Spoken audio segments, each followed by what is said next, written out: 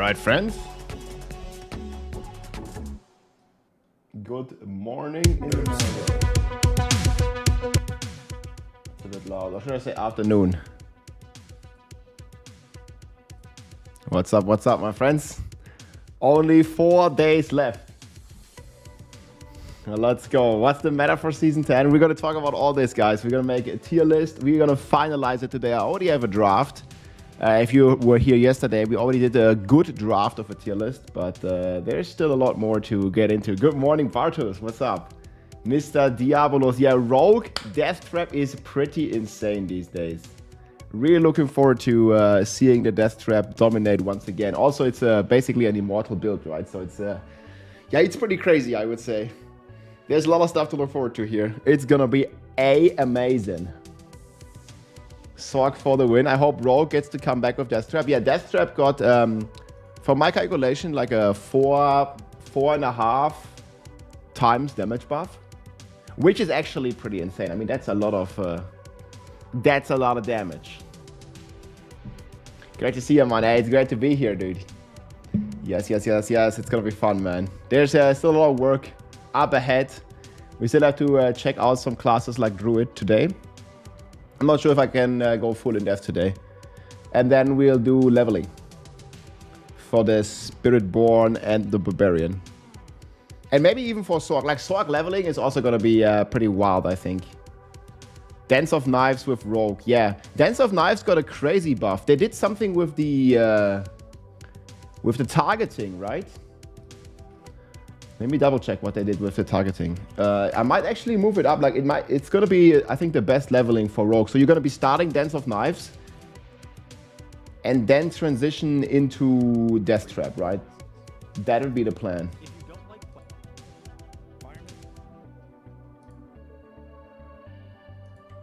So I'm not sure where they have the Rogue here.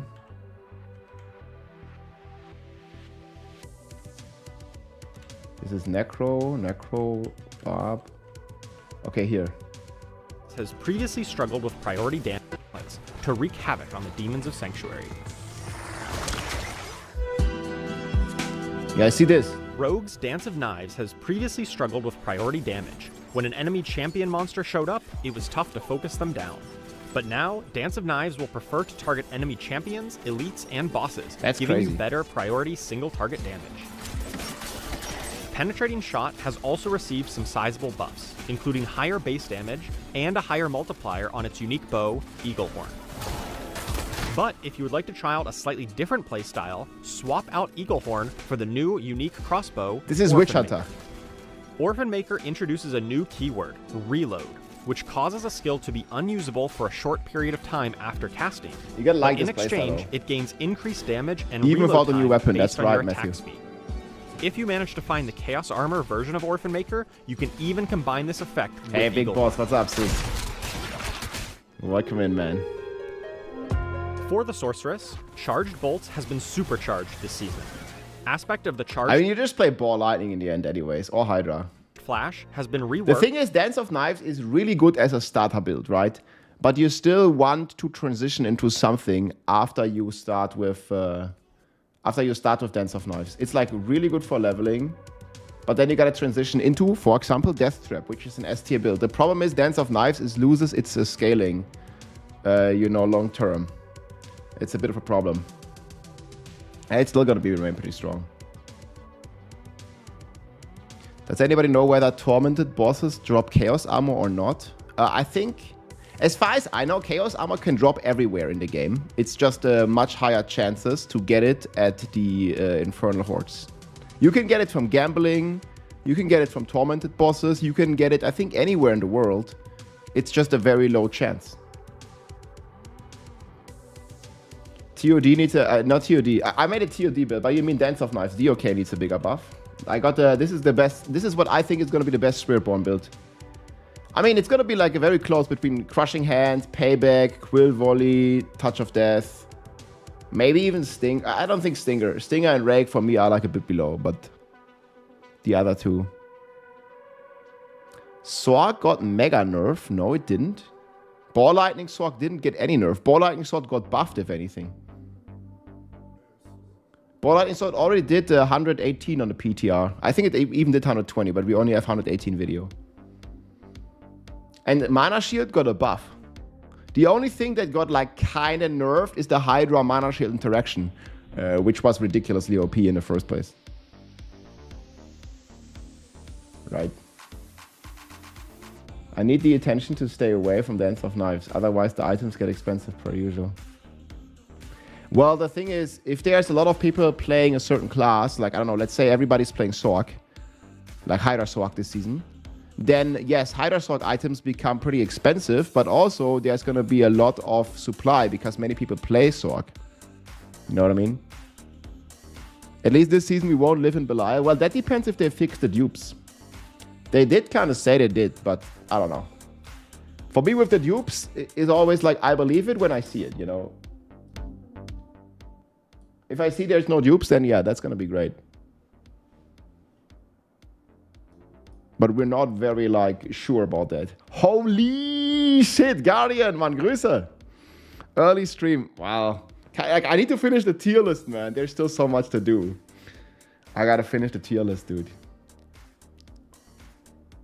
They said that it's fixed where?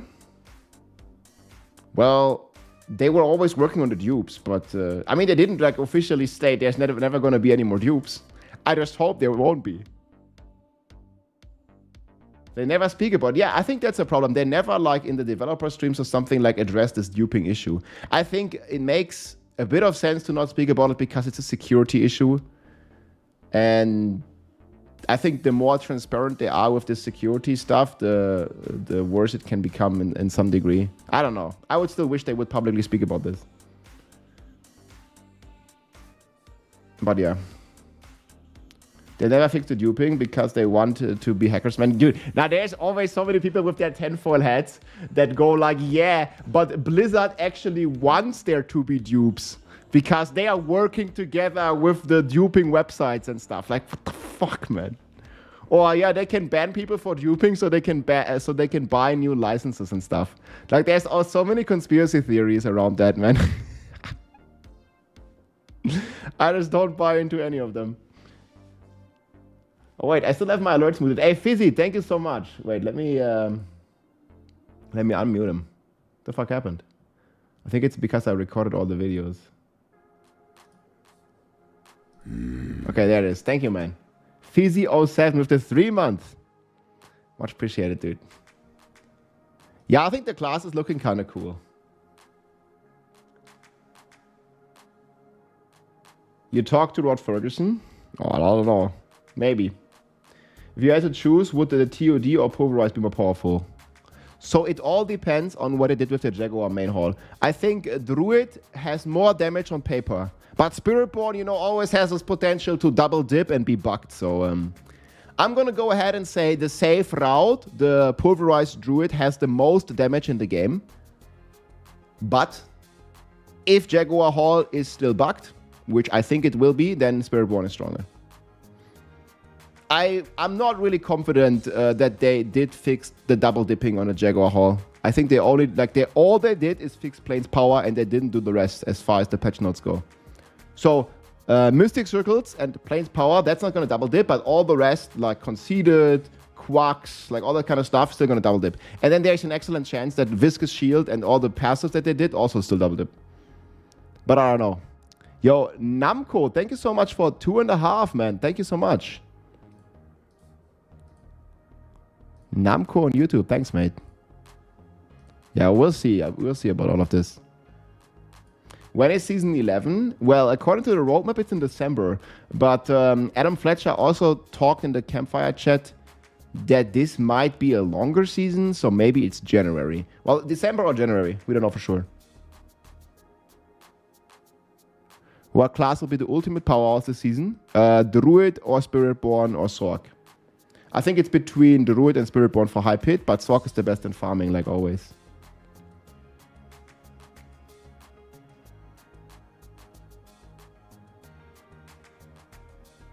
To be fair, there was causes of big developers on big RMT websites working with those pages. Yeah, okay, maybe. Duping is a big problem in the game. I agree. It also it completely destroys the economy, but it also destroys the flow of the game because people just print indefinitely Belial mats, and you're not supposed to get all these items or supposed to get this many Belial kills this early on in the season, and that like fucks up the entire market. Even if you are like, you know, you're like a normal player, like you're still like feeling the effects of this, right? Like even if you're not duping and all this stuff, like you still feel it because people just throw those mats like everywhere. I mean, because like there's like, I don't know, maybe a handful of people in like mostly China that do this, like that even know how this fucking like dupe bullshit works, and they don't share, so Blizzard can't fix it. Like, I don't know.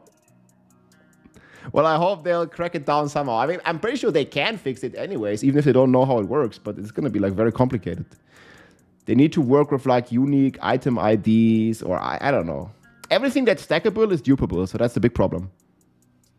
But the solution can't be to not make the Belial mats not stackable. Like, that'd be horrible. How is Rob playing Season 10 content? It's all PTR. Yeah, I mean, I'm playing right now, look. What are we gonna, like, check it out? People always, like, cope that I have this, like, secret access or something.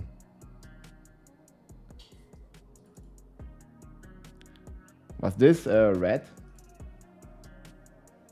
No.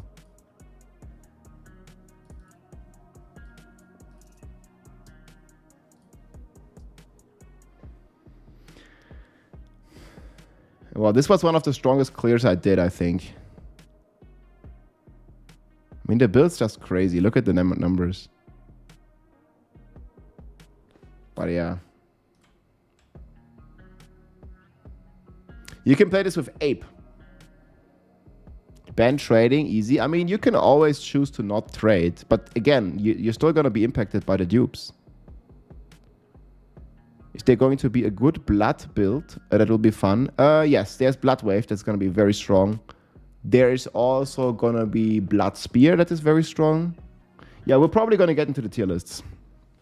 There's going to be a lot of stuff to get into, that's for sure. Like always. But yeah, guys, I'm not playing. This is a video. No, I'm not playing the Season 10 PTR anymore, guys. I just recorded a video. People always go like this, man. Okay, let's go to the tier list. This is gonna be very strong.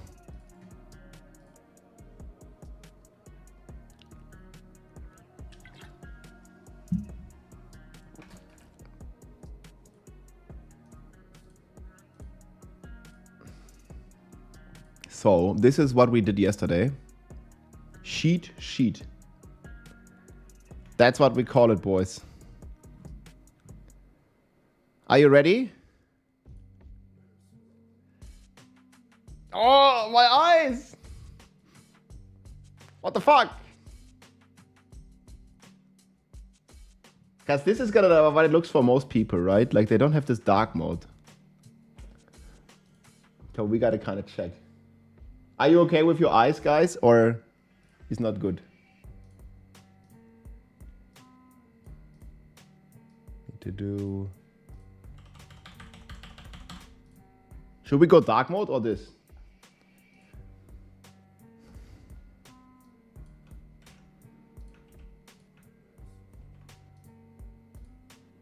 I'd have to do the Druid builds.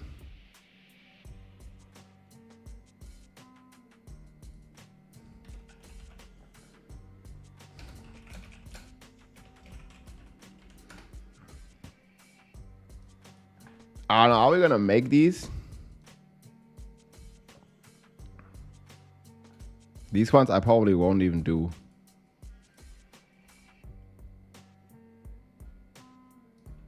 Upheaval Bob, who wants to play that?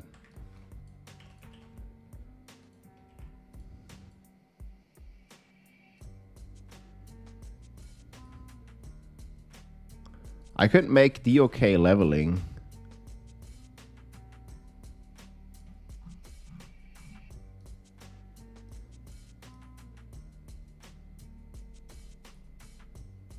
I can't play like this, man. It's too much. Like, how can you use white mode on Excel? Like, we need dark mode. Like, it's too bright. Jesus, my eyes, man. It's like burning into my iris. Decided to go fridge first. Yeah, the fridge, dude. I need to make a pass on all of this, though. I think fridge is oh, yeah, we also need to make top 10 recommended builds for season 10.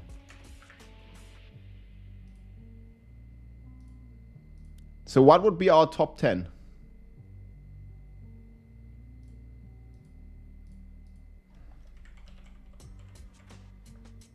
We definitely have pulver. Actually, I might do evade Spiritborn number 1.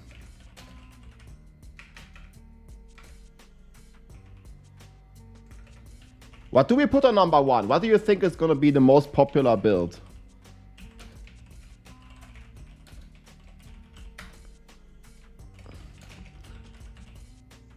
And these are my top 3 contenders, I think.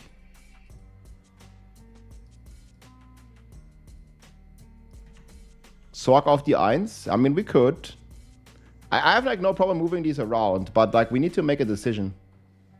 It's between these 3, I think. The thing is, evade is not going to push that high. Fridge. Either way, we can decide later.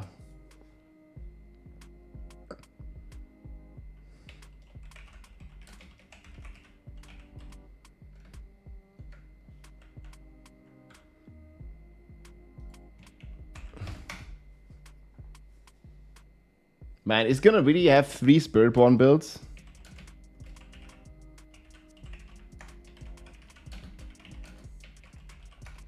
I don't know if we're gonna really have 3 Spiritborn builds. Hydra Sorg. We need a Necro build. We do Soul Rift, right? Like Shadow Blight.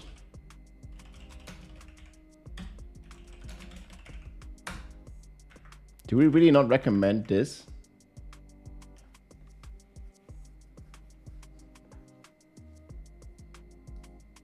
Touch of Death. Yeah, I'll type it out, else people don't know what it means. Boulder Druid. Oh, we can make Raven. Yeah, definitely Raven Druid. Ooh, I might put this here, actually. Companion Raven Druid. That's gonna go on there. So we have 2 Sorg builds, 2 Druid builds, 3 Spiritborn builds, 1 Rogue build, 1 Necro build. We could also put Crack Sorg. Well, we need a Barbarian build. Oh shit. Well, I kind of forgot the Barb build, bro. Okay, we must do...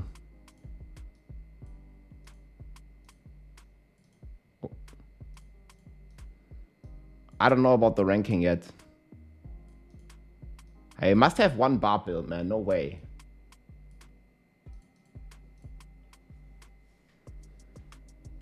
Barb build not recommended? Dude, the Whirlwind build looks pretty cool. What do you mean? Death Trap Rogue is going to be very good.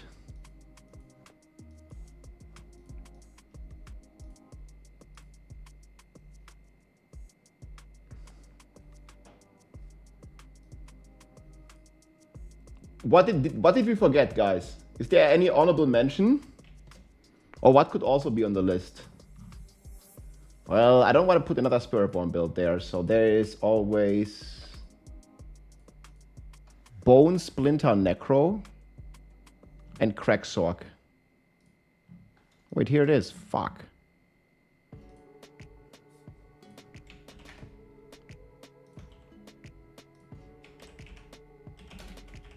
Crack Addict Sorg. But we already have Hydra and Ball Lightning.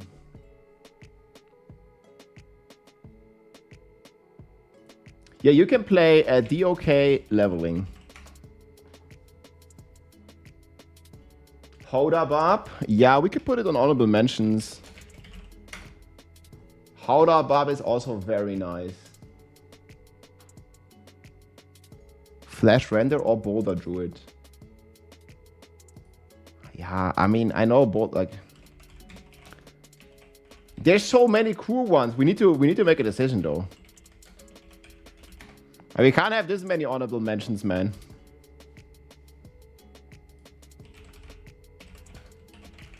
This is a bit too many.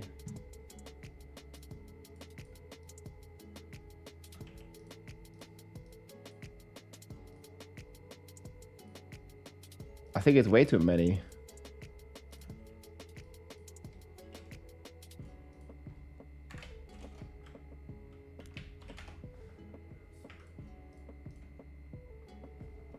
The crack sock. No paladin build? Yeah. No warrior, no lich build either. 2026 roadmap. Probably end of the year. I mean, they're probably going to announce the expansion first before we're going to get a roadmap, right? There is the, Game Awards? No, Game Awards? Here. So people were kind of speculating that we're going to see expansion announcement here. I think 1 year they did announce like a class or something. They did announce some Diablo stuff here a couple years ago. So that would be December 11th. That could be in 3 months. 2.5. Not 3 months. It fits like I think they gotta announce it before Christmas, the expansion, right? They need to announce it before Christmas. So probably like around December, the beginning of December makes sense, because then they can like get their pre-orders into the Christmas sales. And then I would think the expansion would release like sometime early summer, like in May or something next year. I think it's realistic. Announce it like about half a year before they ship it. And announce it like right in the Christmas hype. I think it marketing standpoint makes a lot of sense. But we shall see. I never played Diablo 2. Why is there so much hype for Paladin? Well, people like... There's also lots of hints towards like a sword and broad, like a play style. And people like to play like the shield with a sword or shield with a flay and stuff. Like people really like the holy warrior kind of play style. I mean, we don't know what they're going to call it, right? They might call it the Crusader... like a paladin, whatever the name is going to be. But it's going to be like some type of like holy warrior, I would guess. That's what the people want, man. It might still be the witch doctor.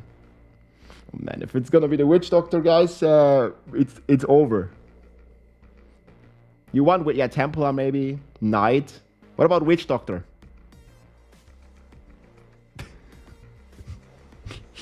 Man. Ouch. Anyway, I think that's a good potential date, guys. We don't know for sure. Yeah, holy class with a sword and a shield. That makes sense. I mean, there's been so many hints, right? I think, was it Rod Ferguson? They basically like said they are hearing us when we talk about we want the paladin. So they hear us, guys, very strongly. Will there be a Raven Druid build? I will make one, but it's probably not going to happen today. Today we make tier lists and we make level. Well, now we don't really make all the leveling. Today I make a tier list, first of all. The tier list is going to take a couple hours. Ghost Wolf, thanks for the Prime, my friend. Much appreciate the support. Guys, if you have Amazon Prime, you can consider supporting for free with the Prime Nation. Do you think they'll ever bring Monk to D4? Well, we kind of have the Monk with the Spiritborn. They hear and they do the opposite. They gotta put out the Witch Doctor. Right? It might still be the Witch Doctor, guys.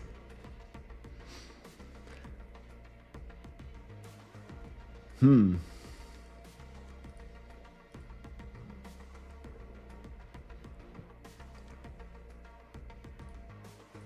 mean, we could start with a Raven Planner. I just know... I mean, we can make the planner. A common companion, raven, druid. Wait. Oh no, it's correct.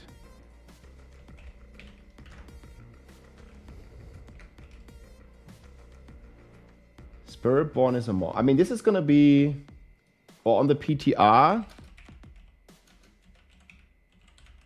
I think this was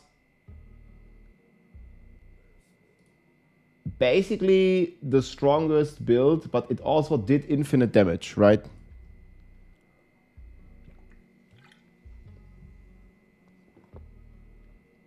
So I don't even know what it's gonna play then.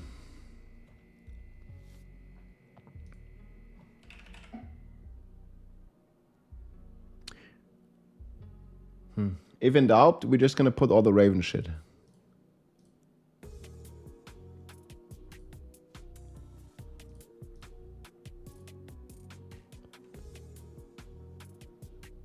Do we need crit?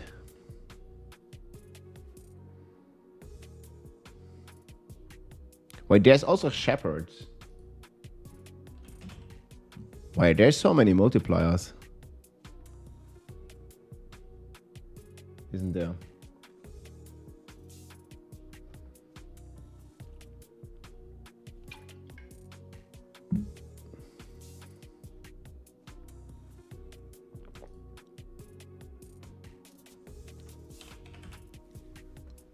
Is it not called shepherds?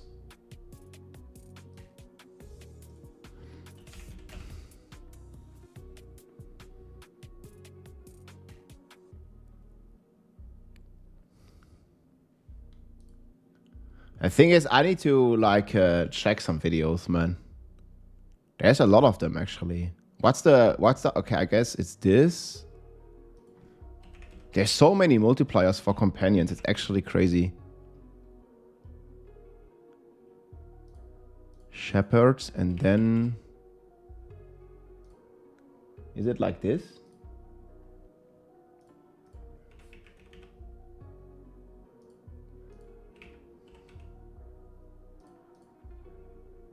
Killed of Backwing. That's the one, right?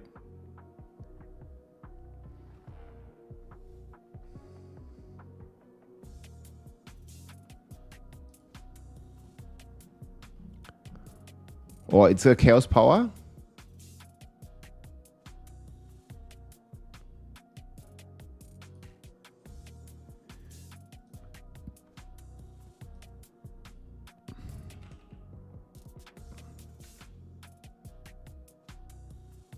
It's a Chaos Power.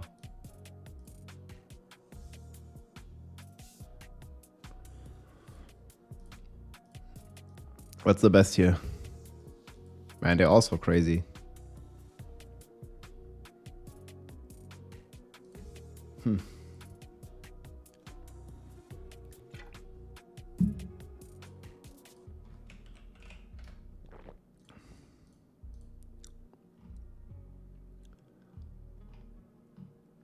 This is still a polarized druid right now.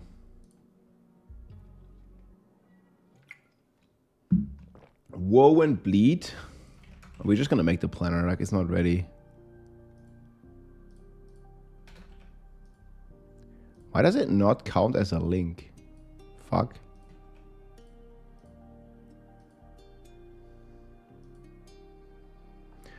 Do I have a flash render druid from like back in the days? I don't think I made flash render last season.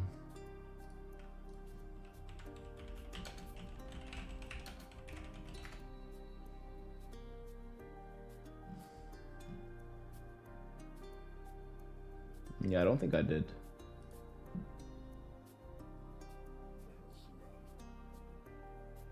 No, we did actually.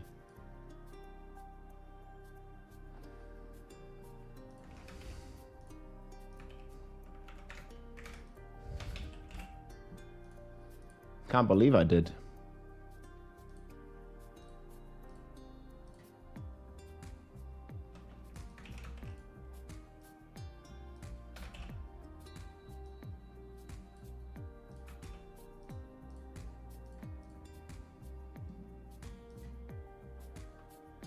It's just called fat. The fridge is big in this one.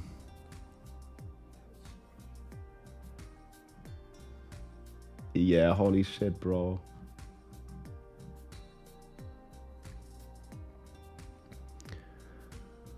Okay, so we definitely need to play Raven. Right? Raven gonna be pretty good. Oh, man. The ultimate's gotta be Cataclysm. It's gonna be a cataclysmic event. What's up, Rob bro? How's the cooking working out for ya? Party hat. Party hat indeed, man. Thank you so much for the support, Mr. Emil. Appreciate it. Yeah, we're just starting, man. The problem is I haven't played this Druid, so I gotta watch some videos on this. I think it's gonna be pretty straightforward. Like, basically, you stack multipliers and you get Raven.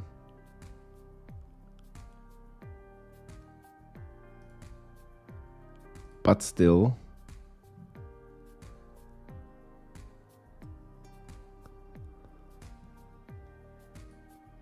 We're probably gonna play... What the fuck did I do?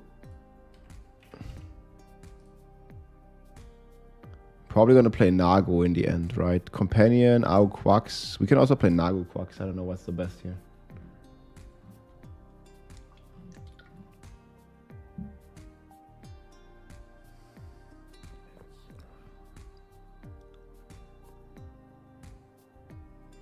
Se? Maybe.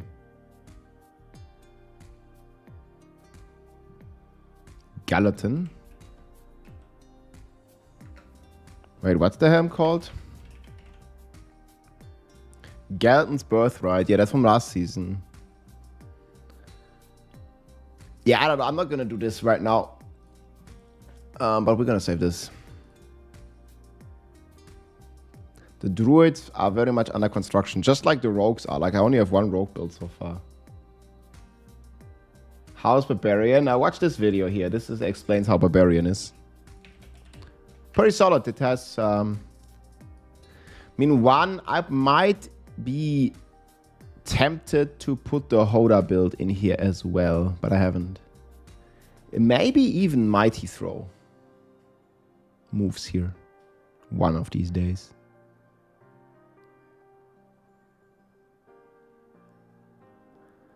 Yeah, when's the last time I had a Tornado Druid? As Whirlwind? Well, it's not a Whirlwind build. It has Whirlwind on the skill bar, yes. Watch the video, like it explains it. It's like 10 minutes. Exclamation mark WW. Or so.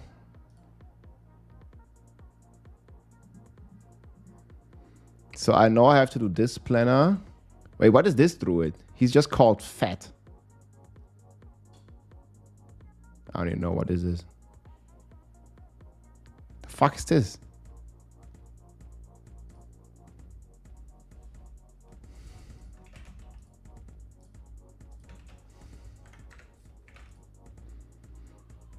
Who knows? It's called Fat.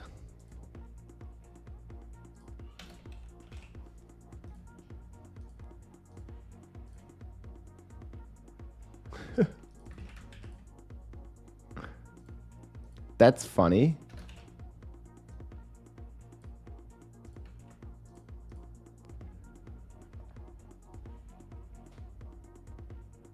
How good's Tornado build from Druid? Right here. It might even move to S tier, we don't know.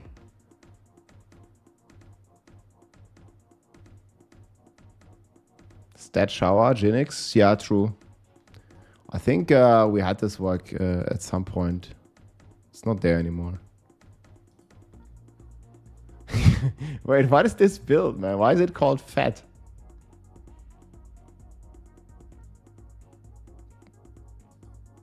The fuck, this is like some Chinese build.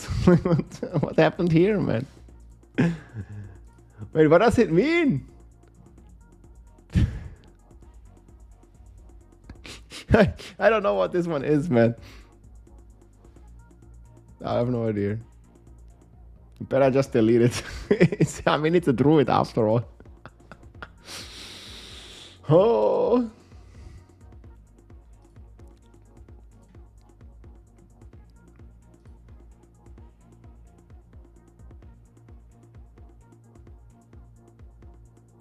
Yeah, that might actually be pretty strong with the Birthright Helm. Stop the... It's not hate, guys. It's just heavy bone. The fridge will rise. Dude, the fridge has risen. Look at the top. The fridge is crazy.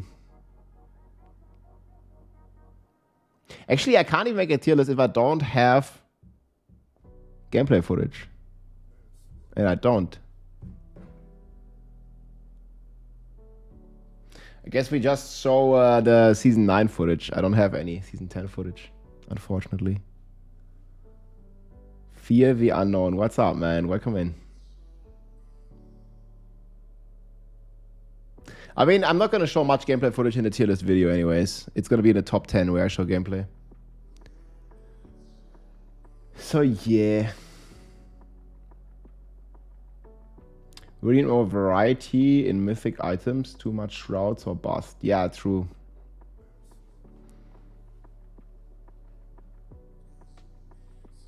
Yeah, I think also the Helm Sword has like so much competition these times around. It's pretty crazy. Maybe too much competition.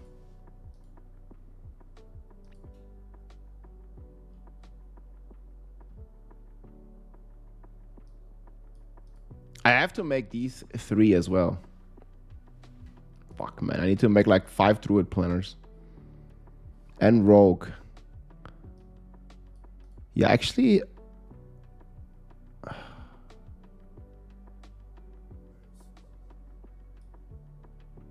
I'm not sure if I'm gonna make these even. Like, no one's gonna care about these. They all have way stronger builds anyways.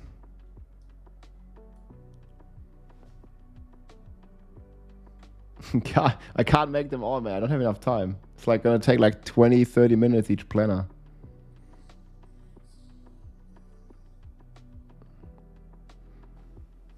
Maybe tonight. Tier list video today.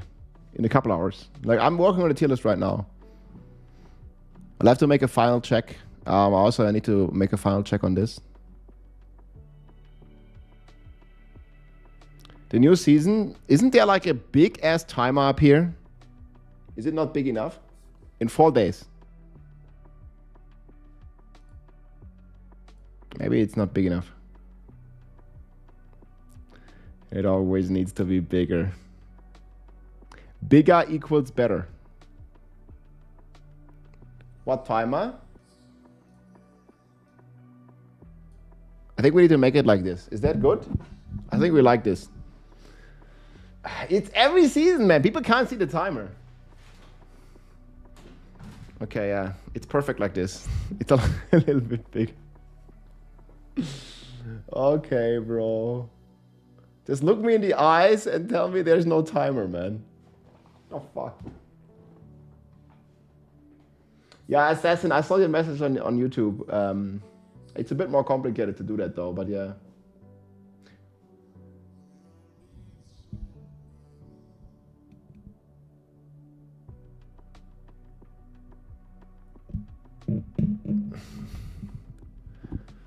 It's only like for a quick overview, pretty much, right now. It's not really for like in-depth calculations or anything.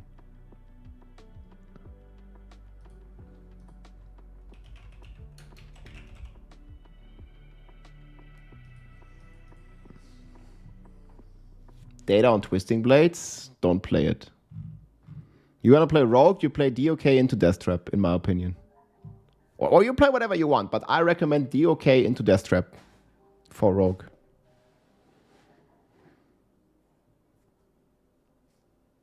But yeah, I appreciate the feedback, Assassin. We'll see.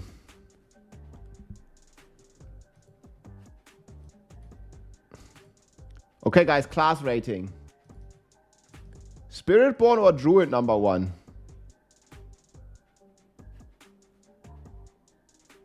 I think it's gonna be the Spiritborn, yes. Or it could be the Fridge. They're like both so close.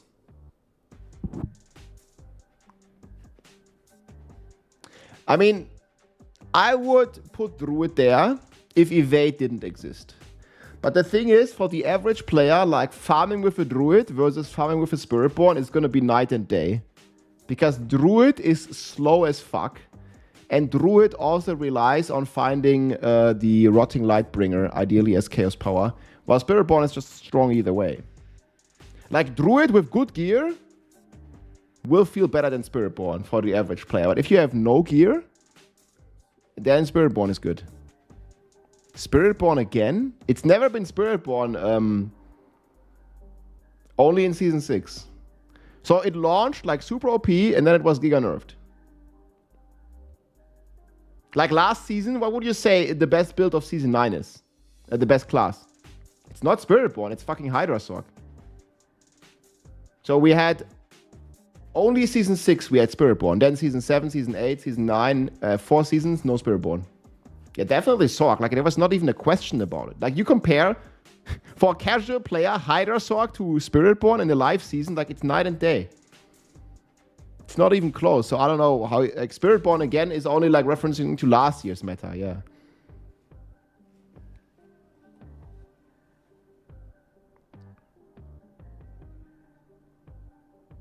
Yeah, and Spiritborn is bugged, right? Like, did you see the top builds? Like, that's like... These are fucking still not fixed, man. Like, it goes for, like, month and month and doesn't get fixed. It's still not fixed. They just removed the power. Here, look at this. This is 143 on Spiritborn. You see what happens? He has 0 damage. Still 0 damage. Still does 0 damage. And guys, he's still going to deal 0 damage in 5 minutes from now. Until suddenly, wait for it, this boss has a gazillion trillion HP. No damage. Still no damage.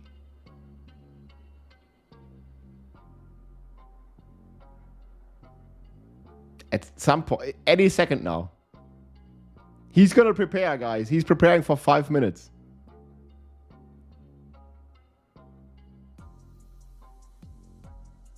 Still preparing. Soon. I don't know how much more indication you want that this is like clearly fucking bugged, man. Like GGG will fix this in a day. But that... Like, what the fuck? Like, what the fuck, dude? Yeah, this is what we have to deal with on Spiritborn, guys. Yeah, it's a good class. Very casual friendly. Fucking bullshit, dude. Oh, and then the best thing is, this is a 30-minute clear. The pit only lasts for 15 minutes. But yet he still has a 26-minute clear here. Because the game lags so much that the time stops. Look. You see the timer? It doesn't move.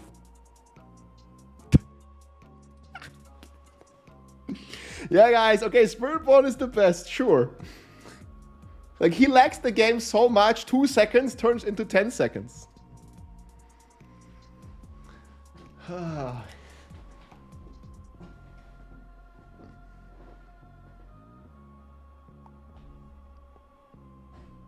Bro. That's peak Diablo 4 right here, guys. And this is like why some people said they have like a hate-love relationship, man. Like, what the fuck is this? Spiritborn is so mighty, it became a chronomancer from Path of Exile to stop the time. AAA studio. Yeah, it's kind of ridiculous that this doesn't get fixed, but you know, it is what it is. We have to make the best of this. I think they should just nerf Barb and keep this bug in the game. Yeah, they're doing this. Next season is gonna be the same shit. Like, this thing is not fixed, I don't think.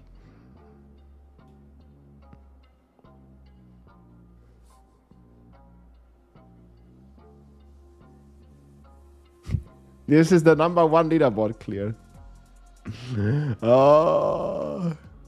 Look, man, like 1 minute has passed and only 10 seconds in the game. The best companion build is a Raven Druid, I think. Wolf also has a chance, but think Raven. I would recommend Raven Druid then.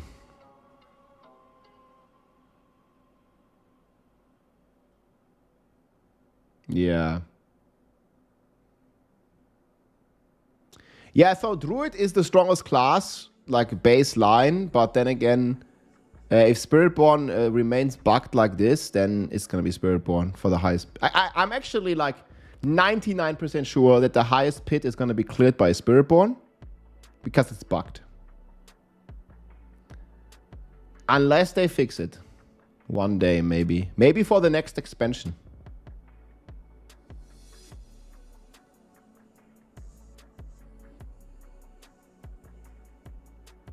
Look at the timer now. He's casting the, what is it? The Chronosphere. Do you see the Chronosphere stopping the pit time? Should have made a video about this, man.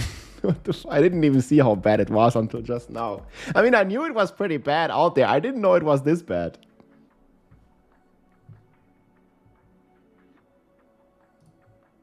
Fixed soon, TM.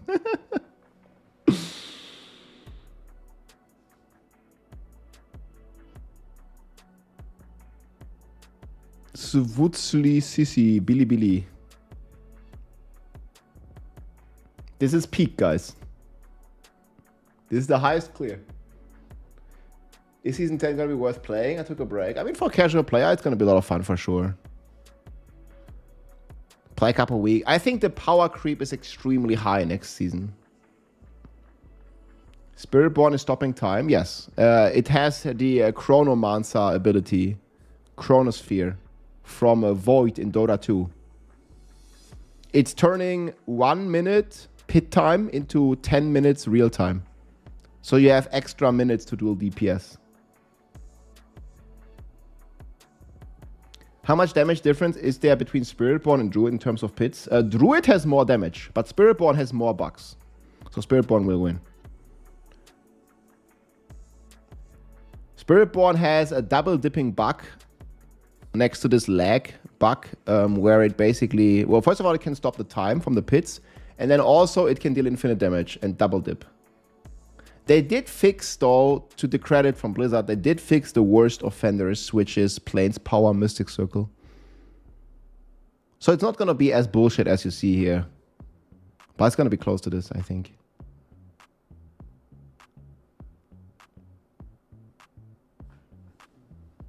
Next expansion, the new class will be even more bugged than the Spiritborn was. There's a good chance. It depends on what kind of testing they will do. Will you start Druid? I mean, I hope it's not going to be as buggy, right? But we'll see. Will you start from Druid Season 10 or Sorg for quick levels? I think neither, but we'll see. I think I'm going to start Spiritborn.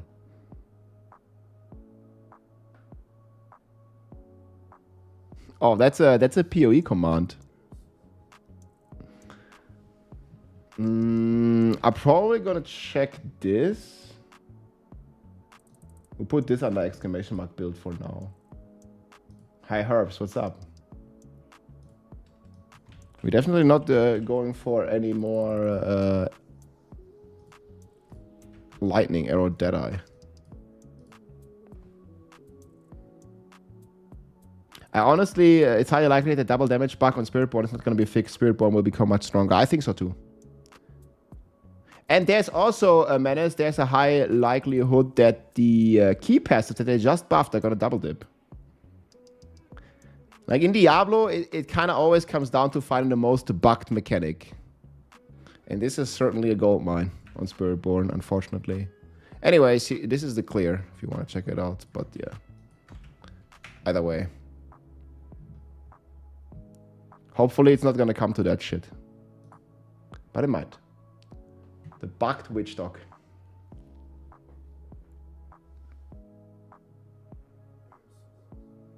Yeah, we will do leveling testing with crushing hands. I actually think I did.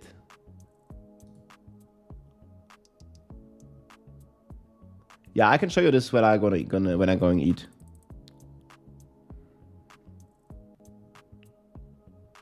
Spiritborn will be the best leveler. I think Sorg is the best. Sorg has teleport. It cannot be beaten. Most likely Druid both. Okay. So I'm going to list the Spiritborn above the Druid, right? Number 3, Sword, guys. What do you think? Class ranking.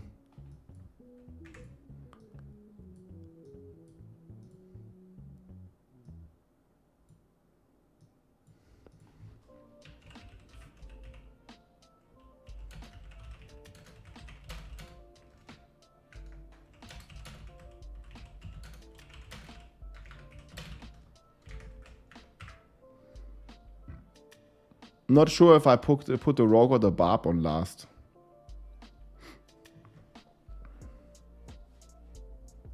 Necro better than Sork in the endgame? Yeah, but overall Sork is much better.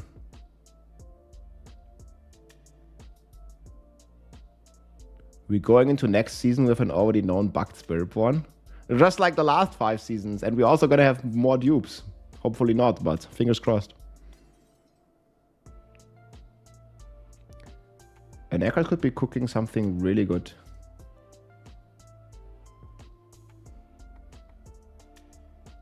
I should maybe ask, actually, if this stopping time shit is fixed.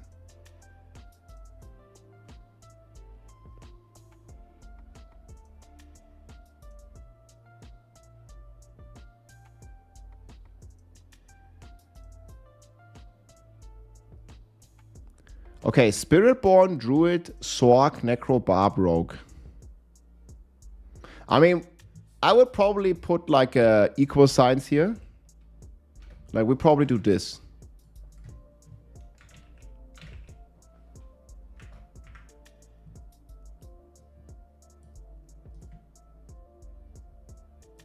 Should we do this?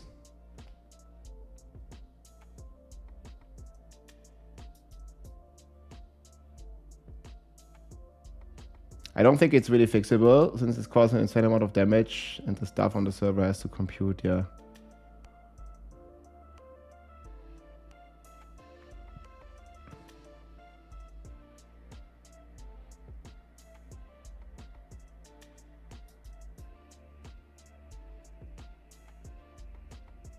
Sure you will. Apply a Blizzard.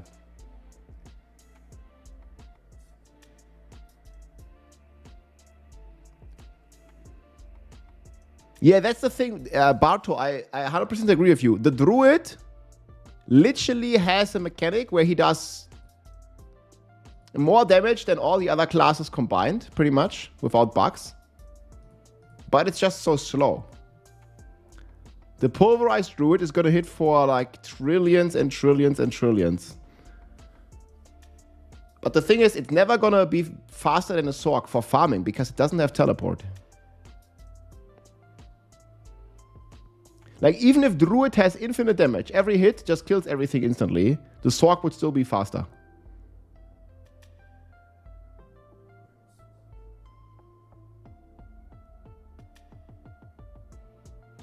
Yeah, I'm making this tier list like not based on the bugs. Like, I think Druid is the strongest if Spiritborn is not bugged. That's just my good assumption.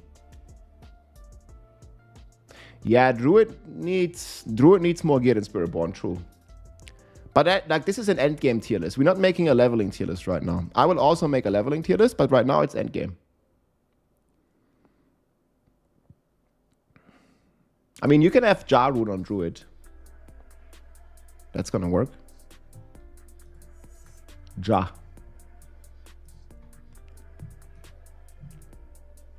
Okay, let's make a pass, guys. Else I'm gonna be sitting here forever. So, Paddle Druid the best. Raven number 2. Flash Render number 3. Tornado number 4. Boulder number 5. Shred number 6. Earthbite number 7. And then after that, it's whatever. Any Druid objections?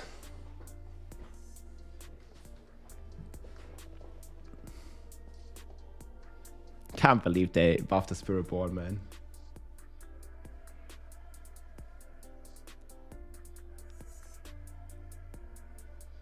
I think it's a fair rating.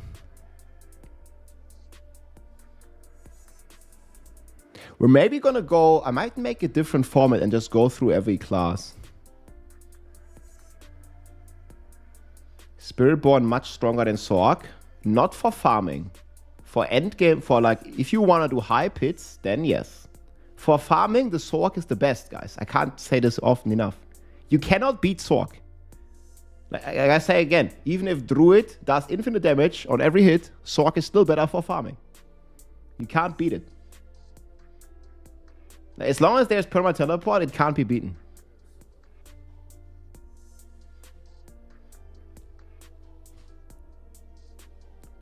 But if you want to like push high pits, which doesn't really reward you in any way, then the Druid's better. Yeah, and the Spiritborn, that's a good analysis. Yeah, the Spiritborn is kind of in the middle ground. Spiritborn is like pretty good for speed farming with evade. It's still not as good as Sork, but very close to it. And you also have a good pushing build, but that's if it's not bugged, not as close to Druid. For speed farming, TOD or Druid, neither. If you want to speed farm if you want to speed farm, you play Sork. If you want to speed farm on a Spiritborn, you play evade. If you want to speed farm on a Druid, you can't. I mean, you can do like 2-minute runs on a Druid. It's gonna be okay. But I wouldn't really call that like speed. Well, DT is gonna be a very good speed farmer, that's for sure.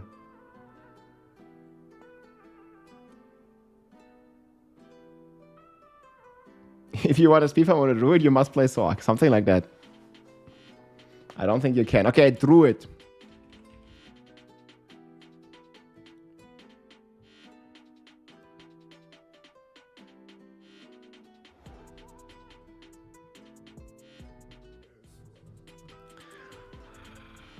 Oh, here it goes, bro.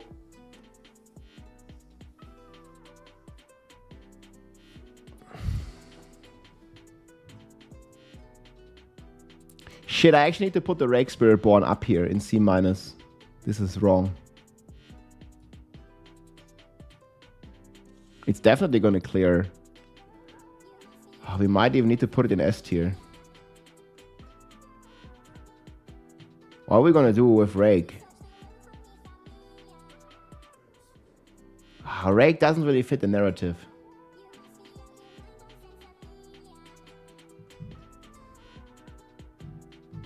Yeah, Rake needs to move up. Rake is at least going to do 115. Maybe it's going to even do 120.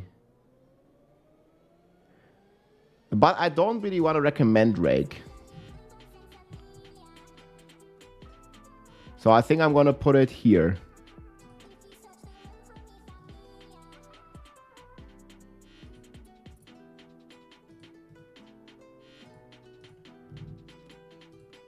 Because Rake didn't get any buffs and it was also the weakest of the core skills.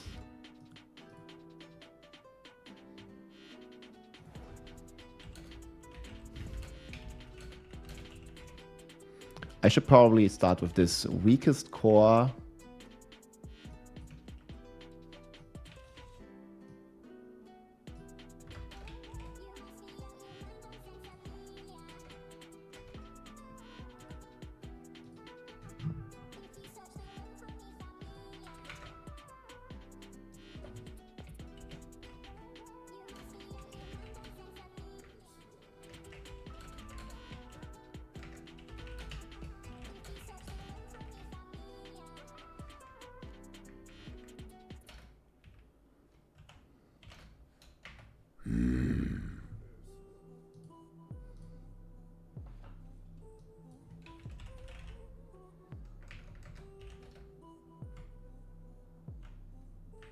I think he's still Pelts.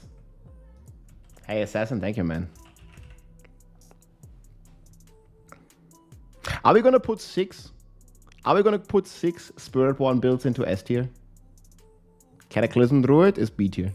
105 plus. It's gonna be very good for Hordes. Yeah, great for Hordes, I already said that. Yeah, I'm also working on an Infernal Hordes tier list. We're gonna do that today too.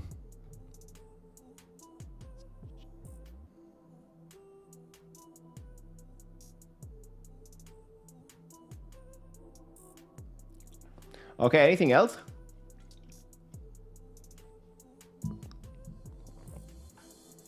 I don't know which one is gonna win.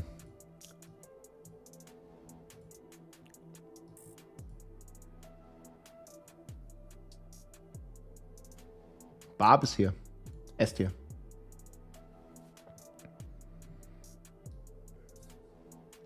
That means we have 16 builds in S tier.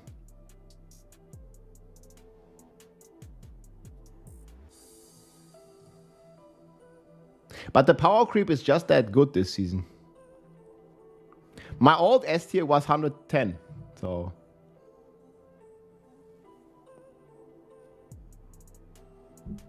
People always talk BS in the chat, that's how it is. Not everybody, but some. That's just how they go.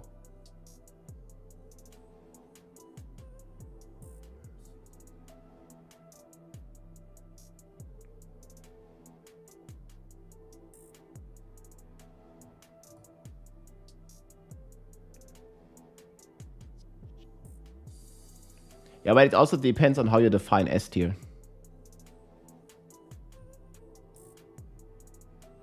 Okay, I think Spiritborn.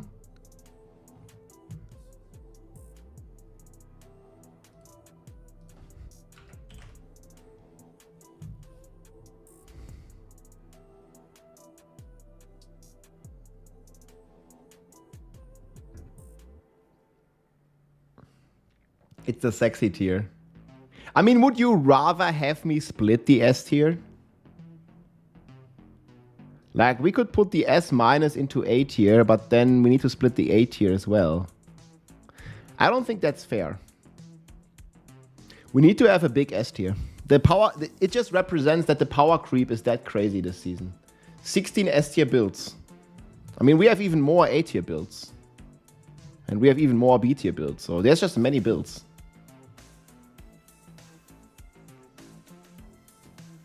Yeah, I'm gonna have S plus like I have here. Here's the break.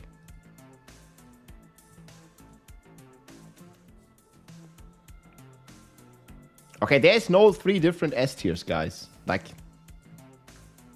on a tier list, in the end, it's gonna look like this. It's not absurd to have 3. This is just extra information. You can just ignore it. On the tier list, it's not gonna show. On a tier list, it's gonna be 16 builds here.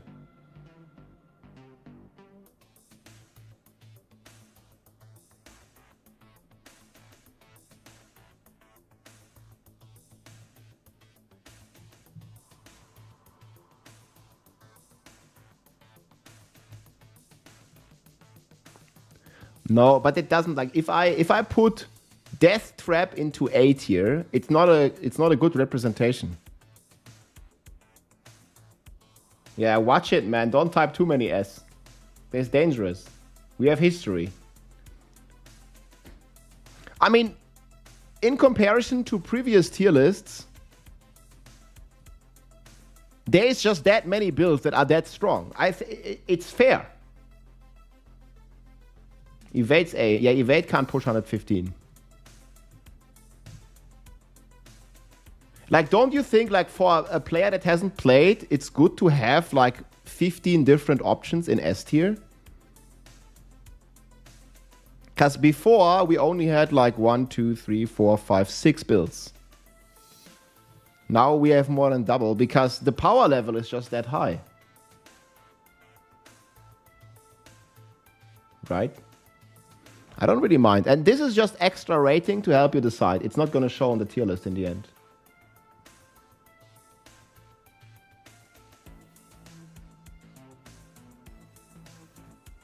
Like, every of these builds completely going to crush all of the game. Like, only like it comes harder like 110 plus. That's where you're not one-shotting shit. What does work in progress mean? WIP is work in progress. The planner not ready.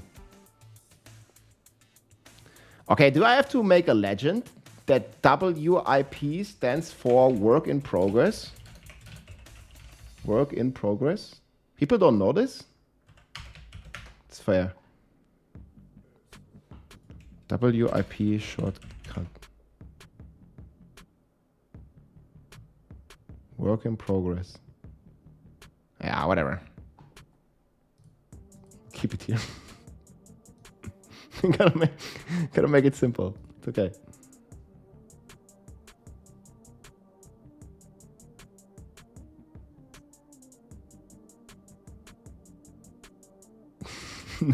Oh, man, come on, they wouldn't know in PoE either. In Season 1, they nerfed everything, yeah. No, it's all good. What does the S in S10 mean? Jesus Christ. Nah, come on, man. What does S10 mean? It means Season 10. I can't. I can't. You never underestimate, man. You cannot underestimate. Anyways, we move on. Necro. Shadow Blight. Wait, is my Bone Splinter build ready? Those are not ready, are they? Maybe they are.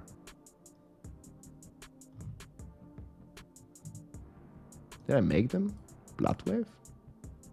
But I guess it's just the overpower Poop Wave. That's fine. Yeah, I'm Google and ChatGPT in one person when I'm live. What does the 2628 mean? It's my battle tech. It's 2628 inches. Why Tay messin' with you, Rob? Lol. Rob 2628 inches. I remember that donation, man. That was crazy.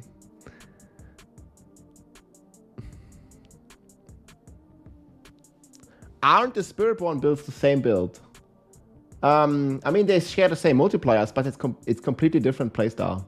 Okay, I would say these two are very different. I mean, it's the same like Thorn Spiritborn. Like, these two are very different because they are potency into core. And then, yeah, the 4 core skills, I mean, they're all core skills. It's like the same build as you say Horde and Double Swing are the same build. I mean, they're a bit more similar because they use the same weapon. At least Horde uses a two-hander and Double Swing uses 2 one-handers, but it's the same. I mean, by that, like, yeah, the core skills are the same build, yeah. Is that tier list updated? I'm updating it right now. I'm finishing it right now. We're going over it with chat. If you have questions, feel free to ask. I'm gonna make the video in like 1 or 2 hours.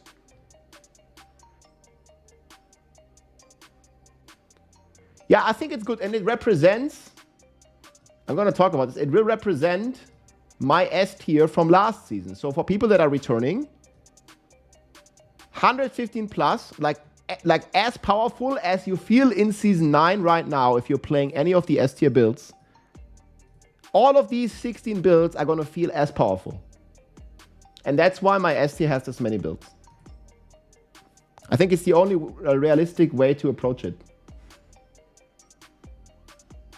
Because then people are, like, if I put Death Trap and Barb and like all that stuff in A tier, then people are gonna be, what? There's no rogue build in S tier? You know?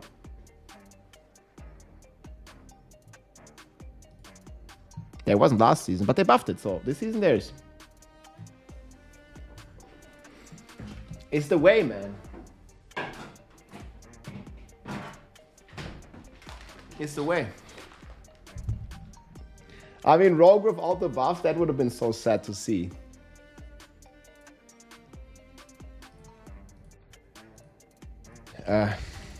So what are we thinking about the Necro rating? We have Shadow Blight number 1, Bone Splinter number 2, Blood Wave number 3. I think it's fair. What is a Plano rating? Piano, okay. Yeah, how spammable the skill is. Piano rating. Well, I think Druid wins. Like, did you see the Druid clears? Like, they don't even... They press like one button. Druid is like, it doesn't even use all the skills. Look. Look at this Druid build here. I love Elon Ma. Look at this guy.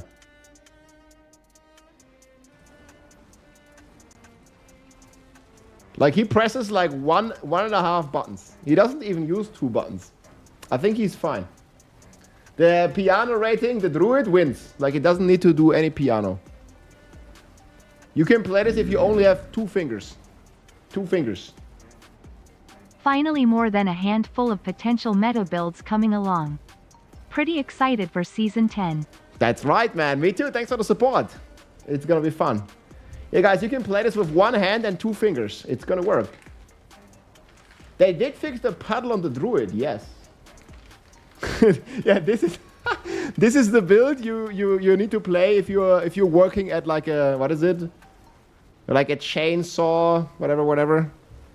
Wenn du im Sägewerk arbeitest, ja, dann ist das der richtige Bild. You only have like 2 fingers. This one is good. This is the lazy fridge. It still looks cool. Like it's lazy, but it's still cool. Lumberyard. This is for the wood choppers, guys. This is the way to play for the fat wood chopper. All right, boys, we're gonna rock another holy drink, my friends. Energies, iced teas, all the good stuff. Choo choo. Choo choo. Thank you very much, man, Mr. Bigoma. Much appreciated. We're rocking the SpongeBob pineapple, man. Pineapple green tea. It's the same color as my background, so it's hard to see. But it's really holy good. Sugar-free, guys. Super delicious. You're also supporting the stream and the wood choppers at the same time. This is gonna give us, we're gonna blast with the energy drinks. Sugar-free from this. Super delicious. For the season for 30 hours. It's gonna be chill, man. It's gonna be chill. Cheers.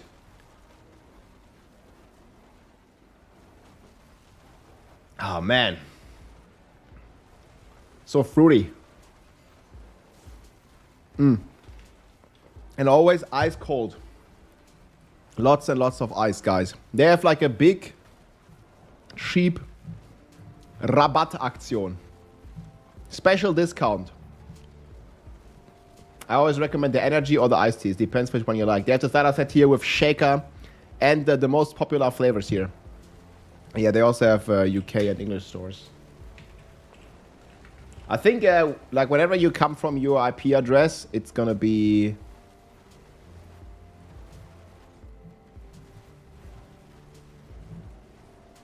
It's gonna be different. That's German foods. Holy food, man. Dude, if they're gonna make a holy class and we have the holy drink, that's gonna be insane. Bob the Builder. Yo. W, man. Bob. Thank you very much, my friend. Bob the Builder. Druid the Wood Chopper. Appreciate the support for the 5 gifted subs, man.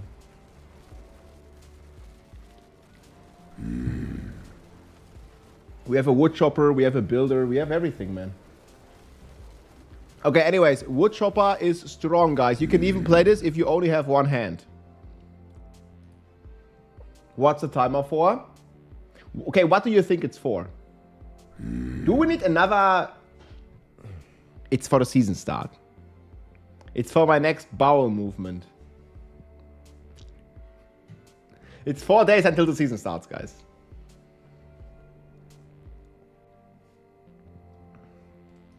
Diablo 4.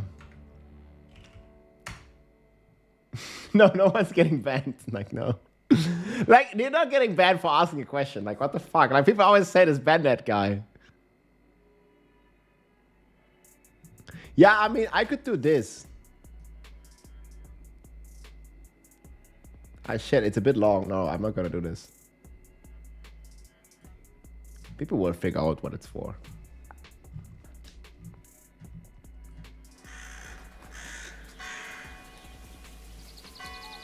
Look at... It's for this. Look at them. Living out their meaningless lives. Your meaningless life ends now. They are born only to die.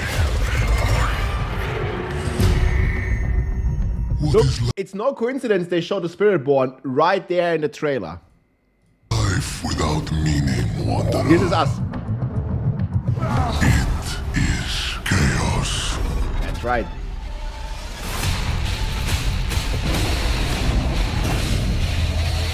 With his Miss every Kapaleka is footstep, Mephisto tears a hole in the very fabric of sanctuary.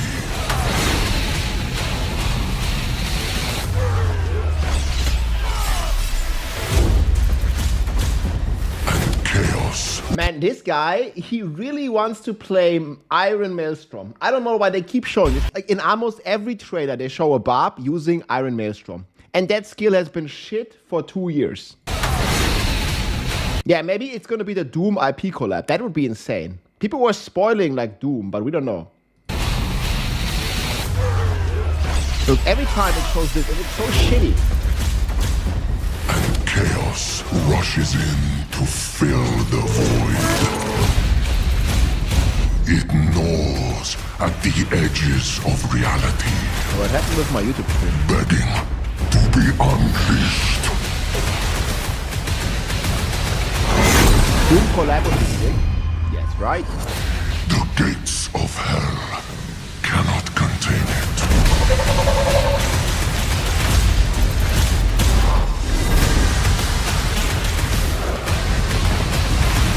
I wanna play, man.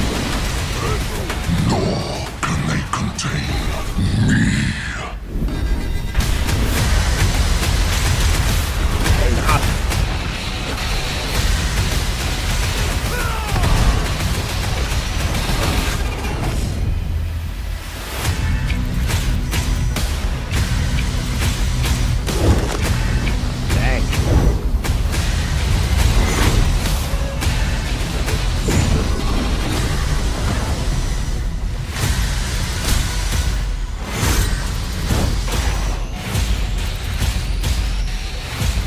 Yo, this is a spoiler, huh? That's the shield and the sword, guys. Holy class confirmed. Yeah, we'll talk about Bone Storm too. I have it in my tier list. Holy class confirmed. That's a good boy. Oh, this is reliquary. This is free.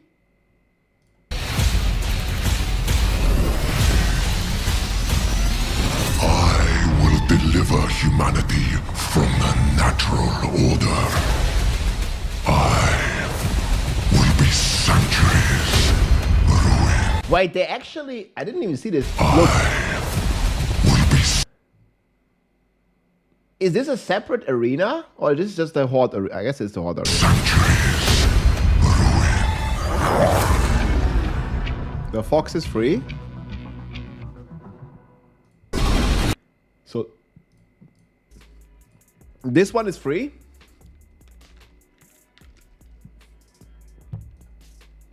Reddit is like hashtag Paladin confirmed. Wait, really? because of the reliquary? Yo, what is this? Spiritborn cosplay.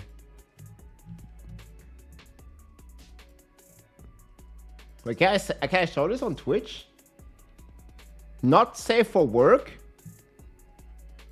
Maybe she got Lilith's tattoo on the tits or something. Okay, I'm not gonna show it, maybe. Wait. Can't be so bad, can it?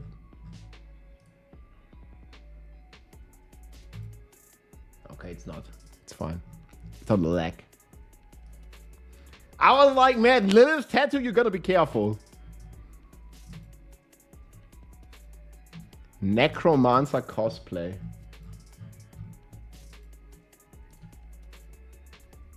That's very good. You must link it. Oh man. Yeah, that's the fox, dude. That looks insane. But that's a huge tattoo, dude. That's the entire leg. That gotta hurt. Too much weight? Yeah, okay, I mean the Necro is like giga skinny, but this is like very normal, no?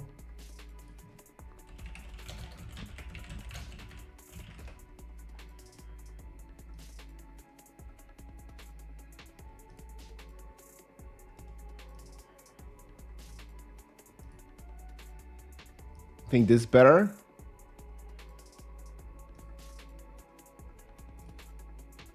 That's good cosplay for sure. Oh, I remember there was like a sick... There was like an insane cosplay with this.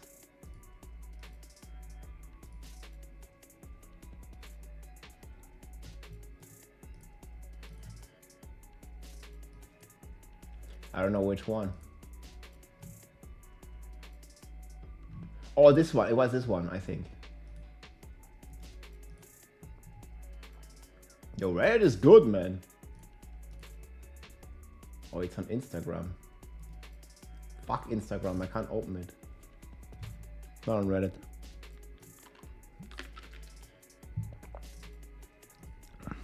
$10 Necro cosplay. Either way. It's still a good one. So they're confirming the Paladin. Did I miss the IP collab for Season 10? This guy missed it. Where the hell is the expansion trailer? It's not there yet.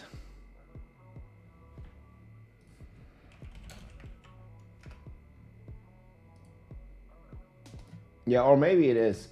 Oh, we have the expansion trailer. You check this one.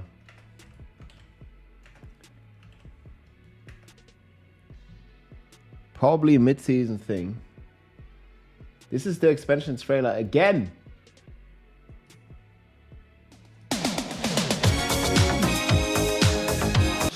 You gotta stop linking this to me, man. There's no way, man. Yes, whom TM, dude. The guy on YouTube, man, what the fuck? That's a banger song, dude. For 2 seconds is fine, but I can't listen to this longer. They're debating me trying to get the copyright strike out of this. That's Rob when the buff gets a buff.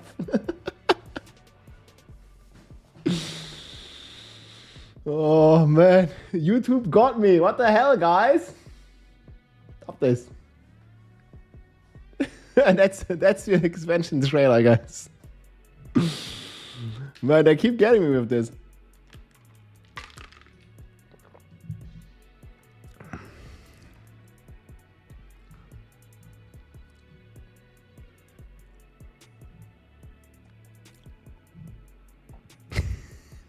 Fuck. No, this is what we're gonna get. So you were talking about Bone Storm Necro. Bone Storm Necro got a nerf.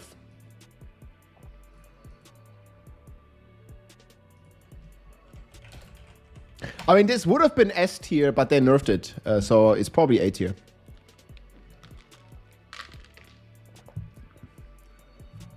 What does Season 10 mean? What does the S in S10 stands for? Hey, Makuna. It's too good. It's too good.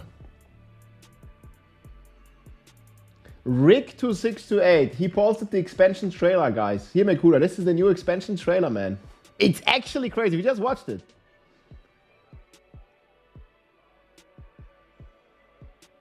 Yeah, somebody linked me like some ultra explosion.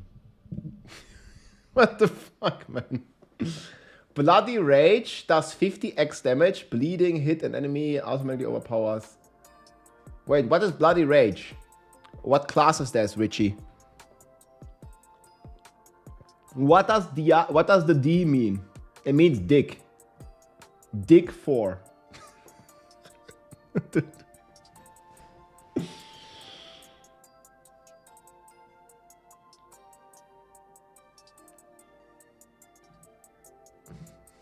The endless fun. The endless fun awaits. The long night. So Makuna, what's the recommended Sorg build? Do we put Crack there instead of Hydra? Here. I need to know this. Top 10 recommended builds. Which it's between these three Sorks. I don't know how we rank them. What's the most recommended? Like I'm not talking the strongest. I'm just talking on the one that's like for casual player good to play. Ball lightning is too hard to play. Yeah, that's a big problem if the balls become too hard. Oh my god. You can always play injured. Ay, ay, ay.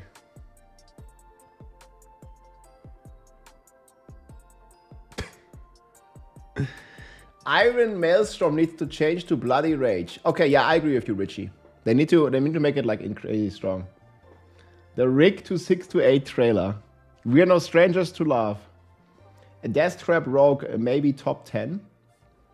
Yeah, definitely have Death Trap Rogue there.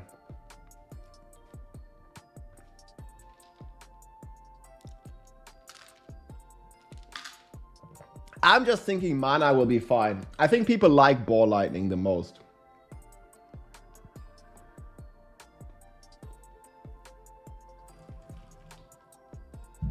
Well, the thing is, Mekuna, early on, you also don't have as many skill ranks. So you don't get as much mana cost increase, right?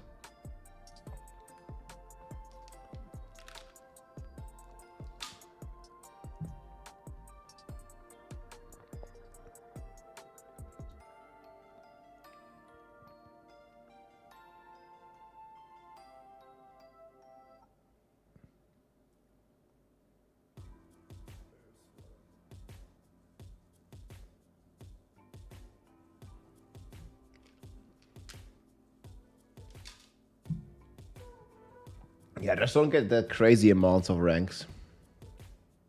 Is Evade tanky? Yeah, Evade's pretty tanky. But that was fucking delicious, guys. Check out Holy. Pineapple. They also have a new Patrick flavor. I gotta try that. Starfish.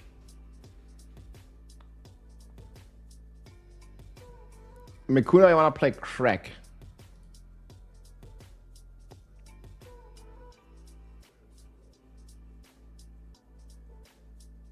Yeah, that would be cool, Richie, for sure. Yeah, I'm not gonna recommend Crack Sork. Crack Kuna. It's almost as good as Tot Tuna. Crack Kuna. Yeah. Yo, guys, this is the new Crack Kuna Sork. Let's go. Okay, it's gonna be fun, man. No, Crack Kuna is good. Let's do it. Should we call it Crack Kuna Sork?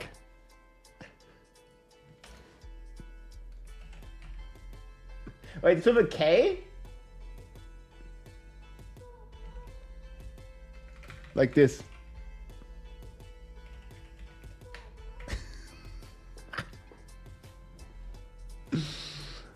Okay, okay.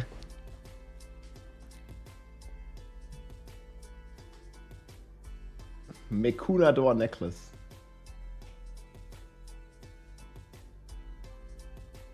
Yeah, I mean, Crack Kuna is actually fun. It's better than Tot Tuna. Or Pay Kuna.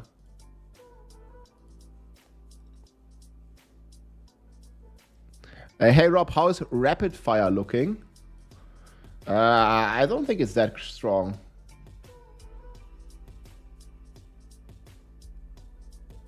Yeah.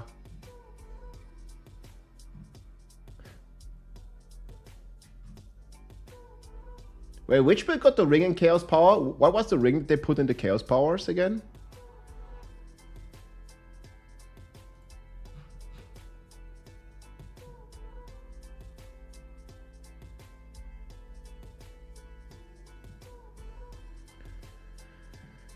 Orphan Maker.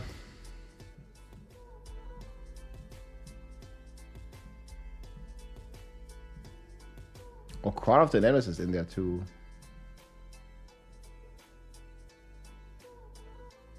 Was it Rapid Fire? Yes, counted Chris.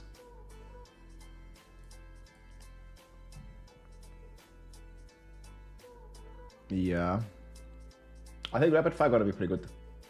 I think that's the main reason why it's A tier. Yeah. I don't think it's gonna be as strong as Death Trap. What build would be the easiest to get up to pit 100? Like, if you're a casual player, I think it's Pulverize. All you need is Rotting Lightbringer as Chaos Power. Like, it's gonna be extremely easy, I think. If you know what you're doing, you'll do it faster on Spiritborn. Maybe even on Sorg. Actually, not Spiritborn. Spiritborn is like less gear dependent. Yeah, but Hydra, you can always press Frame Shield, no? Sorg's OP, press Frame Shield. Or don't get hit, man. What the hell? I mean, you can for sure do Mana Shield against bosses. Like, just place your Hydra, and then you run.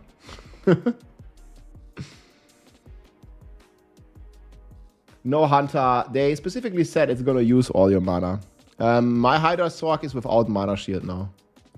But this is like what a really problem is though on this build. Even if you're using Beast Cornered, then you're not healthy. And when you're not healthy, that means... So that's why it doesn't really synergize that well. Because Mana Shield doesn't synergize well, and Beast Cornered also doesn't synergize well. Because you lose the healthy multiplier here, and you lose the healthy multiplier here. So it's a bit of a problem. But there is a Mana Shield version. Especially for bosses, but we'll have to see.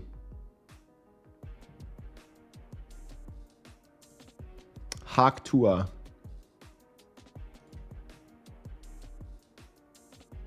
I think Lam is gonna be pretty good for that though.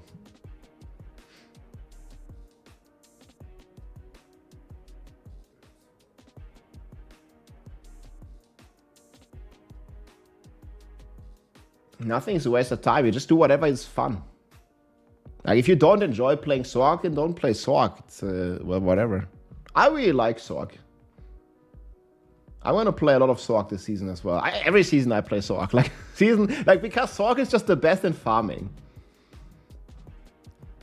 Like, just blitzing around, like, doing, like, a pit in 50 seconds. Like, it's just, like, fucking crazy.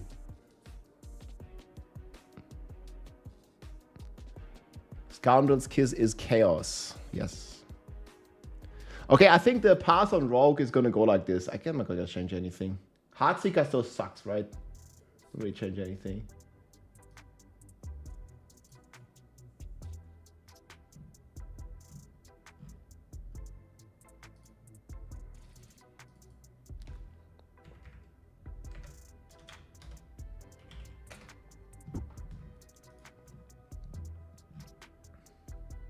I mean, these probably still do 105 in the end. Remember when Rob was Barb, man? I mean, I like playing Barb when Barb's fun to play. But the biggest problem on Barb is that it was Mighty Throw for 3 seasons, and Mighty Throw I don't enjoy. This is the thing, guys. Like, you don't have to pigeonhole yourself to one class. Like if you it's a video game in the end, man. You want to have some fun, and I'm sorry, but I don't find Mighty Throw fun. So I didn't play it. I mean, I played it, but not much. Because I didn't like it. Traitor to the Barb Nation. But Mighty Throw is not even a real Barb build, man. It's a fucking ranged build. Like, do you guys really enjoy Mighty Throw that much? Like, if real Whirlwind or like Horde was fully meta, I'd play that, but it's not. I can just play the Ape Spiritborn and just pretend I'm playing Horde. Or you can play the Fridge with Pulverize and just pretend it's a Horde build. Yeah, Mighty Throw sucks, man. Like, there you go. That's why I don't play Barb. Fuck that. No, you're only allowed to play one class. Okay. Yeah, Upheaval is bad. One day we'll have a real Barb physical build, but until then, I'm not playing it that much. Bash Barb, yeah, if Bash Barb is S tier, like, sure. It's actually gonna be like A tier this season. Bash Barb is decent. But then again, You know, the Druid still does 2 extra zeros. You can just, you know, you can just play the Gorilla Ape or you play Pulverize and just pretend it's a Barb. Just pretend it's a Barb, it's fine.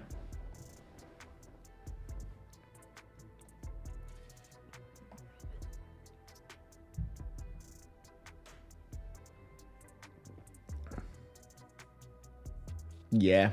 Yeah, I mean, I should do like more gym as well, but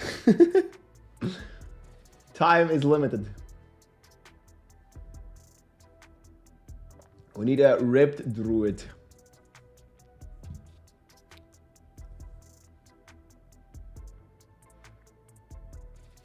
We did one gym, yeah, one gym session. Do I have these?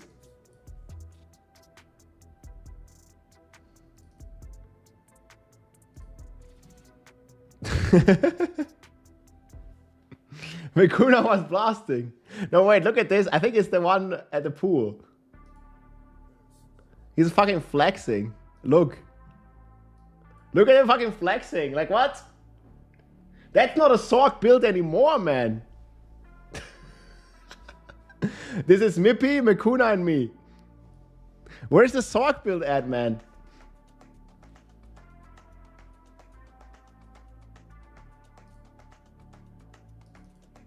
What was the Sork build?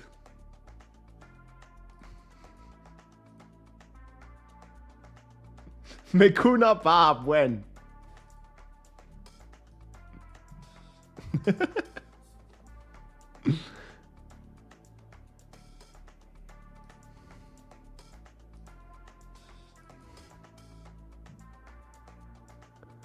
There's Armin, Zero, D.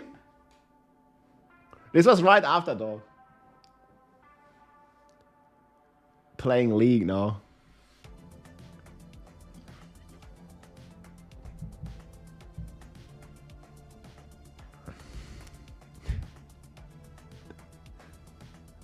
Too many druids.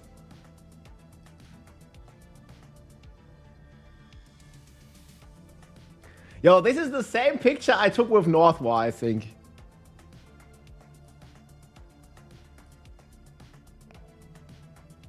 I don't know if it's on here. Or not.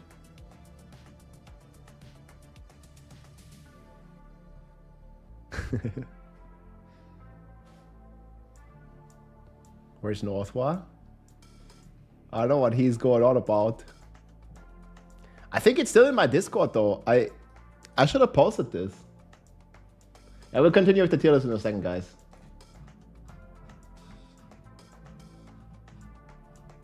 Wasn't that long ago. It's all in my Discord, by the way. You want to see some of the pictures from the travels. Oh my god. I'm getting hungry again, dude.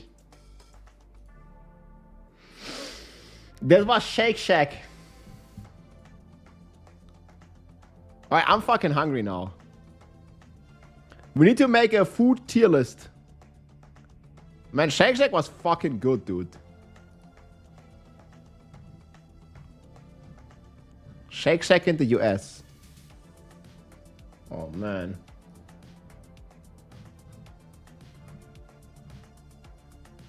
Yeah, I'm getting hungry.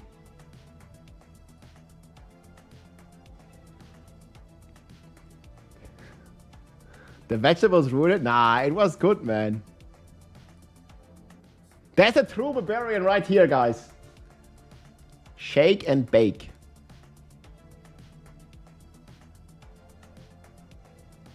Bake and shake. They're all in Discord. What Gamescom was this, though? I think it was here. See, it's the exact same picture, almost.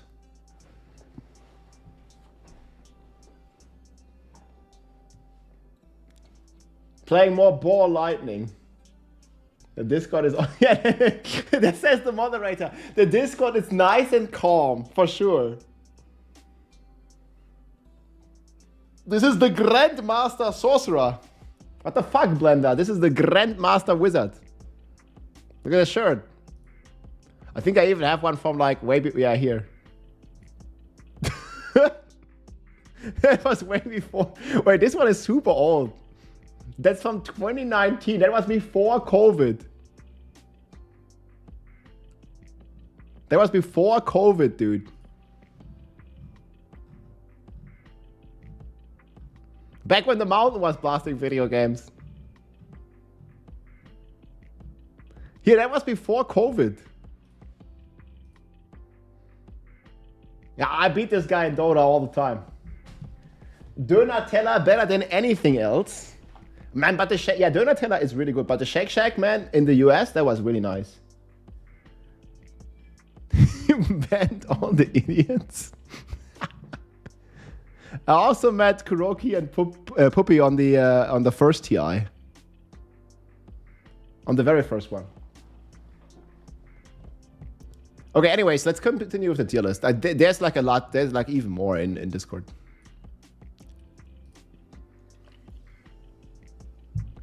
Ah, but man, I could eat this right now. The barbecue chicken wings, man.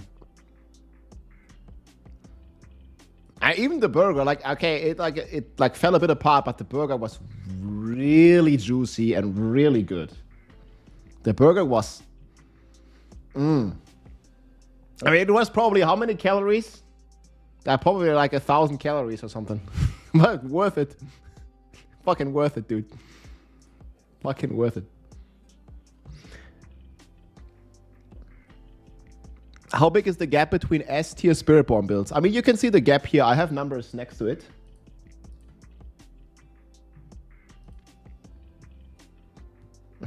Like a plus 1k calories, dude, in the pocket. Yeah, that was sick.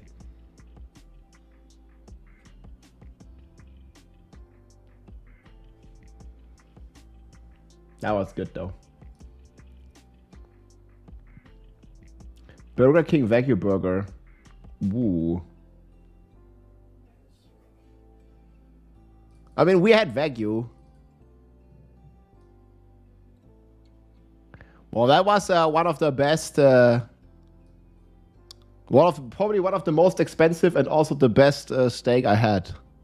That was Wagyu Kobe. Look at the freaking color. Medium rare. Oh, it was so good, dude. A doctor could save this cow. What the fuck, dude? Man, it was so good, though. Oh my god, man. I could eat this right now.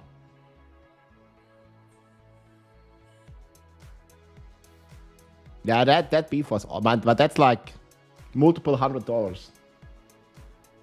Medium rare, best taste. Yeah, I mean, on this, like, it's like filet, right?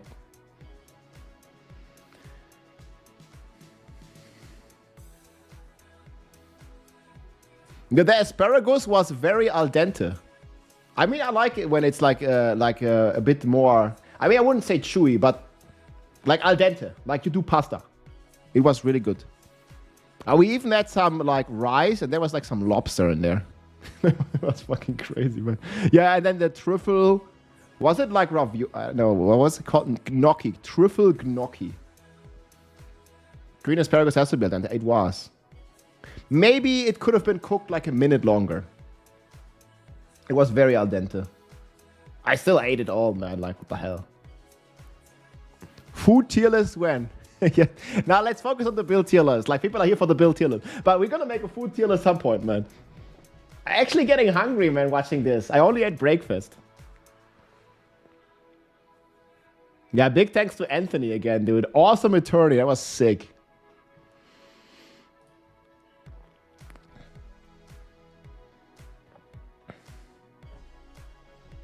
I'm getting horny for this food.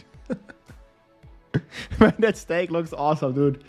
It was, like, hands down, man, it was the best steak I've ever eaten. Right, Mekuna? Mekuna was there with me. I think it was the best steak I've ever eaten. And Mekuna is from France, so I don't know what he's gonna say. He lives in Paris. This is literally the capital of good food. So, Mekuna, how good was the steak? Did you have better? Or was that the one? I mean, that was like French cuisine, dude.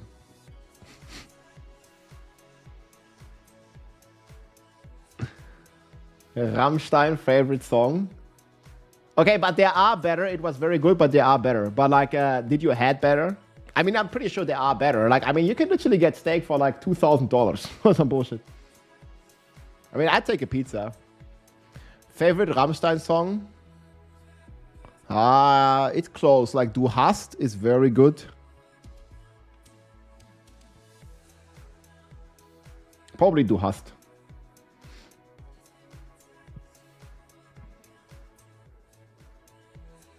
Last time I saw a video of France, there were rats all over the street. Well, they gotta eat good as well. Now, don't they have like crazy protests right now? Because, yeah, I just saw this like yesterday. Like, shit's going crazy in France right now because the government, they have like an insane amount of debt. And people are not happy when the government is trying to save money, like cut costs in like certain things. Yeah, I mean, it makes sense. Like, they're cutting like social security and stuff. I gotta raise taxes in France, man. Yeah, but Kuda, how about they raise taxes from 50 to 60% in France? It's gonna be okay. Then they can pay for this. Oh, man. Okay, let's talk about video games, man. You move to Japan, yeah. Yeah, France politics, man. Holy shit. Rammstein Deutschland, that's pretty good too. But Du hast is, I mean, Deutschland is controversial. Aber America is also very good. Coca-Cola is wunderbar, meine Freunde. Wunderbar. Oh, do you see this thumbnail, guys? Wait, Vega is live? Do you see this? This is a good thumbnail. We're gonna get more people coming now. Man, look at that thumbnail, dude. Ooh. Oh, wait, he's looking at the bug builds. Coca-Cola ist wunderbar. Ich will. Ja, ich will ist also good. But the best is Linkin Park, guys. Linkin Park. Okay, we got stuck on Necro. We did Necro, Rogue. Would you agree with the top three? Death Trap, Rapid Fire, Flurry. I don't really know about the Flurry Rogue though.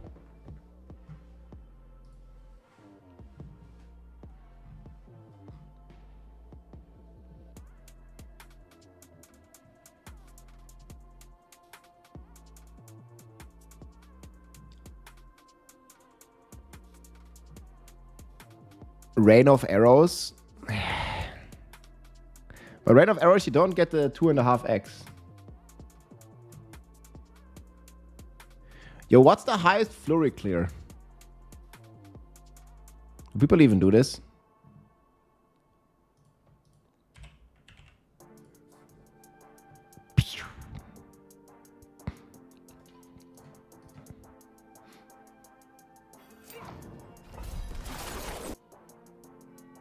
This is pure flurry. Oh, no, this is Azoraf flurry. Oh shit. We have to fight a build that doesn't play Azoraf.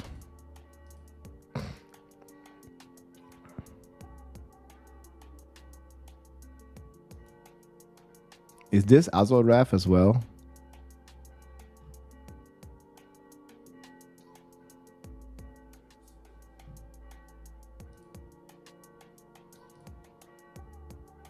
Bro, it's like struggling in 100, but they buff it a lot. It gets 2.5x on the power, and it gets the key passives.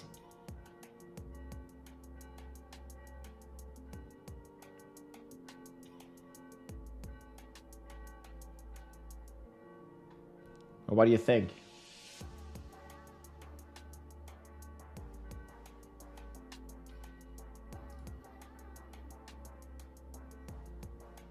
It's gonna be complicated, man. Like, we just play this. I'm on bathroom for a sec. This is just not gonna be like the speed farming. With GG gear, 110. I mean, there is a big buff. 2.5x plus a double damage from the passives. Best class, a Druid and Spirit Bomb. Be right back a sec.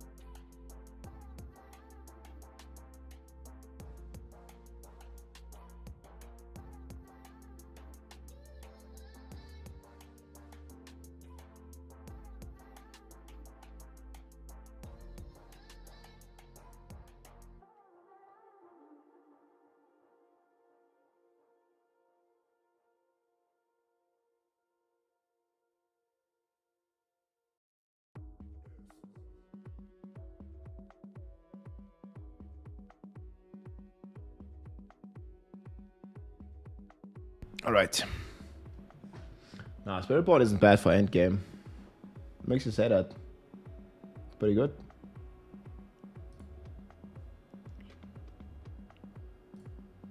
Spirit Board is like the best for starting and the best for endgame farming on the Spirit Board. It's only not good for pit 100 plus. I even pit 100 it's gonna do in 2 minutes, I believe. Squishy. Yeah, this is gonna be a crazy farming build for sure. Like, look at even the damage it's doing. It's hitting for like 50 billion. It's crazy.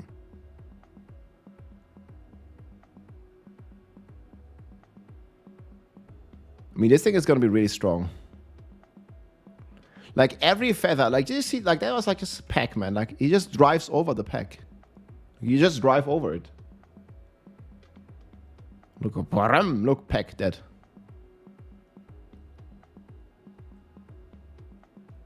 He's literally just driving over it.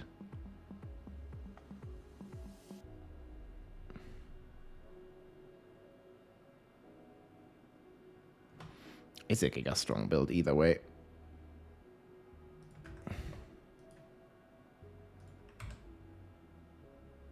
Okay, this Flurry Rogue is still clear in this run. So yeah, maybe we'll put it, we'll leave it here.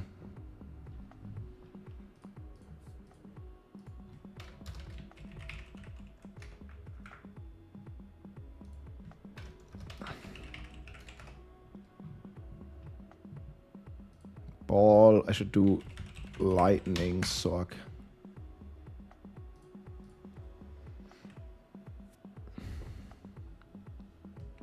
Does Druid have a decent speed farm build? I mean, decent, yeah. You just play Polarize. Even the Raven Druid's gonna be pretty decent in speed farming, I think. Rammstein Mutter.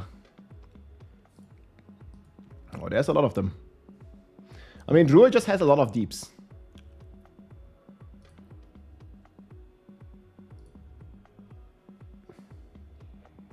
Just crazy deeps, we'll take it.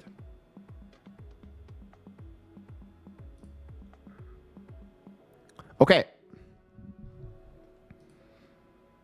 Next class is Barb. We have Dual Threat, Mighty Throw, Hold Up, Hammer of the Ancients. People are gonna ask me what Horde stands for. Okay, so what do we believe is better, bash or lunging? I actually think lunging's better, no? I think I'm gonna rate lunging above bash.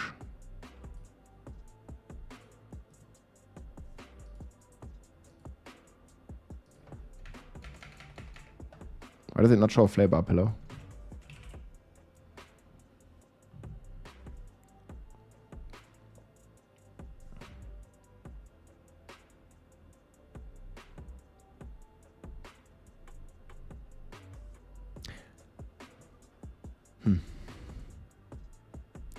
Do we move Mighty Throw up? We could move it up.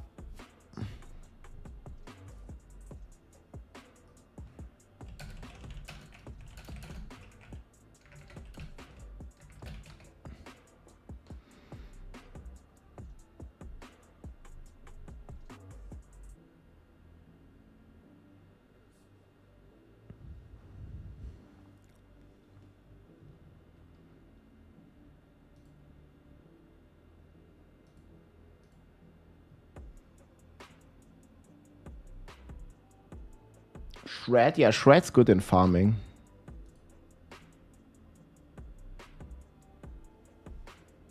Minion build?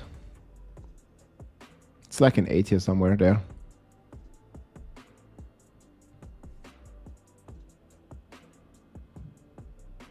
Work in progress. Just not done. I'm actually surprised how many people asked this question today. That's why I put it here. They're not done yet. I'm gonna finish the tier list, but I'm gonna make the planners all the way until Tuesday because there's still so much work to do. Fastest speed farmer, Sork. It's always Sork. You can never beat it. Probably Ball Sork.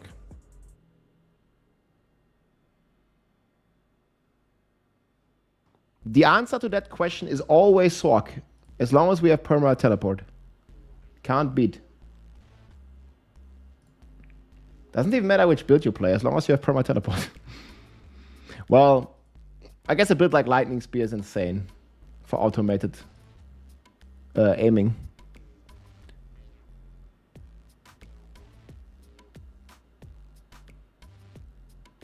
Mippy was doing 1 minute, 40 second, pit 90. What build was that? Yeah, I'm not saying Rogue is slow, but it's just not as fast as Sork because Sork does that run in 50 seconds.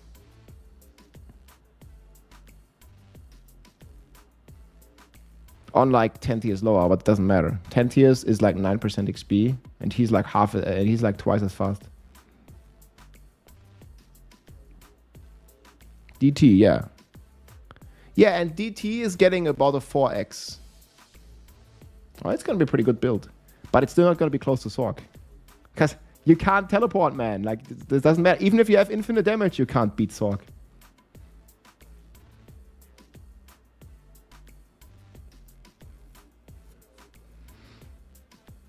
The Auto Twister got even better, yeah. Actually, we should say this.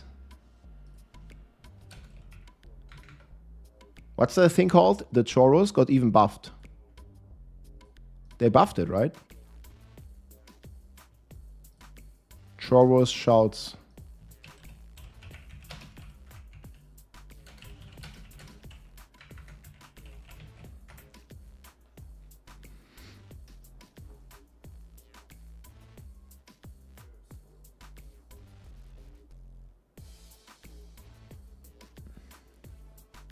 What about the meta builds from season 10? What about them? We're going over them right now.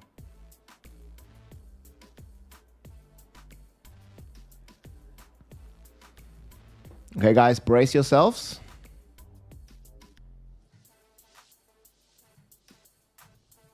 Oh my god, why is it so bright?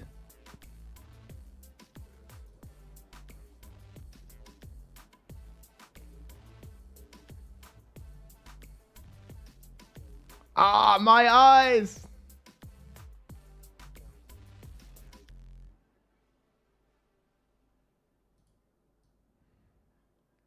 I think we're good.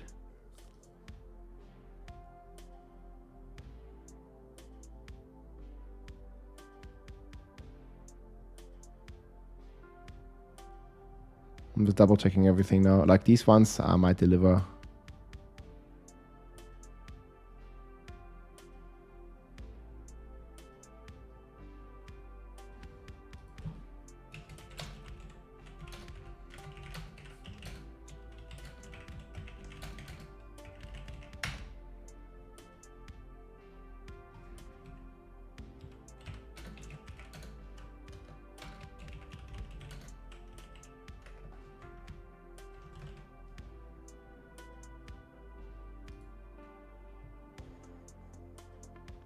I was looking at ice shards, like maybe ice shards should move into A tier.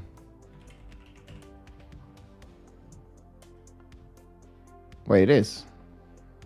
I was about to say, I think that needs to go up. Fireball got a nerf.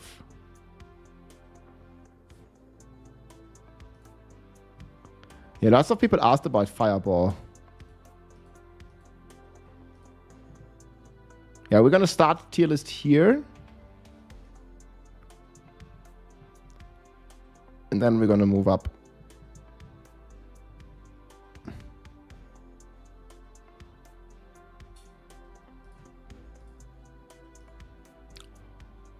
This is so much better, dude. Holy fuck, why is it so bright? Man, dark mode for the win, dude.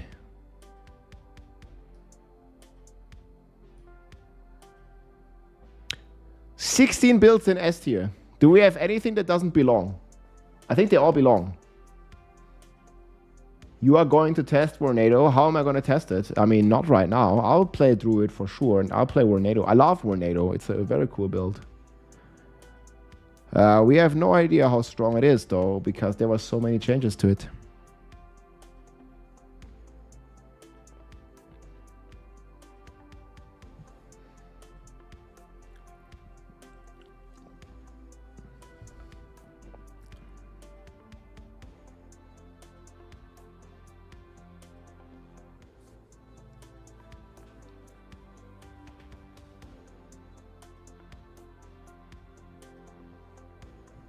Okay, guys, I'll link this. Any last minute questions? Else I'm going to record. I think I'm going to lock this in. Anything out of the ordinary? Like, we can probably just ignore everything, like, below.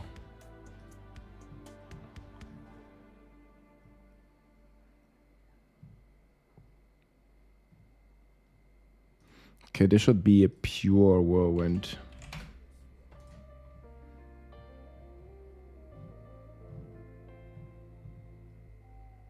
This season has so many builds, it's crazy. Hey, good evening, man. What's up?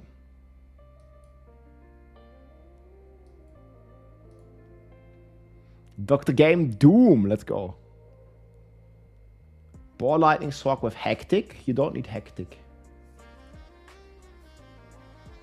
No, we don't have any Hectic. Yeah, I'll do an explanation now.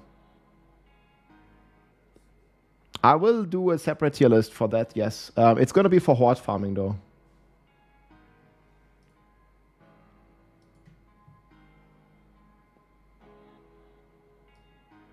I mean, this is like going to be very similar, I think. But I'm not going to do this now. But these are like top builds for that shit.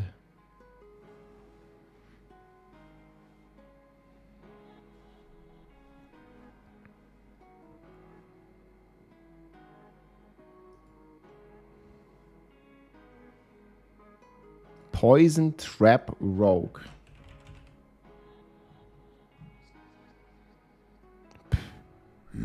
Is that even a good build?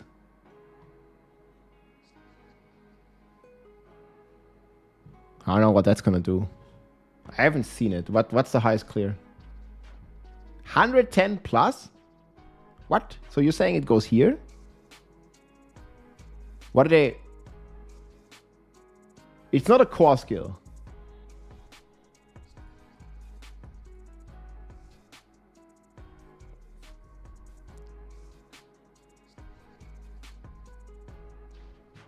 Wait, this is DOK?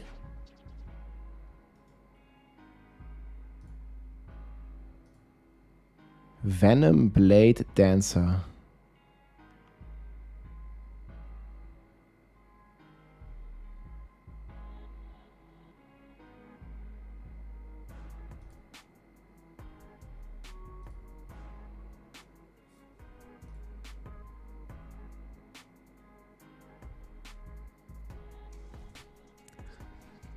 Did this get a buff?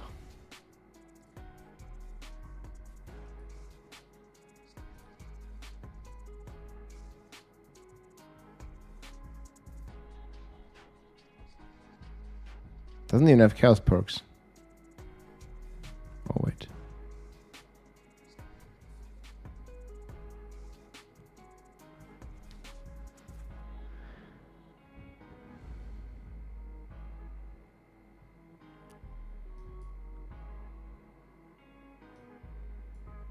So the poison trap does the main damage?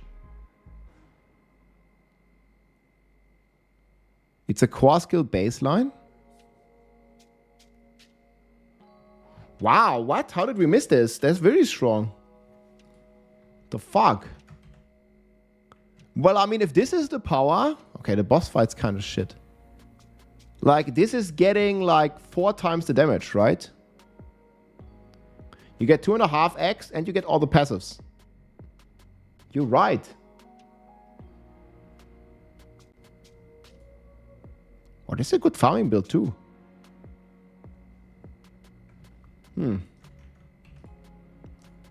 I didn't even know it's a core skill.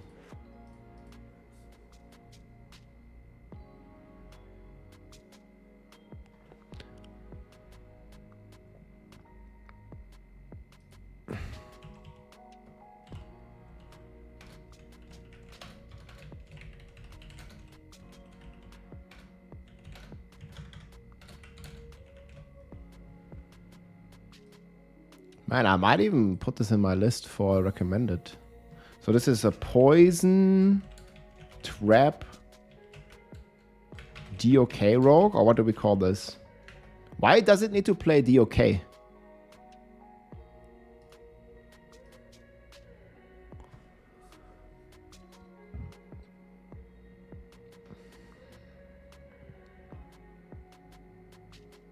The DOK spawns the traps.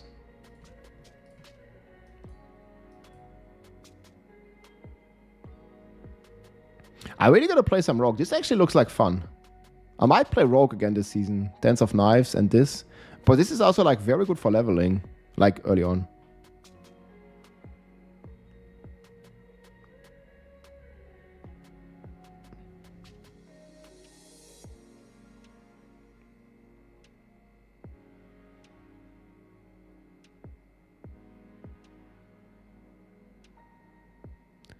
Poison imbued skills have 35% chance to deploy a poison trap.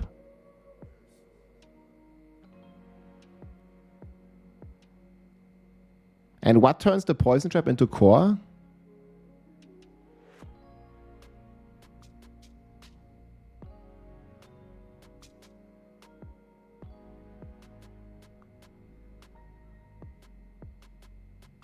Poison trap benefits.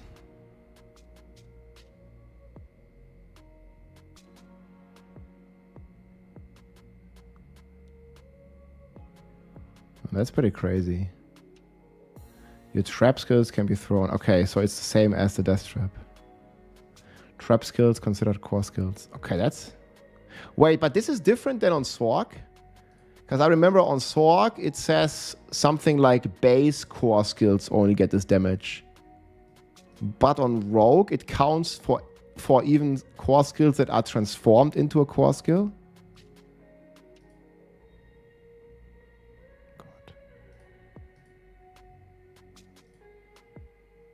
That's gonna be pretty nice. So it says your core skills. So are we... Okay, we are not sure, I guess. If this also counts. But it needs to. I mean, it also counts for Death Trap, right? Oh, man. Do we move this up then? I think I'm gonna move this top of like up on A tier.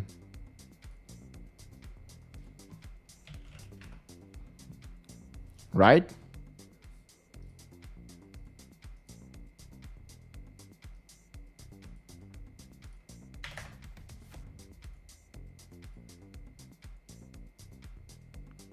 Yo, thanks for the tip. I see relics.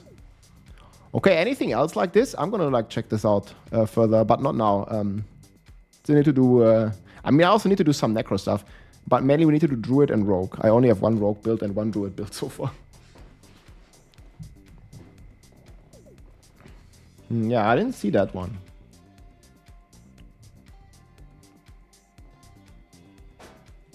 Is that list season 9? No, this is season 10, dude. These builds don't even exist in season 9. I didn't really enjoy PoE 2, especially Act 4. But I think PoE 2 has similar problem in the end game. There's not much to do, but I think the next patch is gonna be focused on the end game. So I'm looking forward to that.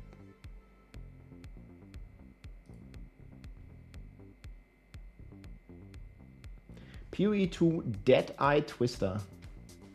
I all played Lightning Arrow, pretty much. I mean, this season. Before I played Lightning Spear, and before that I played Gemling, I played Warrior, I played Monk.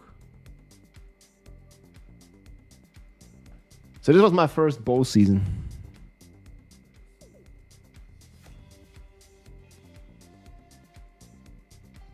I don't know about Twister. Terra Vista.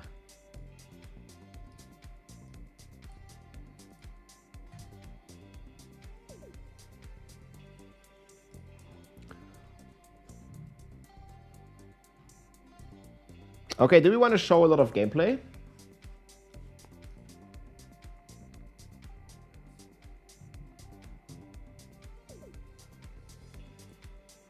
I mean, we can have some honorable mentions. That's gonna be okay. Let's start.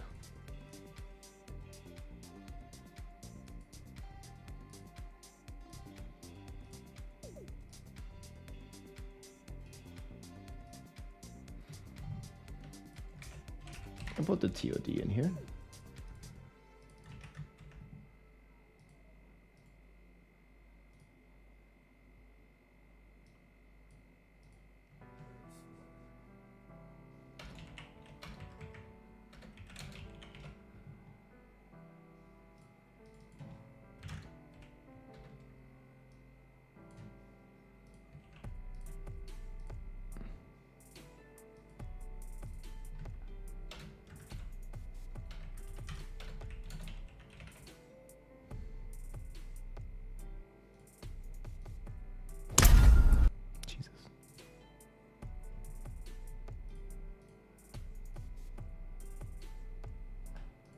Probably looking at this.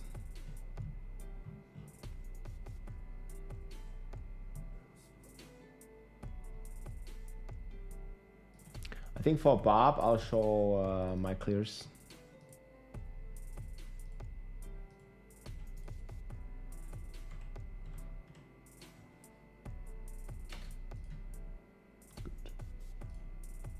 I might to make a break in the middle. Legendary rune drop rates were increased. I think they did say something about that, especially in the other city. That I was great, yeah. Act 4 story is really good. I mean, the Act 4 arc was really good, man.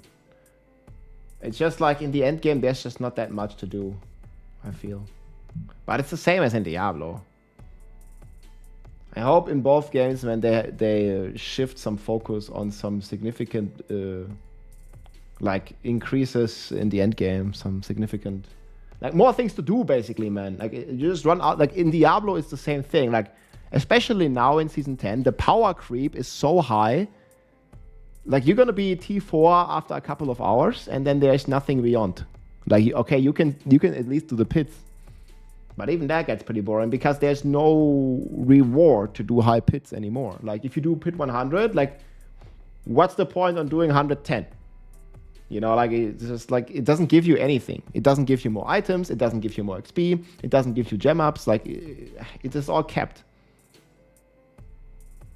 Bro, Druid wasn't mega ass last season already. Man, the fridge is crazy strong.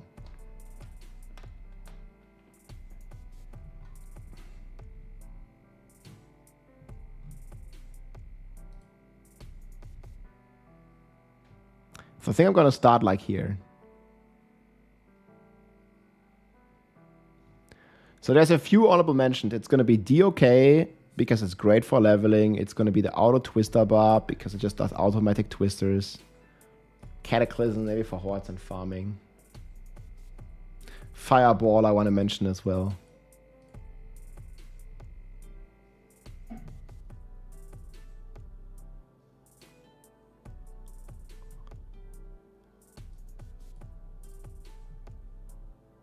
These all benefit tremendously.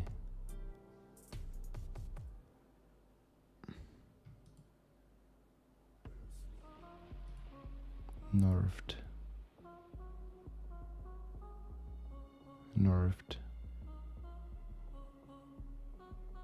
Okay, everything here is going to be pretty solid. Yeah, when we move into ST, I have to explain. Like, the power creep is just nuts this season. Like, it's just so crazy power creep. Okay, guys, last chance for changes, man, and then we're gonna go. Here's the list. I'm gonna explain everything. It's gonna be like 20-30 minute video. I'm gonna try to keep it short, man. I don't want it to be more than 30 minutes. I try to keep it below 20 minutes. We're gonna go fast. Okay, we need the patch notes. Sometimes we gotta look at the patch notes for sure. So we need this. I have Rogue, I have Barb. I want to show one clip of each. Ball lightning, or what do we show? I wish I had some clean ball lightning recording.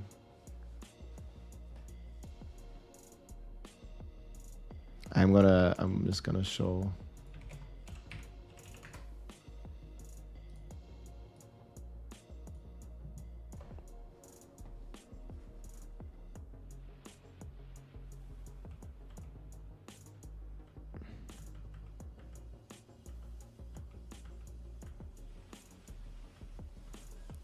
The last wave is just so boring.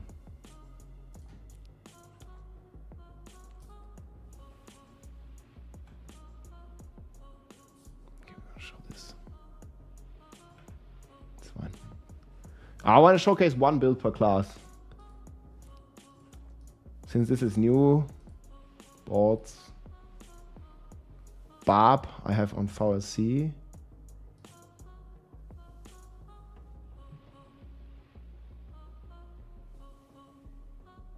Spiritborn builds are also similar.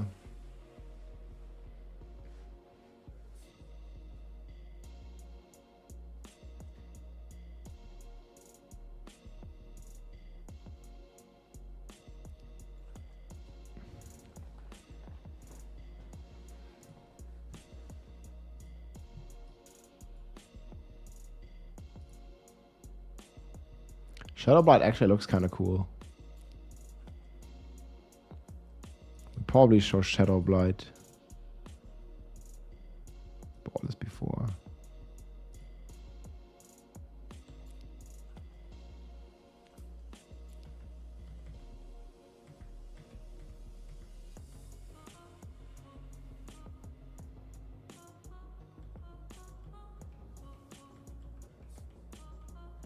Actually looks kind of fun.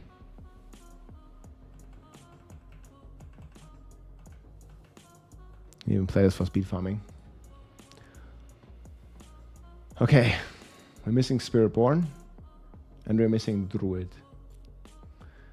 The problem is I don't have Druid build.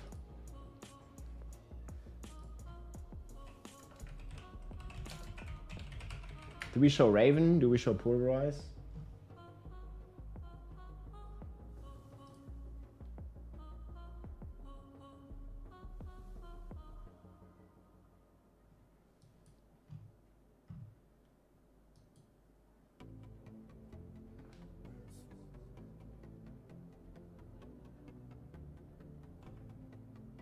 I'll just show this.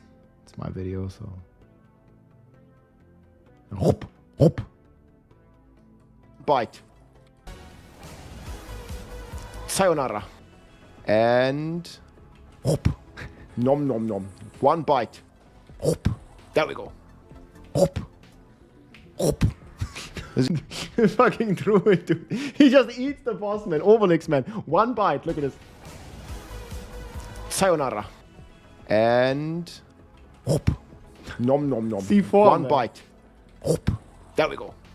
Hop. Nom nom nom. One bite. Hop. There we go. We're just gonna show this. Hop.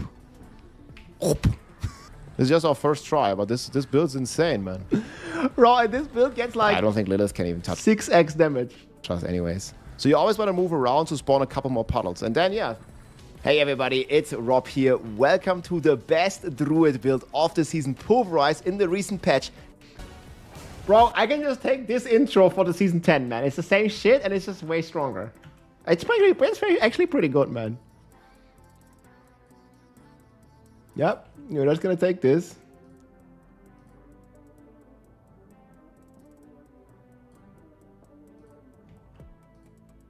It's fine. Hop. The Druid's eating good.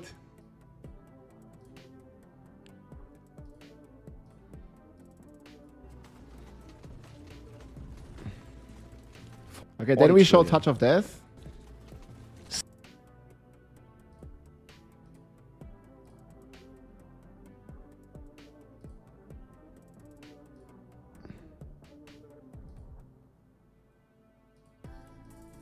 Thanks for your powers. Yeah, boom. Buffs for this build. Hey everybody, it's Rob of Trillion.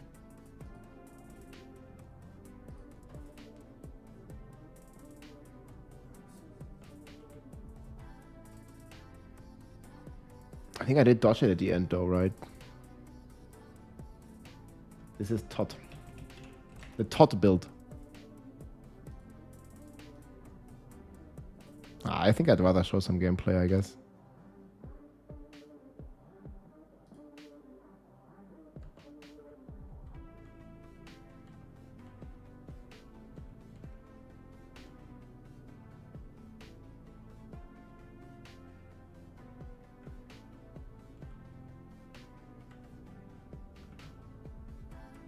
It's gotta be in the middle here somewhere. This one here is good.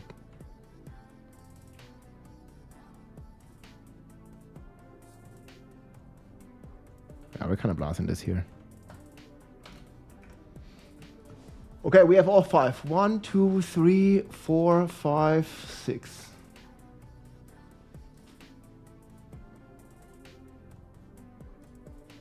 This one. This one.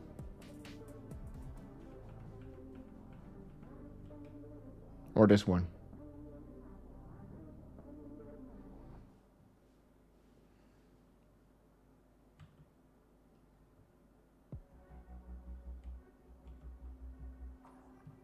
Man, they're all so good. I'm gonna go bathroom and then we'll record. I'm gonna make a full summary of the tier list, guys. Be right back a sec.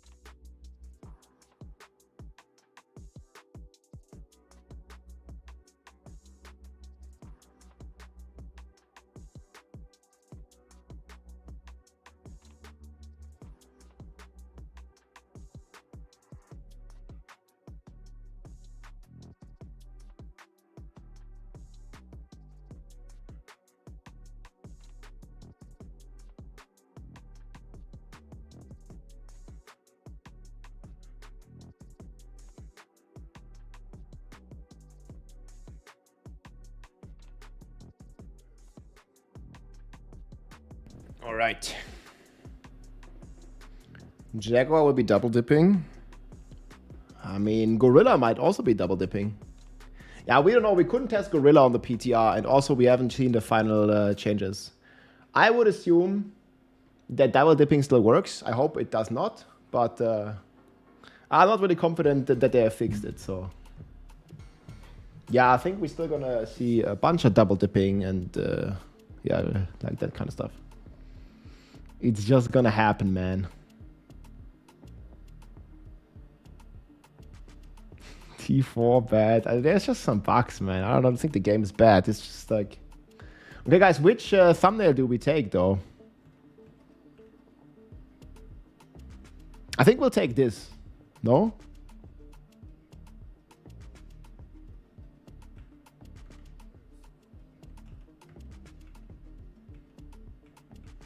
I mean, that's new.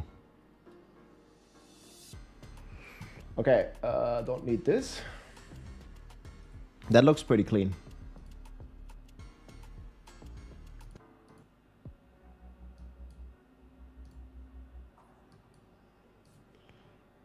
This one is good.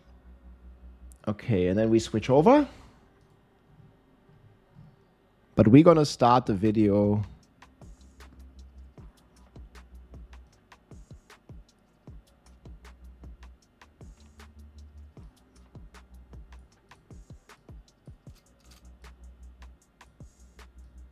We gotta put this down here. I gotta start it with the disclaimer, else people gonna go mad. I'm also gonna add a few lines here so people don't see immediately.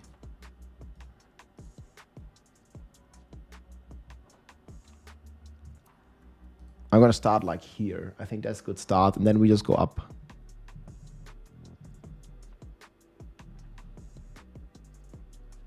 Honorable mentions.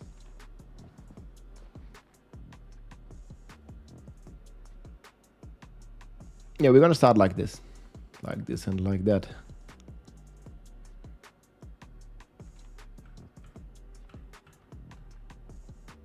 With moon.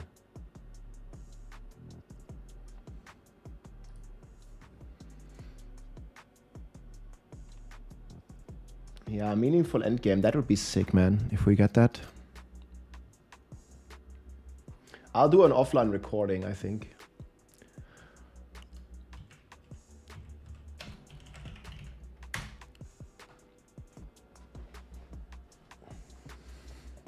Power level is extremely high this season, yes.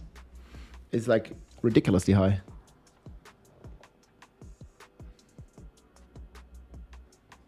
Can probably put the microphone a bit further away. It should be fine. Like here.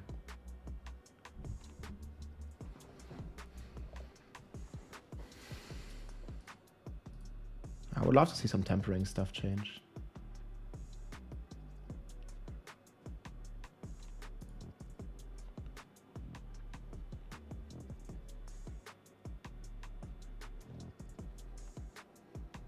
It's always over 9,000. So what I need to talk about, the power level is super high.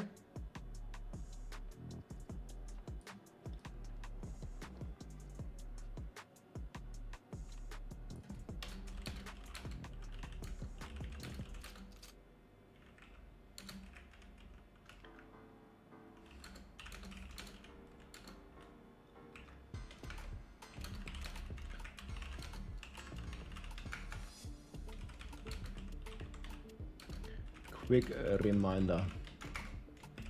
Power level extremely high.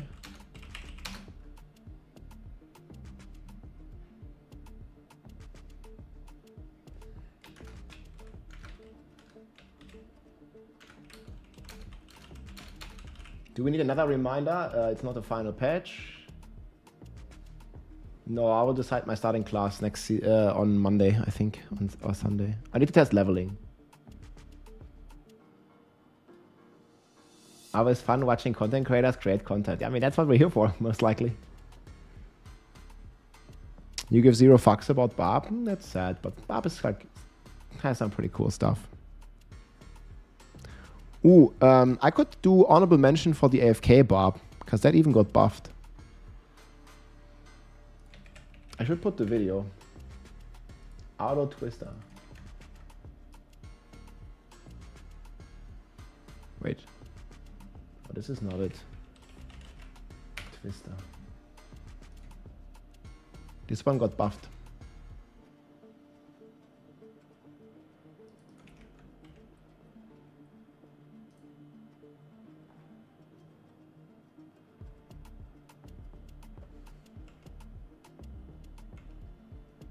It's actually gonna be kind of fun.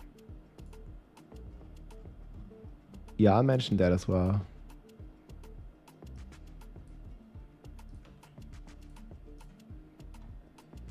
What do you think would be the most fun Druid build? Most fun? I think Shred. Shred is at least my favorite. Shred Druid. Maybe even Tornado. Like Tornado might even be... Actually, I think it's going to be between these three. They are all super fun. Tornado, if you like this playstyle. Boulder, if you want to play like a bit more melee. And Shred, if you want to play like speed. I'm going to make a Druid leveling guide. I think it's going to be a companion leveling guide. Stinger going to be pork. Yeah, Stinger is crazy. Stinger on the top. I will make a tier list for Infernal Hordes. It's not done yet. I'm going to do this after this tier list. Let me finish this Endgame tier list and then we'll do Infernal Horde tier list, okay? That's the plan right now anyway.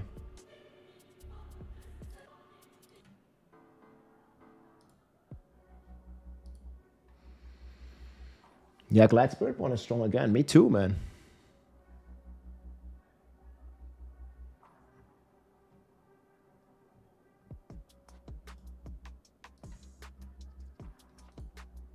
Okay, we'll start with B tier. Power level is so strong. We can start here. Okay, I think I'm good.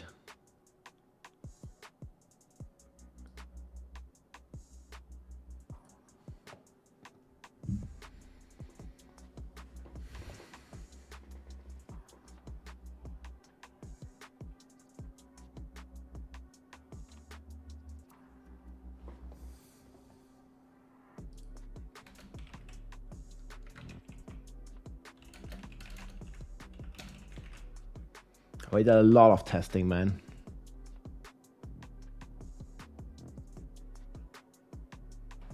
Oh wait, I need to have a few...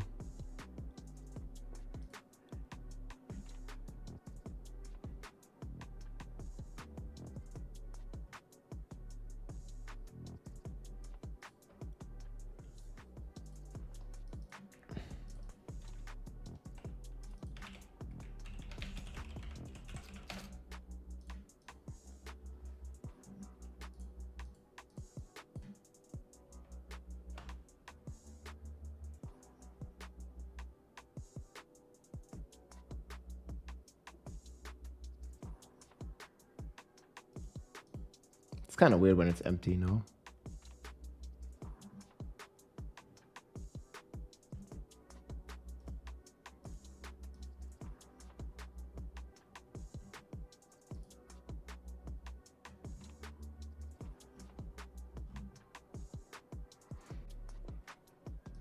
It's gonna be fine. Always push hard, man.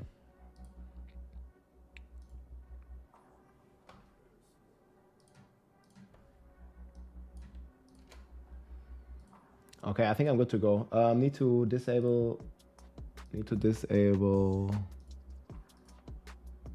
alerts. It's gonna be like 20 minutes, guys. I hope I can explain the tier list in 20 minutes. I try to keep it short, but it's always difficult. Gulasch für guten Hunger, yo. Enjoy. Gönnen, ey. G steht für gönnen.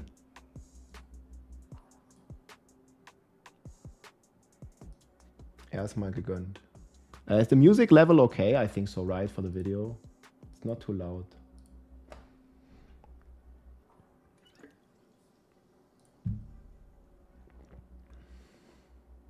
G steht für gönnen, Mann. So sieht's aus.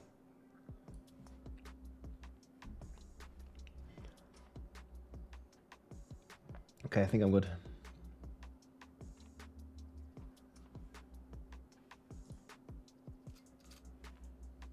Works. Hey everybody, it's Rob here, bringing you my tier list with the best builds for Season 10 and the strongest classes here, ranked in a full list. Like always, my friends, quick reminder that these tier lists will be constantly updated. There is a written version down below, and you can also see my cheat sheet right here. And most of these are my best guess. However, we did extensive testing. And one more thing to know, that the power level is extremely high in season 10. So we're starting at B tier right here, already in pit 105. And there are going to be many S tier builds that you'll see here in just a bit. So I'm not going to go through every single one, but we're going to like mention the most popular and top builds. This is as much a power rating as it is a popularity rating. You know, I'm thinking like this is going to be strong and popular builds in the entire season. So couple honorable mentions here in B tier, and keep in mind pit 105 is already enough to basically finish your character completely. It's enough to level your glyphs and enough to basically finish all the content in the game. But however, we're gonna get stronger and stronger as we go to the A and the S tier here. So Dance of Knives Rogue is pretty good. It's very good for farming. This is also one of the best leveling builds. Dance of Knives also has been reworked to basically prioritize elite. So very strong starter, and you can transition into some of the later S tier builds that are on Rogue, because Rogue in general got a ton of buffs here. Then another build I want to mention here is the Fireball Sword. Unfortunately, Fireball Sword got nerfed. It was very strong on the PTR, but there were some bugs where it was getting multiplicative damage when it was bouncing off the environment, and this got nerfed, so Fireball is a bit weaker. However, there's going to be multiple S tier builds on the sword, which we'll talk about in a second. And one more honorable mention here on the barb. You might have seen this. I already made a video. This is like the AFK Twister barb. It's super good for farming. They even buffed the auto shout power even further. And if you want to play, you know, some hordes or just want to farm T4 content, any build that we have here in the B tier is going to be extremely powerful. And this power here, Deafening Chorus, even got buffed. So this is going to be great for like a chill farming build for the Infernal hordes or for any T4 content. Similar goes to the Cataclysm. This one is very strong for hordes and for farming in general. It's like the auto aim stuff. However, we have many more top Druid builds. And as always, my friends, you can follow along all the build guides here on the 4 builds. We have the full website updated, and you can just click here and filter for any build that you might want. I already have a ton of builds here, basically for each class, for some more for some and some less for other classes. But there is a ton of builds here that you can follow along, and the entire website with the different powers and also with the chaos powers has been updated. So going on into A tier after this. So this is still very playable for all of the content that we have, maybe with the exception for like super high pits. So then we are coming into the A tier here, and this can already do pit 110 plus. So this is going to be very easy to level your glyphs and all this kind of stuff. We have a bunch of rogue builds here, especially focused around the core builds. I don't have all the planners ready yet, but hopefully in the next days I'll finish them. And these all are going to be very strong, because there's a huge buff for core builds on the rogue, because they're getting another 2.5x for all the core. And there's an honorable mention here with the Poison Trap DOK, which is going to be pretty cool. It's played here by WizMoon on YouTube, and you can kind of see here, this was without the buff, so this was already speed farming 90 like it was nothing, and this is like the DOK spin to win playstyle, but then focused about Poison Trap that you can transfer into a core skill with the pants. And again, the core skills get the crazy buff, and the rogue gets this Paragon buffs. So this is looking to get like another 5x damage from this footage here, and it was already pretty strong. So I think he did like a pit 100 here in the end, which already looked pretty solid. And again, this gets 5 times stronger in the live game. And this is a very cool build that you can play pretty much from the start and transition into this. So I wanted to mention this on Rogue. Looks pretty cool. We also have later on the Death Trap build, which is going to be S tier and making a comeback. It's going to be right up here in the S tier, the Death Trap Rogue. And this is the best rogue build, I think, of the entire season. It's super tanky. It's super good for farming. It's also getting a radius increase as of the patch notes. So if you want to play rogue, I would recommend starting with starting with Dance of Knives and then transitioning into either Poison Trap or Death Trap. This is basically the immortal rogue, and this is this is basically my favorite build to play on the rogue. So that's an S tier, and that's the strongest rogue build out there.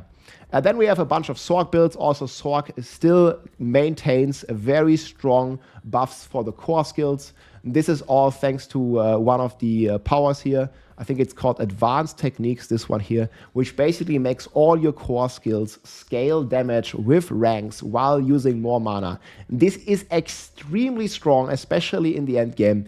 And there are like these 3 builds that are all like Meteor is also a core skill, and these are all core skill builds. They are not as strong as the S tier builds, but they are much stronger, for example, than Lightning Spear because it's not a core skill. They are stronger than, for example, Blizzard because a Blizzard, the damage is coming from the ice spikes, not from the Blizzard itself, and you're only getting core skill buffs, which don't apply to the ice spikes. So that's why these builds are pretty strong and pretty cool. Meteor Sorc, one of the top builds here. However, they're not quite strong enough to make it all the way into S tier. We'll talk about the Sorc builds there in a second. Then we have some pretty solid Necro builds here. There's a Summoner Necro. There's the Bone Storm Necro. This was very strong on the PTR. However, it got nerfed because it was lagging the server. So it got capped to, I believe, 10 Bone Storms. And also the Lidless Wall got a cap as well. So it's not as strong as it used to be, but still very solid. Blood Bone Spear, always a good, solid choice as well. But there are stronger Necro builds out there. Then we have the Thorns Balazan. This was the top dog, the best bugged build last season. However, they did finally nerf some of the double dipping, especially revolving around the Mystic Circles and the Plains powers. We have the patch notes here. Here the aspect of the Plains power got nerfed, and they also changed the double dipping here from the Plains powers. So this is not going to be as crazy anymore. I still think that Thorns Balazan Spiritborn, because it cleared so high in the live season, that it's still going to remain a very solid choice. However, there are better Spiritborn builds out there. And one of them here, in my opinion, is the Evade Spiritborn. So this one, if we open the planner, this one gets ultra juiced by the season chaos powers, because you can play Loyalty's Mantle, you can play Vushnek-Pa, all boosting your Eagle Hall main, and this spawns the feathers while you evade and does tremendous amount of damage. This is also one of the best leveling builds early on, and it can even be played without Uber Uniques and without any chaos powers.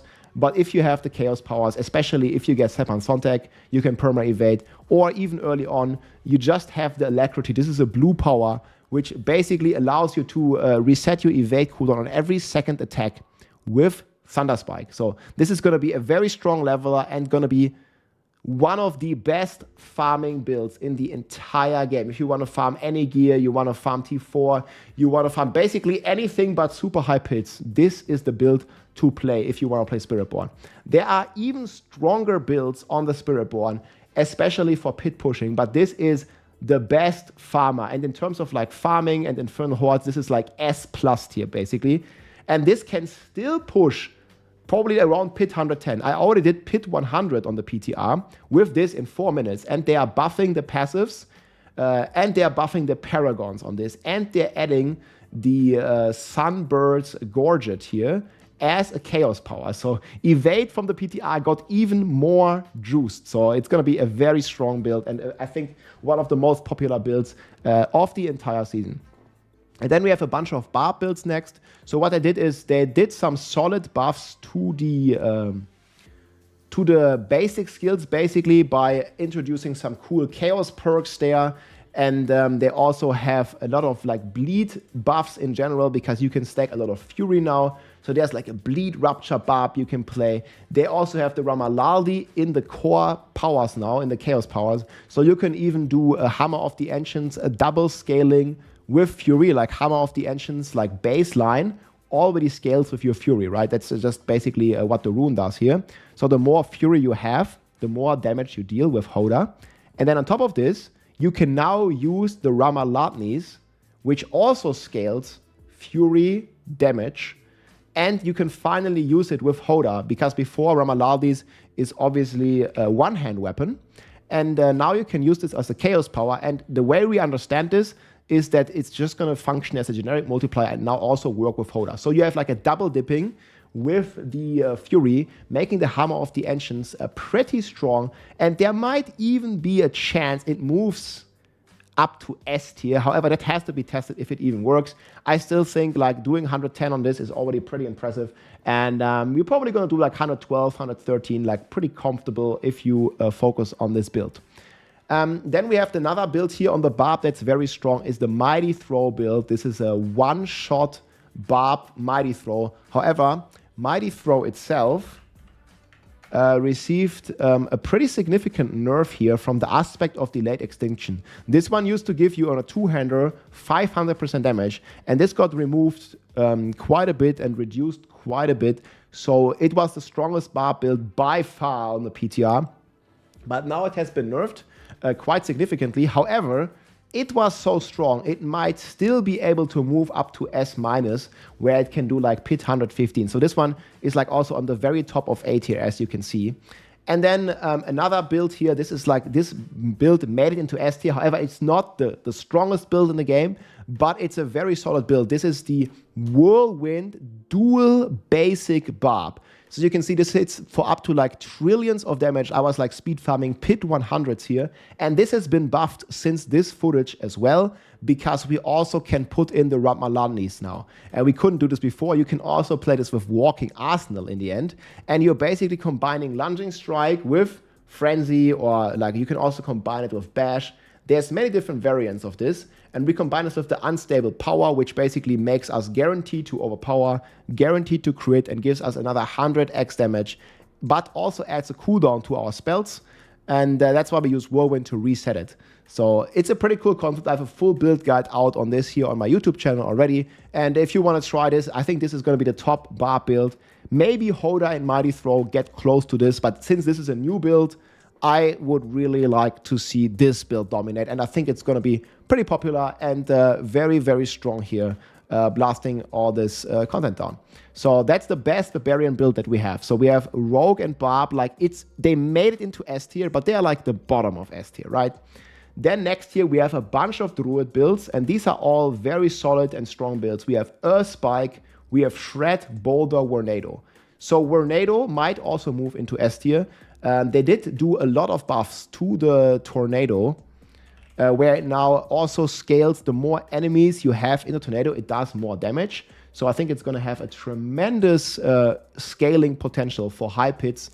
But however, we couldn't test this because it wasn't like this on the PTR, and Druid had a lot of bugs on the PTR.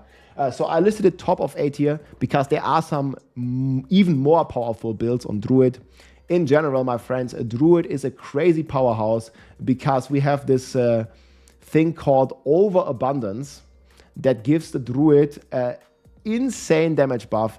And on top of this, it's this one here, Overabundance. So whenever you spend 100 spirit, you get 100x damage. So it goes up to 300% x. They also buff the Purge De-Infected to also give another 1.6 multiplier as well as guaranteed crits. So you can see later in S tier that the Druid is eating crazy good. Same goes for Boulder. The Dolmen Stone is now a Chaos Power. So this might also move up to S tier. And then we have Shred, which I don't think is quite there in terms of power. But Shred also got a crazy buff and is probably one of the best builds on Druid to speed farm. Like Shred's always extremely fast. You can dash around all the time. And you're just going to have a great time with the Shred Druid farming. And then Earth Spike is a very solid build already, and it gets even stronger. So that also makes it in 110. So like with all of these builds, boys, you're going to like easily destroy the entire game. But now moving up to the top of the top. And we had some debates here with all of you guys, with the community, if we should separate the S tier. In my final tier list, it's just going to say like S tier, right?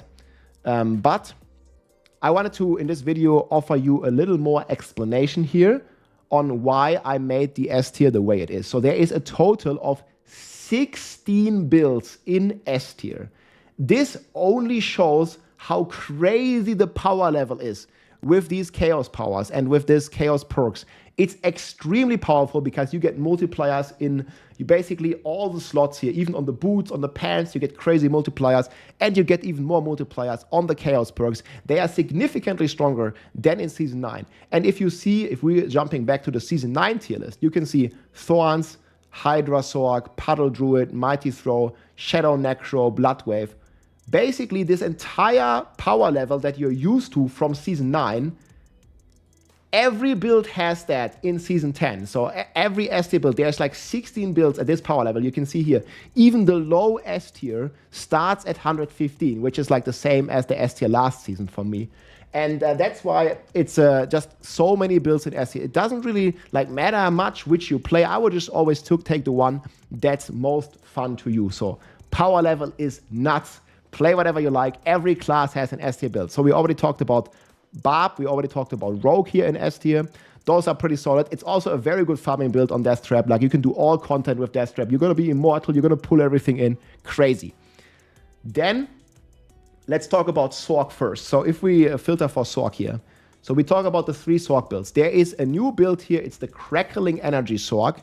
It basically utilizes this new Asadora this is the Asadora Overflowing Camo, which basically makes your Crackling Energy deal a tremendous amount of damage. And you can combine this with this like magnetizing new unique ring, the Galvanic Azurite, making it a true powerhouse and very, very strong. This build is fairly new.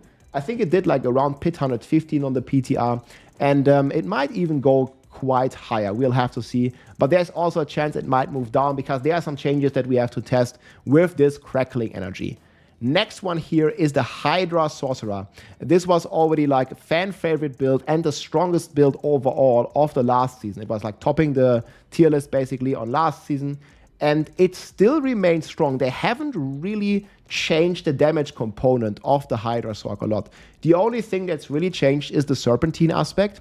It has a little less multiplier now. However, we are getting the Ophidian Iris as a chaos power. You can put this on your boots now, and then you can move the Serpentine aspect from your one-handed weapon onto the amulet, gaining you the 50% potency of the amulet again, and also freeing up evade cooldown, as well as a bunch of strong passives like Devouring Blaze on the amulet slot, making the Hydra Sorg a true powerhouse once again. There has been a last-minute nerf, so to say, with the interaction with Mana Shield. I also do have a Mana Shield variant. However, this is only recommended in the end game when you have Shroud of False Death and the Ubers. You can still play it with Mana Shield, but the big nerf they did is whenever you use Mana Shield with Serpentine, it's gonna spend all your mana anyways, but it's still capping the damage to 500. So even if you have 10,000 mana with Mana Shield, you're only getting a multiplier for 500 mana, but it still spends this 10,000 mana. So it's going to be a bit more complicated to play and not as easy and straightforward with Mana Shield. However, you can still just play a normal version here. I have a starter version. It's still going to be very strong, and it's still going to be one of the best leveling builds in combination with Firewall. So if you want to play Sorg, you can start Hydra, Firewall, and then you can transition into one of the other builds if you like. And then we also have the Ball Lightning Sorcerer. And this one is pretty nuts. You can see it here. I was like farming with this on the PTR. There's 2 different versions. There is the Ball Lightning Orbits You. This is like very good for speed farming. It's, in my opinion, the best speed farming build in the entire game. It's not going to be the strongest. It's not going to deal the highest damage, but you have perma teleport. And perma teleport, you basically can't beat it, no matter what. Even if Druid has 10 times more damage than the Sorg, the Druid is still going to clear like around pit 90 slower than the Sorg, because the Sorg just teleports around, and T4 as well. Like, you're just so fast on this class, and you can see like how many goblins you can kill on this build. Basically everything dies instantly, and the damage is still very, very solid. So this is one build you can do with this. And then there is another variant here where you basically play the Super Ball Lightning. There's been a pretty cool clear here on the PTR here from, I think Mikuna did a clear. There's like been many clears. And you can kind of see like how easy it is here for the 118 to be cleared here for Mikuna. And it does a lot of damage, and it also overpowers on every hit thanks to the Banished Lord Talisman. You're basically shooting like a shotgun. You see it doesn't orbit. It's shooting like a shotgun, and it's clearing all this like pretty comfortable. And he has like even quite some time left at the end. So that's gonna be like the 3 strongest Sork builds, depending on what you want to do and what playstyle you like. If you like to play something safe, you can still play Hydra. If you like to play something new, you can play the Ball Lightning. And the Ball Lightning just goes so crazy because you can scale it with ranks from advanced technique. And Ball Lightning is so good because you can have Ball Lightning ranks on your boots on top of this. Because Ball Lightning didn't used to be a core skill, but now it is a core skill, making it insanely powerful with advanced technique and mana shield and all these extra ranks that you can get on Ball Lightning. Because you can go core ranks on gloves, and then you can get ball ranks on boots as well, and you get core ranks on Air of Perdition, and you get core ranks on Starless Sky. So you're gonna have like 30, 40 ranks depending on your gear, and that's gonna give you, 30, 40 times 20% damage multiplier. So that's gonna be completely crazy, and that's why Sork is so freaking strong.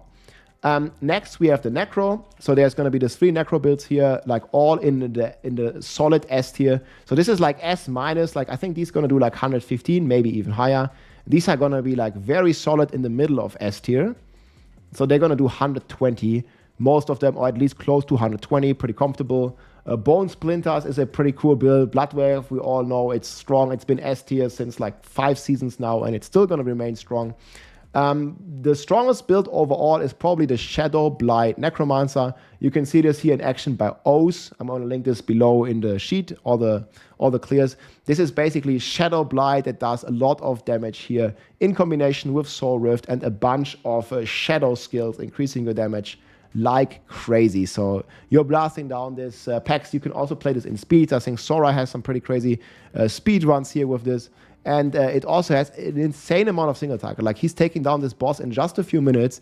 And this is 121 clear on the PTR already. And I think it's going to go even higher. Potentially move into S plus tier. Because he even has like 90 seconds left, which is quite a lot. And there might be some more optimizations to find here. So that's going to be very strong. The Shadow Blight build here.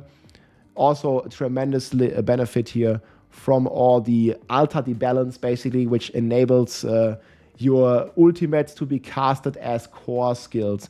And that's just going to make it so crazy with the Soul Rift, casting this like all the time without having any cooldown. So there are going to be some pretty crazy builds out there. And then I was debating for a long time which build I'm going to put at the top. You might notice here, like, not all the planners are done yet. I'm hoping to get them all done, but there's just like so many builds. And we have a lot of strong builds here in the S plus tier and the S tier. And I was debating a long time if I'm going to put Druid on the top or Spiritborn. No matter which class you pick, guys, they're all going to be strong. But Druid and Spiritborn, frankly, going to be on another level. Both of them has received tremendous buffs on the PTR. Druid got this over Abundance Power. Spiritborn, very surprisingly, got the key passives buffed and got the Paragon buffed. And Spiritborn also benefits a lot from the Chaos Powers. So overall, guys, like, you can't go wrong. However, I put the Druid a bit below Spiritborn, even though the Druid has the best build in the game. Druid has Flash Render, also Raven. This is a new build. It was completely broken on the PTR, doing 150 in like 1 minute or something. They did fix it. The build's not done, but you have this like new kilt of Blackwing. You see, I still need to finish this. That basically gives you like a crazy buff to your Ravens, and just Ravens overall can be spammed like crazy. And it's going to be pretty strong. And this is also can be also played as a Wolf Companion Druid. However, I think the Raven variant is the best. And pretty confident that this is going to clear like around 120 as well. And then overall, I think the best build of the entire game is the Pulverized Puddle Druid. This gets crazy buffed. You get the Brawn over Brains. Like, if we just look at the numbers, right? We get the Brawn over Brains. This is another 2.25. Then we get over Abundance, which we have permanently. That's another times 3. Then we get Purge the Infected, which will guarantee us crit chance. And it'll gonna give us another 1.6 multiplier. So we're already 10x, right? And then on top of this, compared to the current season, because Puddle Druid is already like the top build this season. So if we're looking here, this was just some footage that I recorded this season, like it one-shotting all the bosses in T4. You see, that's a T4 boss, that's a T4 boss, that in one hit. And it's getting buffed like crazy from this point out. So we already have the 10x just from the Chaos perks. Then we are getting the Rotting Lightbringer as a Chaos power, which gives it another 1.2. And then we can masterwork the willpower on the Rotting Lightbringer while keeping the Rabbit Beer, which gets a bit nerfed, but we put this on a two-hander, so we get the double potency on Rabbit Beer. And we also gain the chance to pulverize to hit twice, and we can masterwork this as well as willpower on the Rotting Lightbringer. And if that's not enough, on top of all of this, you're also getting the Banished Lord's Talisman, which you didn't have before, now on your Pantaloonies, resulting in another 1.72 multiplier. So this build gets like 20x damage buff or something. Like it gets completely crazy. Like I don't even know like how this overabundance like stayed in the game like this, but yeah, the pulverized Puddle Druid, guys, it's gonna be eating good. And I rank this as a top build. The only way that Spiritborn is gonna beat it is if they are still bugged and they didn't nerf the Jaguar main hall double dipping. This has been the main bugged point of the Spiritborn. It's this little thing here, the Jaguar main hall double dip. It's so strong, and the Spiritborn has also a tremendous benefit from all these chaos powers. And I'm not really confident that the Blizzard team has like fully fixed the double dipping with Jaguar. They did fix the Plains powers, they did fix the Mystic Circle, the worst offenders. However, there are still things like the Quax rune, the conceded aspect, and potentially some other generic multipliers. And it might even double dip with the newly, freshly buffed Paragon passives. Like you might notice here, all the Paragon passives here, the legendary Paragon nodes, Sapping, Viscous Shield, it used to double dip as well, Convergence, and also Revealing, they have all been surprisingly buffed. Spiritborn was already one of the strongest classes in the PTR, and now almost basically every build has been gotten buffed thanks to those key passives and Paragon buffs. So that's going to make it extremely insane. I was already hitting for up to 60 trillion here with the Touch of Death Spiritborn. You can just see I have a video already out. I think this is going to be the best or one of the best Spiritborn builds. It's very hard to say which build is going to be the very best. I'm going to go through them all in a second. But this is like Touch of Death. This was like one of the best ones on the PTR. You see there are 20 trillion hits. And then the Jaguar Hall procs on top of this 20 trillion. And it gets buffed like crazy because like all the passives are buffed from this. And this already did 118. I did this run here, I think in like 5 minutes or so. So it went completely, like it was like a very fast boss kill. You see, I have like 5 minutes left. And we're hitting for like trillions and trillions of damage here. Every hit, they're 11 trillion with the Jaguar Hall, and also like basically overpower on every hit for trillions and trillions with the hatched swarms on a Touch of Death here, with the instatable aspect here, making it super crazy. And we are having like all attacks on this because we get the Rod of Kapeleke. So we have the Touch of Death, which is a potency skill normally. There is an upgrade that makes Touch of Death into a core skill. Then we also have the Rod of Kapeleke, which basically makes your core skill into a basic skill as well. Then we have a crazy multiplier for potency skills. We have the Ebewaka, which basically transforms our Touch of Death into a Jaguar skill and an Eagle skill on top of this. And they also use the Eagle Hall. So all of this is pretty insane. And on top of this, guys, there is even more Spiritborn builds. The weakest one on the PTR was Rake. This one also didn't receive a separate buff. However, it's still so strong. Like all of these builds, like they share a lot of the same multipliers because they're all using the Rod of Kapeleke. They're almost all using the Banished Lords to basically overpower on every hit and generate the resources with a Beast Core Node. Again, I have a full build guide on this. But Spiritborn is eating extremely good, and every core skill build is like roughly similar in terms of power. I think Rake is a bit weaker. They're all in S tier, but I think Rake is a bit weaker because it was the weakest on PTR, and it also didn't get buffs. There is a crazy buff to Stinger, and there is a crazy buff to Crushing Hands.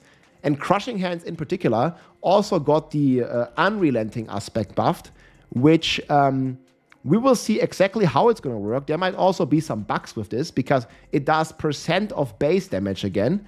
And now instead of 45 every 3 hits, it's doing 80 every 3 hits. And this is going to do 10 times 80. And it's not going to do base damage. It's going to do actual damage the way it sounds. So this has a tremendous synergy with the Jaguar Hall, which basically relies on you getting more hits. So that has crazy potential. I'm not sure which one of these are going to come out ahead. I think Stinger and Rake are like a little bit weaker. And then Payback also got a crazy buff here. If we're looking for a Payback, it basically got a 25 increase to the base, and it got a double buff to enhanced Payback. And also the Payback Spiritborn has triple scaling with resources. First of all, you're getting the Poised Payback scaling with resources. Like the more resources you have, you're getting 0.5% damage. Then you are scaling Kepeleke, and here again, the more resources you have, the more damage you do with Kepeleke. And then also, if you reach the 275, you are scaling again with resources, making every hit an overpower. So very important to hit the 275 primary resources, which we then restore with Beast Cornered and Ravager, as well as resource generation on our gear. So yeah, it's going to be very hard to see which one will win. And then you also have the Quill Volley. This was actually the strongest test I did myself on the PTR. You can see the Quill Volley here beating, you see like the crazy damage that it's going to do. This was a Pit 120 that I finished in 10 minutes. I also did a Pit 122. I unfortunately forgot to record it, but you see this is like just the trillion numbers, like they are basically like flying left and right? Even if you're looking at like something like the boss kill, you see how fast, this is like the worst boss in the game. And you see like the crazy numbers that this Quill Volley is pumping out. However, Quill Volley is like the only build that got nerfed a little bit, but it was so strong, it might still be the best overall. Like we don't fully know. Like especially like during Stagger here, it might even be stronger. And then again, on the PTR, the Ape Gorilla was bugged. They fixed it now. So that we have, instead of the Jaguar, we can also play with the Gorilla Ape. And that might be even crazier. So you can see like we're just like finishing this run here in like about 10 minutes. And that's 120, like done. So pretty crazy stuff. And the power level is extremely high this season. So this is the full list, guys. I'll link it below, as well as, you know, all my season 10 builds. You can just click on my builds here. I'm going to link this. I'm going to put this link below. And you can just filter for any build that you want, and it's going to be very useful for you. Then we also have the overall class rating. And like I said, guys, number 1 for me is the Spiritborn. It's roughly the same power as the Druid. If I have to decide, I would still put the Spiritborn slightly above the Druid. Druid's crazy as well. Next is the Sorc. Sorcerer has 3 good S tier builds, and it's the best speed farmer in the game. However, it's not going to be able to push the Pit as high as the Druid and the Spiritborn because it just doesn't have the damage. I think Sorcerer will cap out somewhere around 120, while Druid and Spiritborn, they'll definitely push 125. They might even break 130. Maybe if the bugs persist, Spiritborn is going to even do 140. We'll have to see. And Necromancer also very strong. I think Necromancer is might move into S+ tier with the Shadow Blight build. It's definitely going to break the 120 barrier. Then we have the Barb and the Rogue here, basically sharing the last place. The Rogue got a lot of buffs, so it was very much needed. The Rogue was far, far behind. But I think it's going to be very hard for any Rogue build to do Pit 120. Same for the Barb. I don't think Deathtrap is going to do it. It's probably going to cap out like 117 or something. We'll see, unless there's something crazy. And yeah, the Barb, I think, is also going to cap out around 115. However, again, these are crazy farming builds. Deathtrap is amazing for farming. It's immortal, very good build, and you have a very strong start with Dance of Knives. And then there is like a lot more builds here in CT. I didn't list all the builds. I only basically list, you know, the most popular, the most powerful builds. I'm gonna make another like top 10 recommended list, but this is like below, guys. I hope you enjoyed the tier list, and I hope you enjoyed the overview. We have a lot more builds coming here on YouTube. Let me know what you think in the comments and what class you are looking forward to play. I'm thinking Druid or Spiritborn because those are just so crazy powerful. I hope you enjoyed, my friend, and I will see you soon. Take care. GG.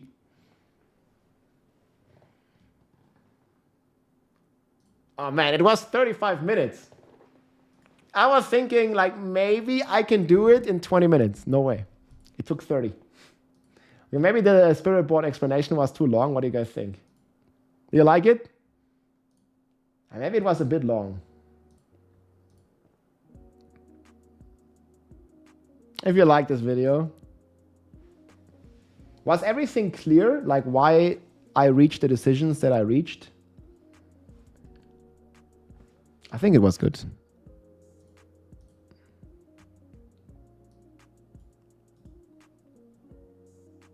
"34 minutes, man.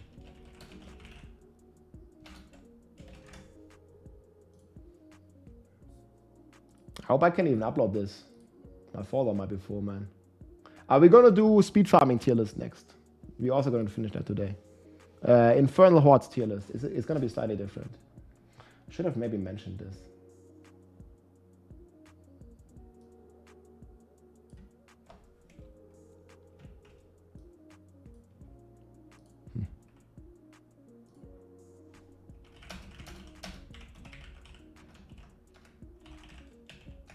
Okay, so the description.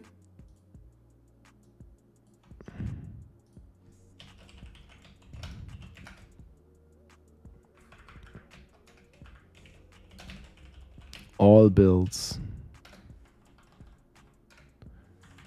Again, like stuff might move around, right?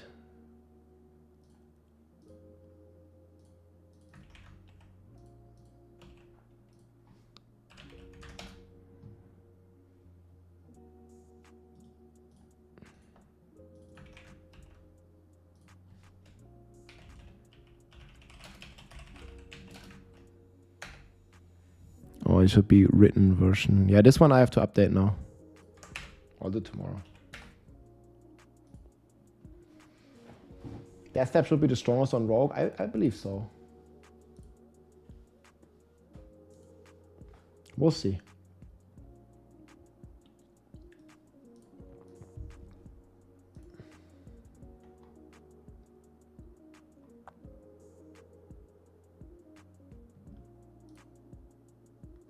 Is Druid bugged? No, Druid is just crazy strong. I need to repair this.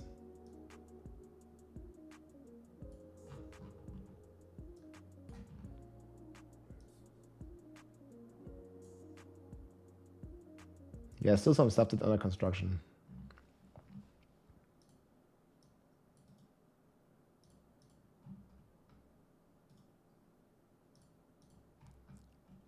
Good.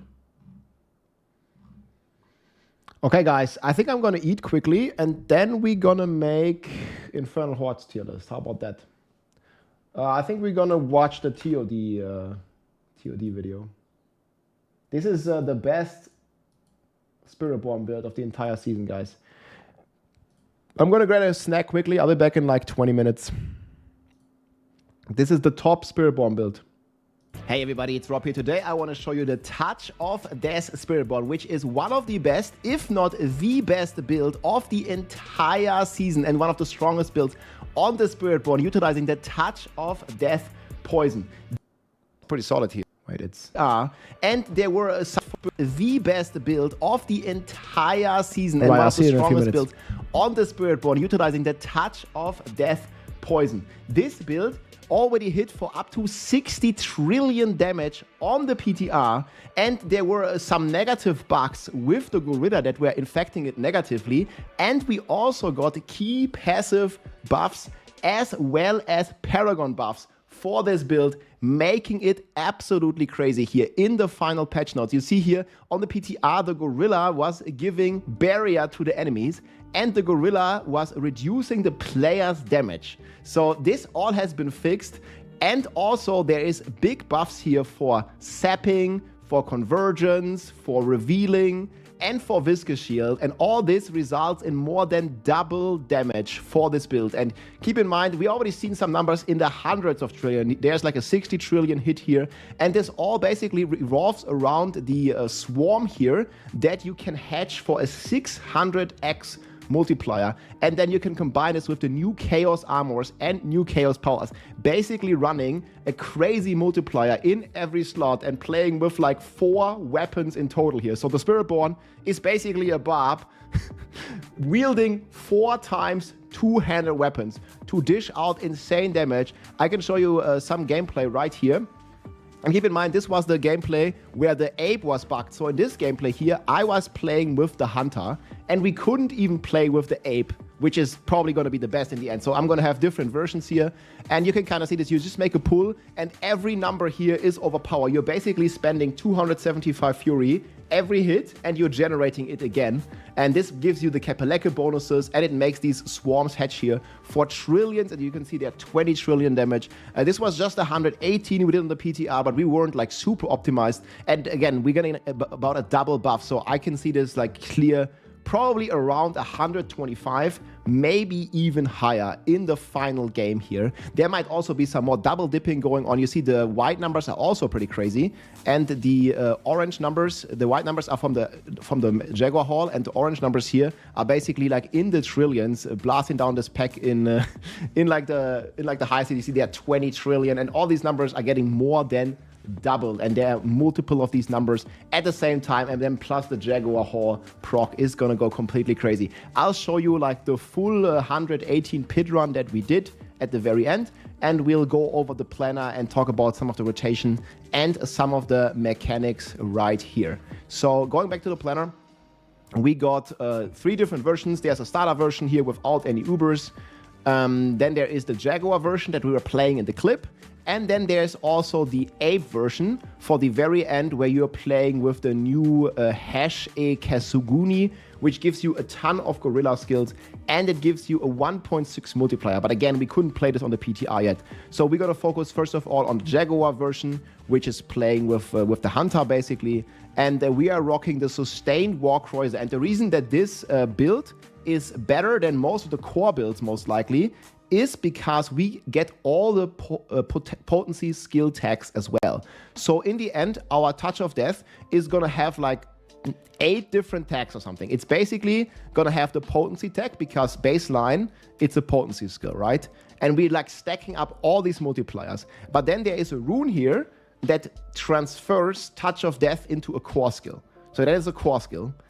And it's also being transferred into a basic skill using the Rod of Kapeleke that normally needs to go on your weapon, but you can now put it like on your boots or anywhere. So you already have potency, core, and basic tags, which basically allows you to unlock so many multipliers. And then baseline, you can see baseline, it's a centipede skill. That's another tag. But then we are using our Jaguar Hall to also make it into a Jaguar skill. And then we are also using the Harmony of Ebevaka to also make it into an eagle skill, or if we play gorilla, we're gonna transfer it into a gorilla skill. So in the end, man, it's gonna have like basically all the tags, and this is like the craziest stacking of multiplicative damage multipliers that we have seen, I think. And there is also still this Jaguar main hall that might still double dip with some of these multipliers. We don't fully know this yet. We'll have to see in the final game. They did fix some of the worst offenders, which was Mystic Circles, so we're not going to play any Mystic Circles. I think this was not even like a popular playstyle anyways, because like kind of stationary and not that cool. And this build can just like speed through, you can just run through and play normally, don't have to play around Mystic Circles. So we're getting the sustained Warcruiser here on the helm, giving you a 4x multiplier. Shroud of False Death is insane on the Spiritborn, giving you 1 to all the passives. And basically, since we have all the tags in the game on Touch of Death, Shroud of the False Death is going to give us like so much damage here.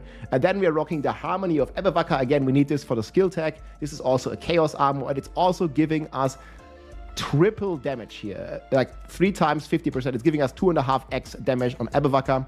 Then we are rocking Banished Lord's Talisman, and then here, very, very important, when we are playing the Rod of Kapeleke, we need to make sure that we have 275 resources, and this is needed for these orange hit numbers here that we'll see all the time. And this only works, you see 14 trillion, 15 trillion, this is like blasting down these packs. And every of these orange numbers, it means we're gonna overpower with every hit. And for that, it is super important in the end that we have 275 resources to get the perma OP.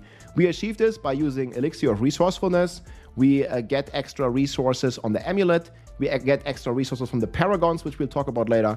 And we'll get a ton of resources here from the Rod of Kepaleke itself, giving us even more resources. And that all should give you 275. And then you spend all this 275 resources to get more DPS from Rod of Kepaleke. They buffed this, it's like 0.9% now. And you're also guaranteeing your overpower proc. So every time you spend 275 resources, then you generate it again with a Beast Corner. This is like a super crazy chaos perk. It gives you more damage the more life is missing, but it also restores 30% of the resource that you've spent. And we have spent all the resources, and then we're combining this with some resource generation on Shroud of False Death and some other sources to get all of our resources back every hit. So you can see here, when we play, our resources doesn't even move. Like it basically just goes empty, goes full, goes empty, goes full. Every hit we do, it goes down, up, down, up. You don't even see it most of the time here because it's just so fast. It like spends, goes up, like all the time.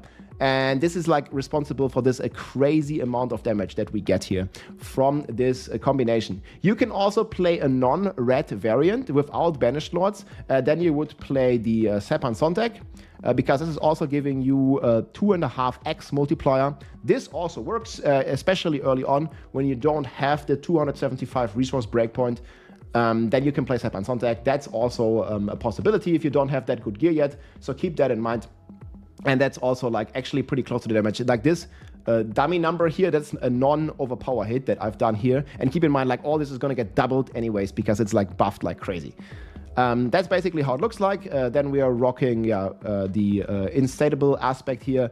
We extend the duration of the Touch of the Swarm, and this is going to give you another double damage and then another 700x when the Swarm hatches. We're rocking adaptability here, also scaling with our maximum resources. So we have a double scaling. We scale with Kepaleke and we scale with adaptability. So it's also worth it to go even beyond 275 resources. Then we're rocking Starless Sky. Whenever we have resource cost reduction, we are also getting a damage multiplier thanks to the Rod of Kepaleke and how it works. That's also the reason why we play Crazed Brew here, which gives us even more attack speed and even more resource cost reduction, giving us a 75x multiplier whenever we drink a health potion. So that's going to be pretty wild. Merit Guard to stay like low life and also get more barrier, combination with Beast. And then we have the Alacrity here, giving us another 30% attack speed. This build's all about attack speed. The faster you attack, the more Jaguar you proc, the more swarms will hatch, because you basically place them faster for them to hatch to create this tremendous explosion. And then we are rocking the Redirected Force here, because we're also critting. And this one gives us 1.7x and even double when we block. And we block all the time, thanks to our Armor Tide, which cooldown we reduce with the Prodigy's tempo aspect, because we get a ton of Touch of Death ranks, and this reduces the cooldown for all of our skills, and it's gonna make everything spammable, like you can see in this video here. Like basically every skill you see here, the skills, like we can pretty much spam them like pretty frequently, and this allows us to, you see the crazy resets, and that allows us to keep all these buffs up permanently. So that's gonna be pretty wild. We're rocking Ahu Q for Barrier. We use Barrier because Viscous Shield got a buff, and Viscous Shield gives us 2% multiplicative damage for every 1%, for every 3% life we have in Barrier. This is going to end up giving us a 66% multiplier once we have a full Barrier, so the Q rune is super important. And then we are rocking Pock Quacks. Quacks is, at least as of the PTR, still double dipping with Jaguar, giving us 4 times the damage. And since we are generating basically infinite resources thanks to the Beast Cornered, we'll be able to keep this up all the time and get, well, not all the time, but we are gonna like have no resource problems. And as soon as we generate enough offering, because we're going to spend all the resources in every hit, and we're going to proc quacks like very, very frequently. If you're struggling against the boss, you can also switch Pog and Ahu, so you get more barrier at the boss. However, I really like Quacksoon because it's double dipping as far as we know, and it's still super crazy. Then we're rocking resourcefulness, we're rocking more dex, more armor, more resistances, and then this is the Jaguar Hall here. And the Eagle Hall, they did change the Eagle Hall to be a 1.2x multiplier, being completely crazy as well here. So that's going to be very, very strong.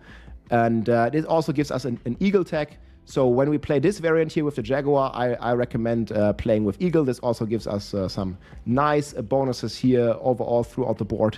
And this is how the skill tree looks, so just 2 points to unlock. We don't need any of the core skills. We just take multipliers for basic skills. We take multipliers for core skills because our Touch of Death has all these techs like explained earlier.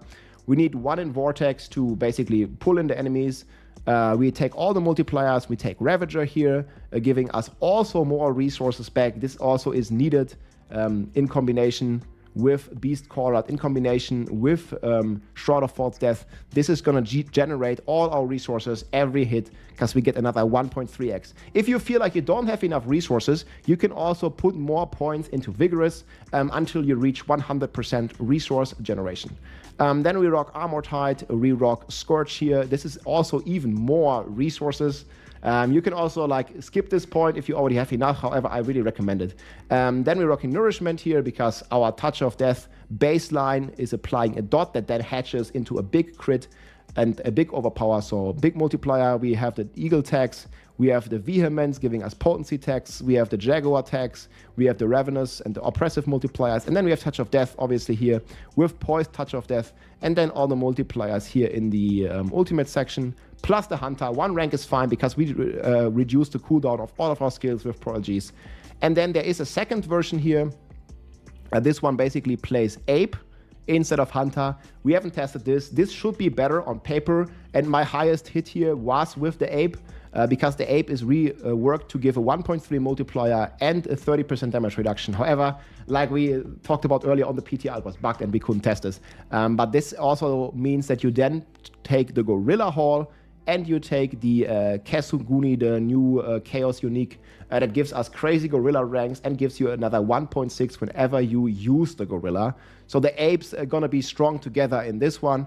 We already like looked at all the memes, and I think I'm gonna make a dedicated like ape build with Payback, which is also, you know, this tier list is work in progress, but it's also another top contender. And that could be very strong next to the Touch of Death. The Touch of Death was just the best build on the PTR. And they did actually buff it quite a bit. Like here, it's about like double damage for Touch of Death. But other builds like Payback got like almost 4 times the damage. So we'll see how things are going to shake up. I'm also going to probably make a Payback build, but this is Touch of Death, and this is extremely powerful. And last but not least, we're going to talk about Paragon here. We need attack speed, and we play Subo, obviously, map hack with another 1.25x multiplier. And then on the Paragon board, we have Spirit in the starter board. We have Sapping, which is now buffed to 60x%.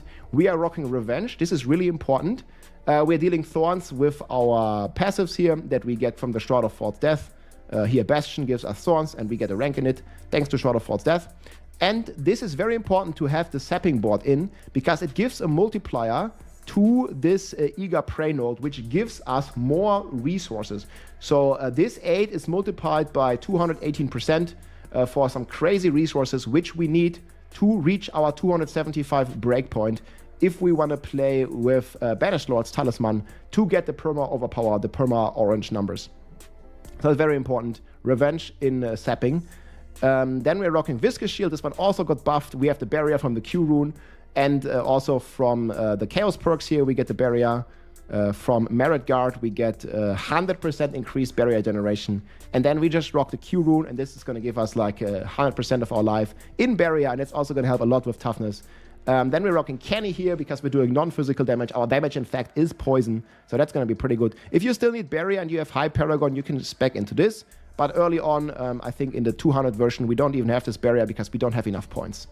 So this is very important to like basically get all the freshly buffed Paragon legendary nodes. Then we are rocking Bane. Again, Touch of Death is base poison. So this poison damage has a chance to be doubled. That's why we also sometimes see this crazy hits for like 60, 100 trillion, like when we actually get lucky and we get the doubling and doubling of the poison effects. We rock Convergence. This was also freshly buffed to be a 1.6 multiplier. And last but not least, we're rocking Colossal here.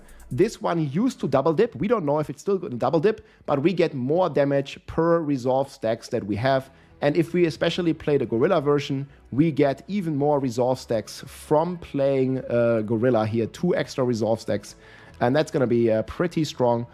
And last but not least, then we have the Revealing Board. This one also got buffed. So you see a lot of buffs in this. By the end, guys, we will see which Spiritborn build comes out ahead. But one thing is for sure, basically all the Spiritborn builds got buffed like crazy, and they were already strong, clearing in the 120 on the PTR and hitting for tens and sometimes even hundreds of trillions. I'm going to show you here my full pit 118 clear. Keep in mind there were some bugs here that weren't like working properly with the ape, and it's going to be much stronger than what you see here. But I'm also going to hover like over my exact gear that I had here at the end, and also basically going to show you here like the boss fight and how we take down like the bosses here. It also has like some pretty insane single target damage here, even on a pit 118. I hope you enjoy, guys, and yeah, let's rock. Spiritborn is going to be OP. Next is going to be coming an ape build. Let's go. Take care. We are the Todd. You're right. This is the Todd Spiritborn. Touch of Death. We shall be blasting some of these guys. 120, man.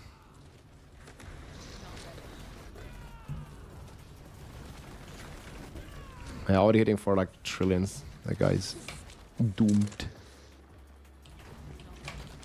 Hope we don't get many more DR guys.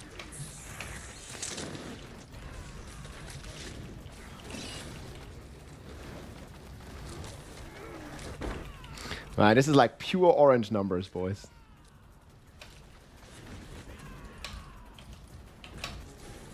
Okay, hatch that swarm over there.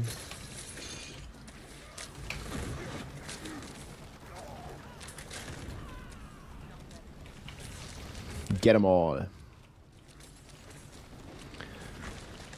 Man, these sneaky snakes, they don't like to stay in.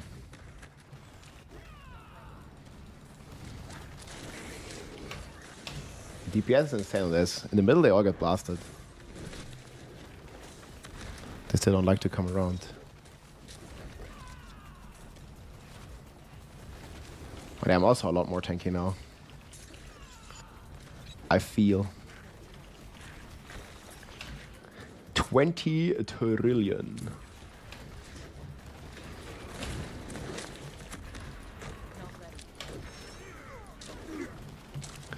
Yeah, I'm missing one size temper on the amulet. I think that it could be like a lot easier to pull them in and keep them together. 20 trillion. Sayonara. Yeah, it's going pretty smooth. I think I just go from pack to pack. I don't even need to make big pulls without the size. Like DPS should be like insane enough to just kill them where they are, pretty much.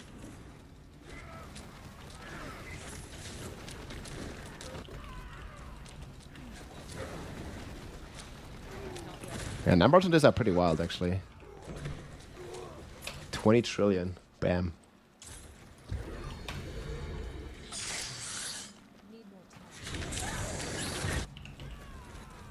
They just melt.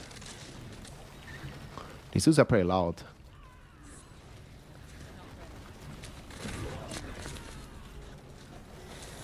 30 trillion. Okay, they just get completely melted, man.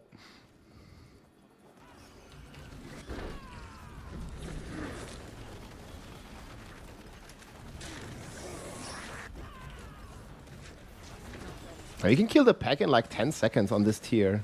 And this is already like a pretty insane tier.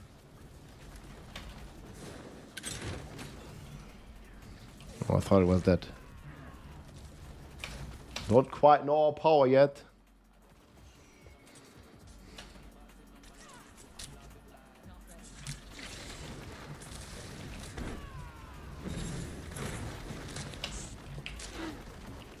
Don't you dare run away.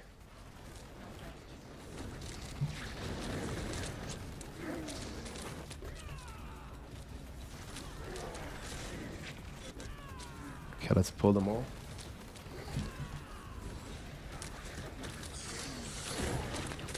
I also gotta pick up the healing potions because they give me more damage.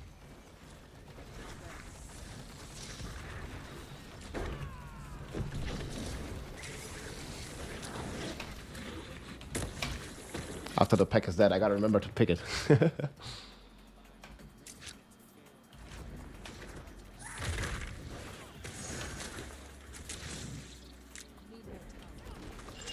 Okay, I mean, if we're gonna kill them, then we might as well get them here, right?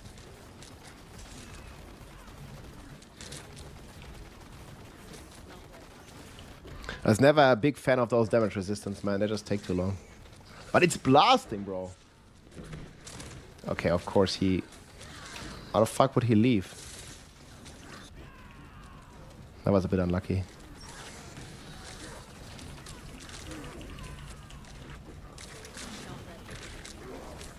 Now we're looking to blast some damage.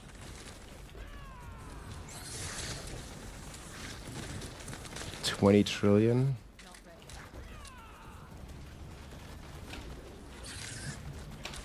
I can walk a bit. I mean, the poison should make them very angry and follow me.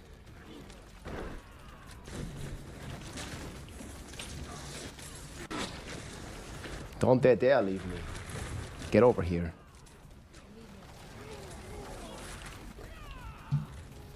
Oh man, they melted. Dude, that pack died in 10 seconds. Probably even less. The fresh pack. He just came in and got melted. Okay, maybe I can outrun it. No, I can't. Now he's gonna be sneaky about it. I got him.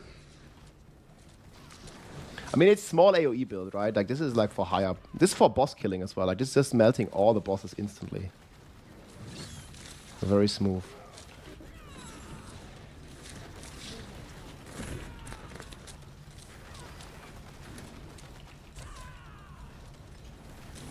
Hit them for big number, 25 trillion. That's pretty comfortable, I would say. Looks like we're running somewhat into a dead end here. Oh, this is a bad pull. I didn't see there was another DR dude down here.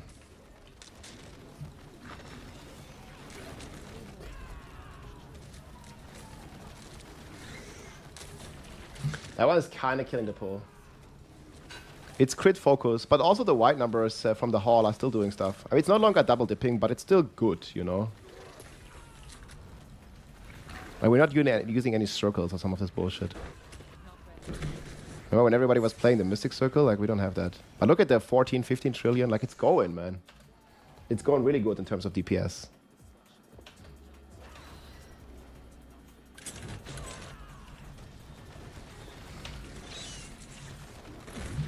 Yeah, I might almost spawn here, actually.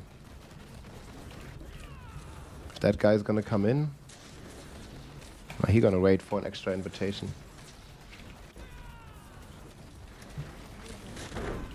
Trying to keep it together, boys. Boom! Oh, did you see the damage? The 20 trillion hitting in.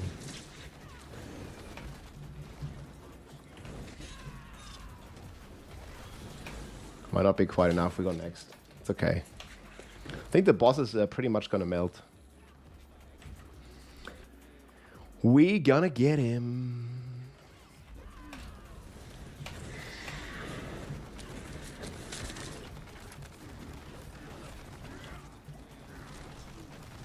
The swarm needs to hatch and bam!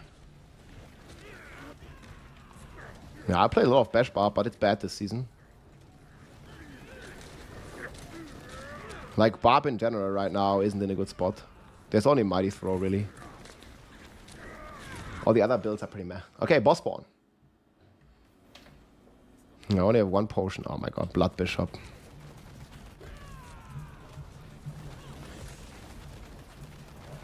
Yeah, I think we're gonna melt him, but this boss is very annoying.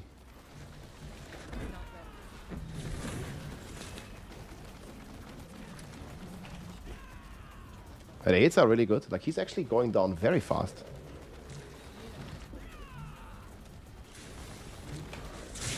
I don't know if I have to dodge anything here. I definitely don't have any health potions. So we go hard or we go home, boys. This is it. 13 trillion in his face. 20 trillion, 30 trillion. Many, many hits. I feel so much tankier since I switched to Armor Tide. Like, it's really good. This build's gonna be even stronger because right now the Gorilla is bugged. Like, you can play this with Gorilla. I think it's gonna be even crazier. Alright. Hey, Rock Neville, we made it back. Big damage now. Big rotation. Big kill. Infernal Hordes tier list now. Hope all is well, man. I'm doing good. So this was the Touch of Death Spiritborn. Video and planner are right here. We're gonna murder this boss. The single target on this is actually insane. Site not updated. It should be updated. So we have 5 minutes left in this. Pretty crazy. Easy peasy. For Season 10, better TOD, Spiritborn or Payback?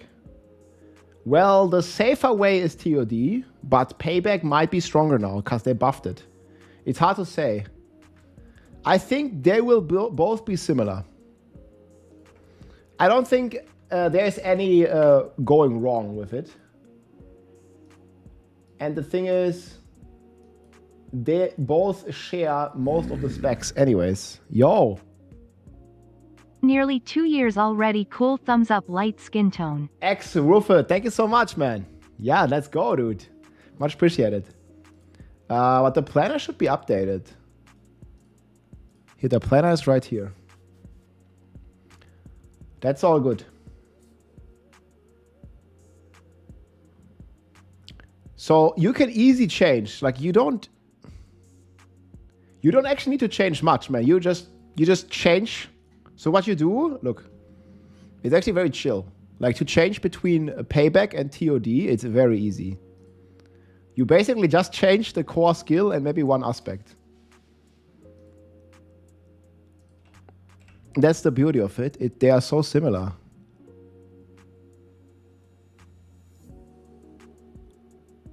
Yeah, so you just need to change the main aspect and the skill. That's pretty much it. Okay, and the Jaguar Hall.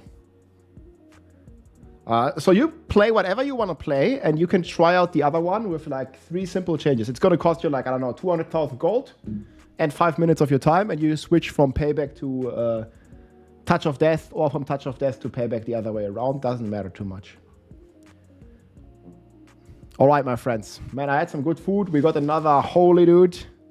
The pineapple. Oh, man. I love this new drop that they have, man. It's like a returning one, but this one, pineapple green tea, super good from Horde. You can get 10% off, sugar-free, super delicious. They have iced teas, they have energy drinks. I'm rocking with this pineapple, man. Like SpongeBob SquarePants back in the days. Where do you have the Necro ranked? Necro is S tier. This is the Necro ranks. So these are the top 3 Necro builds right here, middle of S tier. Cheers. The Chaos items are going to be pretty hard to get, I think. But on most of the planners, I have a non-Chaos version.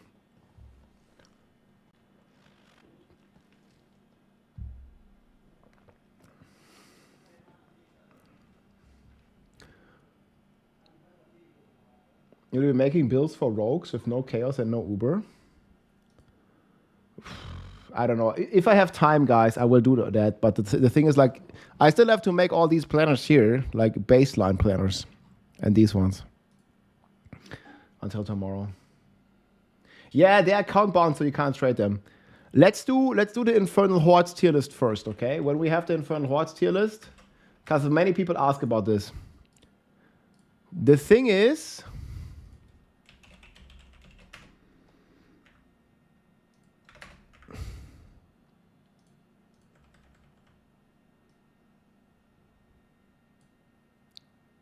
well, they're gonna move this. Okay, I'm gonna change playlist.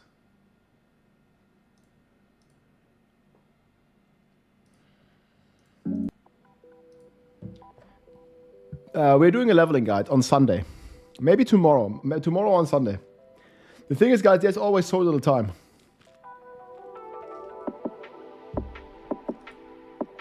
I said I have to make so many guides.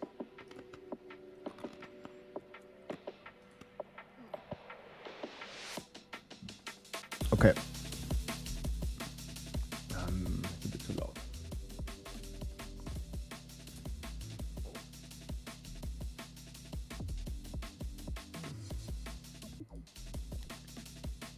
Okay, I can't use this right now.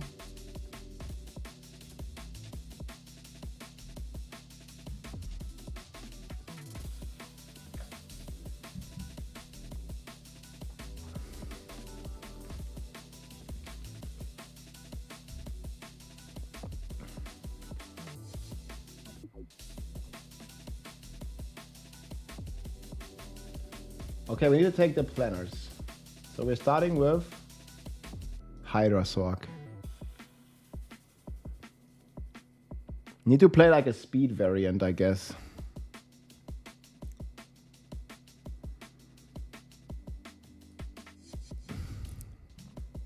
Probably gonna start with this.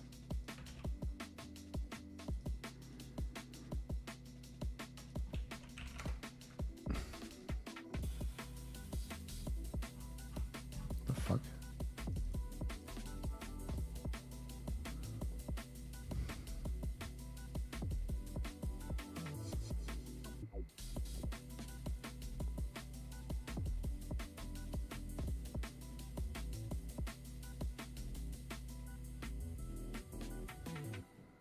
This always look different. Ball, lightning. Would you agree with this rating? Like we do Sork on the top?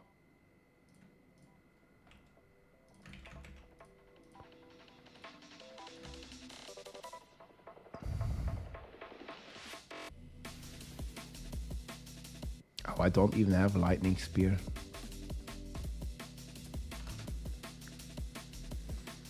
Do we do lightning spear planner?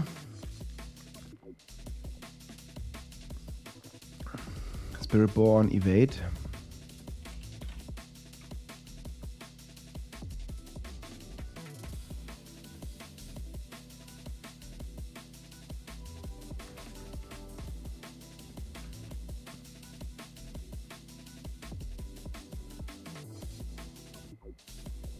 Death Trap Rogue.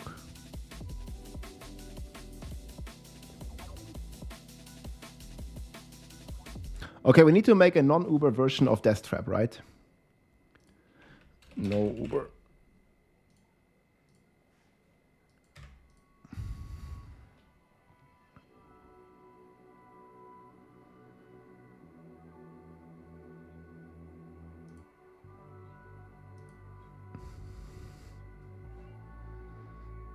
The thing is, do we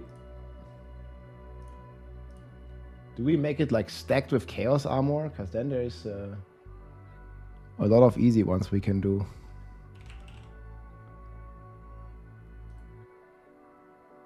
Oh wait, we have Vehement, Trickster.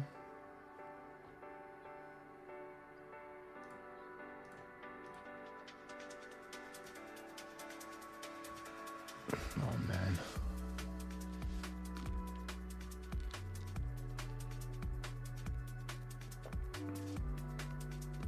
Maybe Fist of Fate? He might not have enough attack speed.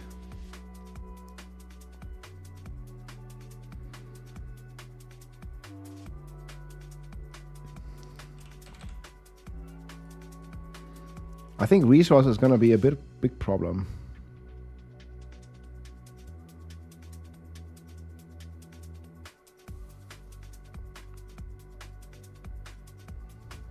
Probably rest.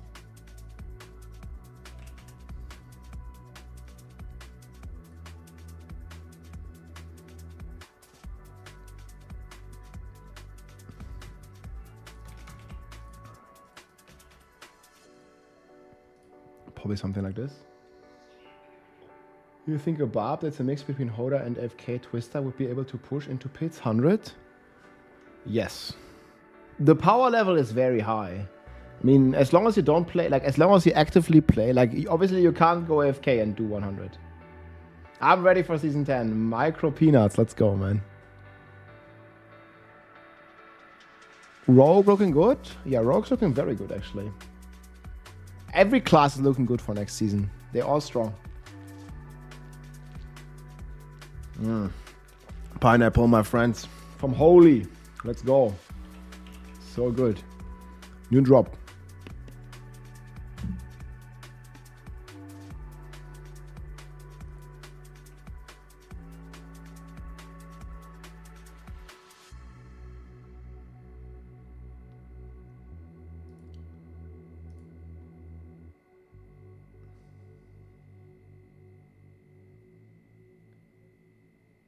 Okay.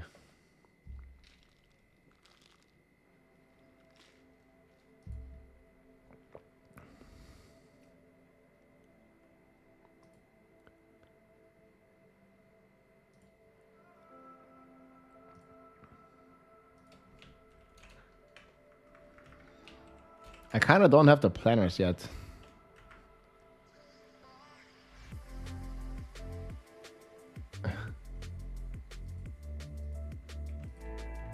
Yo, I think we gotta do some more planners first. I think the best one on Spiritborn is gonna be Quill.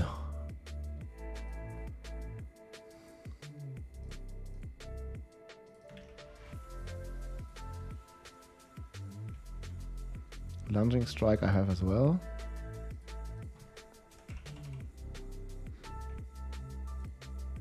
I don't think dual basic is that good.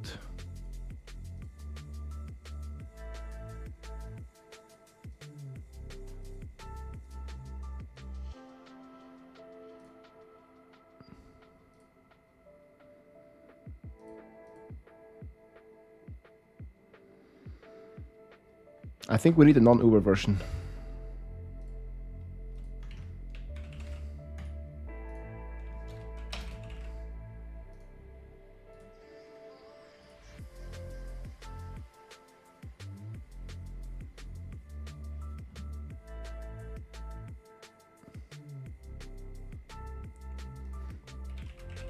What class are you starting with? Druid or I think Spiritborn. I was even thinking about Barb, but yeah, Barb doesn't look as great right now. It's a bit unfortunate.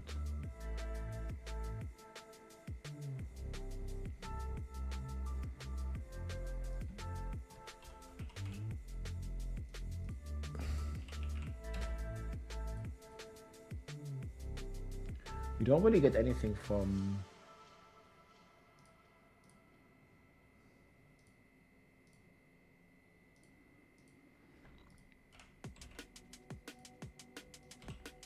I don't know, do we play cooldown here?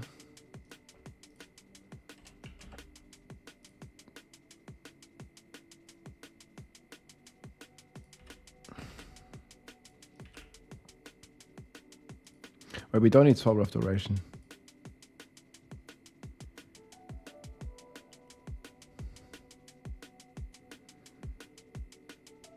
I don't know what we need.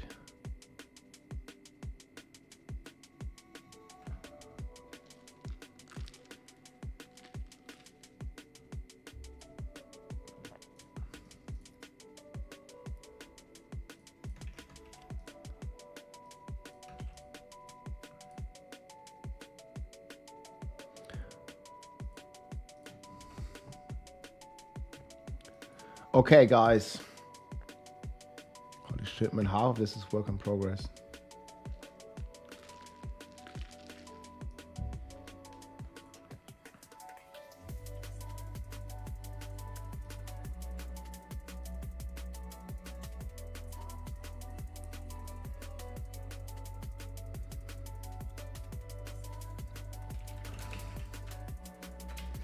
No crazy damage.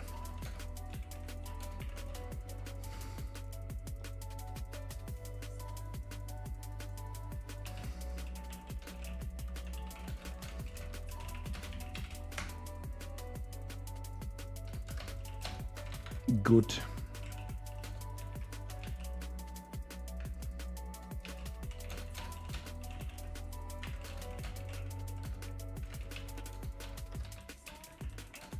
Allegedly, it has good AoE and auto aim.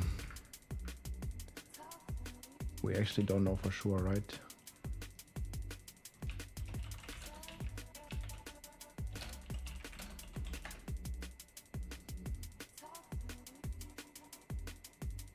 True.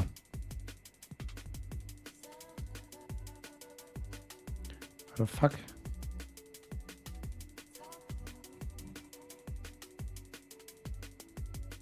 It's gonna stay there.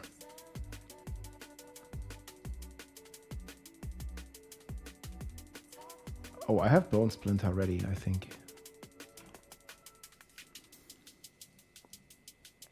We need to make a non-Uber version.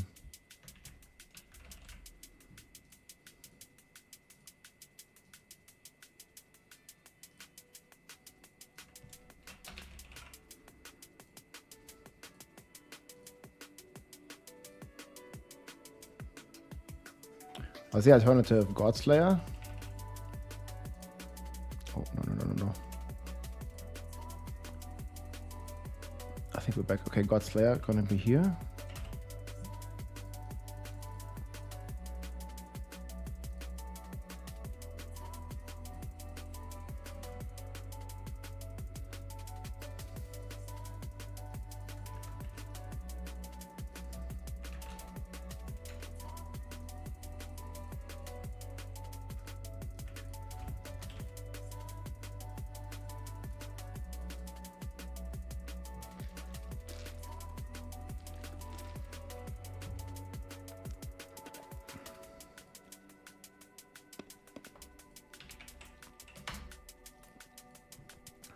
Okay, no crazy damage.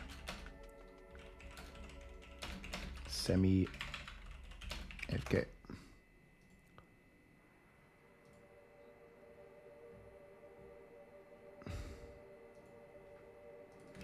We should call it out or Twister Barb.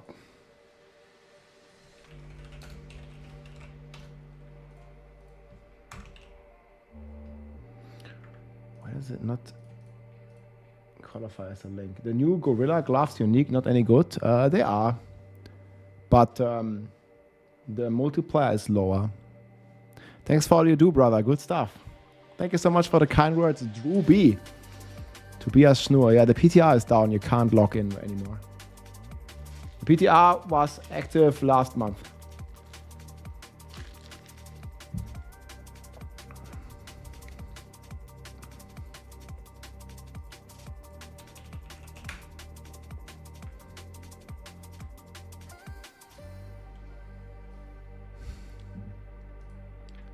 I've planner for the Raven Druid. It's just not done. Is flash render good in Hordes?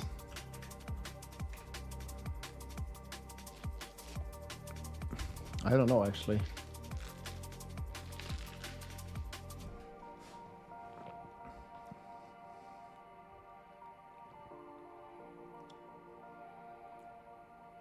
I gotta make a lightning spear sword.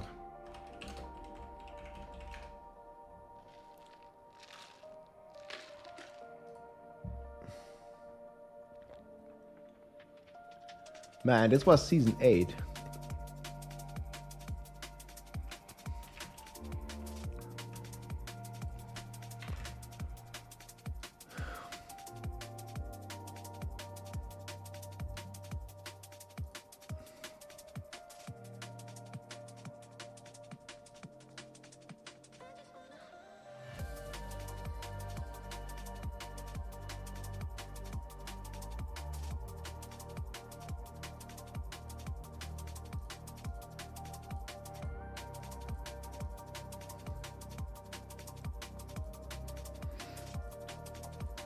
Okay, Ale and Vorglass.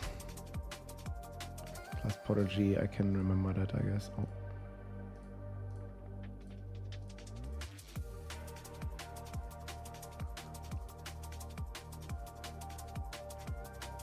Okay, I guess we go Mana Shield. Conjuration. I need the basic skill and the core skill stuff won't work, right?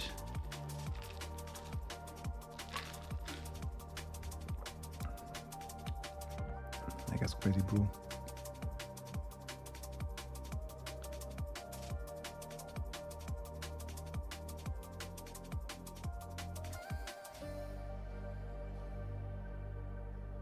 Man, they did change it so much.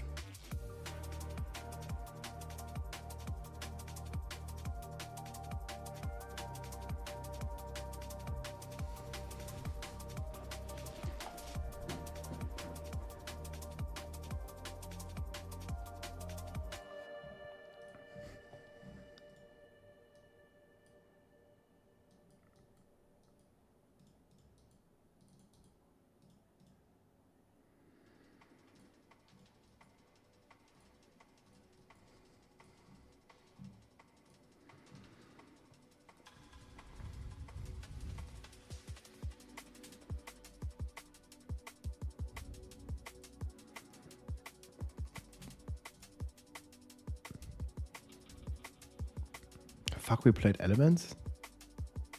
Oh yeah, it was bugged.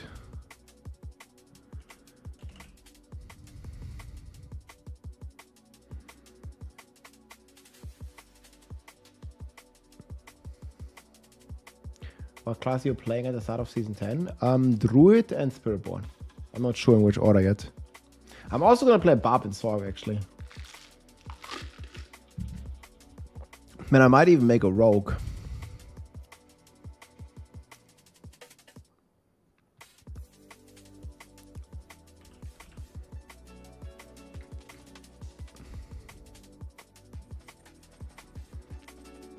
Okay, guys, so what are we gonna play here? Maybe Lucion. Oh, Fists of Fate. That's gonna be very good.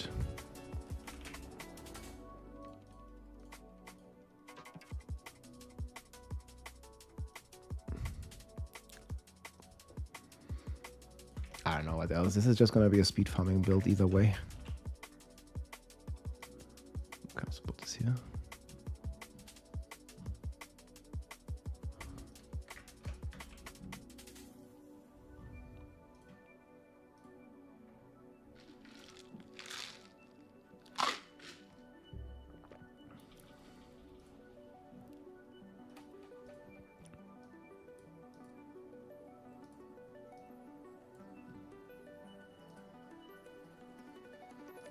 I have credit to this guy.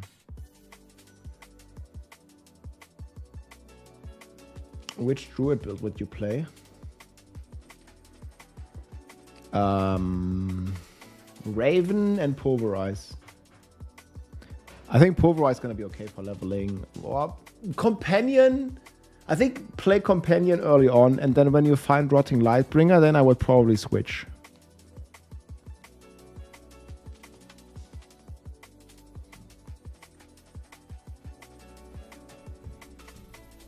I need to make this one from scratch, right?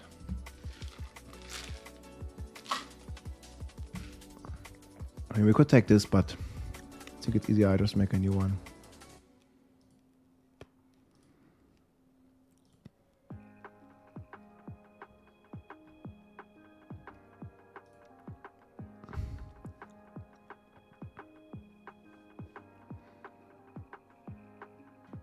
Hit and run for sure, right?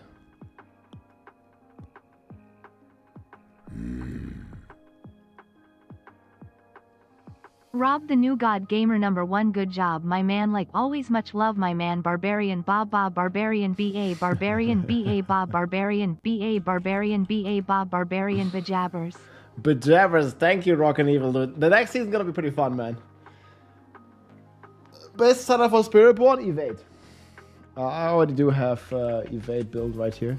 Hey, thank you so much for the kind words, man.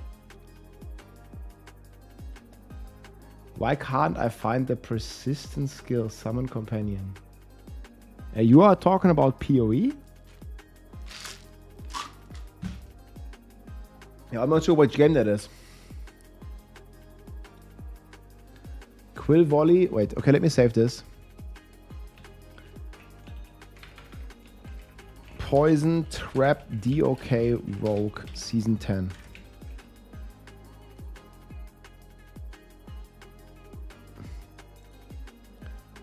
Let me check.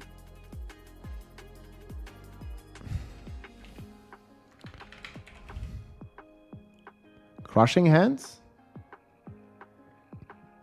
In your Crushing Hands paneling, it talks about Quill Volley. Oh, in the non-Uber version. Good catch, man. Yeah, that was a mistake. Thank you. I fixed it now. If you have 5-hit. Thank you so much, H. Catwell. Hi, Rob. Yo, Danny Dura. What's up, man? How's it going? How much time for the season start? Oh, yeah, I can... up here, 3 days left, guys. 3 days. It's gonna be fun.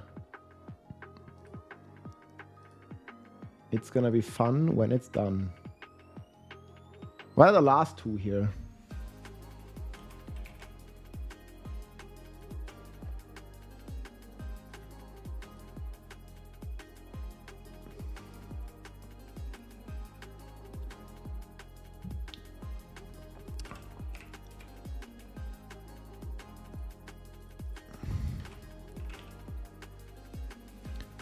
Is it a curse? Okay, we're definitely gonna be playing diamonds, right?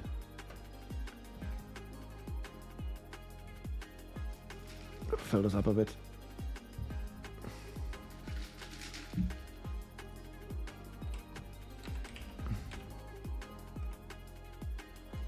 Grenade.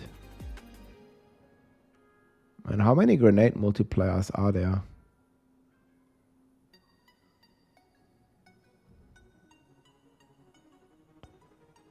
I don't know which one is best.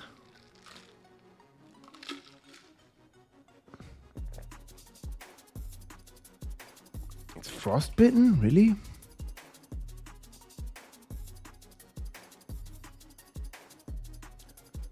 I don't mind it too much. Oh no, bursting venoms. That's the one that even enables it, right? Okay, I guess we have dual. We're like cheating because we're rogue.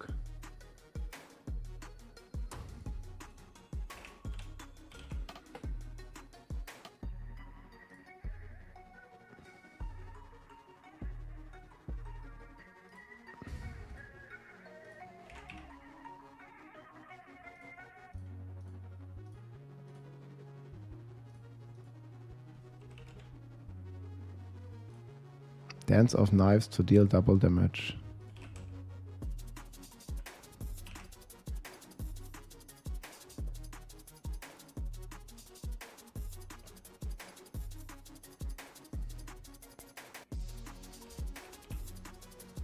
Oh no, it's Trapper. In the end.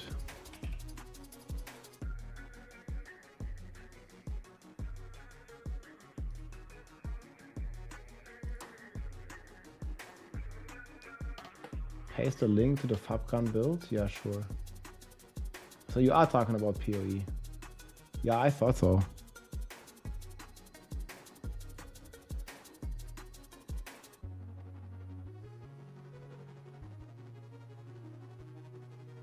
Okay, so they all have the same stats.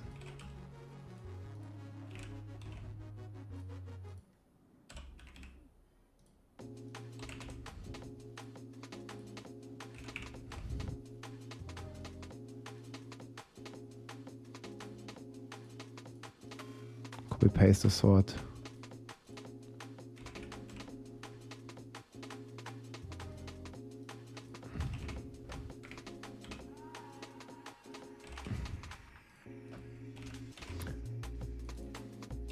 Yeah, this build's actually pretty strong.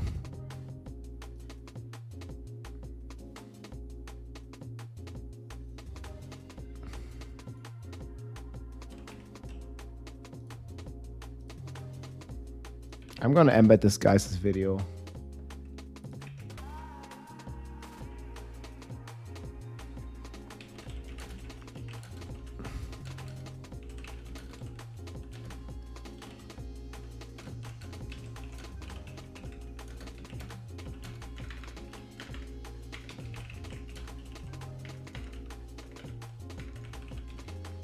What's it called? Enervated strikes.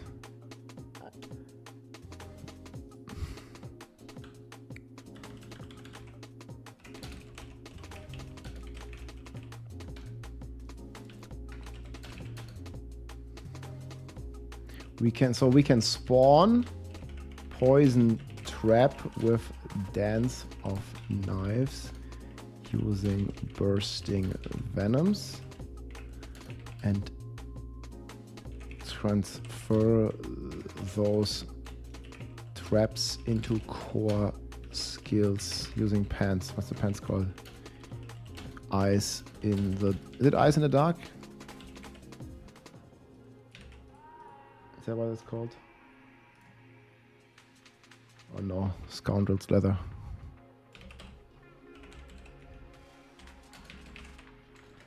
Leather.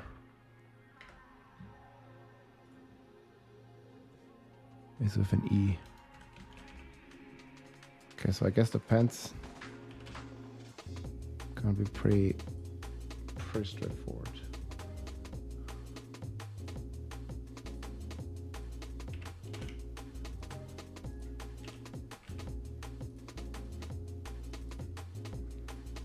Okay, did you post it? So what are you looking for?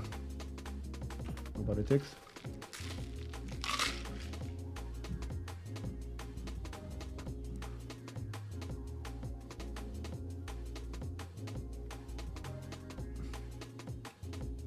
You looking for this?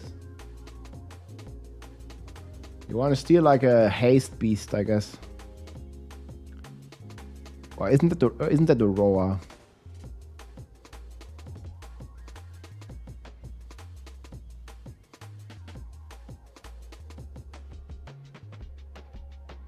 I think this just has the wrong skill, no? Shouldn't this be Roa? No. I mean, either this is the Haste Beast one or the Roa. I think it's the Haste Beast. Because you don't need to use it later.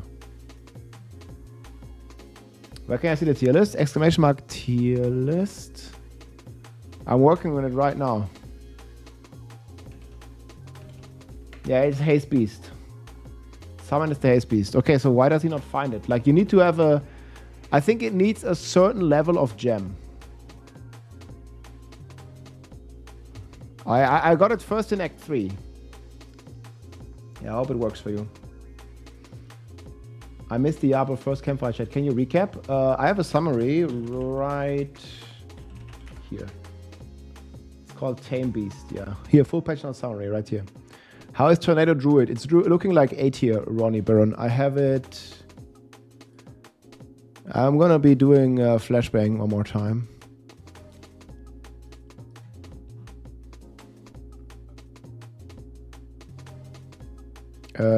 Here.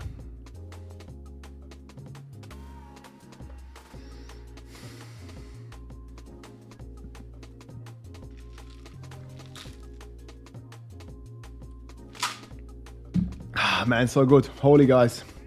With quite some iced tea. Rocking the pineapple here. You can get 10% off, guys, with my code. Sugar-free, super delicious. And you're supporting the stream with the new Holy Drop. You gotta try this Rock and Evil if you haven't tried. There's a pineapple version. Pineapple is really good. Pineapple green tea. Man. Okay. I'm going back. We're going back dark. Back dark.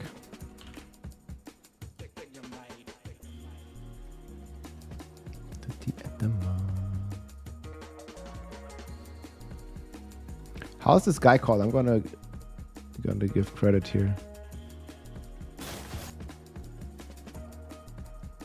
Credits to Wiz Moon.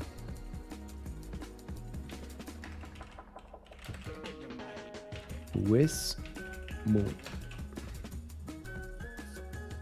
This guy applies for this build.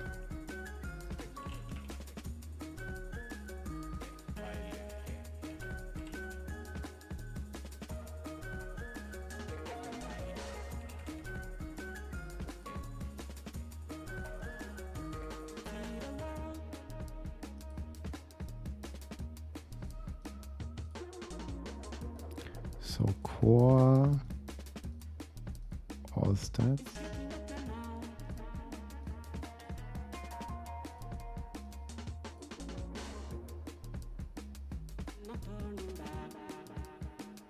Dex Malice Exploit.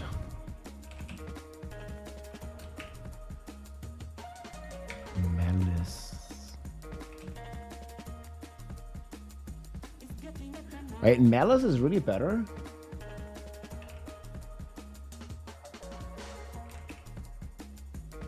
Trap Rearm.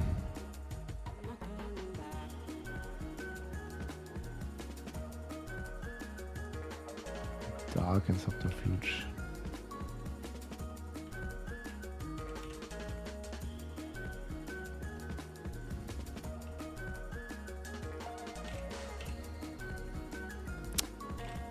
Of course, man.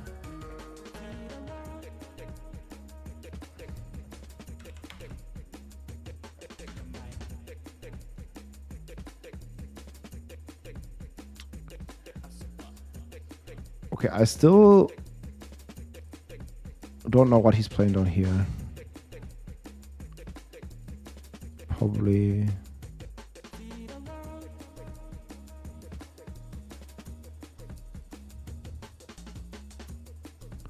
This is a dot version, right?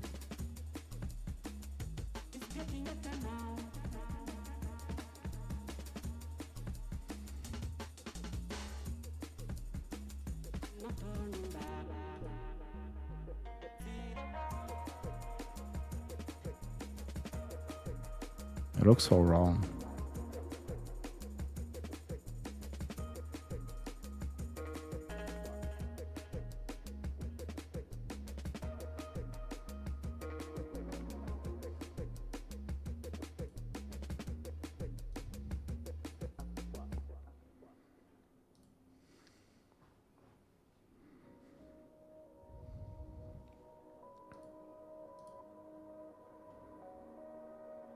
So I think Death Trap, is this on Q?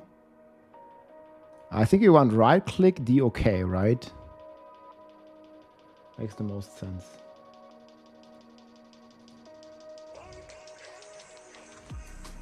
Eventually.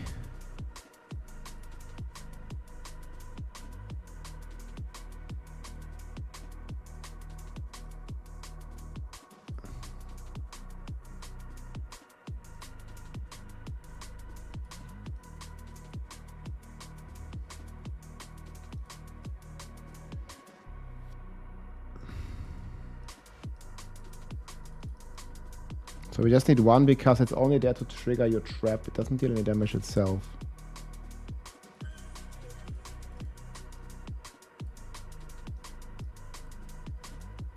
It's gonna be pretty strong.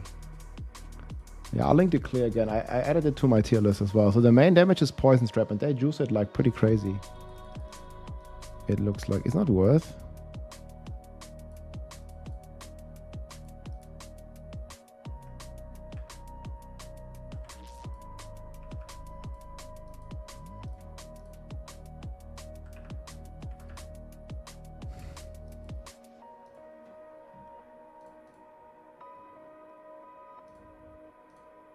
Yeah, it's from this guy.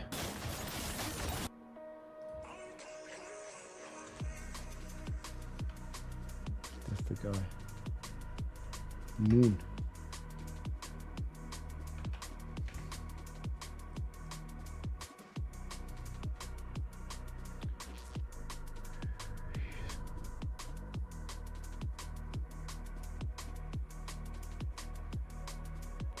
You think Power Siphon will work?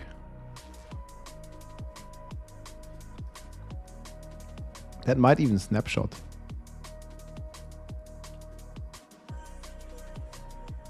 In the end. I think this might be the second strongest rogue build overall.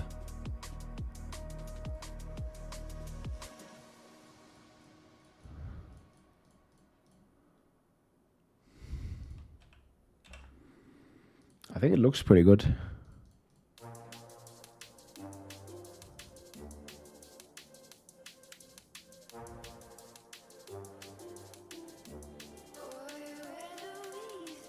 So was this already like the updated ones? Exploit weakness. Okay, I need to check if they buffed all these. We gotta close all this shit. How many planners do you want? Yes. How many tabs? It's in the patch notes.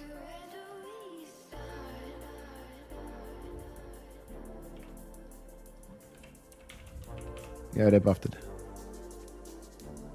So this is the old version. This is the buffed version. I see.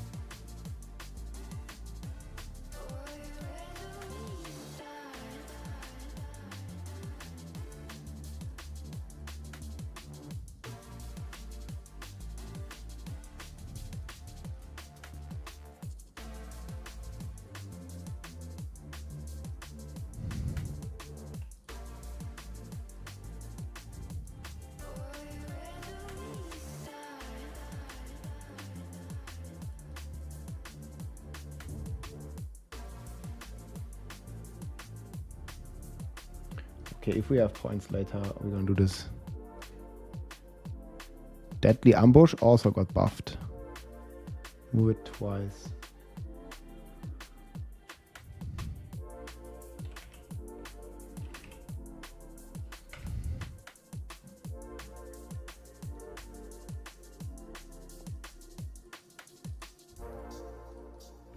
I don't know if we're gonna like fully juice it.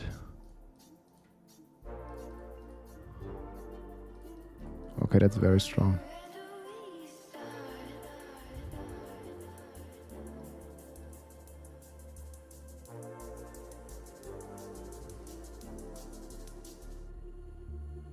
Danze.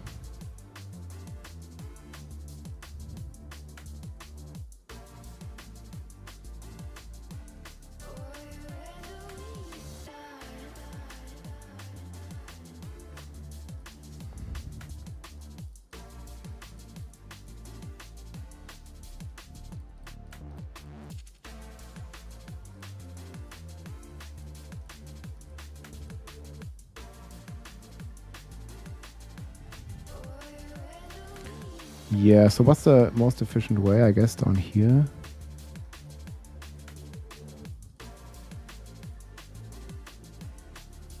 I just want to activate it. We can do lower Paragon version.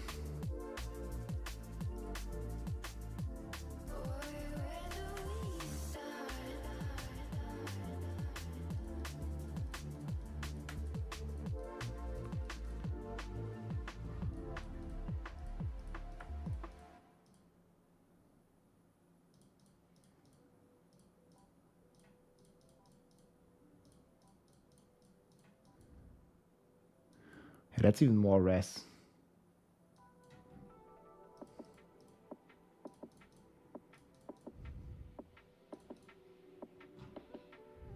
It's Paragon 200.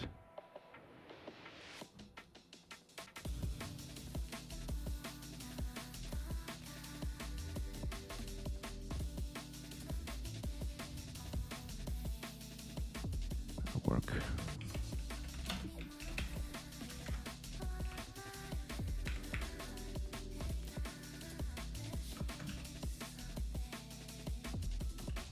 Thanks for all the hard work, Rob. Yeah, so I was like a bit distracted, man. I was in Paragon land. Okay, I hope this planner is good. I'll see. I might play this. This actually sounds like fun. Poison D okay. It's A-okay.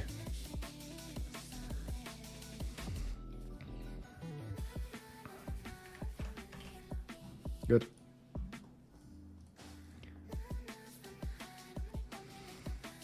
Cool, make a non-Uber version even. It took like 10 minutes, man. Okay.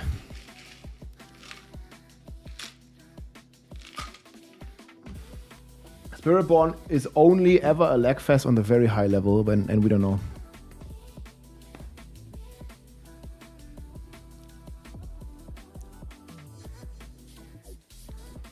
I definitely want to do Tornado.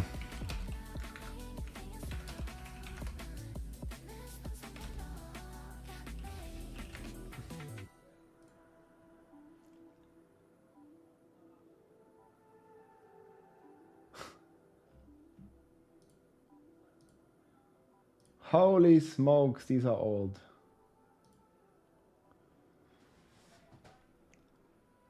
Highest pit clear, Spiritborn.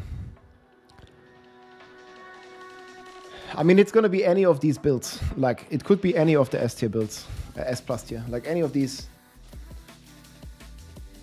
I mean, I could even probably include Stinger, but I think it's gonna be one of these 5. I don't know which one, man.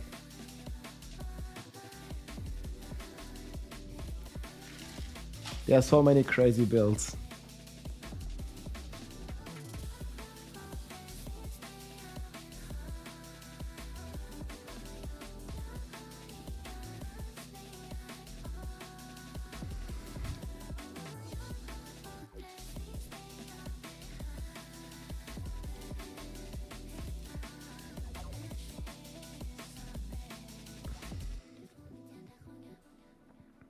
Rogue is in S tier, yeah. Right here, Death Trap. And there might even be a chance that this one moves up. Big buffs.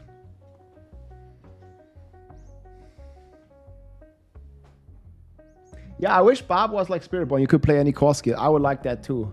But the problem is like Rend, Double Swing, Upheaval. Those have been shit. Forever. It's a bit sad. Best big AoE lazy build. The most laziest build. Actually, there's no really lazy build in S tier. Maybe Druid is the laziest. But Minions isn't really big AoE. Sharon, I think it's the Pulverized Druid, this one. I don't know. This is the best build in the game anyways. And it's pretty chill. Like, you have to press like 1 button build. 2 buttons maybe. The build's like very easy to play. And it's extremely powerful. There's a big AoE lazy build. Yeah, Sharon, for Infernal Hordes and General Farm. Well, I think like if you want to be like lazy, I think the Druid's like the right class. Don't really have to press many buttons on Druid. It's pretty chill. But I want to do like, for Infernal Hordes, you can also play the Auto Twister, but that's not really that strong. But it's lazy as hell. People like a lazy build, right?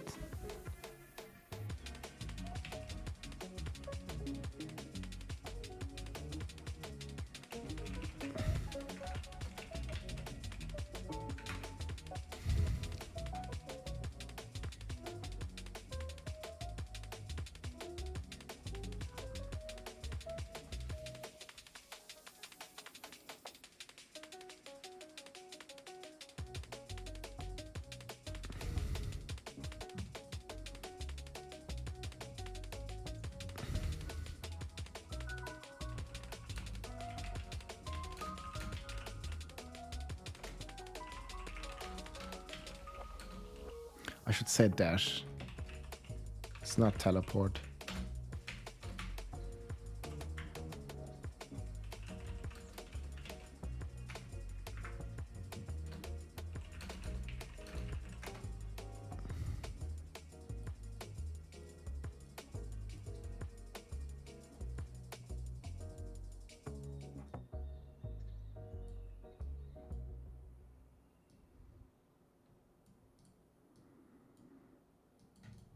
Guys, do we put more builds in the Infernal Hordes tier list?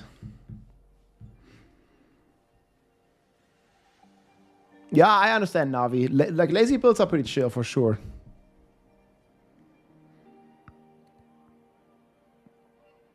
Fireball Sorg, I talked about it in the tier list. They nerfed it.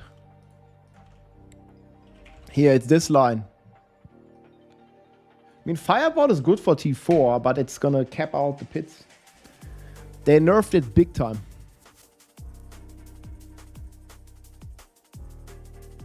This was the only, like, really good. You also had to play around with the bouncers. People didn't like that. It's still a solid build though, B tier.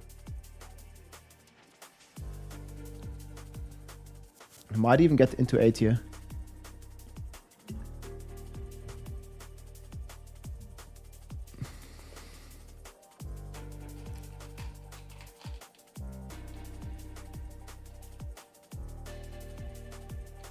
Fab gun.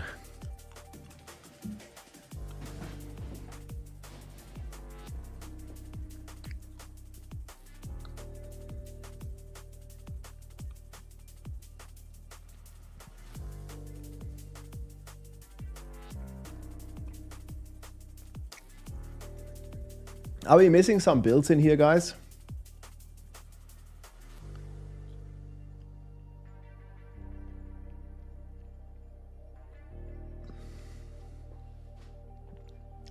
Maybe this one won't one-shot the boss. Probably move this down.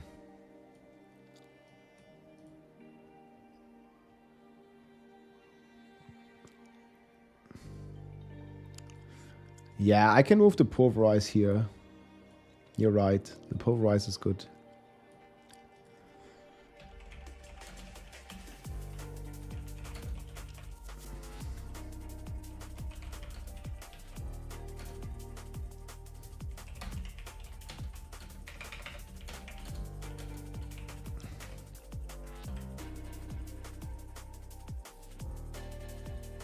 Actually, I think we're putting this above.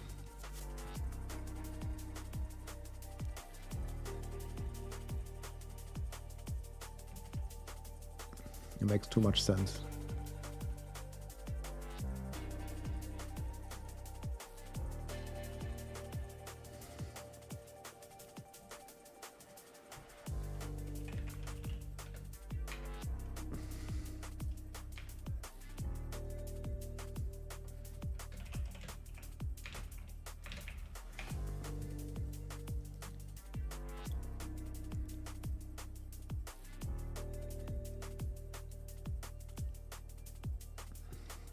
Sork is S tier.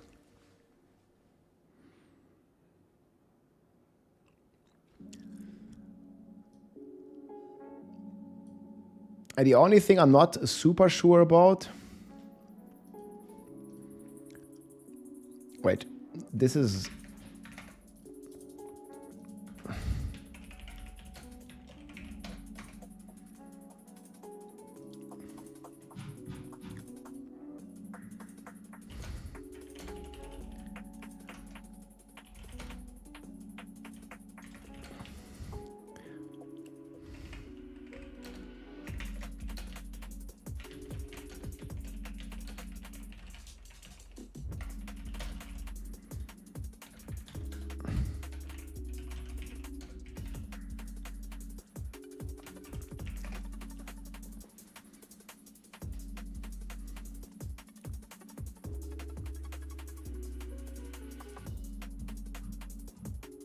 Poison trap D, okay.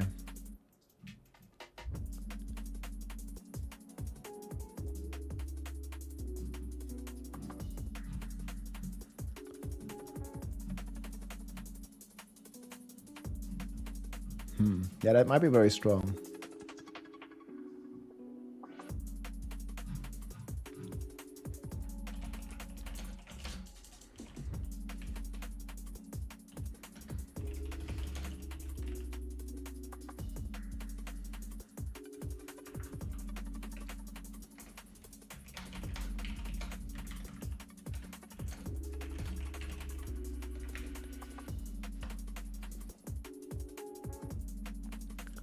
Dual basic in A tier. I gotta be honest, man, that build's pretty shit for hordes.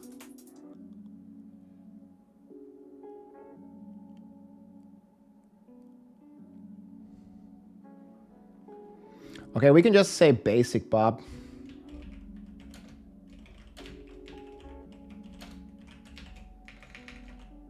I think lunging is the best. Like, Bob just ain't good for hordes.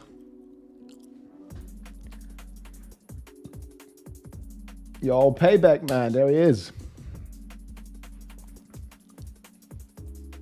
Actually, I think potency is pretty shit. I'm gonna delete that.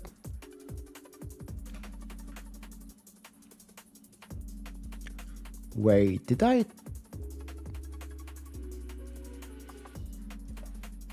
Oh, and you know what we need to do?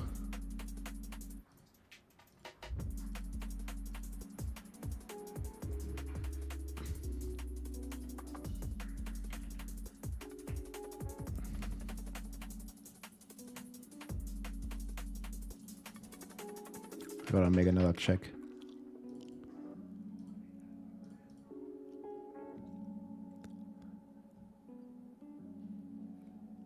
Is there payback size?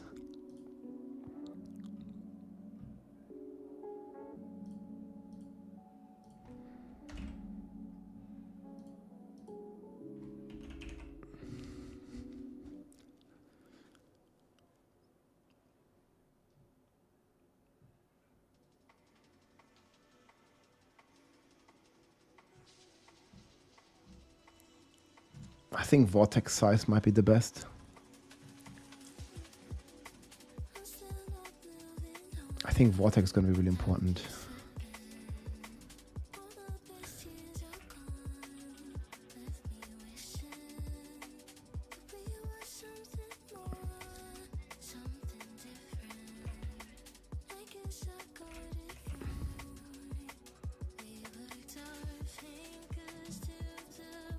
I gotta do the same on Quill.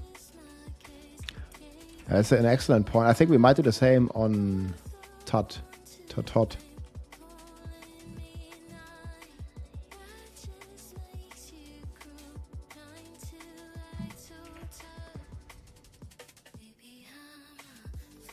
I really like the vortex size on one piece. And you can also go DPS.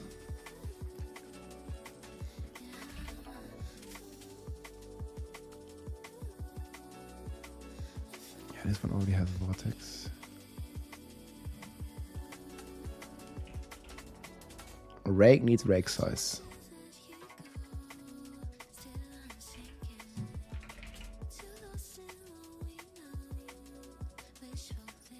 I'm glad I thought about that. It's gonna be very important for hordes. Good. Who makes your music? I have a license here from Epidemic Sound.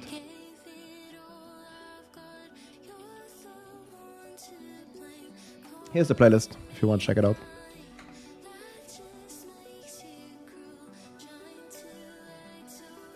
Okay.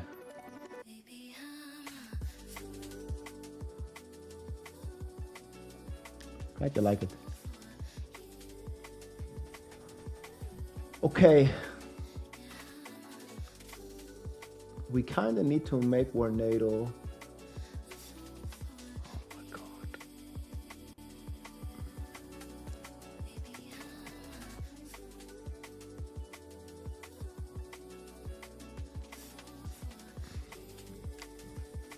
I mean, we can also make speed farming.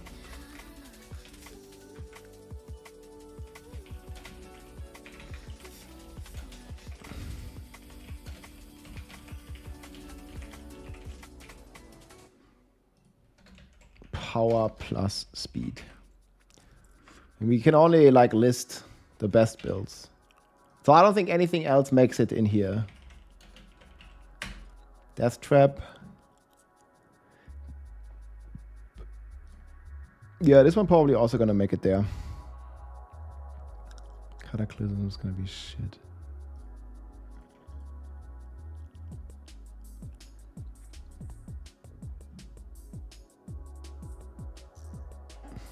I mean, it's almost the same, right?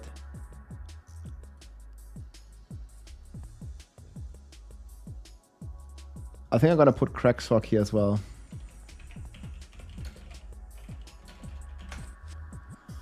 Death Trap, DOK.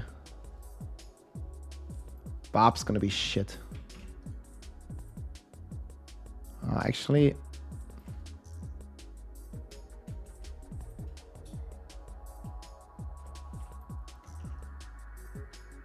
I might put it here.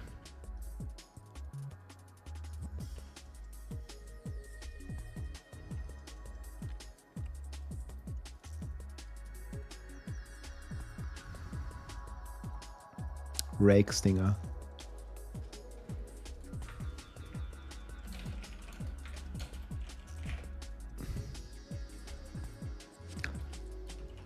I mean, the list will always be equal.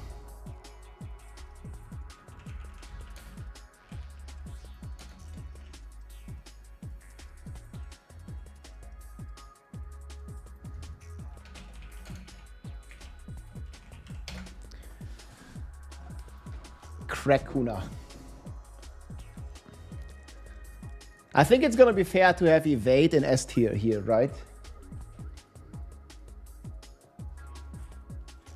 I don't know if the Barb even gonna make it here.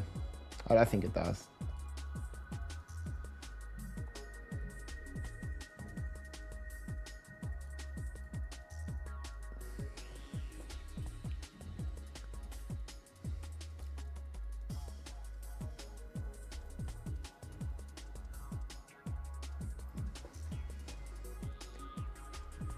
What do we list? Should we? I'm gonna list the Druid above.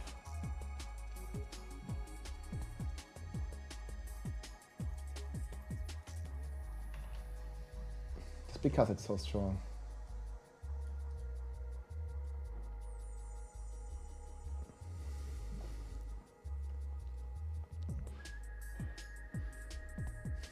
Huh.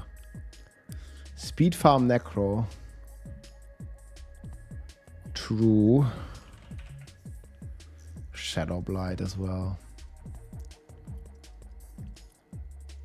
Okay, it's gonna be the same tier list. I mean, it's gonna be mainly the same tier list. We just gonna delete Auto Twister.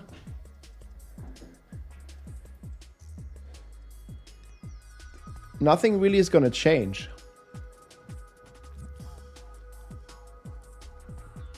So there's 3 Sorc builds, there's the Spiritborn build, there's the Rogue builds, there's the Druid.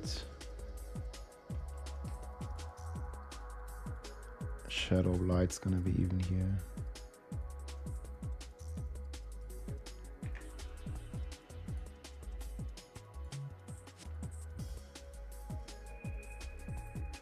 Is there anything else that's S tier?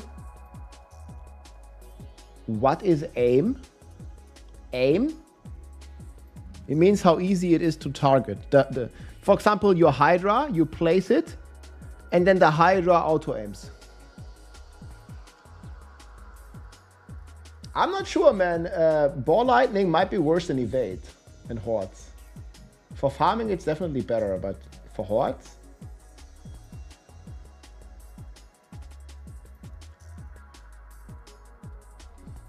Because in Hordes, the speed of the teleport doesn't matter. Doesn't do anything.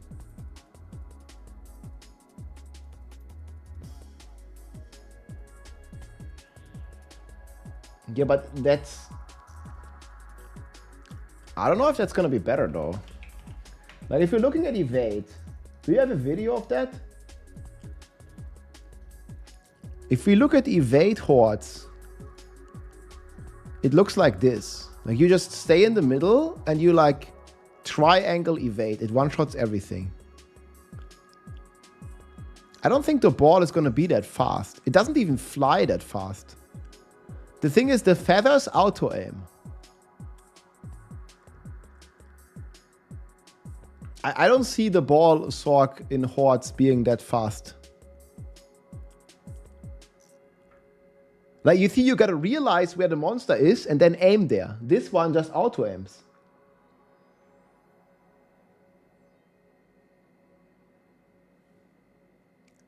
I don't know.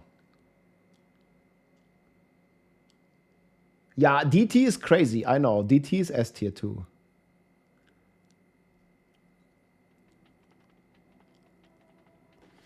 I'm gonna move ball down. I mean, I'm not going to move it down the tier. I'm going to move it... So, Death Trap versus Ball.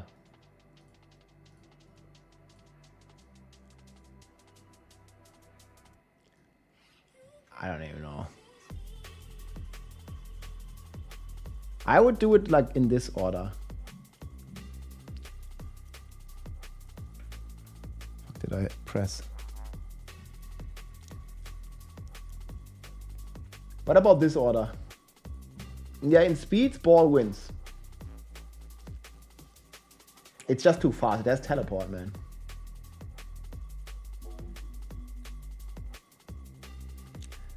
There's only one problem with Death Trap, and that's resource generation. I'm not sure how we're going to solve it.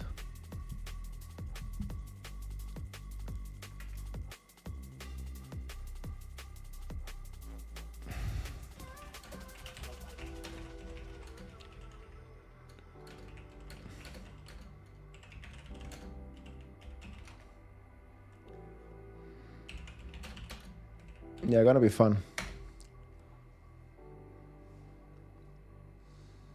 No one ever plays Rogue. You can get the gear so cheap.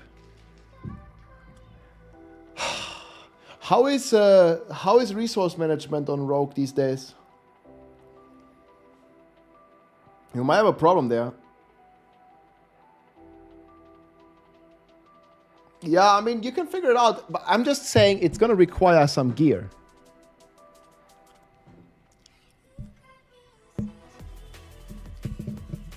It's just gonna require like a lot of gear to have the resources, I think. Now we'll have to see.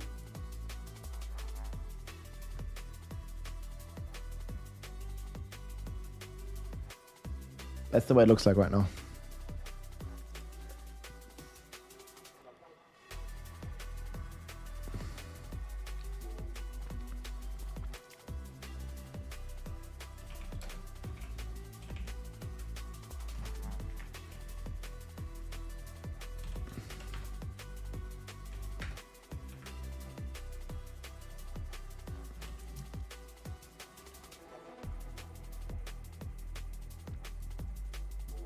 Is this it? I'm not gonna make a rating based on fun.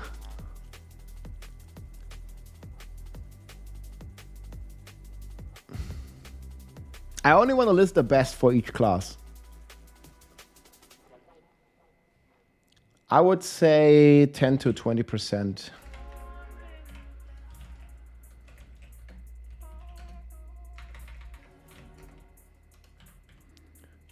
Less efficient. Do we say it like this?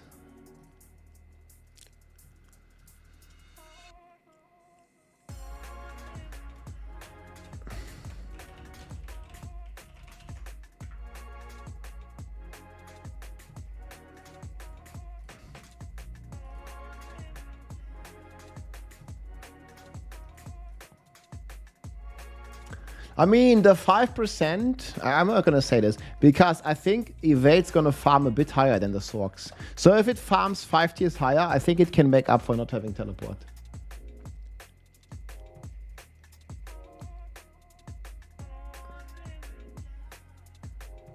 Rogue class only meant for big blasters.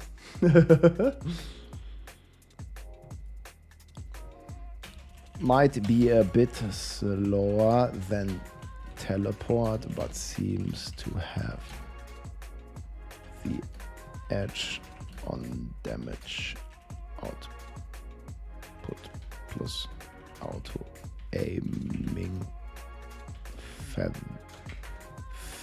feathers like this.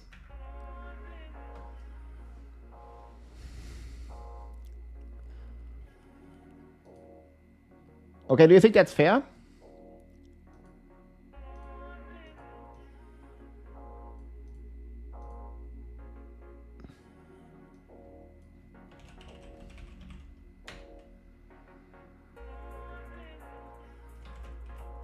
Why do you think it's not fair? Decent speed,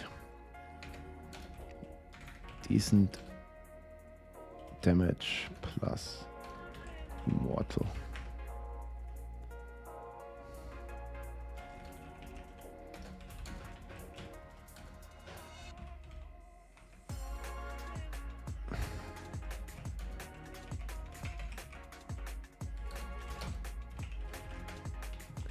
highest damage in game, but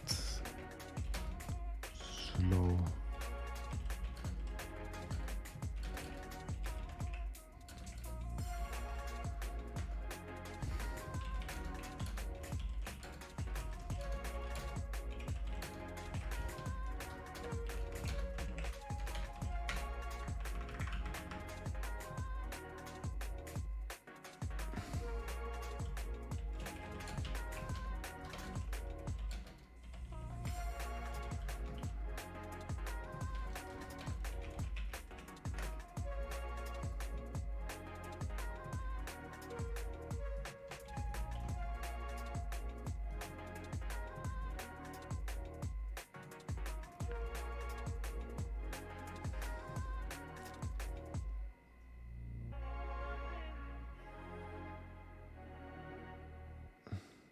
No, the problem is Evade Spiritborn is not easy for casual player because they don't know how to put it on scroll wheel, or they don't know, you know, how to break their fingers.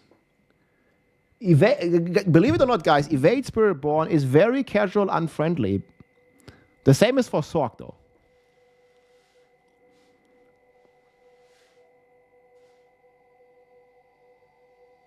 Let's say 10%.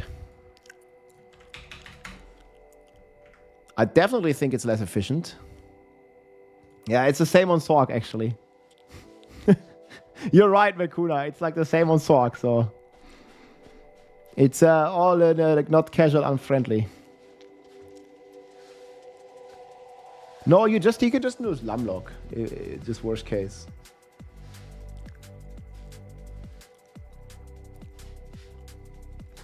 Well, do we feel like we need to evade the Evade Spiritborn above one of the Sork builds?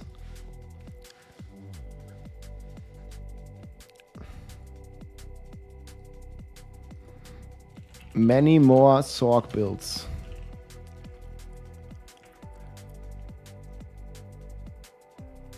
I'm probably going to list the many more Sork builds right here.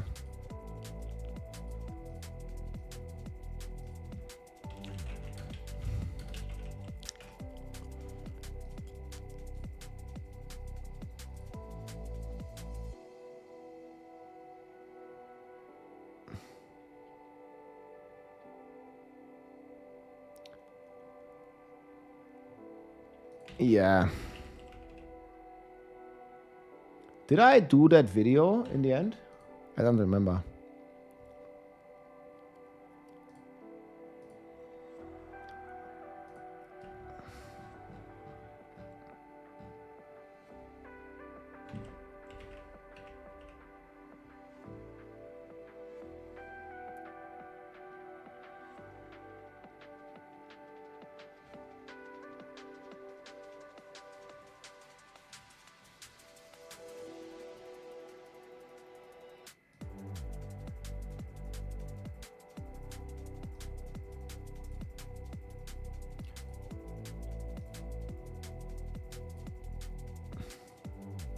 Well, what's stopping us from doing this?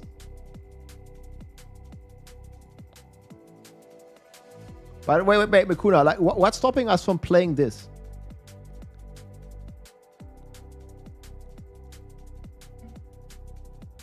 I don't think anything stops the Sork from doing the exact the same. You can just play the exact build of Season 9, no? Like, Spiritborn can't beat this.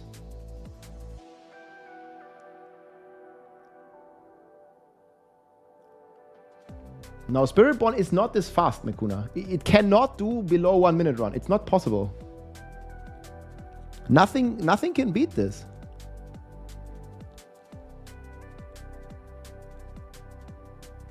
It's just way too fast, bro. Like, this is doing 79. There's no way. I mean, we can make a bet. 50 subs, Mikuna. No way Spiritborn can do 100 this fast. It's not possible.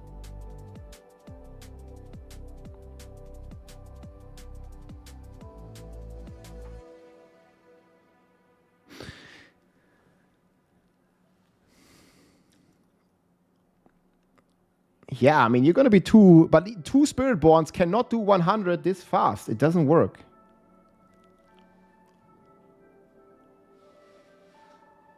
The most casual build, it's probably actually the fridge. There's no way. My loading screen is still a bit slower than the one here from No Mercy, because he's like fully cooked. Juicy PC. Yeah, SSD card certainly helps with this. I just like, they can just do the same thing. I'm watching. Oh yeah, okay, we're watching at 25% speed.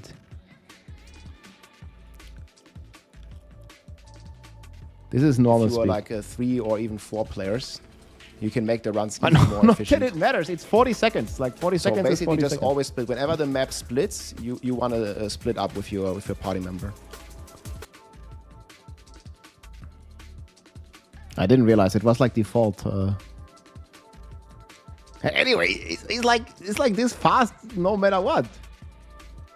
This is normal speed.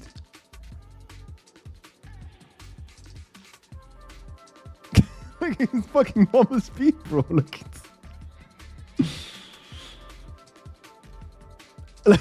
You're just watching it double speed? I'm not, man. This is just how fast it is. And I think the ball sork is even faster than this. Yeah, I mean, it doesn't matter like what speed the video is. Like, you see the time.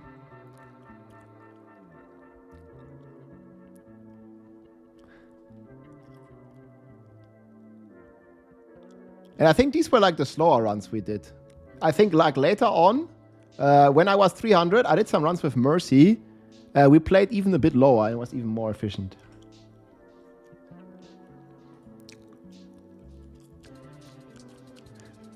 Anyone want to bet 50 subs that a Sorcerer is going to be more XP per hour than Evade? But either way, we're going to rank it in the same tier. Sork's been ruling for a long time, yeah. Yeah, I don't know which one wins. I haven't seen the crack Sork. But the thing is, so how much more? Let me actually, I don't know if we still have legs.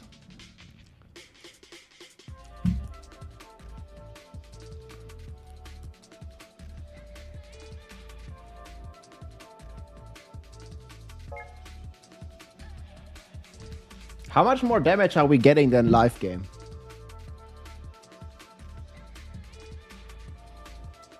Wait, I think I have it here, right?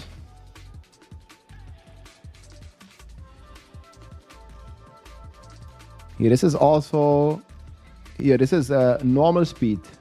Friends, teleporting at the speed of light and casting Hydras at the same time. No, this was without the balls. Amazing teleport permanent Hydra Sorcerer. The fastest build in the game. Going completely zoom. I just don't see anyone beating it anyways.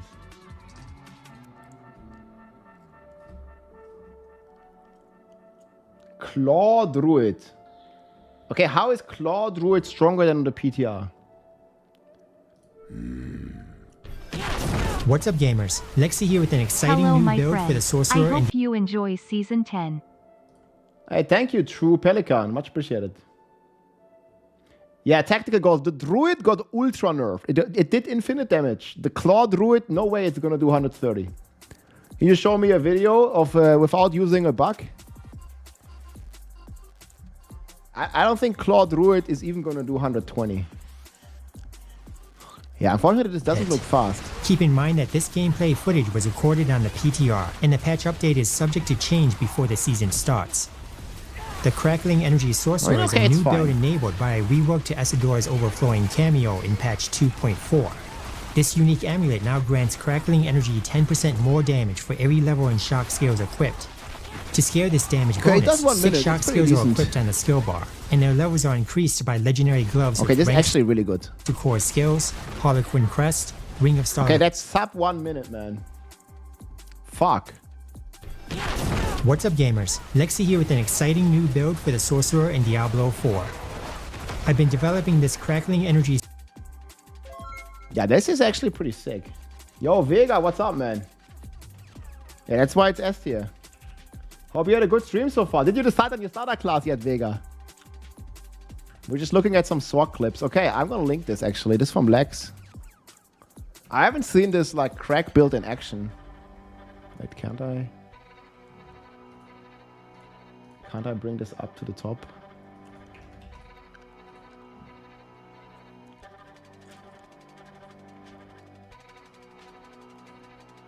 No, I'm gonna link it here.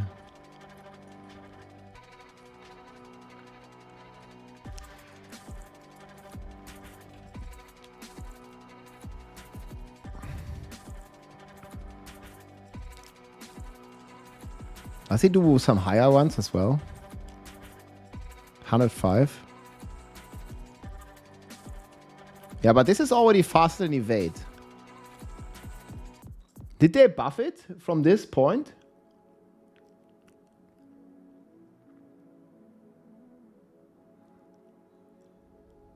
Five minutes, 105. That's not that good, but this is good. Pit 80 under 1 minute, guys. Solo. That's really good.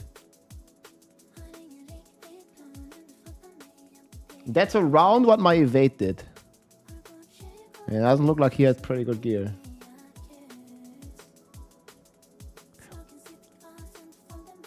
I'm gonna play Spiritborn.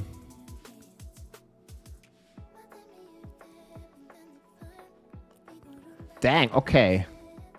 That's actually crazy. Thanks for the link. Which Sork wins? I mean, it might actually be the crack Sork.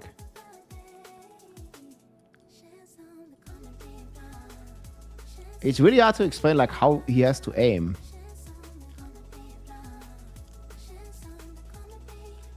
Because it does kind of auto aim, no?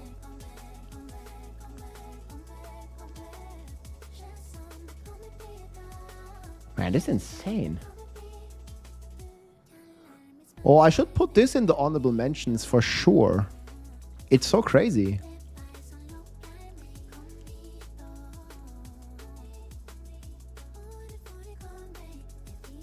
Why on earth would you play Spiritborn if Sork's better? No, Sork is not better. I think overall Spiritborn is better. I'm talking about speed farming only. And as you can see, they are in the same tier. We were just talking about how equal they are. Or I think Sork has a slight edge for efficiency. I know you're going to switch to Sork to farm Paragon. I will switch to Sork eventually, because Sork is crazy OP, but I will start with Spiritborn. I'm also going to play Druid. I'm going to make... I don't know what I'm going to make second. It's either Sork or Druid. I have to see. If there was no nerf on Hydra, Hydra would win, but there is no nerf on Hydra. I think Hydra will be stronger than what it is in the live game. So what's the highest? Actually, the highest non-dot Hydra. Yeah, this is 119, but this is with the dot that we don't have anymore. I think Hydra should be slightly stronger. How about Makuna starts with Spiritborn and Rob with Sork? We should definitely do that one season. The thing is, Lucius, you care about pit pushing. Sork just ends up being more efficient. Yeah, so Spiritborn is definitely going to be better with pit pushing. But the thing is, like, 99% of players don't really care. Like, does it matter if you do a pit 110 or you do a pit 115? I don't think it matters.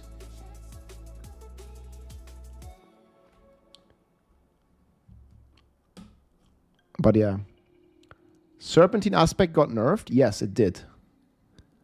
But the thing is, the Ophidian Iris is a chaos power. Okay, wait. So do we think that Hydra Sork is weaker than right now? Like Hydra Sork gets the... Like you get the Iris power on your boots.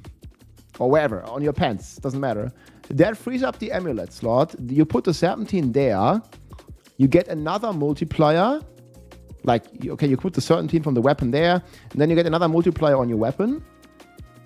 Plus you get 20% X from the Chaos power. Plus you get either Mana Shield or you get a multiplier from whatever you want to play here. Plus, potentially, you get another 1.6 multiplier if you want to cast a basic skill. I mean, Hydra should end up dealing more damage, no?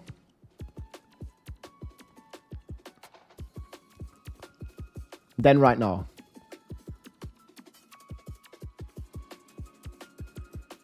%99% of players don't care for efficiency. That's also true. I wouldn't say 99, but more like 80%.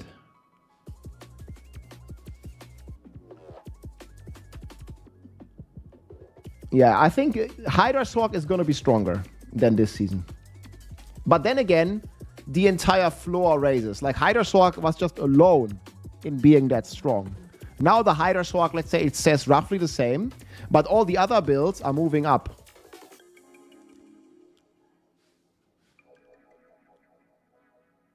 Season 8 evade. Yeah, okay, but that was 2 seasons ago. I don't think it will be the same. That's very wrong. One button build eating pizza. I mean, season 8, that was half year ago, Vega. I think the Spiritborn has about 10x damage since then. I think Spiritborn Evade is gonna do T4 6 to 7 hours in. 6 to 8 hours. It depends a bit. When does the next season start? Isn't there a timer up here? Maybe you can't see. There should be a timer here. Ah, it's too small. Yeah. Okay. Look me in the eye and ask again.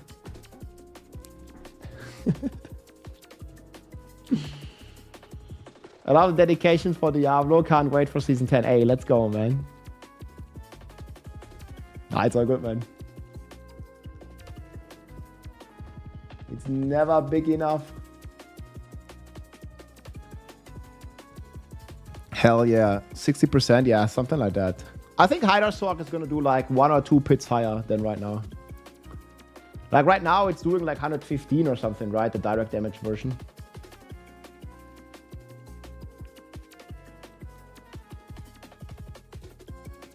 Spiritborn and Sork, man. So we're gonna play double Spiritborn, double Sork. Sounds good.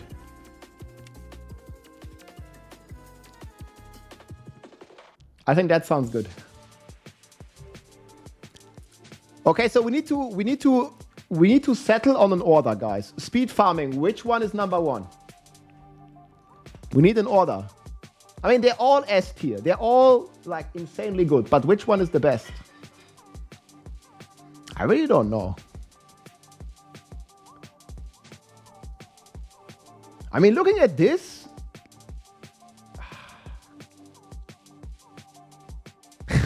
fuck, yo.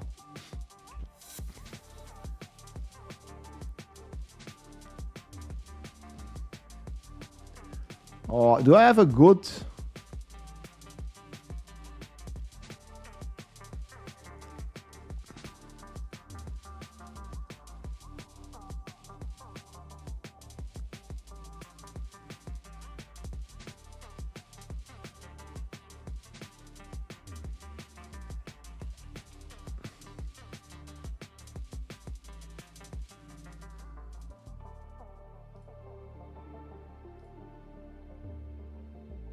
We can just put this.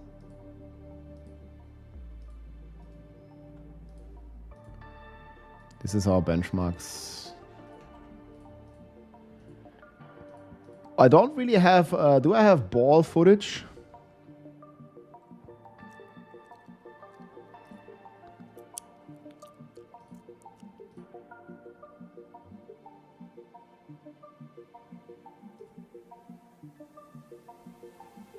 No. I think I have.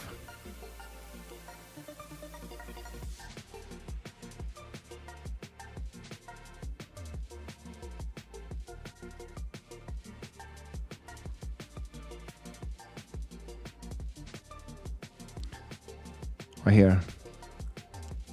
This is the same tier. Oh, it looks a bit slower.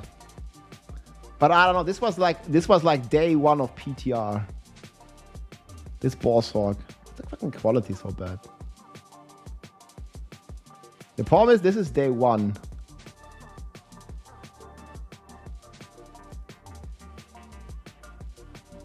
It's still insanely good, dude.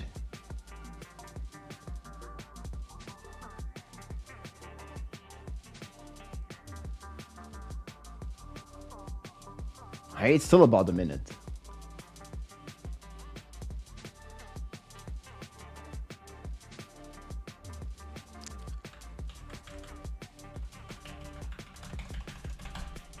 I think it's still good. I don't care. It's hard to judge. They're all in the same tier anyways. I don't think it really matters which one's on top.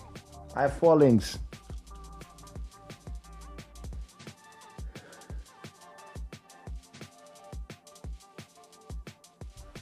Yeah, but keep in mind, this is 2-player.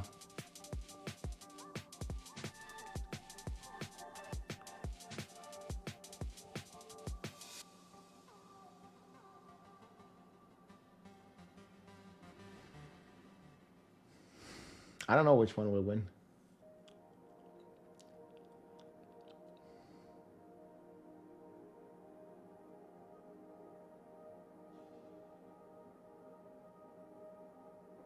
I don't think you can do 40 seconds consistently if you're alone. It doesn't work either way. The target time is a minute.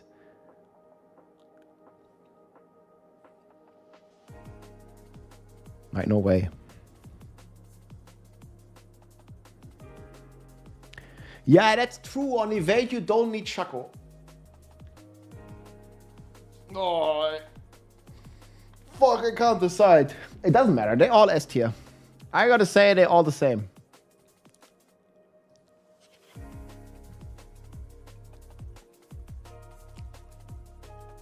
They're all the fucking same.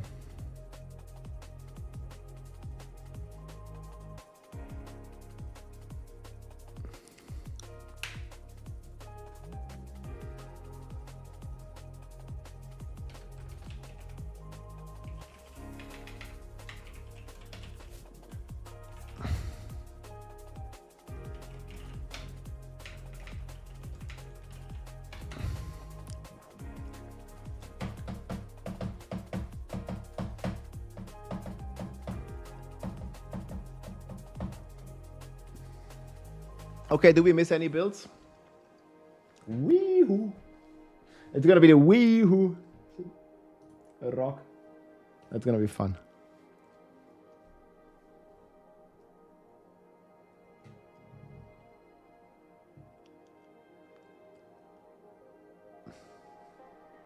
Yeah, Death Trap's nuts.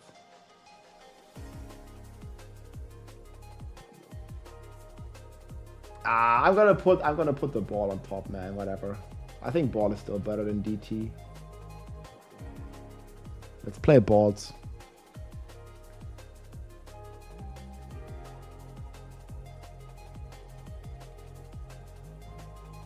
Okay, we'll put the links too.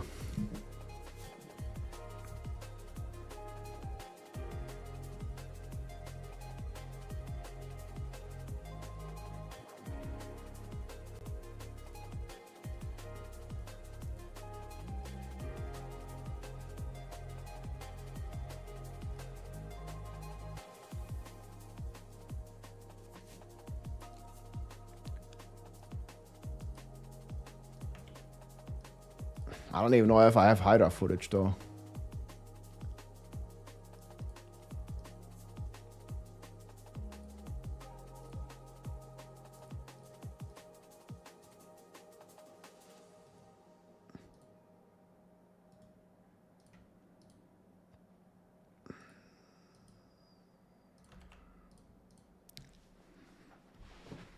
Hydra Sorg, everybody knows how it looks like anyways. What is like a Death Trap, Rogue, Infernal, Hordes?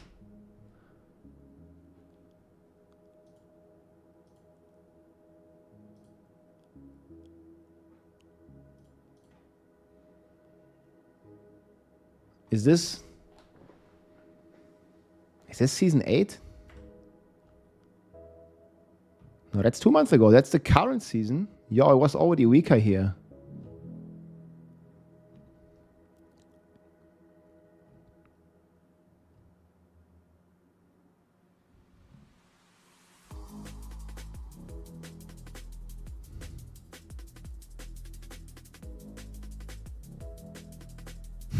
Oh.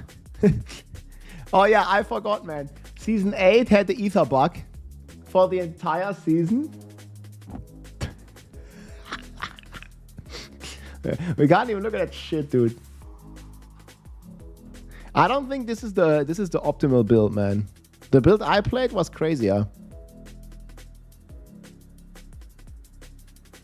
Like, he should be one-shotting everything instantly. Either way, it's enough for a showcase.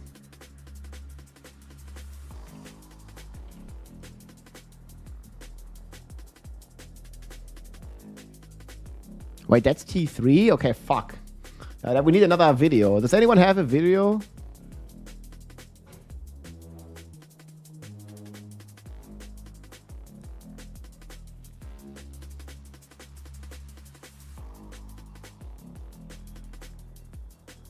This is also with 4 people. The fuck?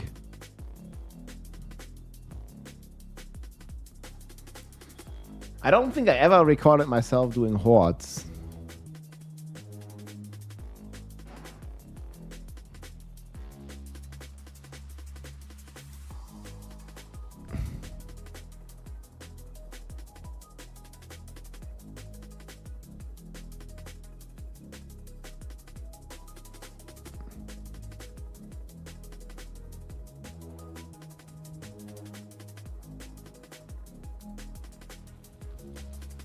This is more like it for Mippy. The problem is, we don't have really gameplay here.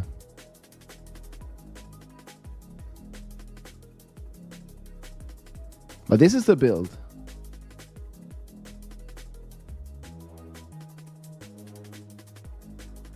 Ball Lightning Sock with Mana Shield, the most tanky build in the game.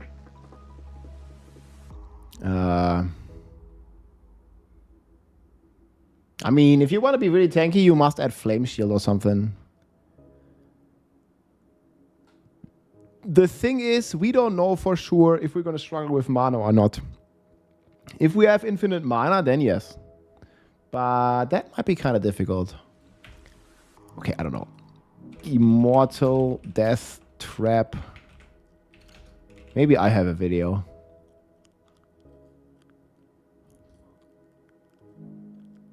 No, that's not it.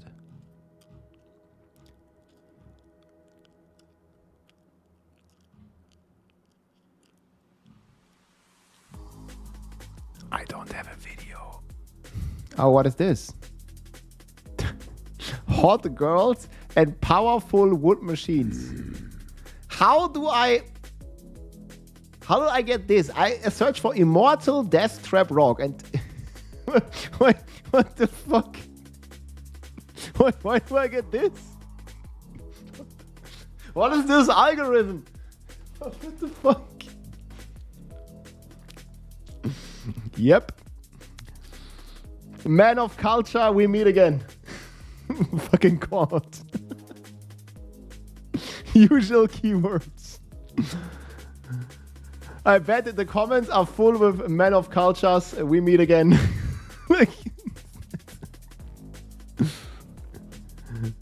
It's even like wrong advertised, man. This is a druid chopping wood. Hot girls? What is this? It's almost the same thing. Oh, so impressive. Wood choppers. Hot girls and powerful machines. So where's my Death Trap Rogue? What the hell?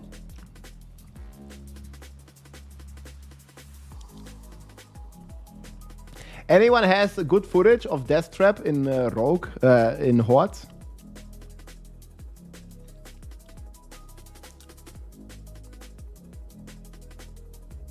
Nah, we're only gonna show this. It's okay. Get caught in 4K.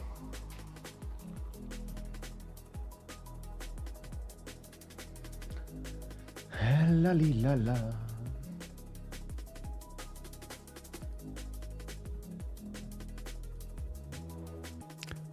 It's almost the same thing, basically.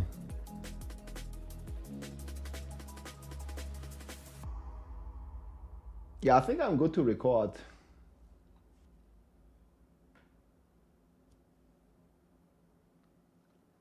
Why do you get one shot with Hydra? Like, dude, we were just talking about it.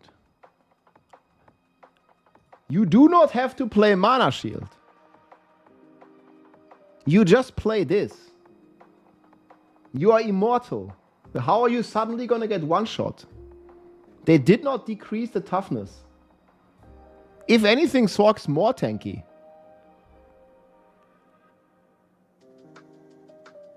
I don't, you need to elaborate. Why are you gonna get one tapped? I don't get it. I think people are under this presumption the Uber boss will one-shot you. No, it won't. Does the Uber boss one-shot you right now?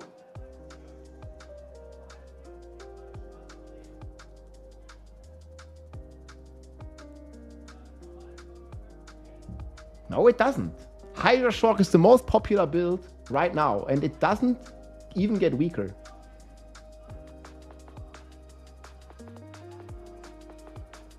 Lilith does? No, Lilith does not. You one-shot Lilith. Do you want to see the new Lilith fight?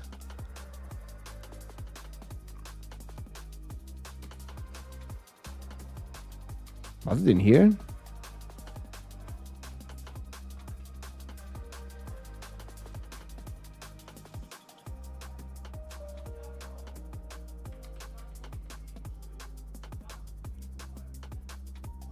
This is Lilith with Sork.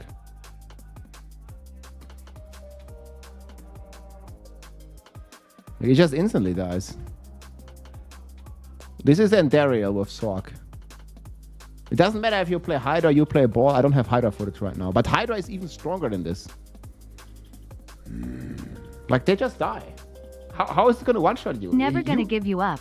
Never gonna let you down, Sophie. Sing my D4 King. And if anything, thank you very much. If anything, you can always press Flame Shield. You just put Flame Shield on your bar. It's going to be fine.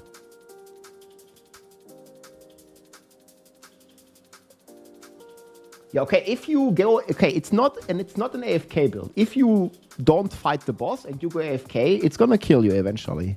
But I don't think it's going to one-shot you either way.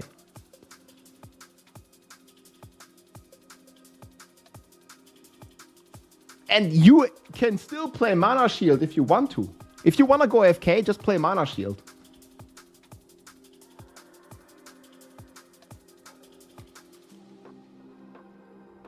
I think I was going AFK.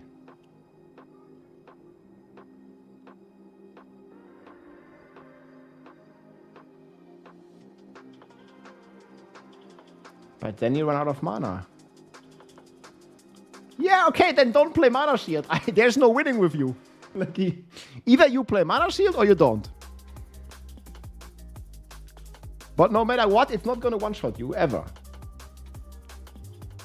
Well, okay, I mean, early on, T4 might one-shot you if you don't have any gear.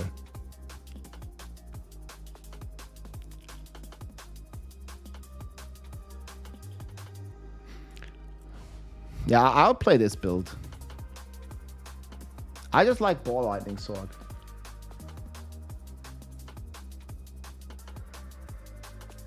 Look, I never lose any HP or any mana, nothing. Okay, actually, like, the mana moves a little bit. It's okay, man.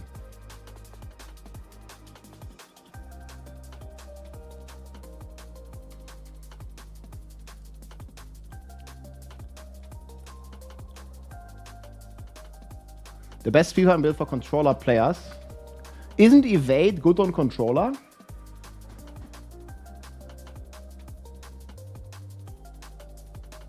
I use Mana Shield. It gives you 5,000% mana. It's pretty crazy. I don't even think they ever break the barrier. Wait. They don't even break the barrier here. Does that mean we never even get hit? So at this speed, do you think something will hit us? It doesn't even look like anything is breaking the barrier. Look at the barrier. Okay, there. One attack. Yeah, okay. Sometimes we get hit. It's very rarely.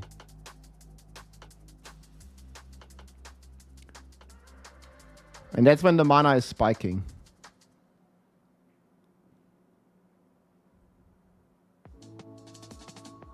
But most of the time we don't get hit. We are just so fast. Just one-shot them before they one-shot you. It's okay.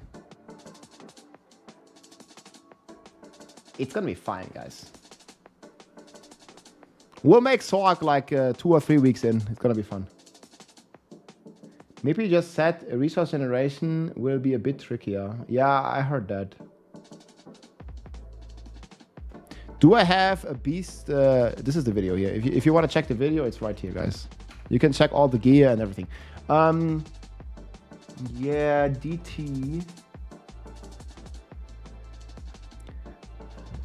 So initially we were playing Bran over Brains.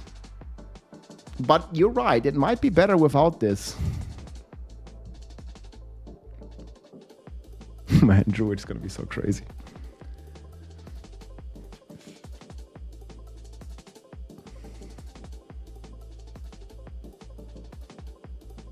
You think Sorg in D4 can one-shot bosses fast? Yes. Like, might take like 10 hours, you gotta one-shot the boss in T4. I like one-shot as in kill it in 5 seconds or something, right? Like it's like even those Zesh kills, right? They're not one-shots. Like you're talking about like kill it in 5 seconds or something. Zesh, T4, PoE2. I mean, even this is not one-shotting it, right?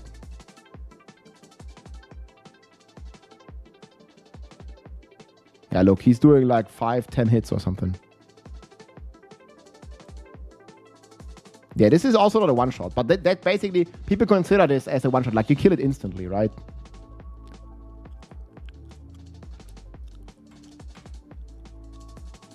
It's not a one-shot, but you kill it like very fast. Okay, this is actually kind of slow. I've definitely seen faster. Okay, that's not a one-shot. Yeah. Is it this? It is a bit more like it.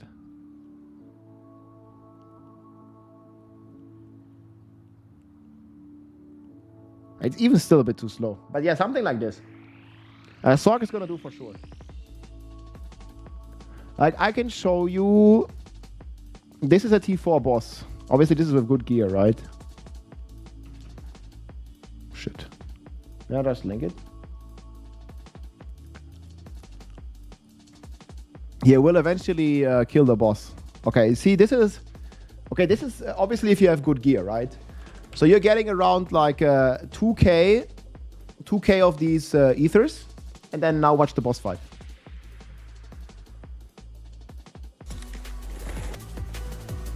Big boy. Wait, that is the new boss? Oh, he's dead already. So this is the boss kill. Okay, we get the big boss. Let's see what he does. Obviously, this is way overkill. The big boy. Let's see what he does. Have numbers on? I just drive over him. Big boy. He gets 2 hits. And there's like so many ticks. Let's see what he does. Big boy. Dead. So yeah, we can't even really see. Because it kills it so fast. It's 2 ticks, and there's like 30 ticks. Like there's 30 balls orbiting. Yeah, but obviously this is with Ubers, right? Like I have like full Ubers. You see, this is my gear. So the gear is, okay, this is 1 GA. It's not crazy. 1 GA, 2 GA. God damn it. Yeah, I have like 1, 2, but I have all the Ubers, right? So this is 3 Ubers, mythics. So even if you have 10x less damage, you're still gonna kill it in 1 second. Because in this, like you see how many balls orbiting me. Like it's like 20 balls and 2 ticks is already enough to kill the boss. So even if you have damage divided by 10, it's still gonna kill the boss with 1 tick of all the balls. Which takes like maybe like 2 seconds or so. It's gonna be fine. They didn't nerf this build at all. That's what's so surprising. They didn't nerf the balls. They buffed it. This build got buffed. Crazy enough. The mana shield got buffed with this build. It's gonna be even better than what you see here. So yeah, this build is absolutely cooked. Yeah, they buffed the mana shield. How? Well, Blizzard did it, that's how.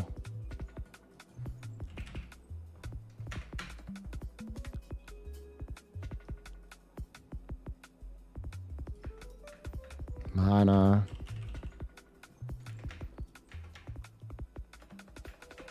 Well, it's not in this patch notes, it's in the other patch note.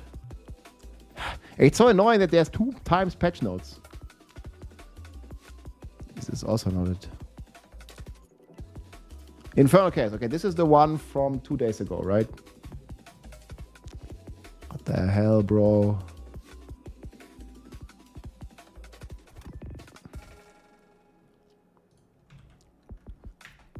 Here. This is the buff that the build got. If you have not taken damage in the last 2, this is down from 4 seconds. So instead of having to wait 4 seconds, you only have to wait 2 seconds to get the 5,000 mana rack.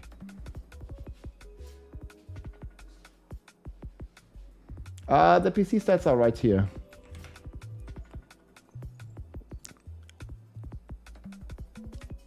So this is gonna be pretty crazy. Yo, I still can't run PoE 2 smoothly though. The fucking Abyssal, man. 5090, not enough, dude. The AMD Ryzen, the 5090, the 96 RAM, it's all not enough, man. Abyss still defeats it.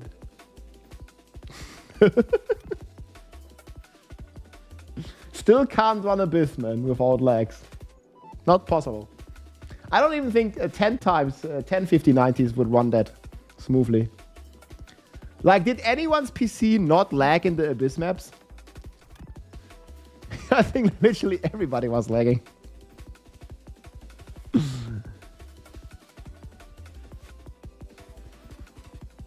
PoE devs should have deleted that build. Blizzard buffed it. I mean, I'm happy they didn't nerf it. At least I'm happy they didn't delete it.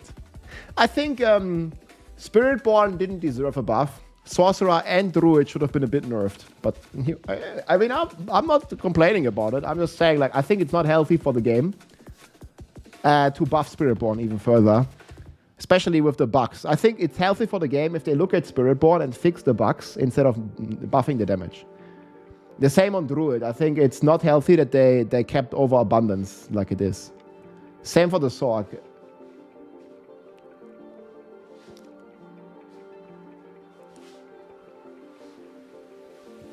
Summon Necro is 8 here. I'm doing Delhi. Yeah, I also did Delirium Abyss maps. That's even harder. How much FPS do you have? 5.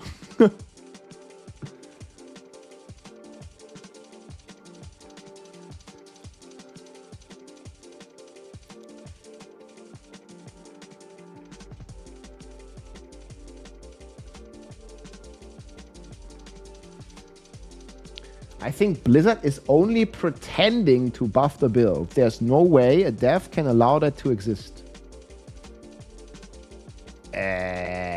What?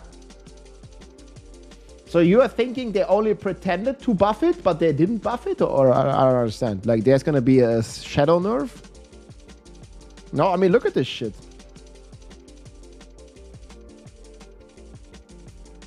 Like, this...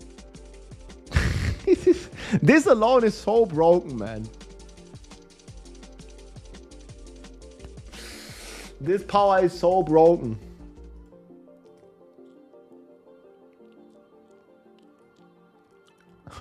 And then they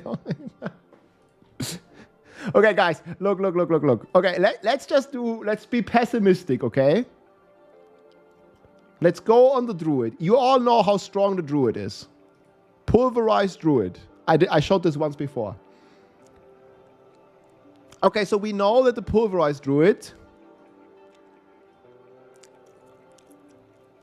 The Pulverized Druid is hitting for trillions of damage, and it did 117 pits, right? And the current season power doesn't really do much for the Druid. So now, 117 pits.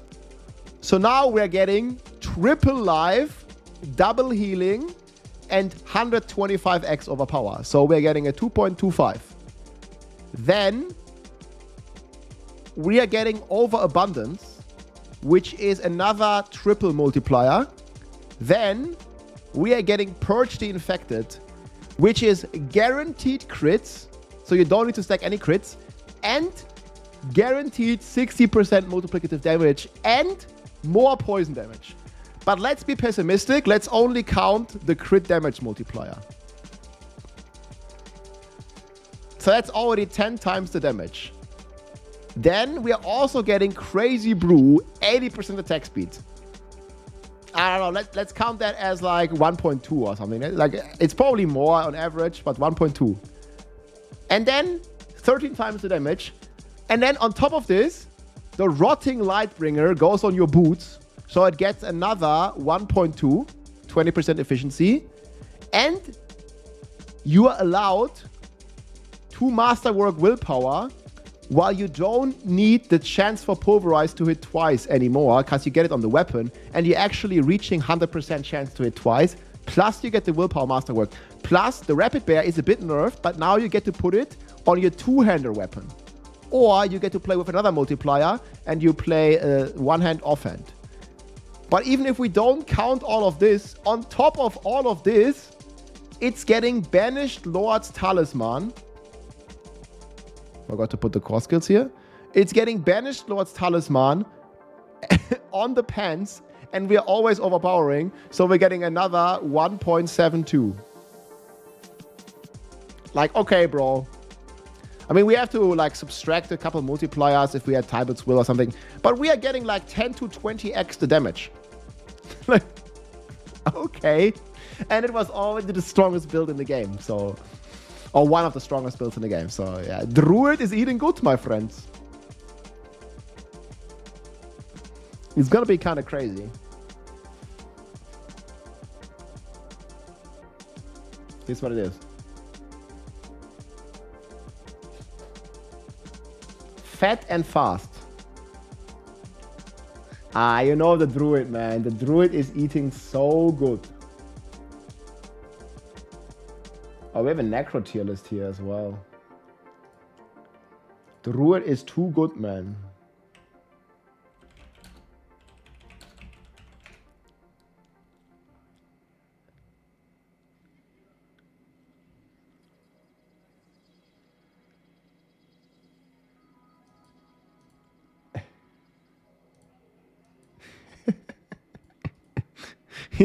This is the Druid. Oh, it's so impressive.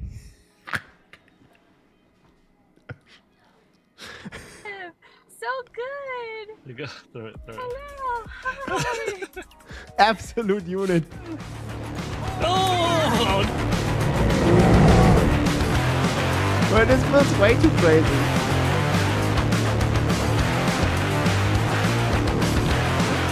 Yeah, just 20 exit, it's okay. Oh, and they fixed the bug. Do you want one of the best builds of the season?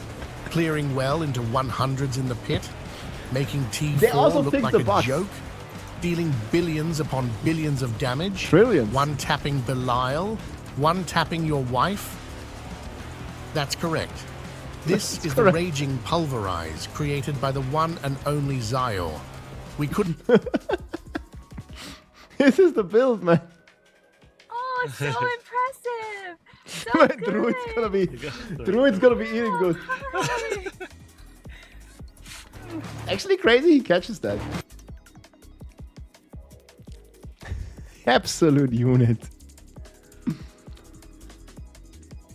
What would happen in a parallel world where Blizzard would nerf every single build so that you struggle to beat campaign? Division. Division would happen with that.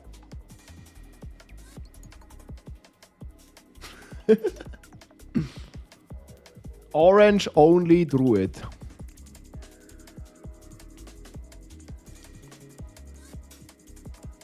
Literally the best intro, man. This guy's one-tapping the wives.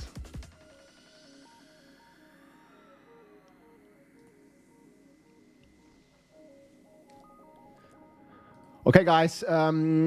Anything we forgot? Else I would probably record this. The fuck? The fuck was that?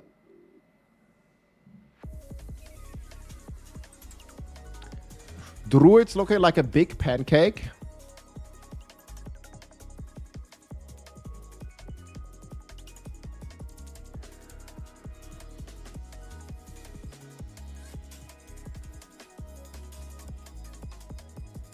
Yeah, I'll take this as a thumbnail. Hello, hi. I'm gonna make a leveling build for Rogue. I will make a leveling build, but I'm not sure if I'm gonna make a video. I'm definitely gonna make a planner.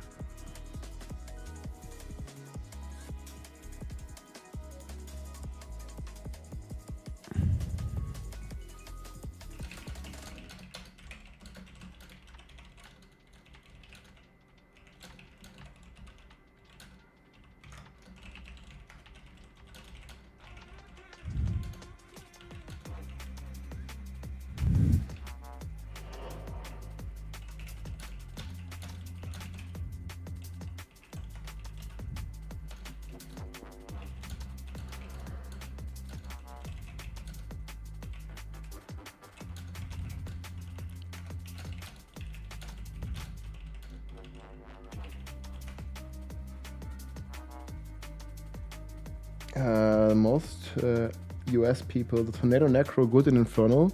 Nah, they did cap the Tornado Necro. They nerfed it. It was very good in the PTR, but they kept it a bit.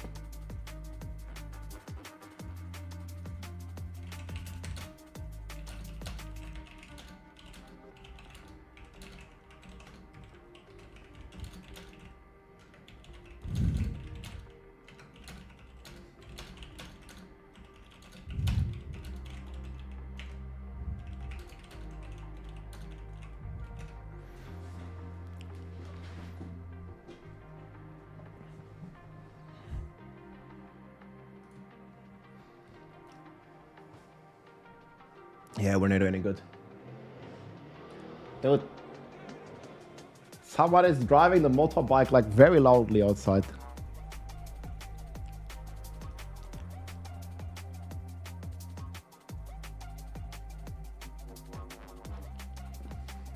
The Ball Lightning build planner starts at Paragon 180.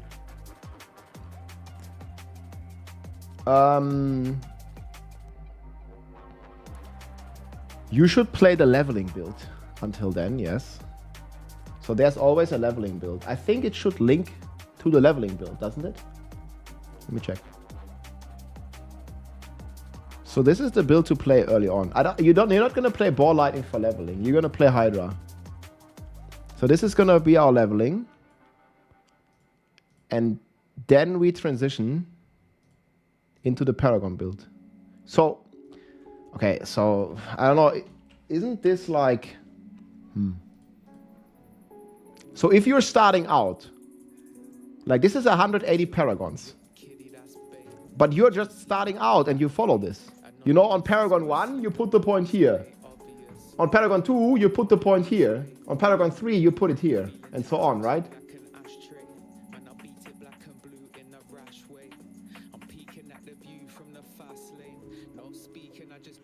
I guess it's like these here, like do you go left or do you go right first? This kind of things you're asking? Yeah, it's not like ideal in the planner, I get that. I mean, this is basically 1 to 180.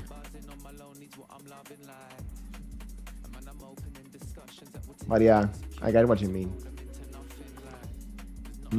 I probably want the board order, so we do 3, 5, 4. Okay, I'll put you the board order. You see the order 1, 2, 3. Okay, this is different. 4, 5. Okay, I know. Okay, this is the problem. Right? You want to one-tap the wife? Yeah, play Druid. Wood chopper. Payback, thank you so much, man, for 3 months, my friend. Hey Rob, it feels like Diablo 4 is a dead game. It's crazy that no one is playing the game anymore. I mean, the season is starting next week.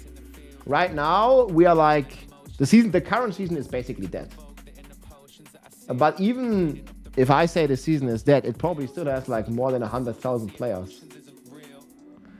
I don't think we have any like Diablo 4 active player numbers. The problem is Blizzard doesn't really share any of these numbers, right? So this might be a bit copious.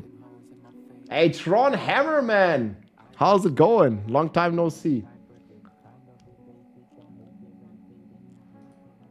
Yeah, I don't know if this like all these numbers are just like not real. Okay, whatever. So this says it's 180,000 people playing. That's probably correct. Where the fuck did it say that? Why is this website so slow?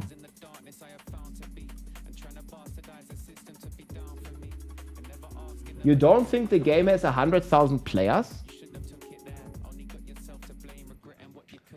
The thing is, like, Diablo is a huge franchise, especially for casual players. Okay, what data do you base this on? It doesn't have 100,000 players. I mean, 100,000 is pretty low for Diablo. This doesn't even load. Okay, whatever. I would say 150,000 players seems pretty accurate across all platforms.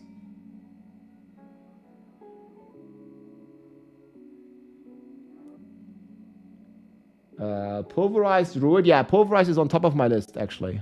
Pulverized is all the way on top.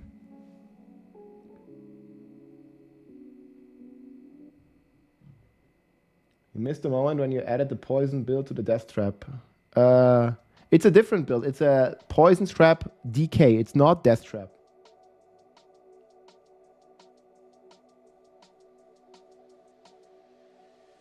$3 million players over the last 30 days. Is that unique players? That sounds about right, though. I mean, how many players do you think Diablo has right now? Like, this is across all platforms.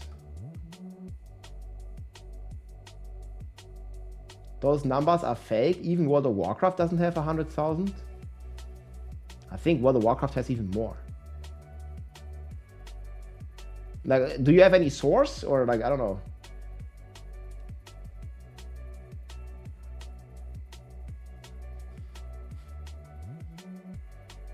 Okay, guys, we can only speculate. I read it on Reddit is your source. Okay.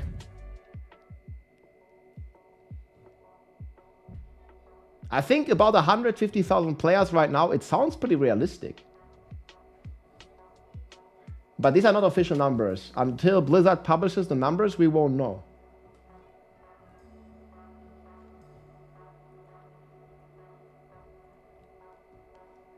I'm not going to play World of Warcraft, no. Yeah, World of Warcraft has 10 million players. Yeah. I made it up. Source, I made it the fuck up.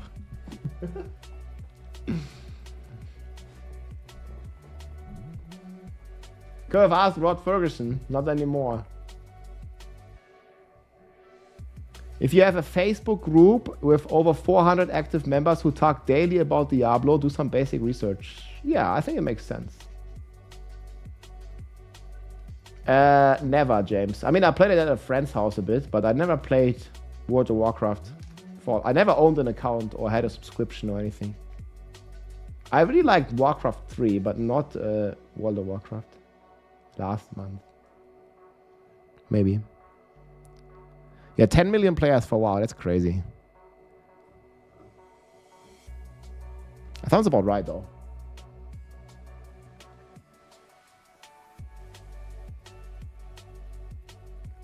Spiritborn having res issues. I don't really think that resistance on Spiritborn is a big problem either way.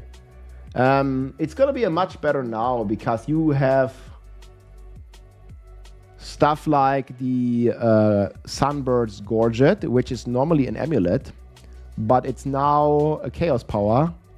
And you see, you keep the implicit 30 ore res from the amulet, and you can put it on your gloves, for example. And then you still have the implicit res from your normal amulet, so you're gonna be fine. Resistance on Spiritborn is gonna be pretty easy to solve. It's the same in all the Kapaleke builds because let's just take, I don't know, let's take Quill Volley. Because here's the same thing, Banished Lords on your pants, which gives you 30 ore res coming from your amulet. It's pretty good, man. You're gonna be more than fine.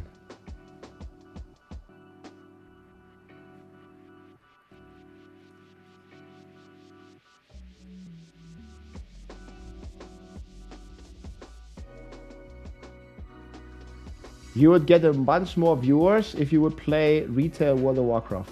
Okay, I mean, I appreciate it, but I don't enjoy the game. I don't want to, you know. I don't really care for triple viewers if it means I have to play World of Warcraft. I just don't like that. It's okay though. My friends and I making a Spiritborn quad campaign DLC. Well, that sounds good, man.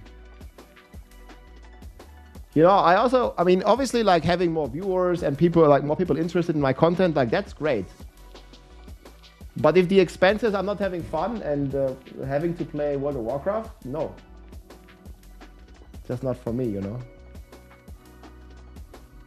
Like, I don't want to be forced to play like WoW just because it's more popular.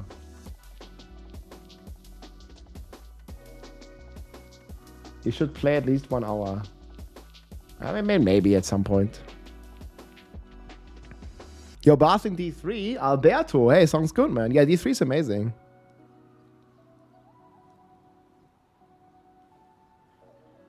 You burn out pretty fast in WoW, maybe. Yeah, we just want to have some fun. I mean, if there's like 100 people or 1,000 people or 10,000 people, I think we're going to have the same fun. I think it's just easier, more chill if there's more people, because then you have better interaction with chat and you know, I don't know, you can like help more people with your guides and videos and whatever. Man, there's a fucking fly in here. Yeah, Diablo needs endgame content. I think if we get that, it's gonna be pretty cool. Right now we don't have. 3 days. How good or bad is the leveling Infernal Horde key drop? I'll talk a lot about this by Ghost tomorrow when we do leveling practices. I was not impressed, let's just say like this. The leveling... I can show you a video. I gotta go bathroom anyways. And then we're gonna make the Infernal Hordes tier list. I want to record it and summarize it.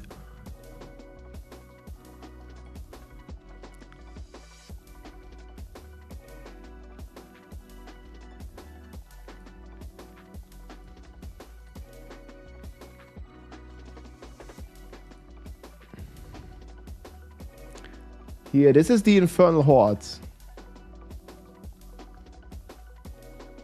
Like, I'm going bathroom for a second. This is Infernal Hordes leveling. It wasn't that crazy. It was okay. It depends on where we unlock the powers. This is Evade in Infernal Hordes. Be right back a second.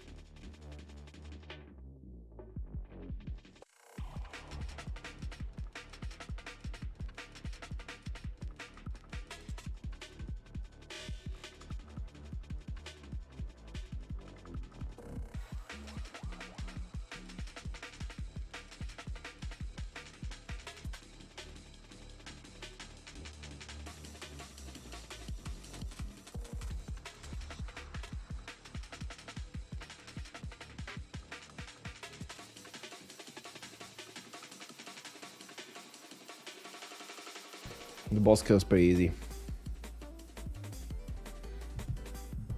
Like, I look at the XP. It's not that crazy here.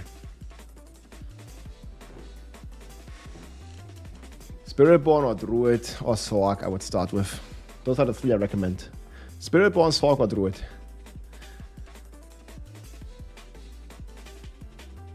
Or just whatever you have fun. You see, we still got 250. But now look, there is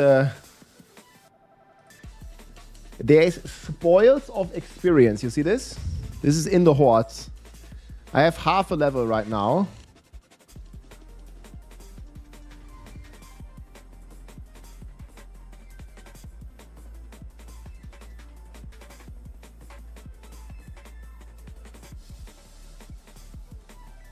Yeah, it's like almost, not quite half a level.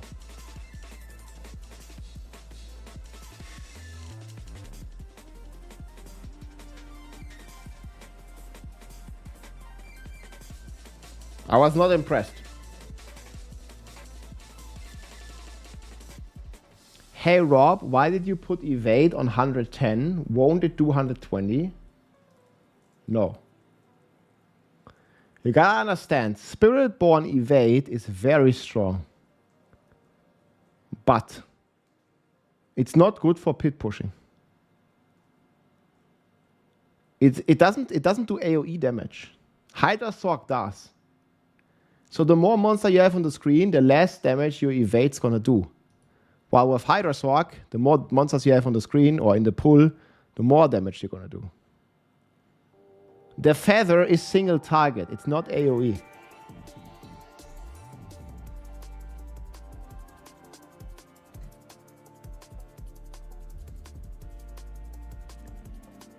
Nah, evade Spiritborn is strong enough, guys. If it could also push the pit super high, it would be very busted.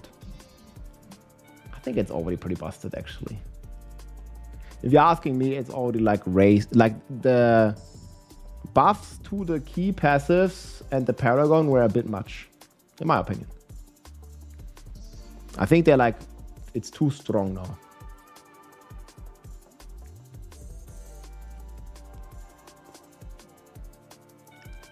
The best rough build? You mean Rogue? Death Trap. Rough or Rogue?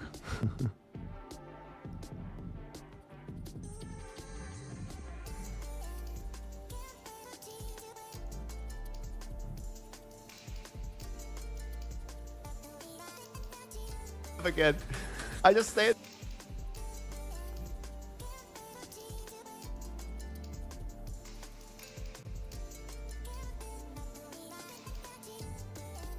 The best rough build in the game.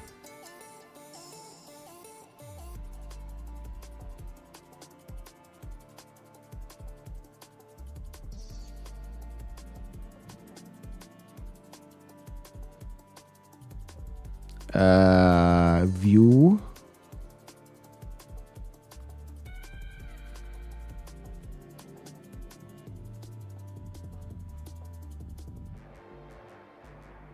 Whatever. Death Trap can push like 115. I mean, that's at least my guess.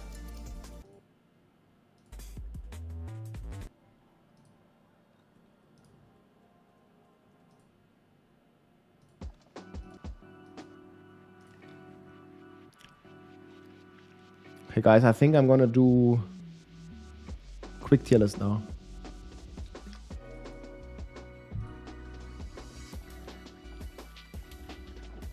I'll talk about my starting build. We'll also make a video.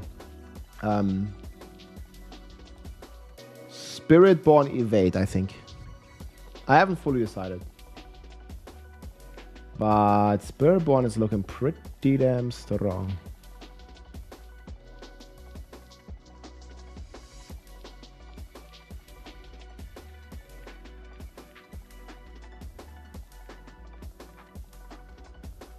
Arrow, a bad choice. I don't know what arrow is. You mean like rapid fire or something? I don't think it's that good.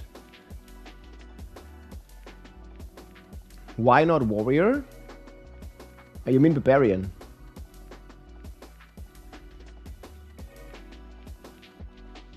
season of the Druids. That's right. Okay, I'll remove this real quick.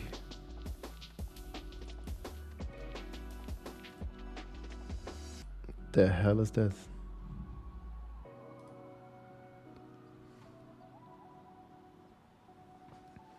Yeah, Druids, I mean, they only got nerfed from the PTR, but they were already flying so crazy high.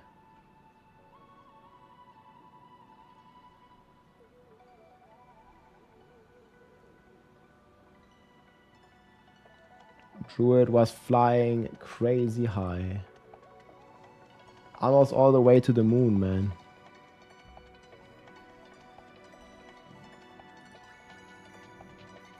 Okay, we're quickly going to talk about all the choices.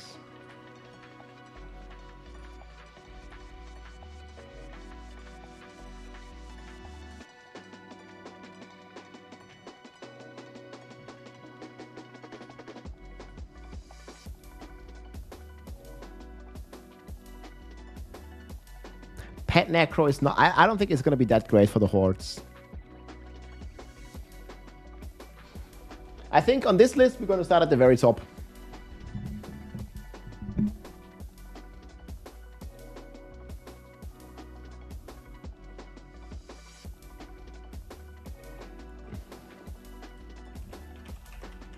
We can also try to twist our Bob.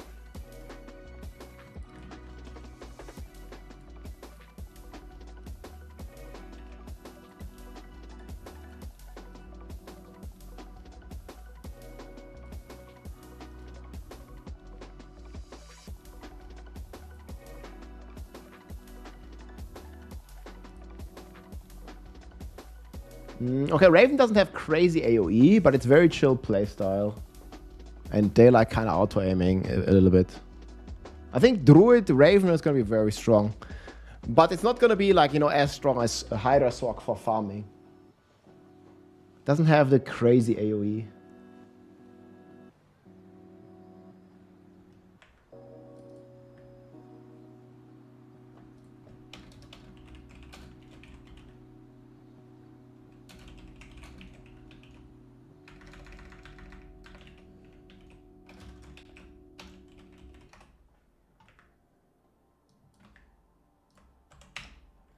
I should say super tanky.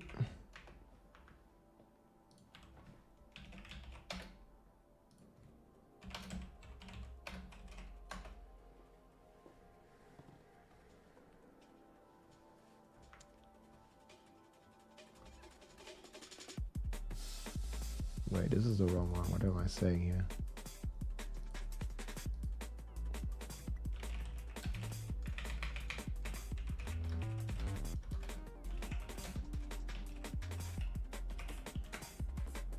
Elite priority.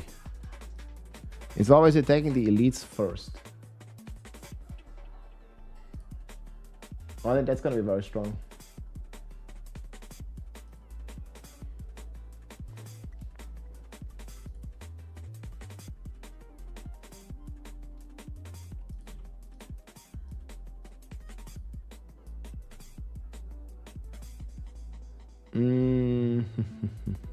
I think we need Diablo, actually.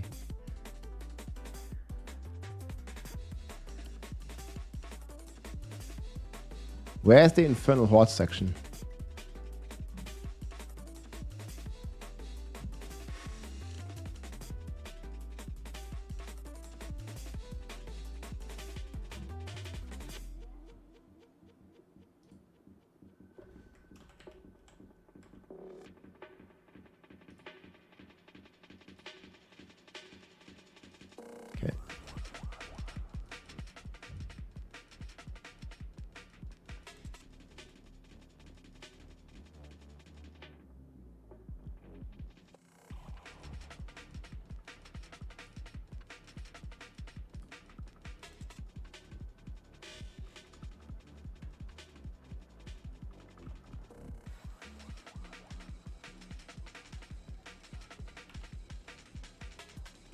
Okay, I think I'm good to make a video. We're gonna do the Infernal Hordes tier list, guys.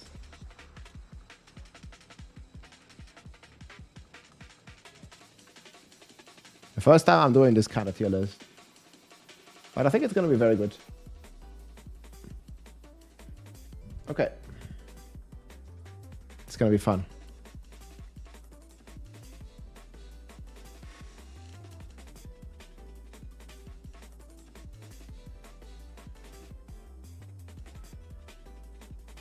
Hey everybody, it's Rob here and welcome to my Infernal Horde Season 10 tier list with the best build to farm the brand reworked activity here. That's going to be extremely rewarding in the upcoming season here. The Infernal Hordes has been super juiced, so farming it has become more important than ever. You can get the different season powers here, and you are also guaranteed, if you kill the final Bartok boss with the Chaos Waves here, to get the new Chaos powers and Chaos armor in the different slots, and these are tremendously powerful. So farming this is more important than ever before, and you really want to have a good build to start with to farm this Infernal Horde.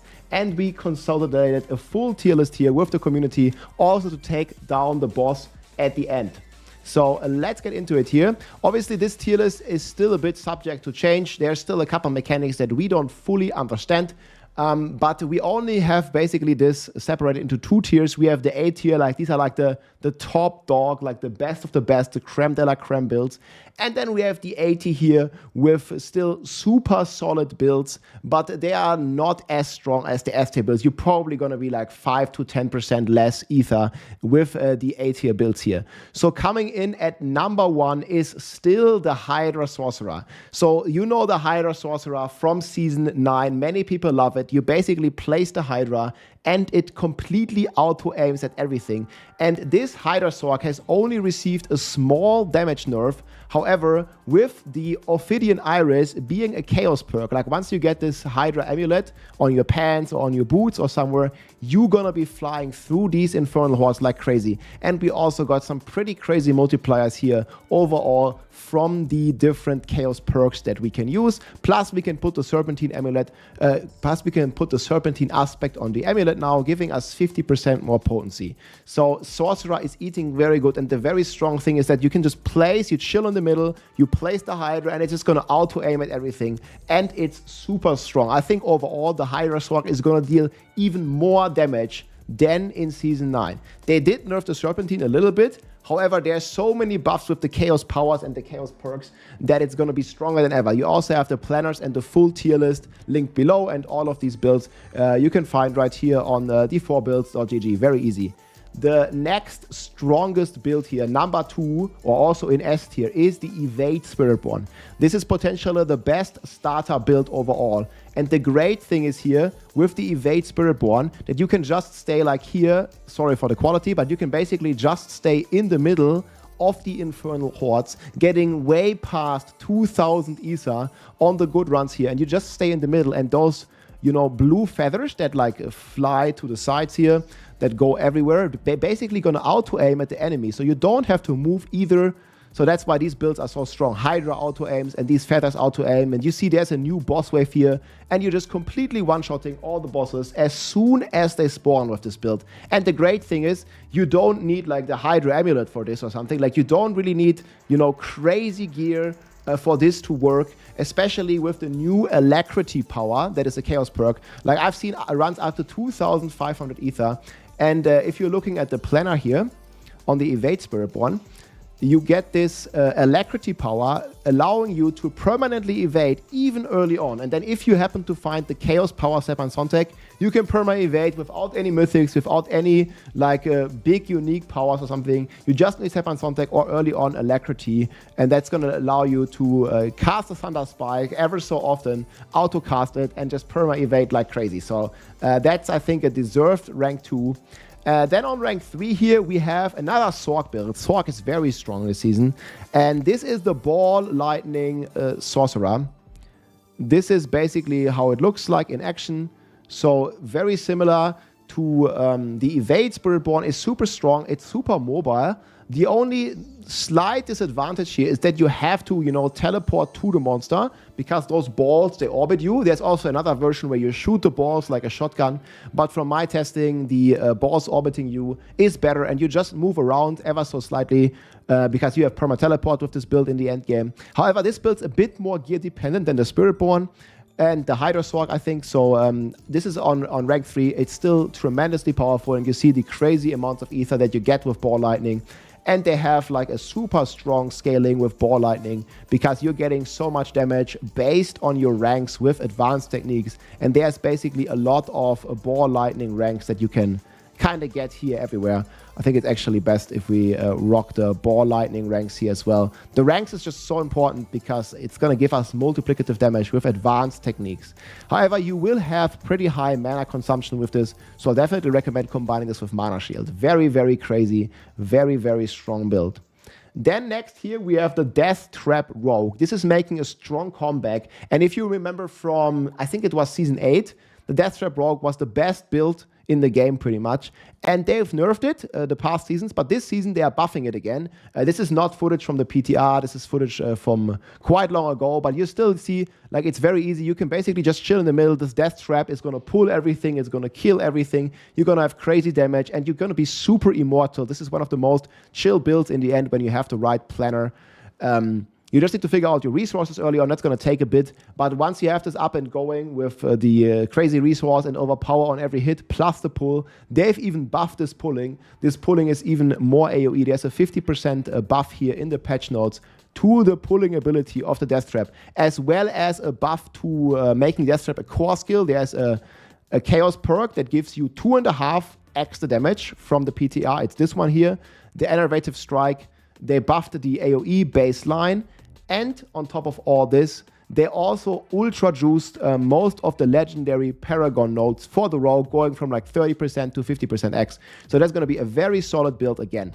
One more honorable mention in S tier. This is like very end game. It doesn't really have crazy DPS. However, you remember how strong the Lightning Spear Sorg was. It also completely auto-aims. You just stand in the middle, the Lightning Spear will auto-aim. However, the Lightning Spear is not a core skill, so it's gonna be a bit weaker this season, and it's only really good if you have like some crazy endgame gear here that you can then rock with the automatically aiming Lightning Spear. However, this build I don't really recommend for most players. It's gonna be one of these if you wanna be the top farmer. You play Sorg, Spiritborn, or Rogue. There's also a couple more very good builds in A tier, but none of these will be as efficient as the S tier. So we have the Poison Trap Dance of Nice Rogues. This is going to auto-aim at everything. However, it's based on a dot. The Poison Trap can also be made into a core skill, so you get the crazy multipliers just like the Death Trap from the new Chaos perk, 2.5x. You also benefit, obviously, from all the Paragon buffs that they've done. But in the end, you still rely a bit on, you know, dot damage, and you don't really automatically pull the monsters. So I definitely recommend Death Trap if you want to go with Rogue. Then on Druid, you have a couple choices. So Druid in general has very high damage, but it doesn't really, you know, it's not really that fast. But the good news is in Hordes, you don't need to be fast, you know. It's a bit more like a stationary thing, like you can stay like kind of in the middle. You want to only have like really good AoE and really high damage. And this kind of works pretty well on the Druid, so I think Druid is still ranked pretty high. It doesn't have the craziest AoE. You can play Ravens, you can play Cataclysm. If you have good gear, Cataclysm is probably the best. It might even have potential to move close to S tier because it just auto-aims, right? Pulverized Puddle is still good. It's the highest damage in the entire game. However, you are still relying on placing the puddles before it really does a lot of damage, right? And in the Hordes, you kind of want to insta-kill everything as soon as it spawns. We could probably add the Boulder Druid here as well. There's many more builds in A tier. And then there's obviously many more weaker builds, but these are like some top builds here. Raven is strong anyways. Puddle is strong anyways. I think Cataclysm, if you have good gear, is going to be the best for Druid to farm Hordes. But you know, you need some gear because the base DPS is not as strong as on the other builds, but it instantly kills everything once you have it geared. Tornado is also an option, but we still need to test this a little bit, how good the aiming is. Some people really like it in the PTR, some people don't like it. So on Druid, you have a ton of options. I don't really think there's like a clear winner on Druid, like on the other classes. Like, For example, on Spiritborn, like you definitely want to play Evade in Hordes. But there's also some other builds. You can still play like Quill Volley or the Ape Crushing Hands on Spiritborn. There's a bunch of good core builds that you can play. The Necromancer probably wants to play Shadow Blight. It has decent AoE overall. But the only problem is it's also not really covering the entire screen. So you still need to move around quite a bit, but that's probably still your best pick for the Necro. Bone Splinter also works. You basically shoot your Bone Spirit and it's splitting into all these splinters, having like pretty good AoE effect here, but also doesn't really have that insane instant damage. So I also don't think Necro quite makes it into S tier. However, these builds are all extremely strong. Like all of the builds in this list here are very, very strong. And then for Barb, you either want to play a basic build or you want to play some of this like AFK builds that I've shown you here. There's like a super chill build here that revolves around like the automatic twisters. They even buff this a little bit, the Chorus power that allows your shout to automatically cast all the time and automatically spawn as twisters has even been buffed a bit from the footage that I have here. It's this power here, Deafening Chorus, and it's now a 50% effectiveness effect. However, this build I think is going to struggle a bit at killing the boss. So maybe basic build's going to be better. We'll have to see how strong it's going to be early on. You definitely want to play basic or dual basic Barb even, rather than the auto twister. The auto twister is just very chill. I don't know, if you want to play like T3 or if you have really good gear for T4 already, that's going to be very strong. So that's going to be my tier list for the Infernal Hordes. If you want to blast it like a lot, obviously you just look for a group, right? If you do this in a group, you only spend one key. Everybody can spend one key and you can do 4 runs and you are guaranteed, my friends, to get those chaos uniques. So that's highly recommended usually. To get those uniques, and you can just see here like how fast we can kill the boss. Like for example, I think this was me here on Ball Lightning. Like the Bartuk boss, I don't really think it received like a buff, so it's gonna be like 2000 ether here. It's gonna be a pretty weak boss, so you basically just go to it here. This is for example with Ball Lightning Sork. Like this has not been nerfed. In fact, this build, this Ball Lightning Sork, has been buffed. So you're just like the boss spawns and he just dies within one of the Ball Lightning zaps, so he's instantly dead. And as you can see here, you get a ton of rewards. You see, there's like, this is a T4, and there's like 6 or 7 chaos armors dropping from this boss.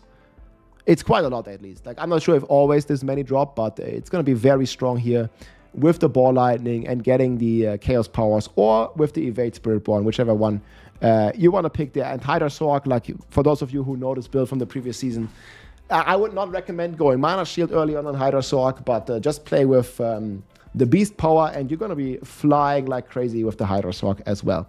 And then, as a bit of an honorable mention, guys, maybe I'm going to make a separate tier list for this fully at some point. I want to show you quickly, it's like very similar, because a lot of people ask me like what is going to be the best build to farm Paragons with. And I quickly also want to show you the top 4 options here. You can see the others about 10% less efficient in A tier. So I think the 4 top builds are going to be Ball Lightning Sork, Hydra Sork, Crackling Energy Sork, and Evade Spiritborn. So there's one build here, the Evade Spiritborn, that's actually competing with the Sorcerer Perma Teleport. Obviously, this is like in the end game, like when you have good gear. And I will show you a bit of footage here. So first of all, this is the Ball Lightning Sork. I think this is absolutely king. But anyways, like the S tier builds are all going to be like, I think, pretty equal. So here, for example, this is a Pit 79. And again, this build has been buffed from watching this footage. Mana Shield is even stronger than what you can see here, because it only takes 2 seconds now when you take damage to get the generation back.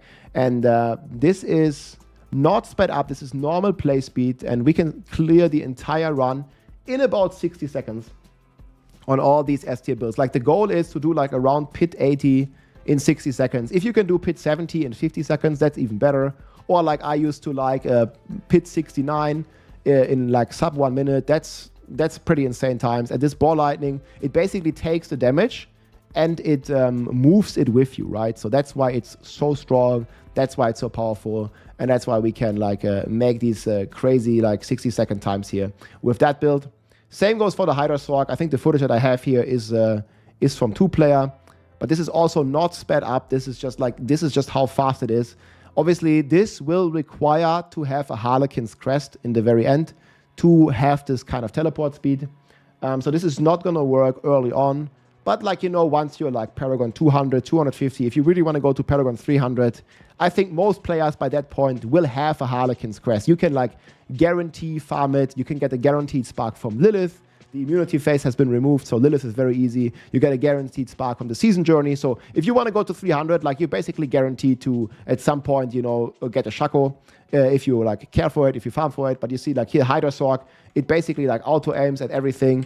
And yeah, that's what makes it like so incredibly strong and powerful when you just go and place your Hydras and they basically like eat anything that comes in their way. And you can still play like this. You don't have to play with Mana Shield. In fact, I don't recommend it early on. I don't think Mana Shield is going to be great to play at the start. And yeah, like these runs are pretty insane. That's what you want to do. And then we have the Crackling Energy Sork here. Big shout out to Lexu. You can see a run here with the Crackling Sork. Like they're all basically the same, right? We are abusing the perma teleport mechanics. This is a new build here next to the Ball Lightning, which was viable or meta in Season 2. This is the Crackling Energy Sork. You're basically just using the Asodora and you overflow here the Crackling Energy. And this is also extremely fast. You do about 1 minute run with this build as well. And see, this is all played in the same tier, like all Pit 80, all 3 of the runs that I'll show you. And yeah, this is also very, very strong. Planners are also going to be linked there. Lexi's video is also linked in the description below, in the Excel list, in the tier list. I might make a follow-up on this, see if the farming and everything here held up to be true. I think this also like shreds the boss. Yeah, here. As you see, 1 minute run, boom, pretty clean. And then last but not least here is the Spiritborn. This is the only build that can right now compete with the Sorcerer, because you have this perma evade and you also have the auto aim functionality on those feathers combined with the eagle here, and then you also get an insane damage boost. So keep in mind what you see here.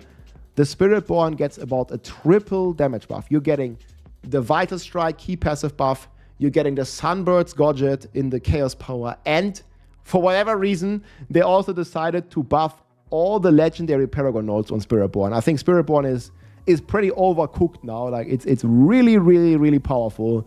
And it's probably going to do this speed here in about 85 to 90 when you're geared well. And I'm expecting this build here to clear Pit 100 in around 2 minutes on top of all this. So you see, we absolutely like one shot and melt all the packs here and also do like a 60-second run. So all that is going to be pretty insane.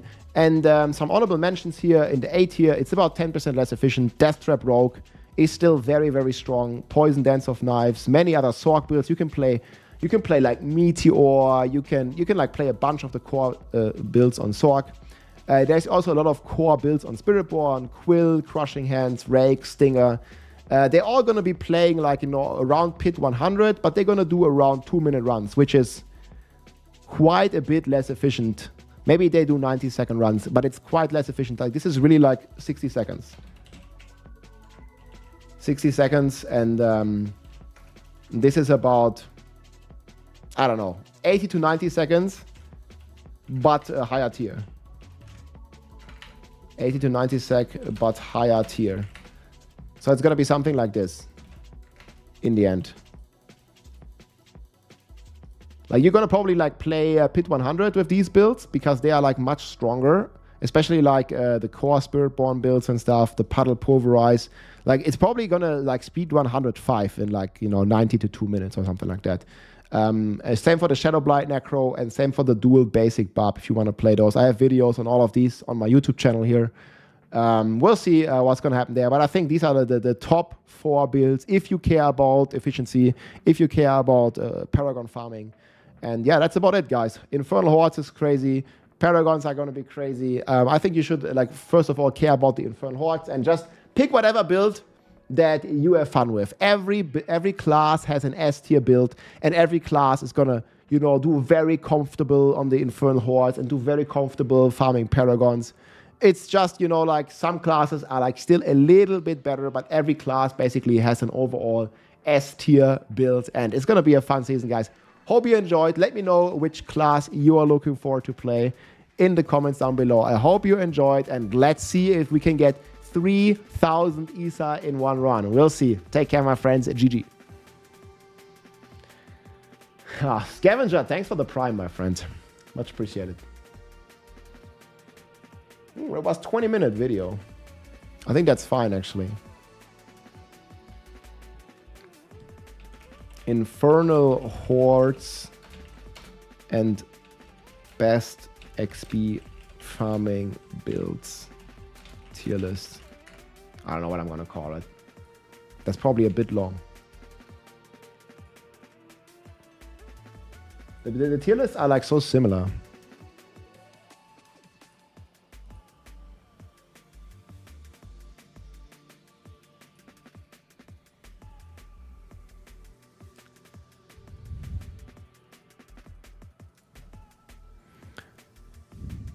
Oh yeah, I need to do... Did it work? We need to do...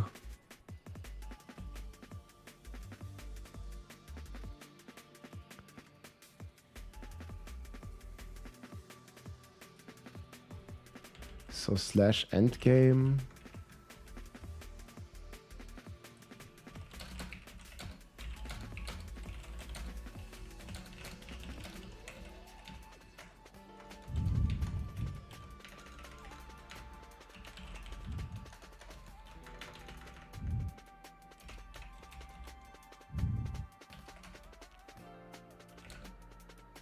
Oh my god, there's a mosquito in here. Fuck.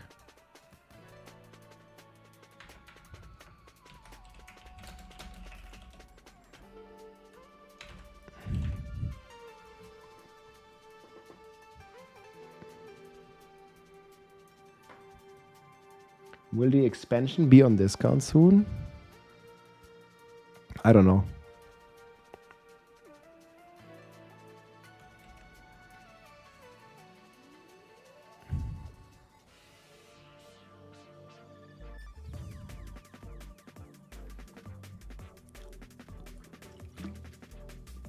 Gravitational doesn't exist anymore, but it's Okun or something, right?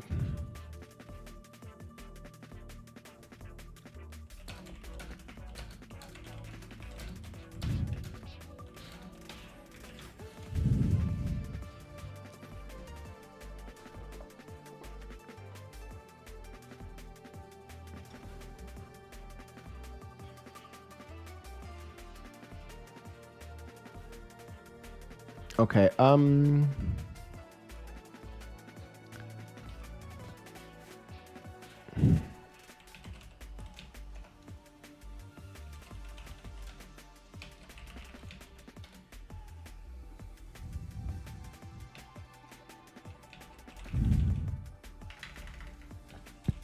okay, this is the sheet. Man, the fuck is the link so low? Wait. It's gotta be this.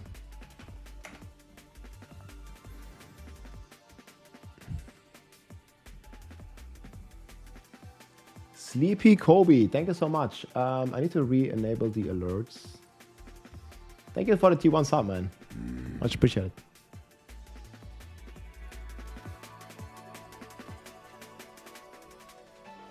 Der geile Bundle, Alter. Oh, let's go. Okay, guys, man, we worked our asses off, man. We did all this today, man. I mean, I still haven't done all the planners, but you know. Okay, do we start leveling? At least writing it down. Aye. Bro, this is too much work. I think it might be different now. Duplicate. Rename. I need to do the important stuff first.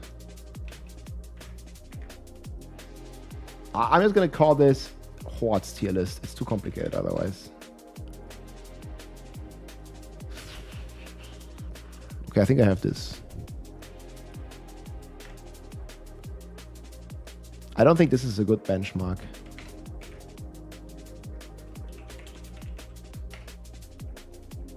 I was kind of slow.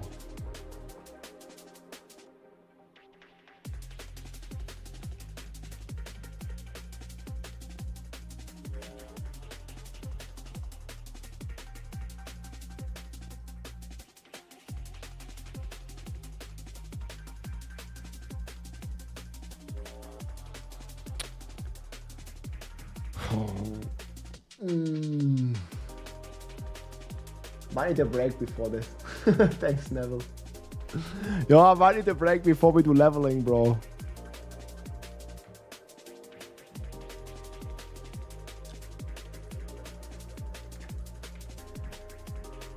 Okay, I think we can delete all this. We don't need this anymore. This is all bullshit. 100 hours. I think it's gonna be faster this season. 2 hours.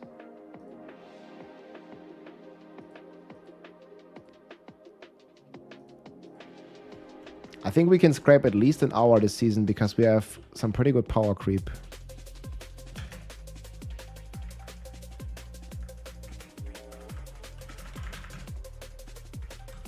$28 hours to 250.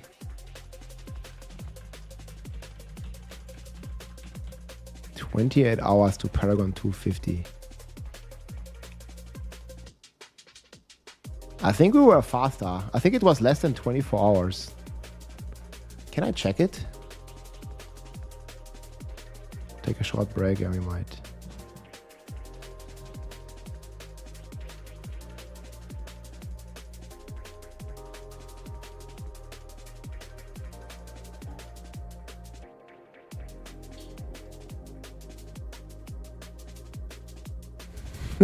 Oh, I remember my fucking thumb. Oh, gee.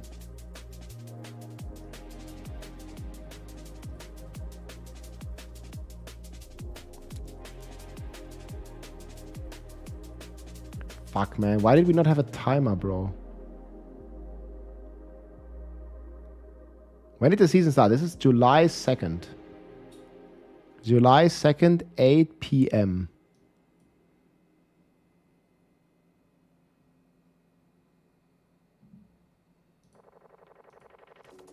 Whatever, I assume this is still good.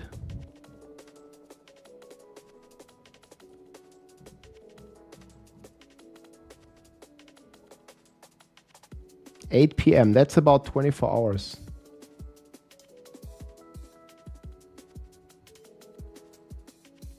When does the season start? At 7? Can't believe I slept. Okay, either way. This should be about right. The thumb was a big nerve, yeah, I remember. So that was only 210 in 24 hours. What? I might need to revisit that. But I mean, these are the benchmarks from like... Look.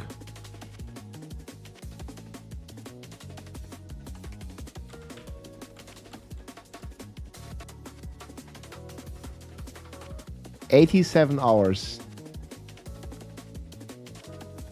108 hours. This was season 7. Man, this was, we played Earthquake Barb, dude. Whirlwind Earthquake Barb. You remember this? Yeah, we did 95 speeds. Techno Viking.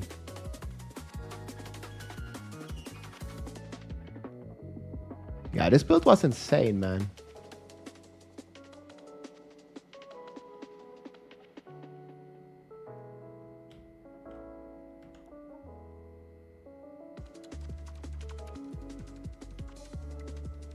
You remember this? Man, that was smooth as fuck. That was almost Sorg level.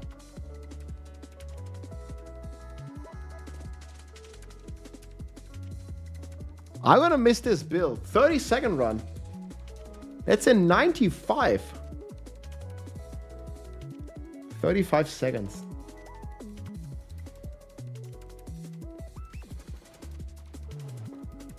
Yeah, we blasted like crazy. Feels like this was in January, no? We had the Vessel of Hatred in October, and then this season was January season. This was Whirlwind Earthquake. Man, yeah, I remember this was fucking crazy, dude. Look at this. Like, we're fucking dominating. I mean, it's not a sword, right? But it's damn close. I think that was the fastest barb build ever. I kind of want to play this again. It's just too weak. Oh my god, man. There was a druid ahead of me. What the hell? The year flew by, man. Yeah. Just like the Sorks do.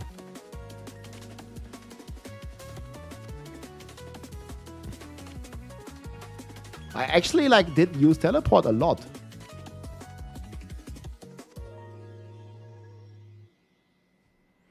In the end, it can only be with Jarun. Like nothing else will come close. You need teleport.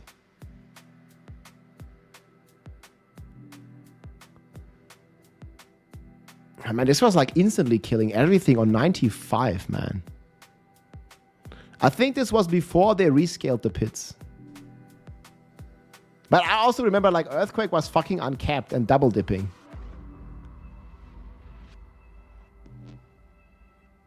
Well, yeah, no wonder it was this good. The freaking Earthquake double dip. Well, that was actually like with pets. That was later. That was the season after this. This was just when Earthquake was just crazy. Too many multipliers.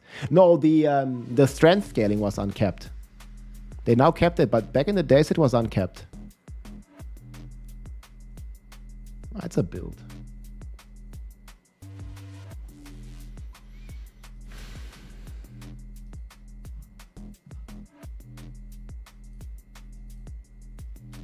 If I focus on it, I can do sub 100 hours. I just like, is it worth it?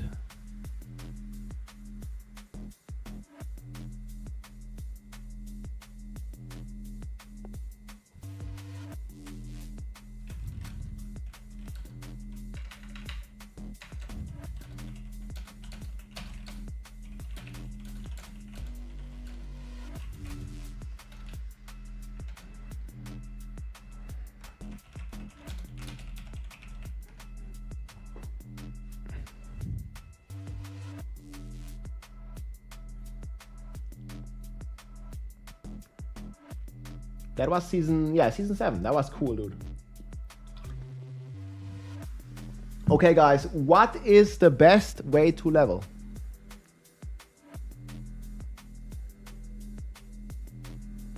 So, on the PTR, it was Helltide.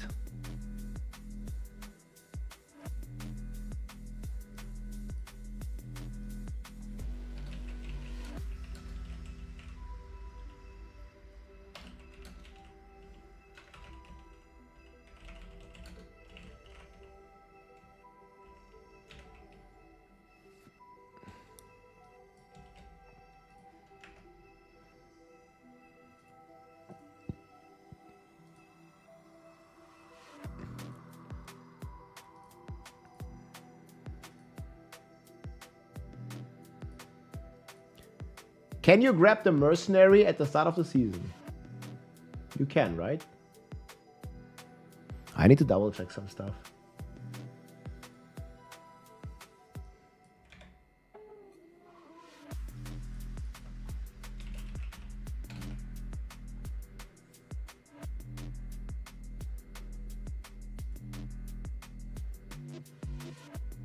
So this is all wrong.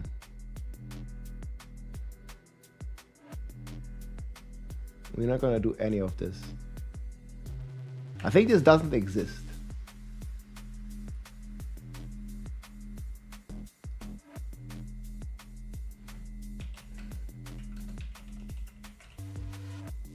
I think we do a Helltide, no?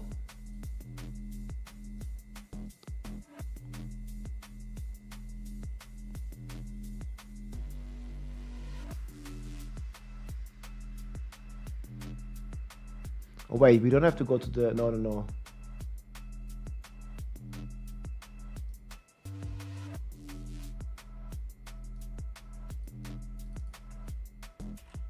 What do you have to do to equip your pet?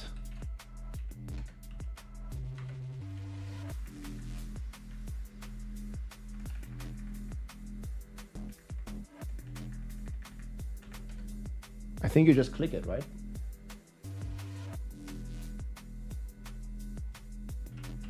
People might not know how to equip your pet. Press inventory. Like, do you have to press the inventory button?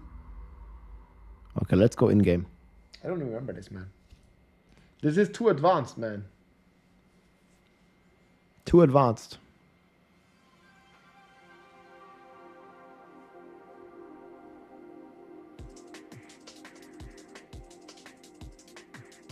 Does the wardrobe have a default hotkey?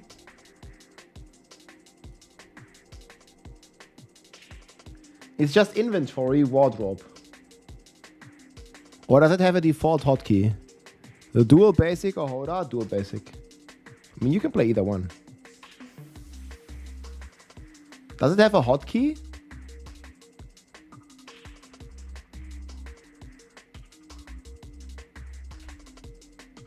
Press I, click the wardrobe icon.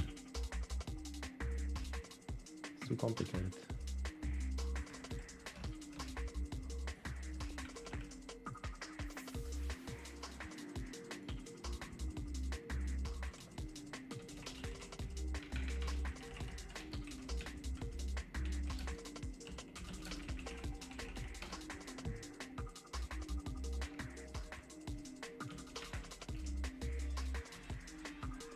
Wait, how do you spell wardrobe? Is it spelled like this?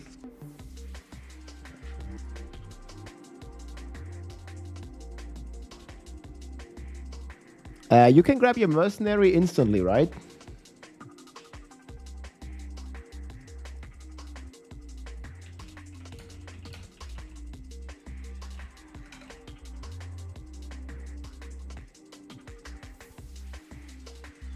Hey guys, exclamation mark sheet. I just need to finish this, actually. Let me...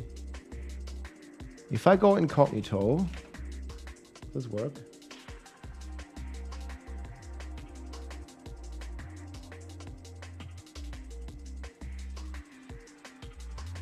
Does work.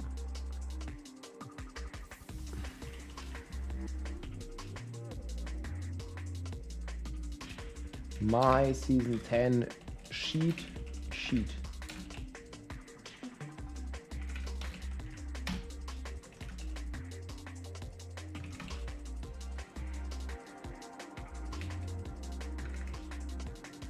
Okay. That should work.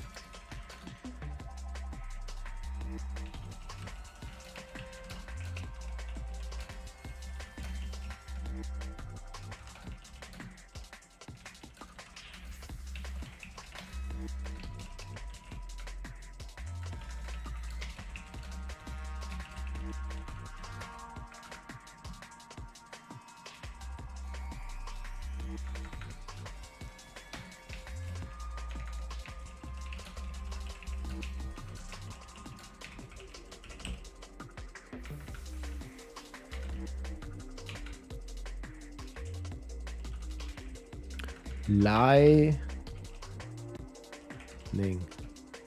Can't type.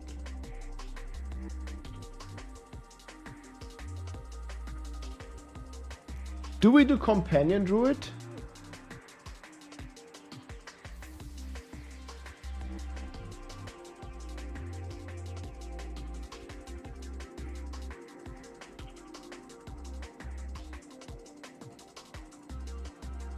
I don't know.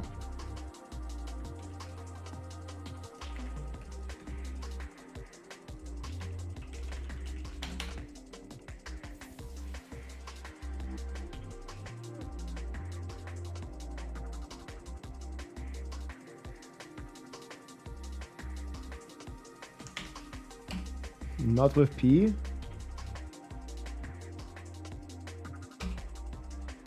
Okay. Thanks. Yeah, I'm not gonna finish this today, guys. I also have to do a test.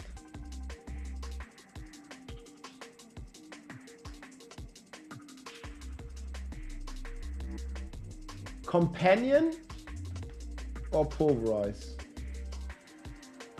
I'm definitely gonna go evade over the rest.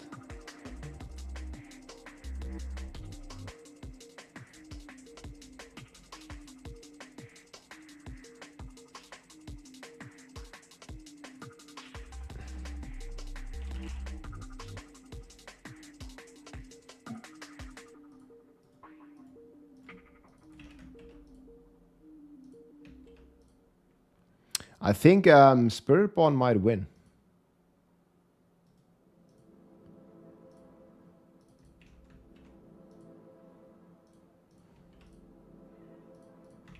I mean, on here, everything is like very clear.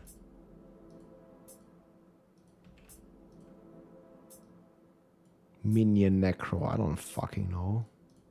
Is the best Necro leveling still Minion?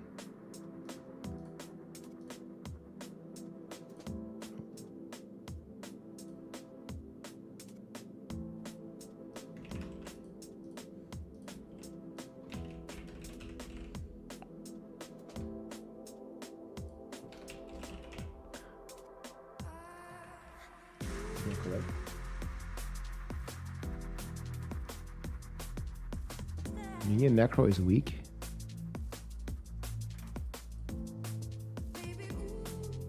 Does it get anything?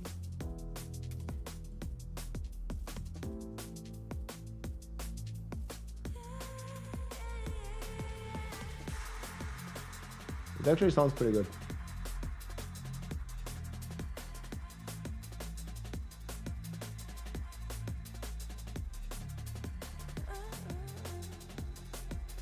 So we get Reap.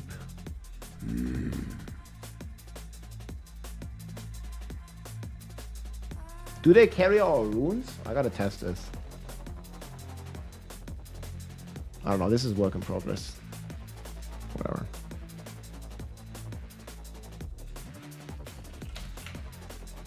Thanks for the support.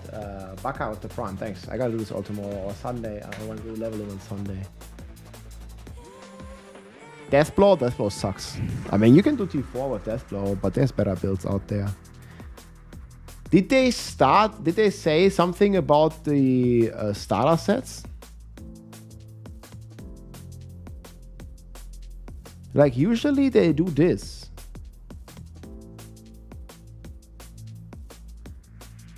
I don't really think they've done this anymore, right?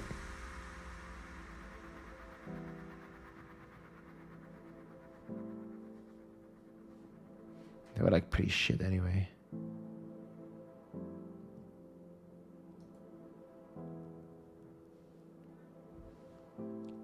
But that was actually pretty cool though, having some starter builds.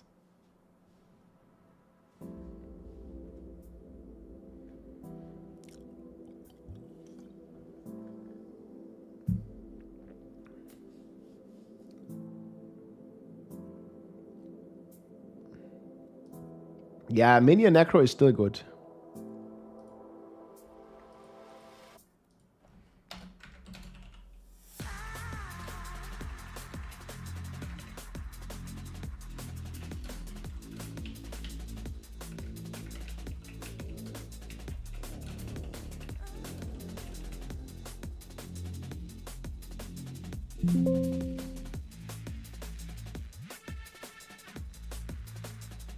Okay.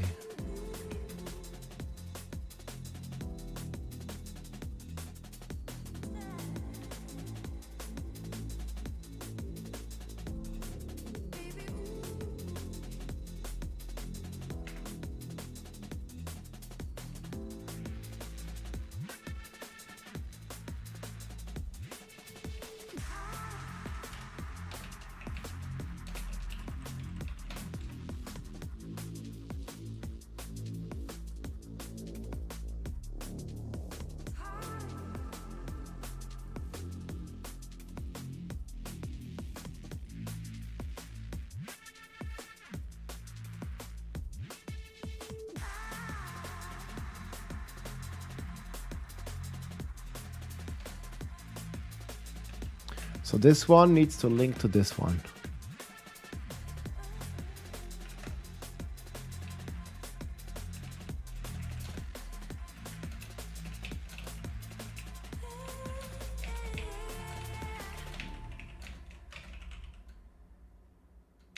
Actually, I don't even recommend him to transition into Death Trap, because I don't think you can play it without some good gear.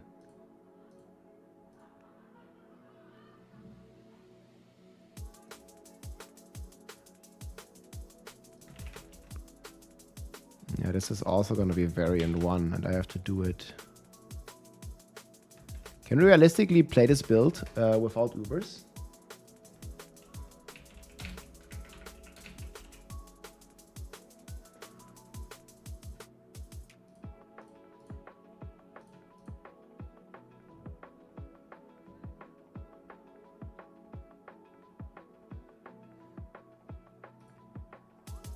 I don't know.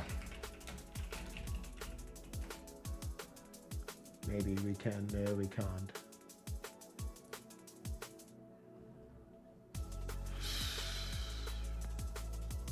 There might be some good chaos powers to equip. But I think if this is the recommended leveling build, we should definitely have an ancestral version of it.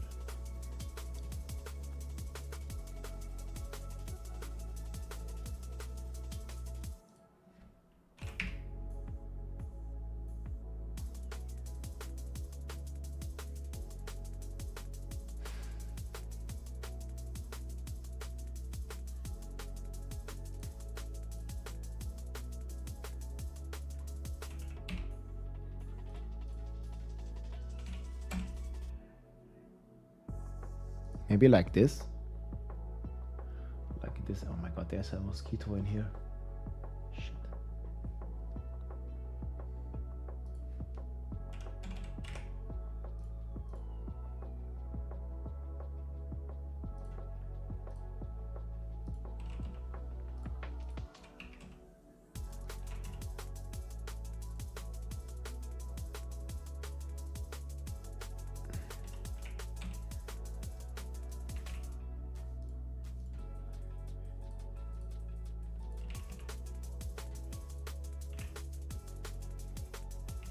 Oh, do we need cooldown?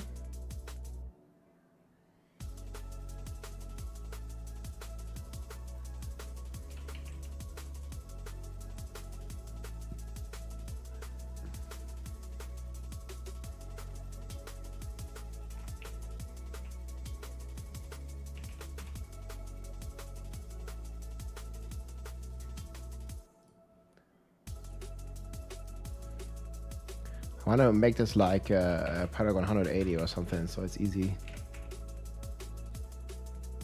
Thing is, can we do that?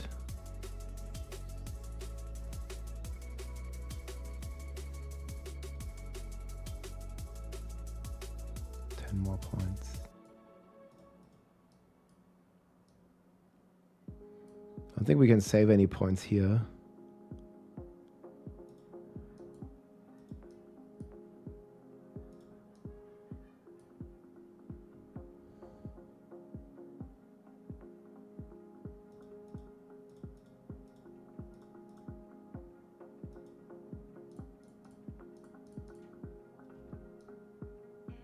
Close enough, I guess.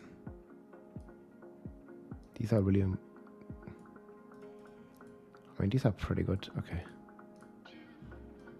It just fits at 180. Yo, sup, Van PK? What's up, man? How's it going? Cooking.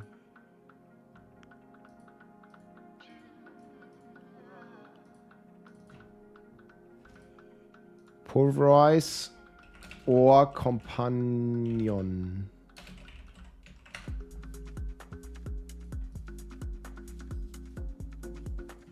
I don't think we're gonna get this anymore.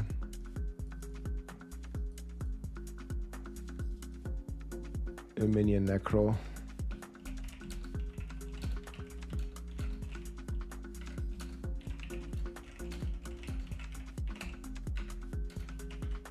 Wait, this has the wrong link, right?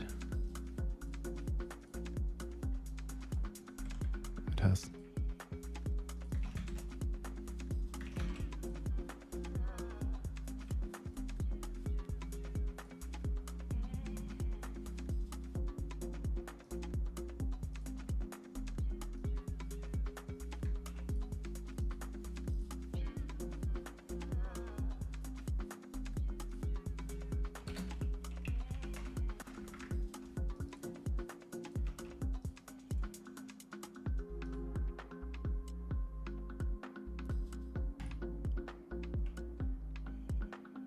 Ready for the next season? Gotta take a look at your builds. Hey, let's go, man. 22k, 2 months contract. Wow, that's insane, man. Congratulations. Druid is not ready. the Raven Druid build. That's why I didn't want to create the planner. It clearly says it's not ready, right?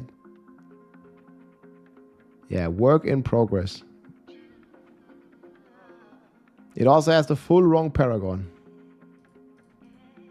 I can't. We need like another day for these planners. Maybe 2 more days. There's too many planners. It's gonna be like a 15-hour day. It's okay though. I like doing it. Raven Druid's pretty good. Yeah, it's S tier. I should say. Very solid. In S tier. Okay, Minion Necro isn't ready. I don't know which one I'm gonna play here.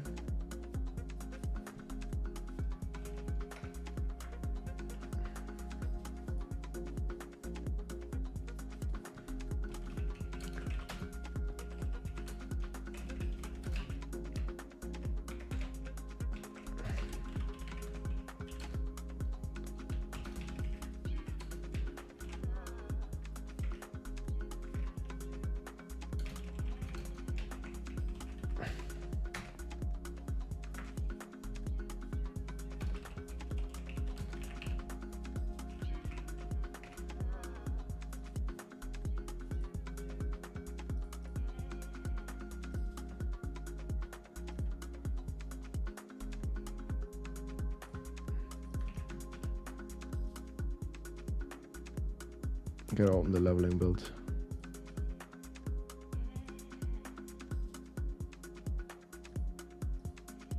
Is it variant 3? Yeah, okay, that's good. So we're just missing the Sork.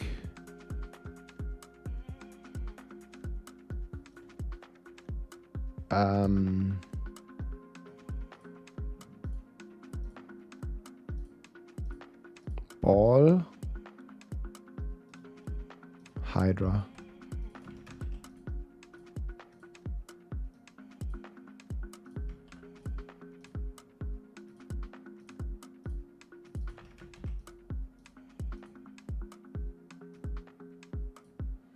I mean, there might be an argument to put Spiritborn above of Sork. Horde will be good next season. It's gonna be good, yeah. It's not gonna be OP, but it's gonna be good. Like, it's gonna do 110 plus. 60 days, about day 12, 16-hour day. Okay, that's crazy, man. But still, that's I don't know. That's 60 days times, let's say, 15 hours, 900 hours, and you're getting. That's still $25 an hour. That's pretty good. I mean, I still think that's pretty nice. It might be even a bit more. Because I calculated your peak.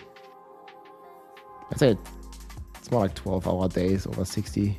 720. 30. Yeah, between 25 and 30 per hour. That's pretty good.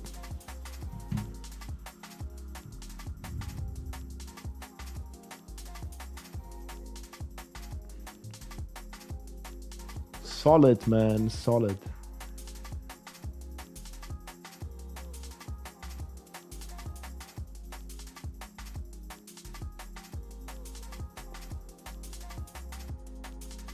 Okay, what do you think about this? Like, I don't know which one I'm going to do here, and these two are not ready, basically.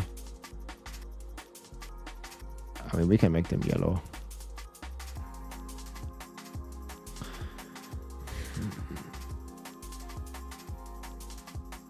I don't know if I'm gonna do companion. I still haven't done all the planners, so.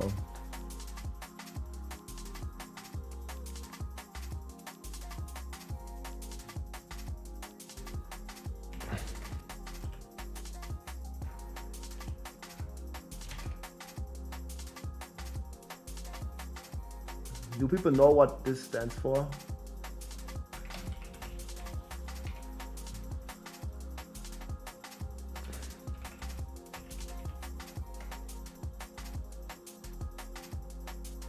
I think it's okay.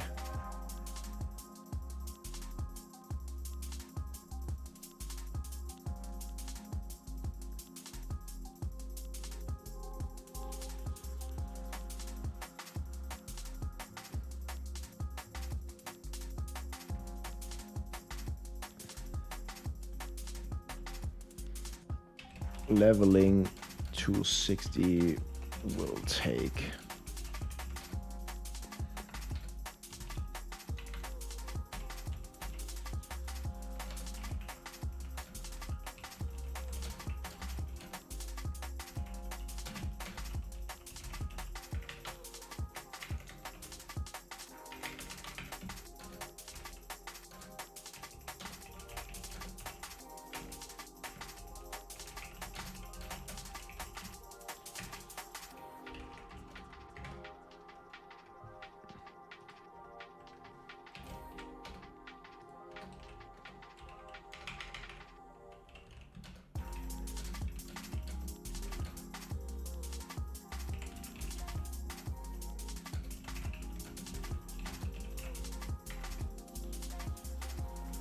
Okay.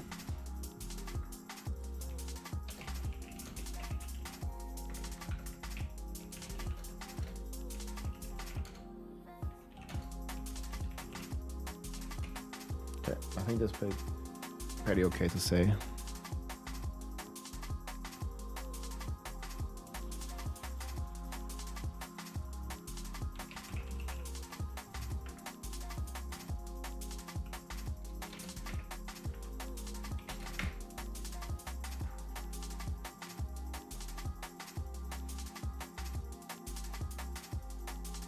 Left D-pad not available. I'll make a settings guide.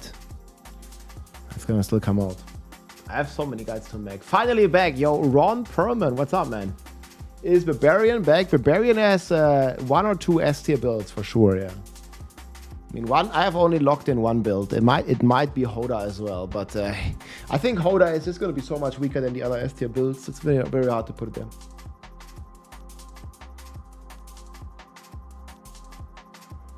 Oh yeah, man, we made a ton of builds. Ugh. It's a lot to do. I like making it though. I'm having fun.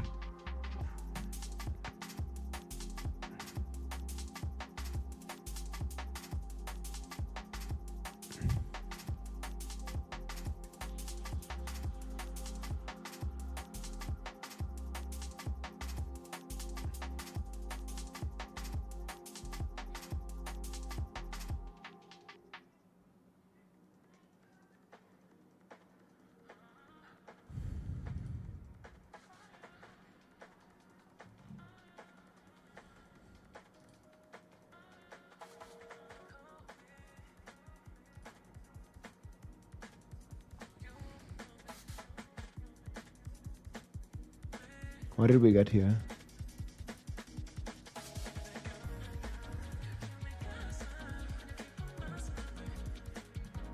I want a cookie. To update this.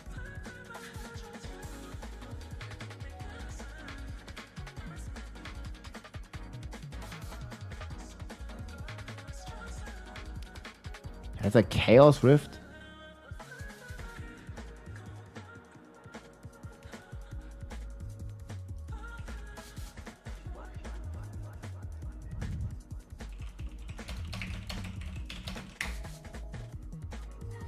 Yeah, those wings look really cool. It gives you like a bit of a sneak peek.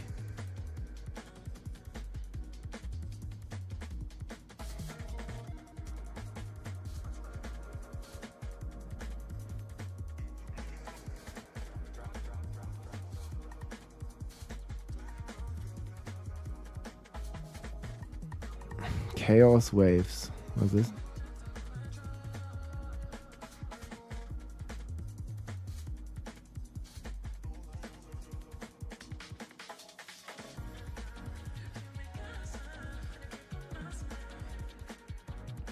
Looks good though.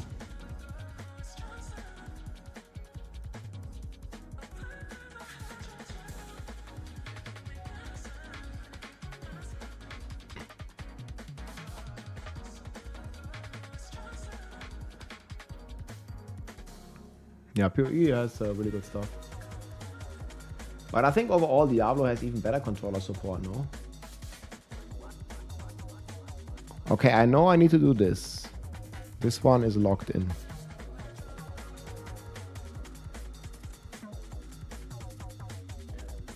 Okay, guys, what's the leveling strategy? So go to Helltide. Focus on killing elites and finishing whispers.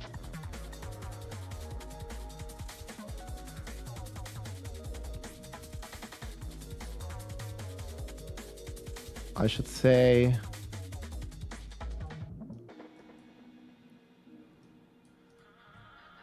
Chaos Rifts will spawn. I recommend skipping those as they have way too much life and give too little reward.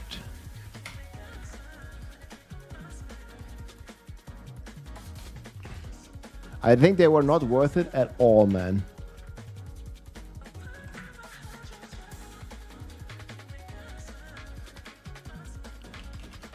So where did you get the Horde key though? So that's a big if. If Helltide drops Infernal Horde keys, what they look like?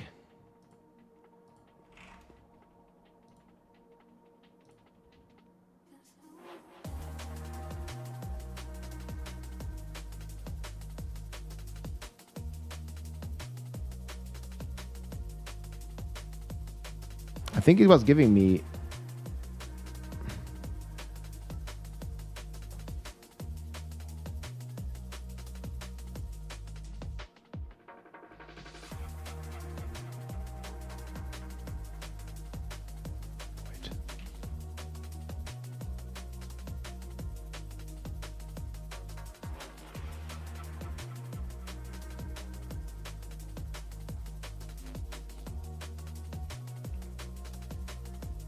or do we call them like baby Infernal Horde keys?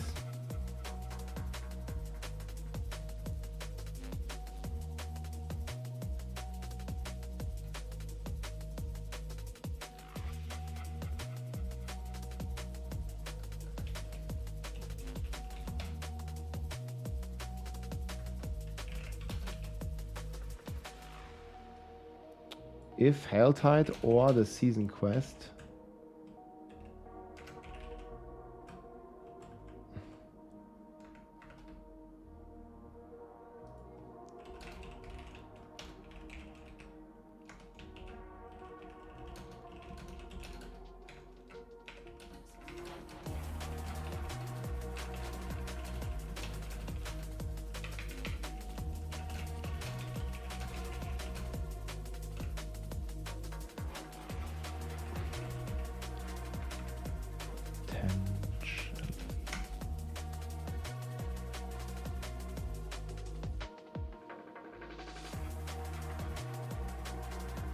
Horde XP is meh. Yeah, I know, but okay, so this is not gonna be the fastest way to level 260. This is gonna be the most efficient way, which also means you wanna gain power while you level up. Like you can just do, if you don't care, you just do the campaign. You can just do the fucking Vessel of Hatred campaign. You're gonna be 60, but you're gonna have like no new powers. You're gonna have like no Like gear, rewards, no infernal rob, and all this kind of stuff. Like, we don't know. Like, I mean, maybe the hordes... I'm going to say this in the video. Maybe the hordes drops you the season powers. I think people just want to have fun. Like, you know, yeah, you can like sweat and you can level 20 minutes faster if you just do the Vessel of Hatred campaign. But bull, I'm not gonna do that. I also don't recommend that. But yeah, you could do that. This is not a speedrun 260 because it's not a sprint. It's like a marathon.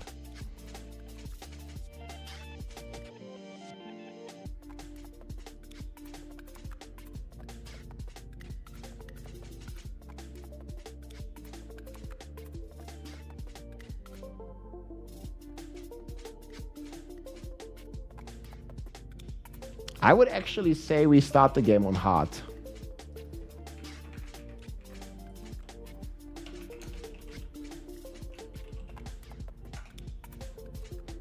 I don't think we start normal. The power creep is crazy this season. Hard is 75% more XP.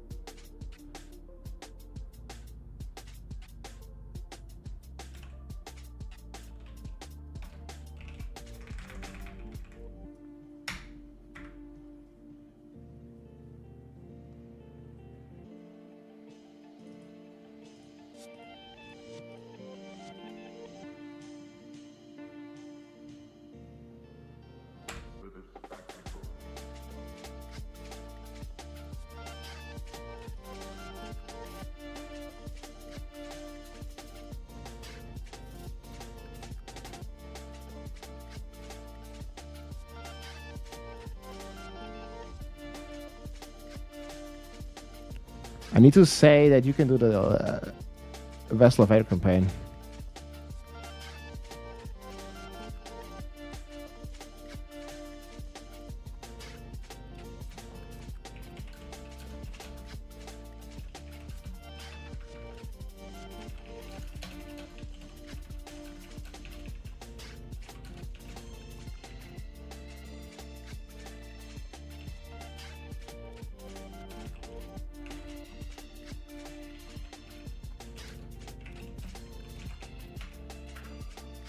I don't know where I put this here.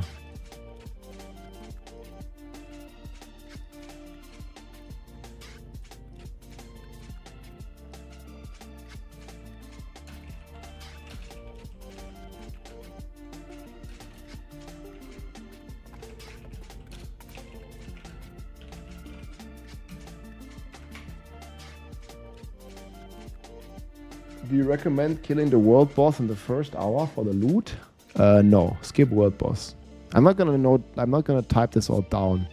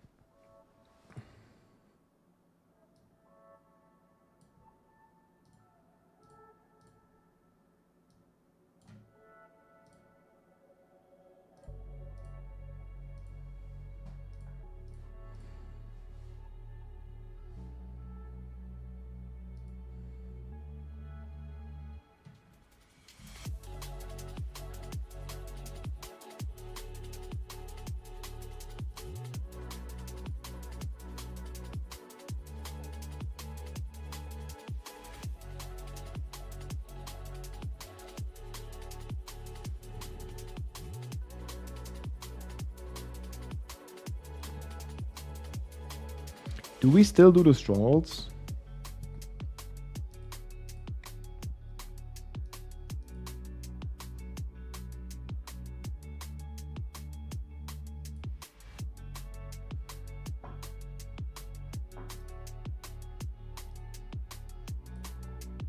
I don't know. Yeah, I have the strongholds from 50 to 60. So do we list this here?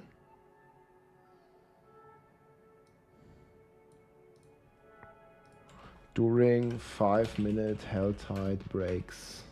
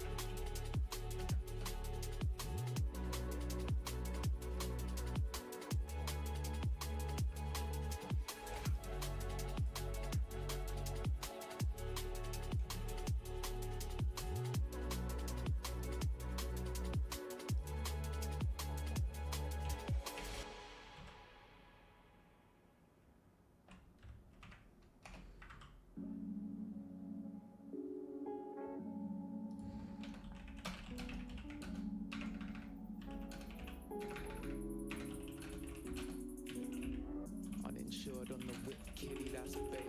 Watch me slip out the back gate. Anonymous, that's why I slip on the mask, mate. Obvious, got me rip pumping mass weight. Feeling tapped into like an ashtray. And I beat it black and blue in a rash way. I'm peeking at the view from the fast lane. No speaking, I just do it through the back pain. And now it's floating with the current. Got some cocoa in the oven, man. I'm rolling up a dozen like. Am I strolling, am I running up? But no, I'm inconsistent with my going and my coming life. I don't know nobody, nothing. Serotonin got me buzzing on my lonely's what I'm loving life. And man, I'm opening discussions that will take your insecurities and roll them into nothing like. There's not enough paper on my desk to say it how it is, but I'ma say it with my chest. And there's no angel in distress, just some demons that believe there wasn't capable of this. West Undercity. Rise, volcanoes and eruption.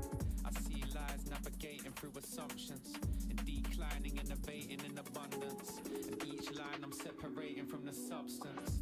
More time I get away from the corruption. More time I'm sedating the seduction. Sore eyes got me aiming for the function. 4 or 5 days not an option. It's got me tripping over heels. In my mind I was risking. Is this good? Protecting what is right. It's got me missing what was real. It's like a never ending. Would you mind checking my Horde build?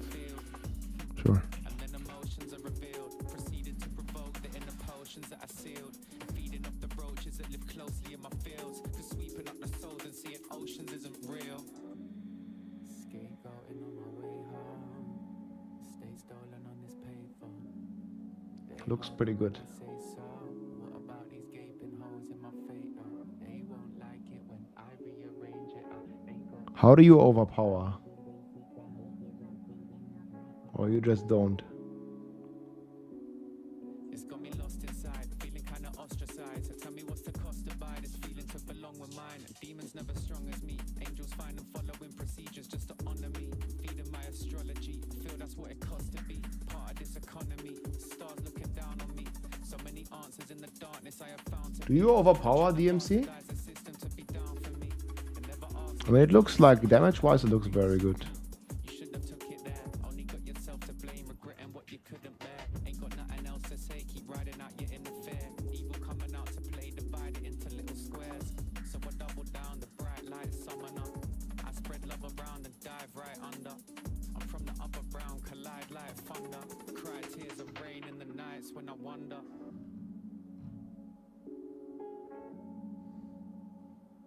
Sounds like a lot of damage, but no overpower.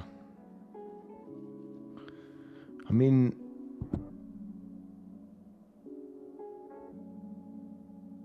can't we go like Earth Striker? You're switching weapons so much.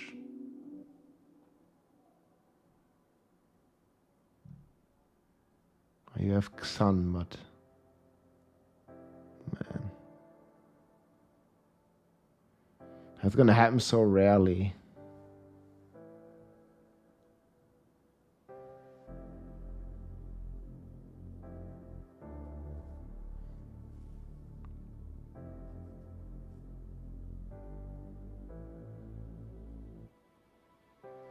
I don't think brute force is worth it. Like realistically, how much are we gonna overpower? Not enough.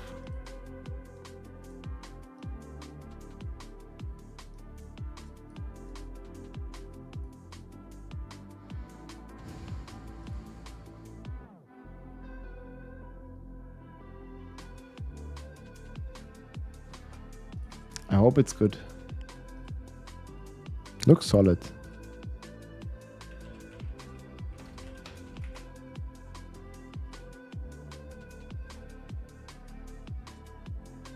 Vega Mekuna, yeah. That's gonna be fun.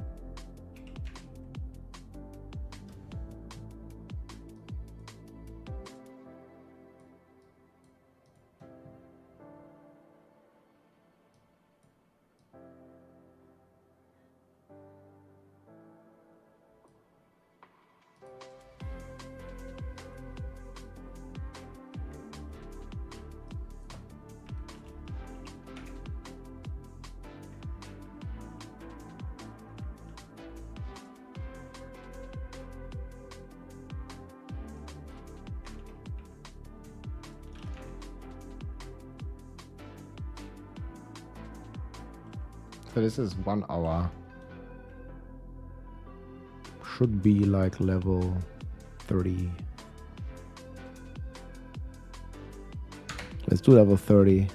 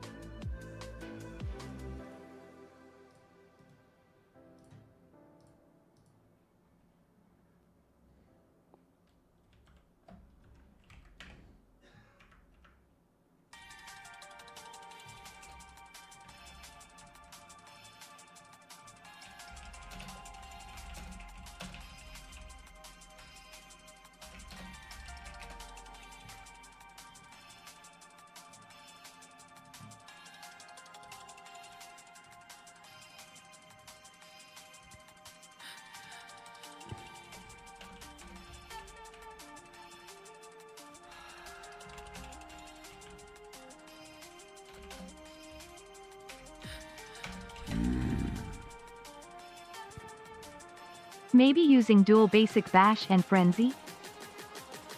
Dual basic bash and frenzy. That works, but the good thing with the dual basic lunging strike is that it also triggers a Rage of Harogath, because you can apply bleeds. So basically, casting lunging strike has a good chance with Rage of Age to reset itself, you know. While with bash you don't have the chance, so I think it's better to play lunging. I don't think you ever get rid of lunging. If anything, you get rid of frenzy. You can play lunging and bash and let frenzy autocast. That could be a good alternative, now that I think about it. We didn't have an option on the PTR because bash didn't work with Ramalatni, but now it does. So what you can do, what you could do is this.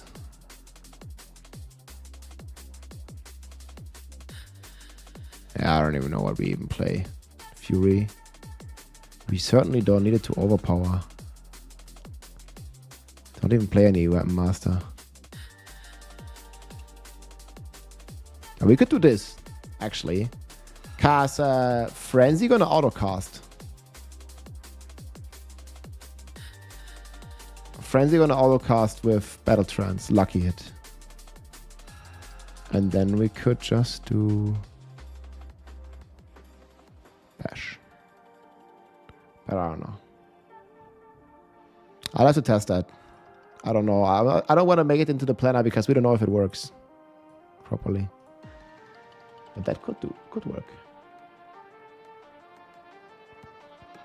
Oh, for the Horde build. Okay, wait. D4, D4 is missing Mage Blood? Yeah, that's true. It used to be the Mythics, but they are like way too frequent now. Do a basic Bash and Frenzy.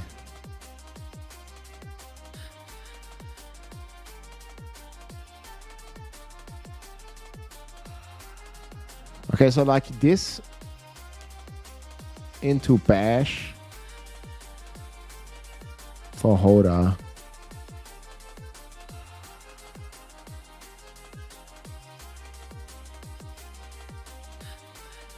You will need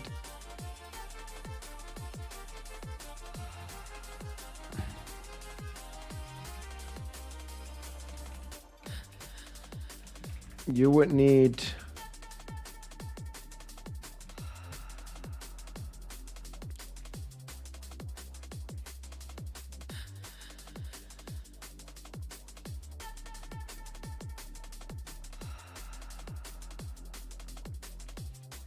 No, you can't. You need to assign a weapon to grandfather.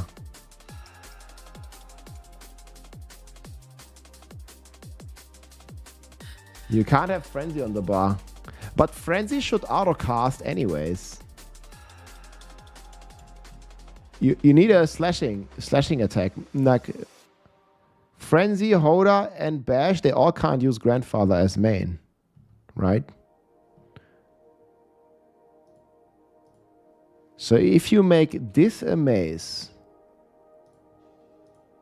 then you can use dual wield. But then you'd still need another skill here. But a Bash, Frenzy should autocast anyways. Because a lucky hit. And Horde has very good lucky hit. So you have a skill slot free here. You can just take any. I don't really know, like, does there anything give anything? You could still go Whirlwind if you want. I don't even know why do you want to have Whirlwind in here?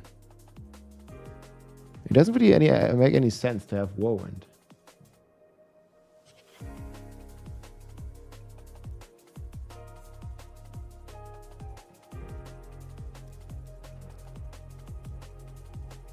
Yeah, but you can get bleed, like you just put 1 point here or here, you get bleed. What do you need the bleed for even? You're not playing Rage. I mean, you can do this.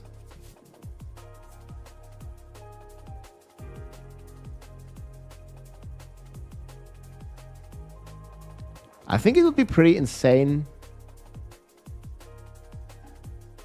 Maybe we just need to drop Grandfather.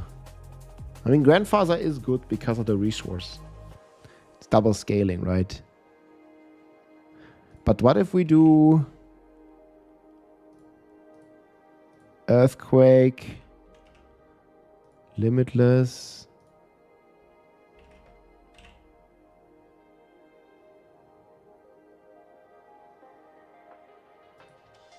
Earth Striker?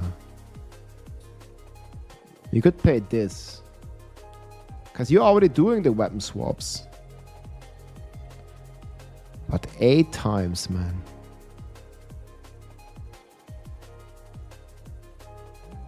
Problem is your Bash is gonna eat it.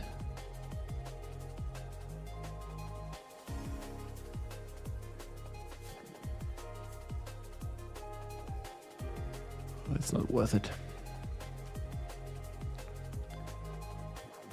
You won't need the Bash temper.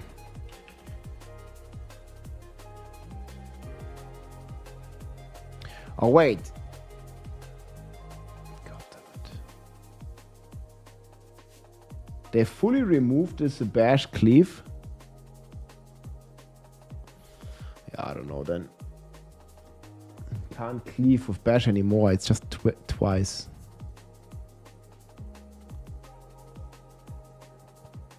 Every Spiritborn builds S tier? No. There's like 5 of them. But not every.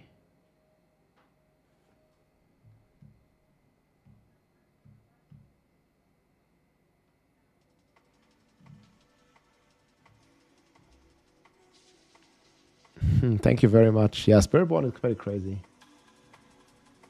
YouTube is logging in.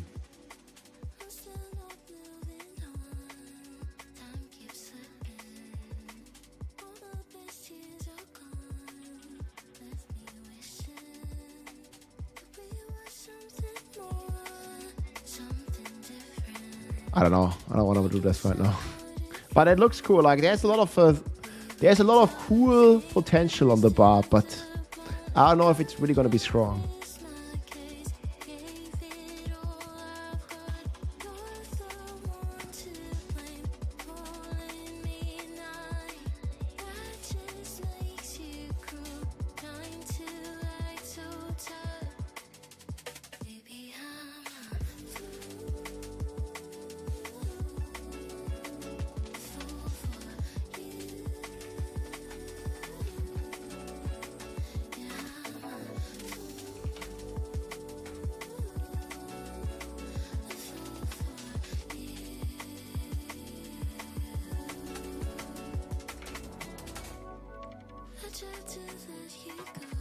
Need to make Bar great again, man. I hope so, dude. DMC, it would be sick.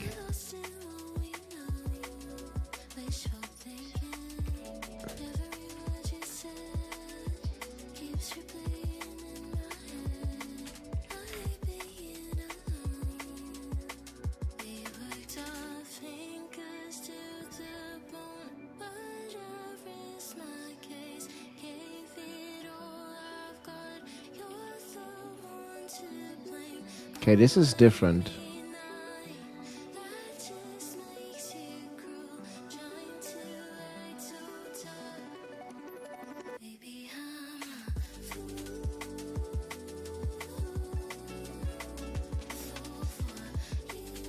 Wait, when can you do pits again? You can do pits on Pentient? No, you can just do pits when you're 60. Yeah, I can remember. Okay. Do we even have to do anything on Pentient? Or Penitent?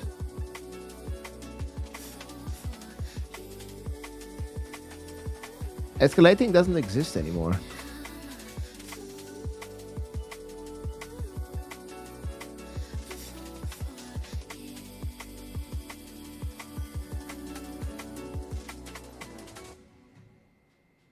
Yeah, this still needs work.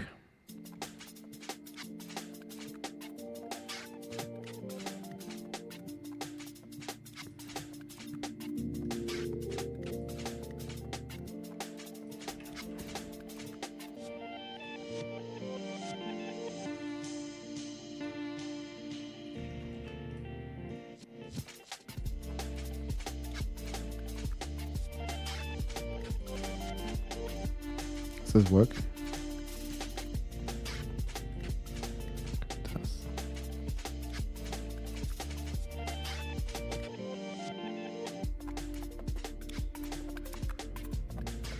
This is like more generic stuff.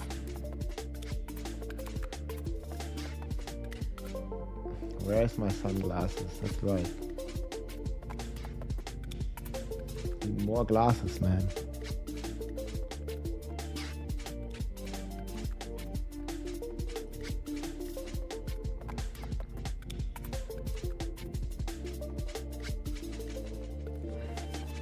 Do you think people should start on normal?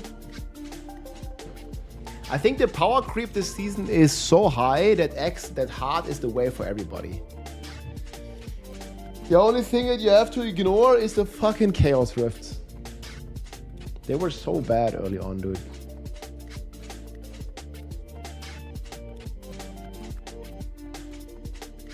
Should we ignore the season quest? Yes.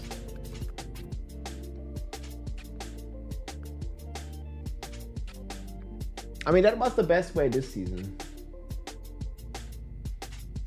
Start the season Chaos Power progress.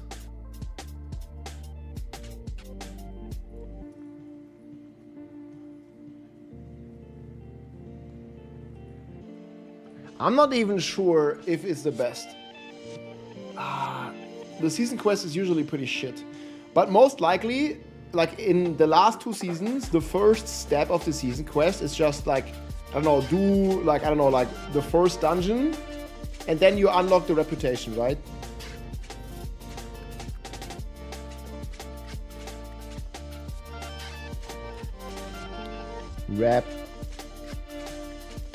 Reputation.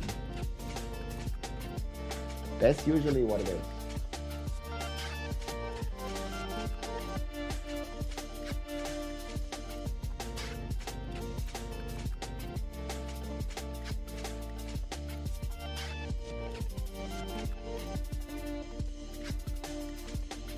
Is it still level 10?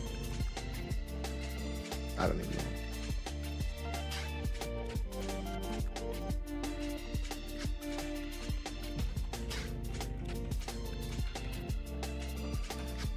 I don't even think this is this important.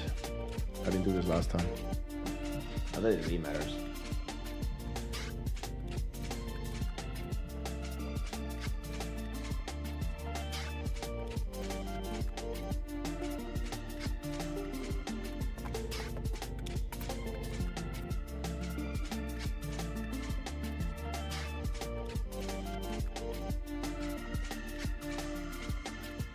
These are pretty good overall though. I like that.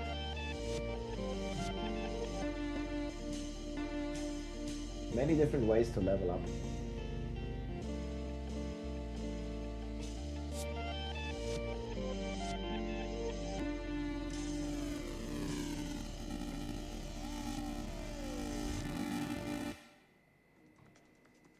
Okay, Rupture got you confused. I think Rupture is pretty strong. I have a pretty decent 55 minutes.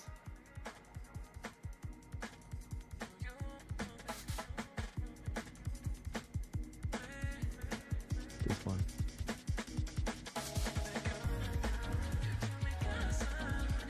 If I use Rupture, isn't it make me overpower? Then I cast Horde? No. Rupture only overpowers itself. It doesn't give you a guaranteed overpower. But look at this. Like, this build's pretty cool. Let's increase the skewer radius of this. Maybe I'll make a video. So you can make like some big pulls and then boom, 3 trillion in their faces. But I have so many videos to make. Like Pit 100 should we make a Rupture video? It should be like a pretty easy to get. My gear is like not optimized at all. I think in the end this is gonna be hitting for potentially 10 trillion. Like if you make like some good bleeds and get them going. This is definitely looks to be like this is one of the stronger builds. You get Ramallah Mighty Throw, but it definitely seems to be one of the stronger builds of next season. And I just wish it has like a different playstyle. You know? I think people have been really missing like this like bleed big explosion kind of, you know, playstyles where you can have a lot of fun with. So here we just got here. Okay, boom. Gonna put in all of the Druids and then like do like 2 Ruptures or something and they all melt. Come to the grinder. They're certainly getting grinded. And I'm actually spending health here. Like that's why I'm always on low health, because I'm spending health, and the lower health I have, thanks to the new season power, the more damage we do. That's why it's actually like good to, you know, have a bit lower health and then just basically pull them all in with Wrath like this and blast them down. And we can already run like, I don't know, 2 minute 100.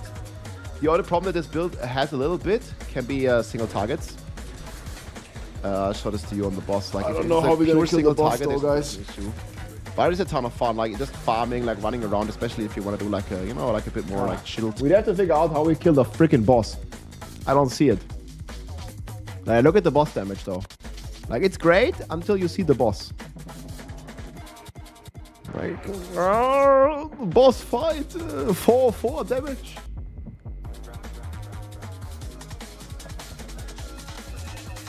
I mean, it's still like double this damage, but still.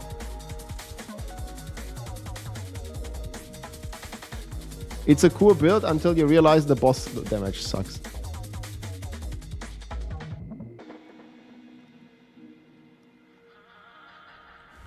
No.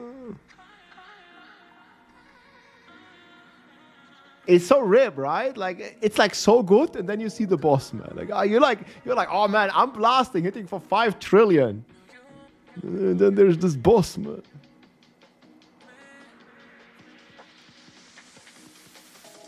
I want to try this though. There's like a rogue thing that does. Like the rogue has like a totem or some bullshit.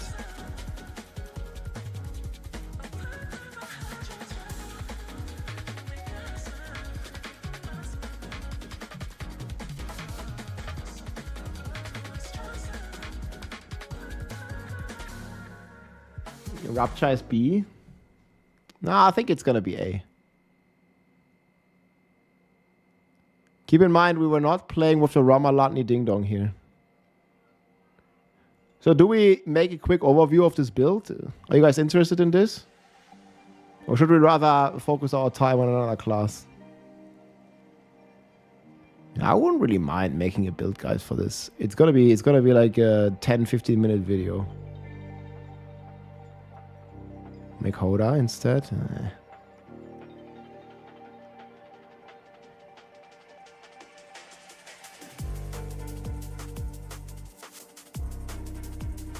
Could see I can make this video easy.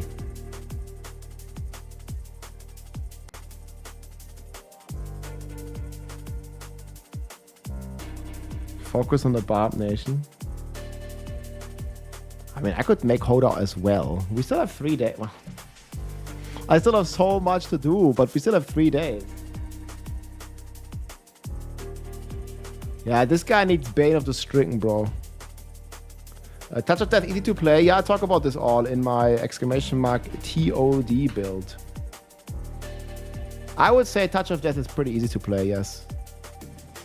I mean, I can quickly one-shot this. Like, I can quickly make this planner. Like 44 farming, this is gonna be pretty good. People like bleed. I mean, maybe Flay has a bit of an edge over this. Not so sure though. I can make a quick video. It doesn't gonna take long. I'm gonna do the leveling tomorrow, man. I gotta sleep over this. There's so much leveling shit I have to do. Agrrr. This is no longer a draft. This is a tier list now. Big fan. Yeah, people are big fan of bleeds. Oh, I should have kept the tier list open, I guess.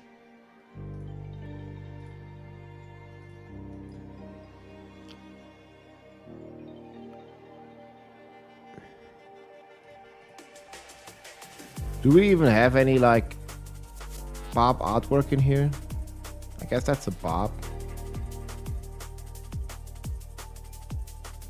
That's a Barb as well. Oh, we're just gonna start with the video. Who cares?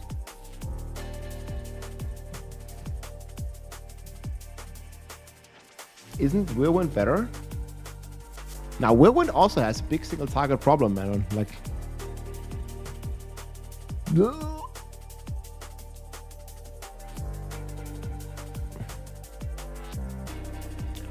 Ramalala Ding Dong.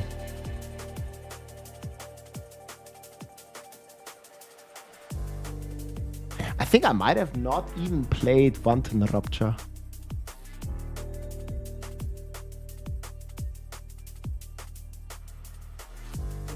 Wait, did we play Third Blade?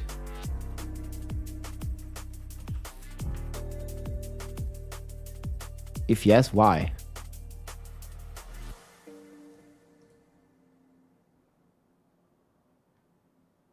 It's like we kind of needed that shit.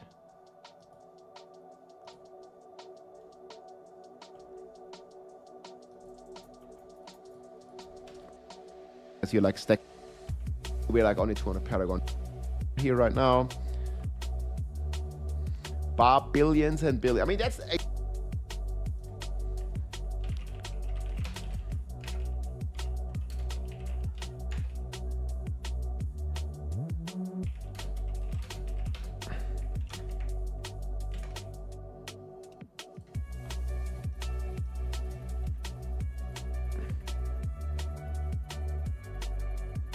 actually a comfortable pit 100. It's just like the boss fight. That's not that great. So this is the gear here right now. There's still a lot to min-max for sure. Like getting triple Third blade. crits and getting better rolls. But I also think like the single target still needs a bit of a look at. Was that Warden Rupture? There's still a lot to min-max for sure. Like I didn't getting play triple Warden crits Rupture. and getting better rolls. But I also Oh no, I did. Okay. think like the single target still needs a bit of a look at. Inner Calm, Limitless Rage. Okay.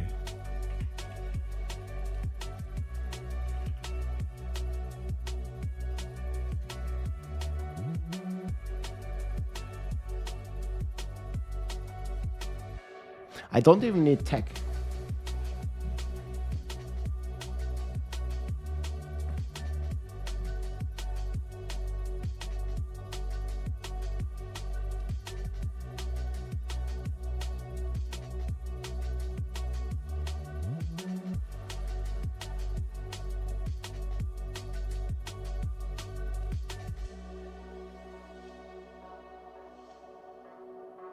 Do we need crit?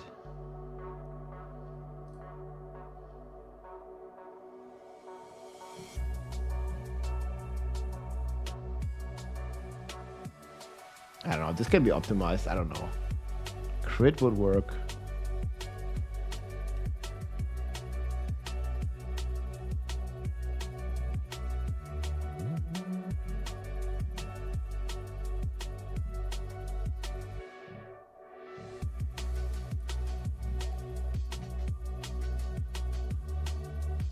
Yeah, I just want to show this planner. It might not be that good.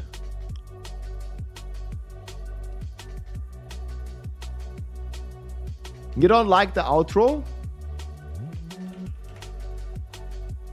I mean, I can easily make one in like 5 seconds, but it's some good nostalgia. If you like this video, make sure to subscribe, leave a like or a comment. I'm also live on Twitch almost every day, so come and say hi. And if you like this video, make sure to subscribe, leave a like. So or a should we comment. remake this? I'm also live on Twitch almost every day, so come and say hi. I think the outro is good, bro. Yeah, thanks for coming by on Twitch and on YouTube and everywhere.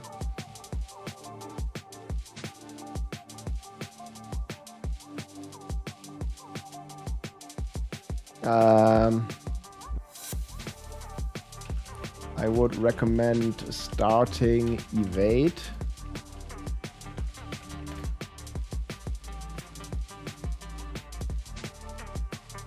Okay, well, we're getting sidetracked, man. Keep it. New outro. Keep. Yeah, I don't know, man. Yeah, maybe next season. The outro is gold, though.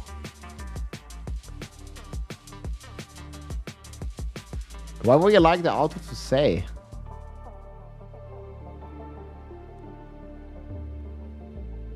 Fuck is Evade?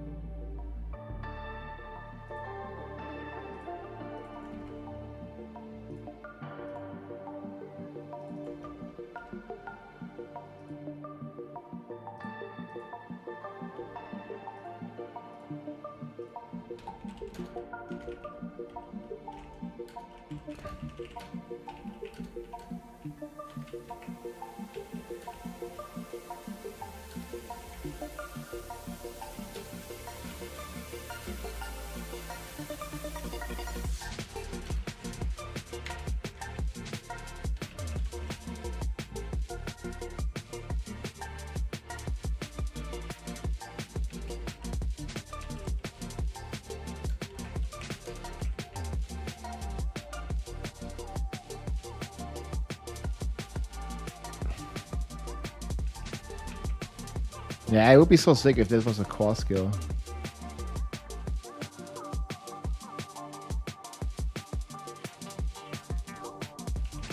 Yeah, it's very nice that this is viable. here again, evade.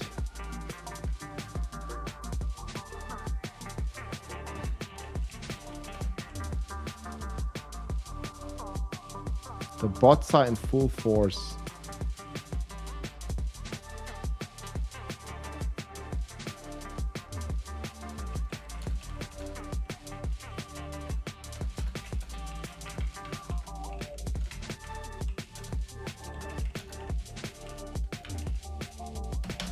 People gotta play evade instead, man. Gotta be much better.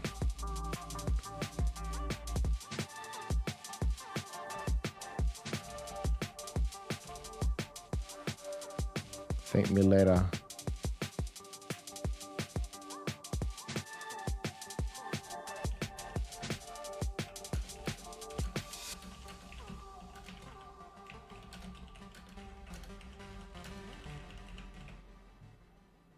It's like old meta.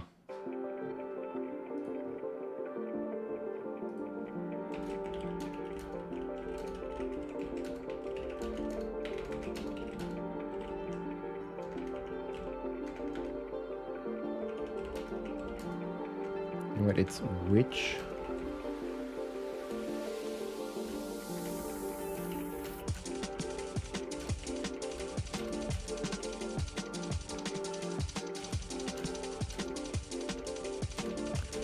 How about the great?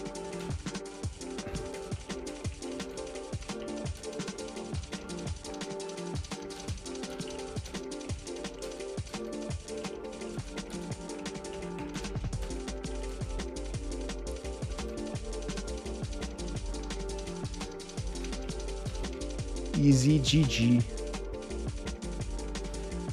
New Berserk skin for Flex? Yeah, that sounds good actually.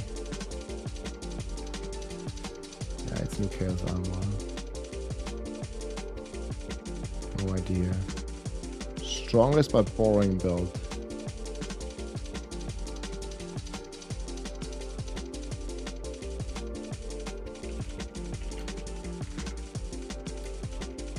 What's the rune called? I think this guy didn't watch the video.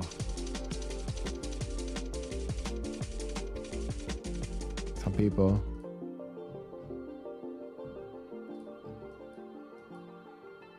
Simply choose the poised touch of death rune. I guess it doesn't say it reduces the cooldown, but it does.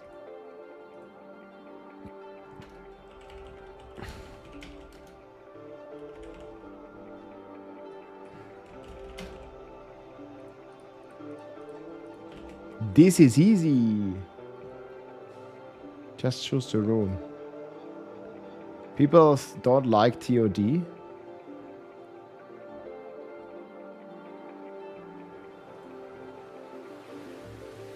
Okay.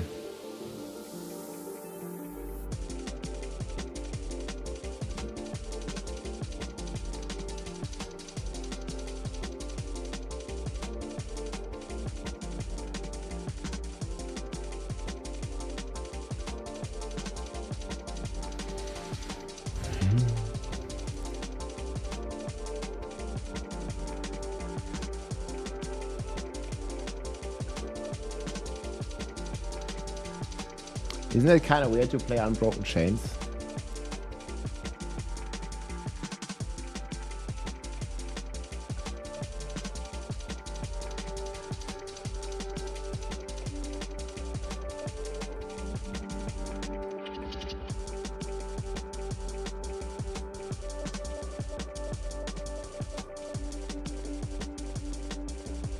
I think heavy-handed should work, right?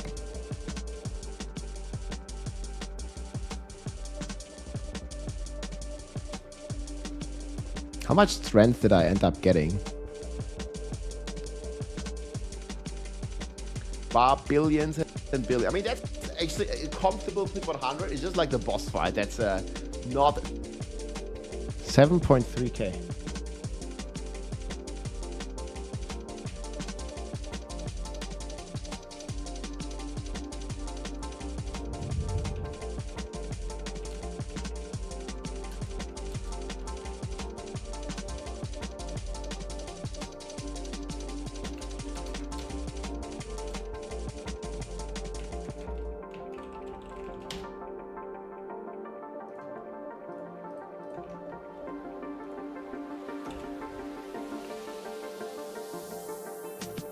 I just like seeing Rupture.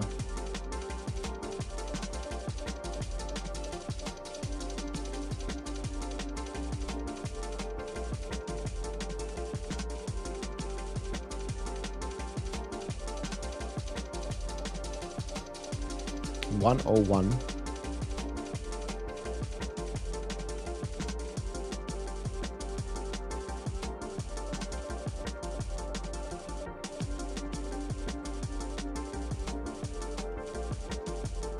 Billions and billions, man. Easy peasy.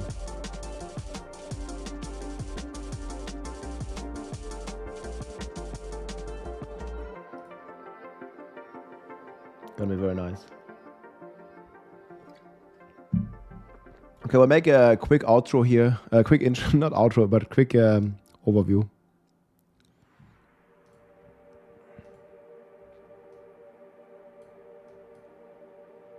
Should take a lot of strength.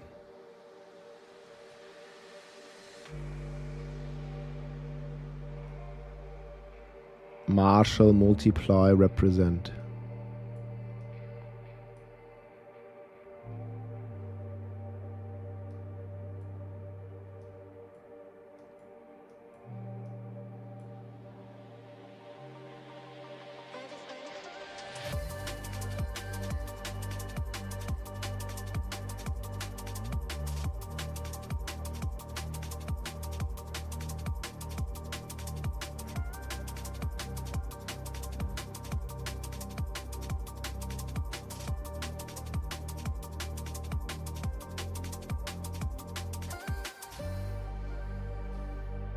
Just gotta make sure we're gonna go with all the strength.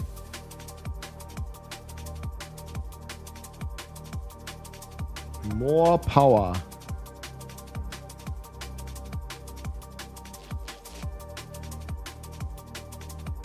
So revenge is multiplying the strength. Fast for leveling a druid. I think it might be companion for leveling. I haven't done the leveling planner for druid yet, but I think companion is winning.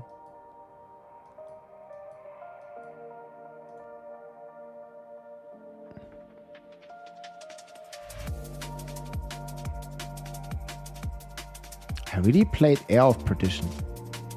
That's much worse. I'm not sure if we have enough crit.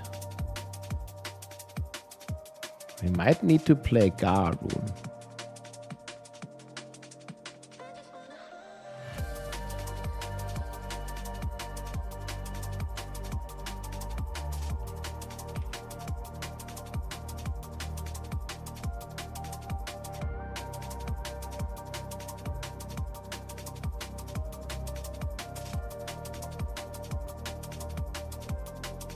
I think it's Guard Rune. Have you watched new Para gaming video? No, I haven't. I can watch it maybe after this. What's it about?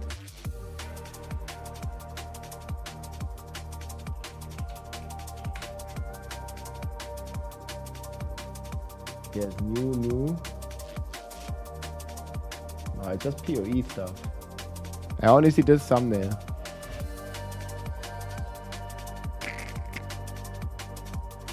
Hope they make a new one. That'd be pork, man.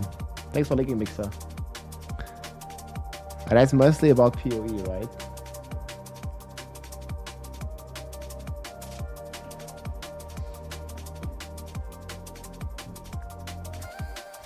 Okay, we can make it.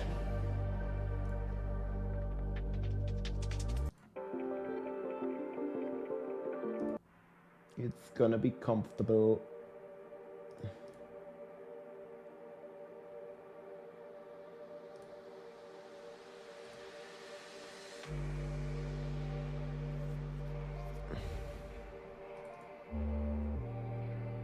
I hope it has more potential long term.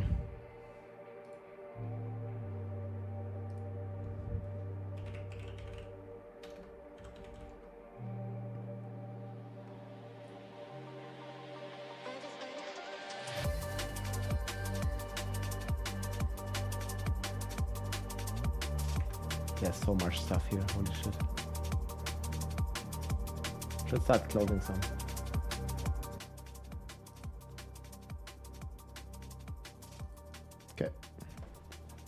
Music, I think, was a bit loud. What's the last bleed build that we did? Bleed Barb. Yo, thank you so much, man, for the 1000-bit Saul Watery, as I just muted my... I think it's gonna still work, right? Yeah. Thanks a lot, man, for the support. Much appreciated. Okay, we're gonna do a Bleed Rapture Barb, guys. And maybe we have like so many different videos, dude. Either way, it's gonna be chill.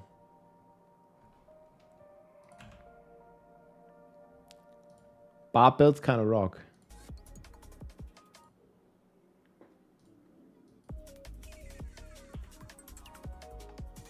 Okay, let's do it.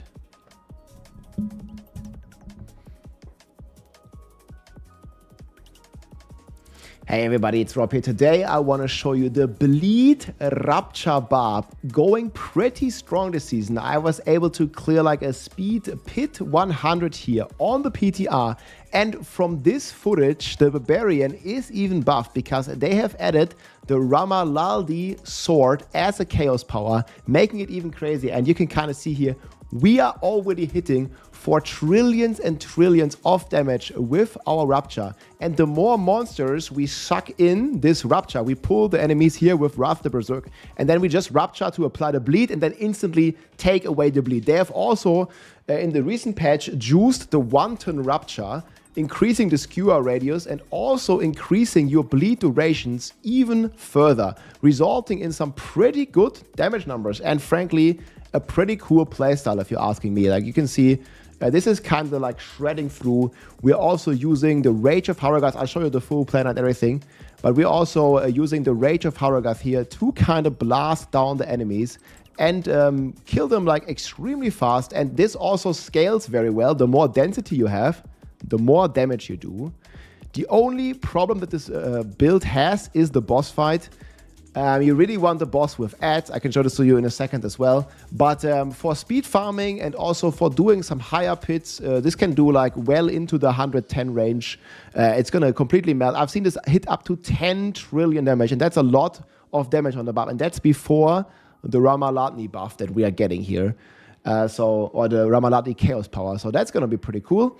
And I was able to do this like 100 run, I think here in 4 minutes or so, because the boss fight takes like a minute, unfortunately. But it's pretty cool and a nice playstyle. Many people really want to see or want to play, you know, a bleed build. And I wanted to show this off to you here real quick. Pretty cool build overall. We'll show some more gameplay later. And this is the planner here right now. It's pretty simple, pretty straightforward. The main reason why we can spam the Rapture is because we have the third blade. And this combination just allows us to perma-spam the Rapture, no cooldown, no questions asked. And if we can perma-spam the Rapture, we also apply bleeds. And it has like, I think almost 100% lucky when you juiced later. It's 50% base. And then with Rage of Haragoth, it resets all the cooldown on all of our skills. So we have perma-shouts, perma-ultimate, which pulls in the enemies, perma-groundstorm, which creates earthquakes, which gives us a crazy damage multiplier, double chance for Rapture to deal double damage. Then we also have this wanton Rapture here. Like I said, they buffed this. You can also masterwork cut to the bone for a tremendous amount of damage. And what's helping the Rapture, I think, the most with this chaos powers is we have this upgrade here that makes the Rapture scale based on our strength. And if you're looking here at the strength I had on the PTR, we had 7,000 main stats. So you can, I think you can get more than 8,000. Maybe you can even get 10,000 strength. In the end game, and this gives you a crazy multiplier because for every 50 we are getting a 35x multiplicative damage boost, and that is pretty insane, frankly. And that basically like makes it so incredibly powerful. So we are like equipping like the battle trance here, for example. Not only is it giving us a 72 damage buff, it's also triggering the frenzy automatically. That's why we have frenzy here with extra attack speed. It's triggering the frenzy automatically based on our lucky hits, which we have a lot of as we use Rapture. So we also need this for Rage of Haragoth. And this also gives us strength percent. If you masterwork, it's going to give up to 40% more strength. The same is here true for the Unbroken Chain. This one also gives 40 multiplier, which is double dipping. So it's pretty strong. We don't use any Steer Grass. We don't use Iron Maelstrom. we pretty much only use this.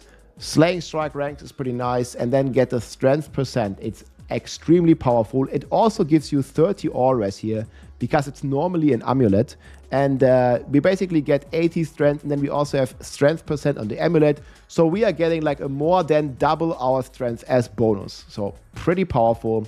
We're rocking the Ramaladni Opus. In the video that I showed you, we didn't have the Ramaladni at all because it wasn't available on the PTR, so it got even buffed since then.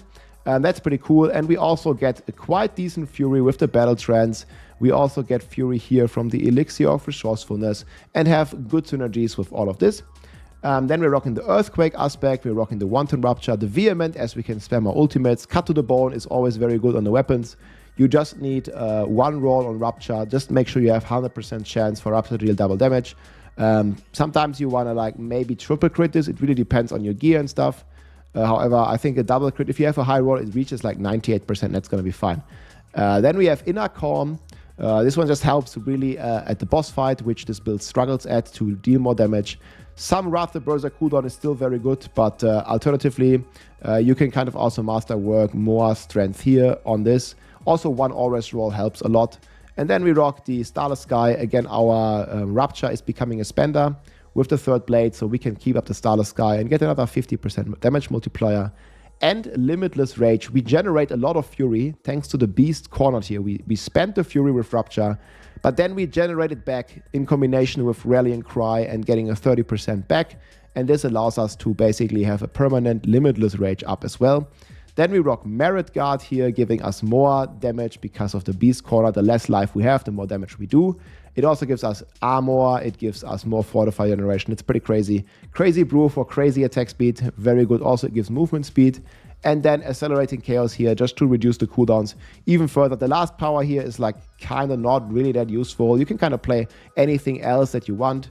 I would just refrain from using Deafening Chorus because it's going to reduce our Fury. And we have Ramalaldi, so we don't want to reduce our Fury. So that's going to be a bad one. Skill tree looks like this. Frenzy, it's going to automatically trigger from Battle Trance. 3 in Warpath because our Rupture will permanently overpower anyways. So that's pretty chill. Tempered Fury, obviously, for more Fury, for Ramaladni. We get some defenses. We get triple shouts here.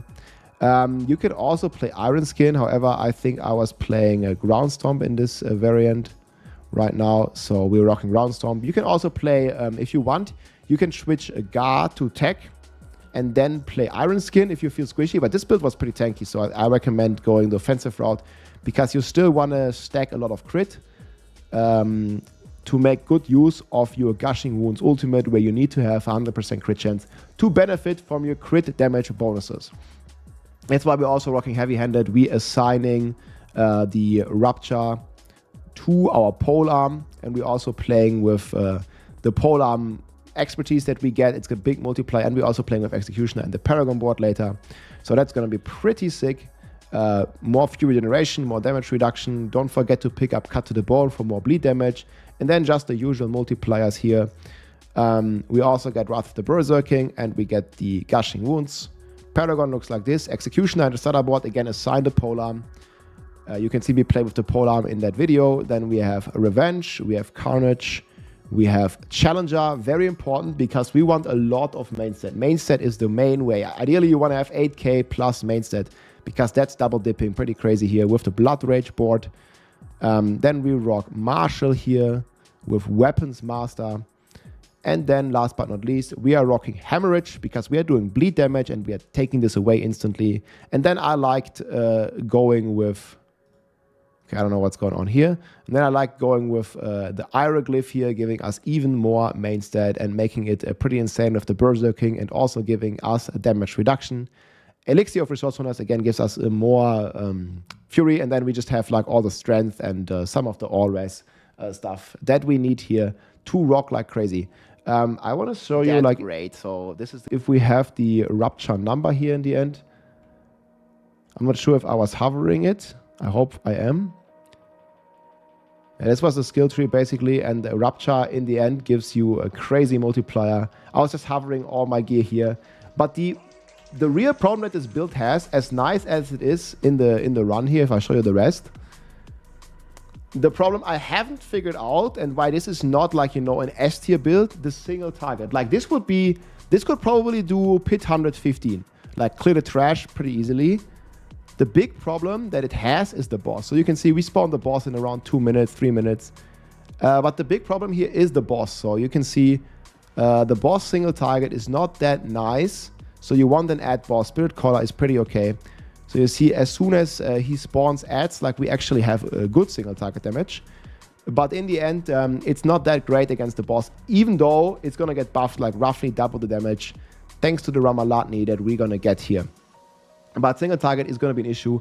Either way, for T4 farming and just like for like a cool looking build, you know, like blasting out all these ruptures and having a good time with the rupture, it's pretty cool. If you want to play something fun and you want to play a bleed build that's not revolving around Flay, I think it's going to be a pretty cool build here. 2 rock for Arya.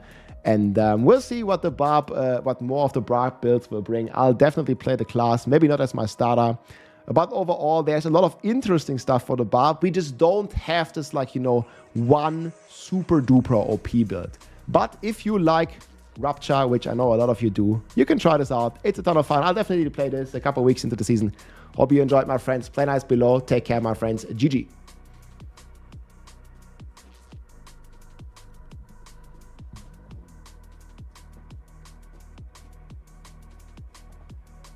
It's gonna be Rupture. I link the planner. Bleed a Rupture Barb.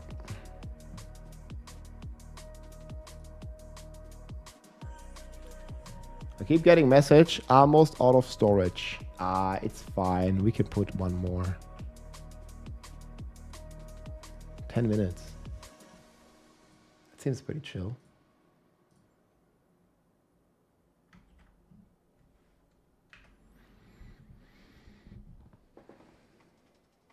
Yeah, Fields of Crimson just sucks. I mean, I didn't mention this, but like I don't really do that. Like this item is just bad. I actually tried playing with this, but it just doesn't do anything. Like it's a two-hander and it only has a 70x multiplier. You're seeing this this aspect here, Earthquake. It's a 2.2 multiplier already. And then on top of this, it also allows my Raptor to deal double damage. Like, it's so stupid. Yeah, Fields of Crimson needs a complete rework. The weapon is really bad.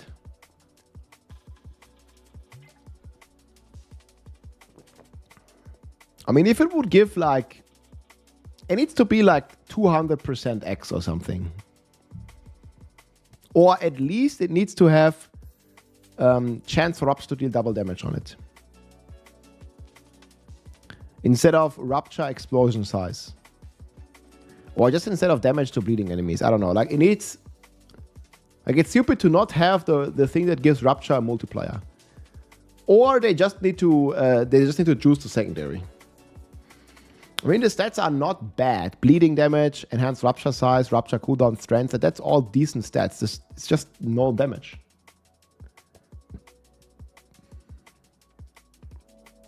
I mean, they could easily triple this, like make it 210. Maybe even more. It would be like, if it's 200%, we might still not play it. It's going to be pretty close. Because it's competing with Cut to the Bone and chance for Raptor to deal twice and with more than double damage aspects.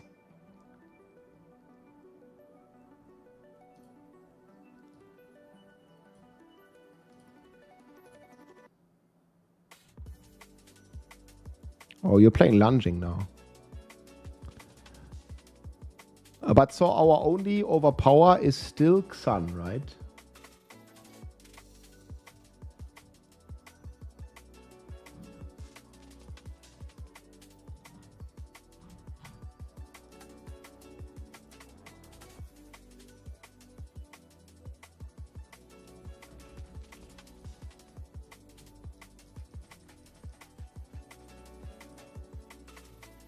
That's Carnage. Yeah.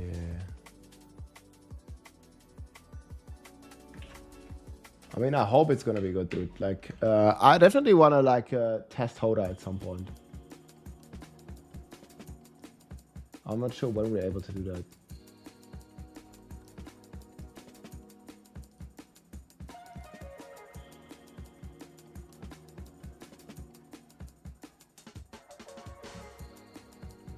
Fields of Crimson buff.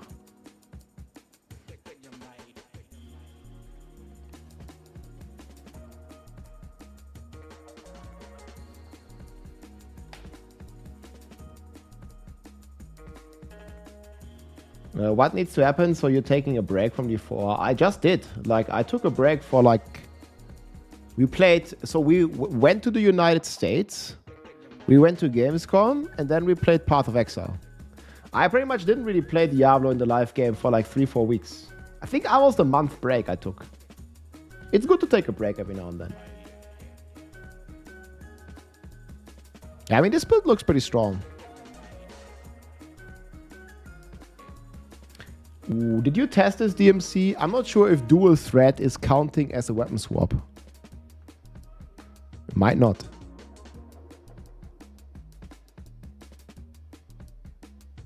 Why do you have half the health? It's because we play Beast Cornered with Merit Guard. This is the combination, that's why we have half health. You see, you can no longer be healed above 50%.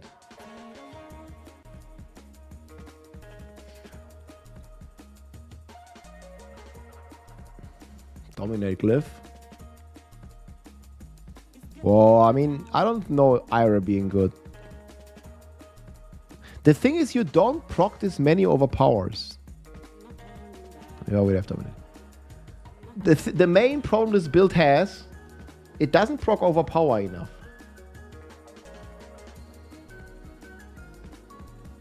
I mean, on a single time, let's say we have 10 enemies. We have 50% chance to lucky hit. So divided by 2. We hit 5 enemies times 15. 75. So we still need 4 hits. So it's gonna be Horde, Horde, Horde, Horde, overpower. Horde, Horde, Horde, Horde, overpower. Horde, man. It's just not gonna be enough overpower. And on a single target, it's gonna take forever.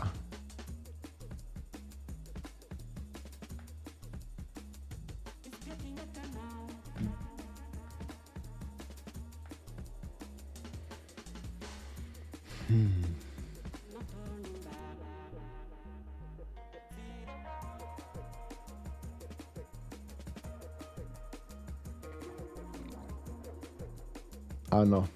It's difficult. I think it's just not enough overpowers. But we'll see. I keep Horde in A tier. I'm not gonna put it up.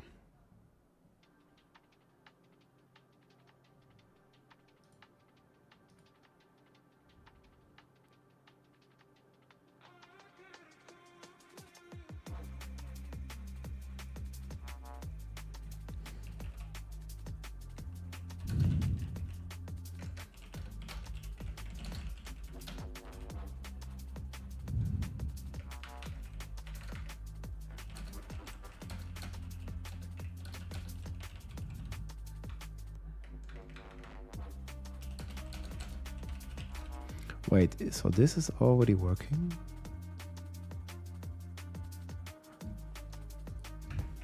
Okay, guys, check this.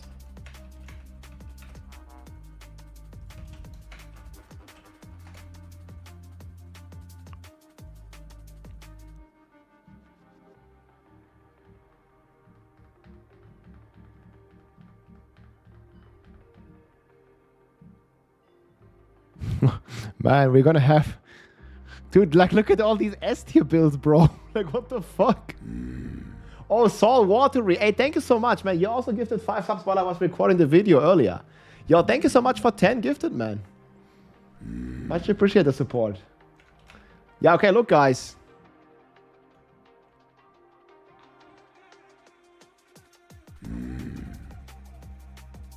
Bro, that's a lot of builds, huh?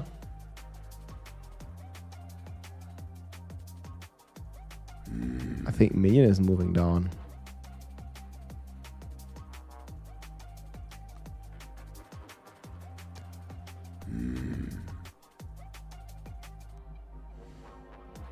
Okay, wait.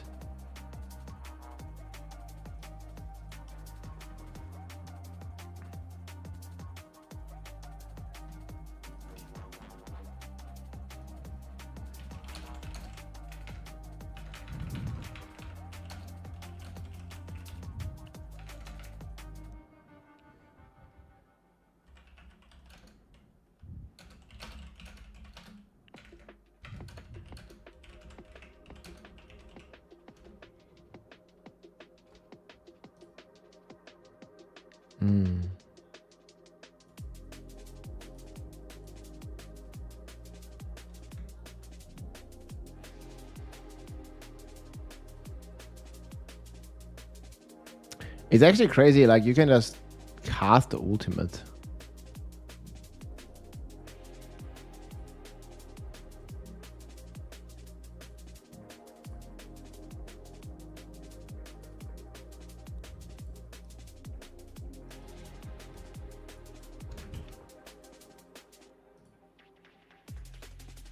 It also needs to move down.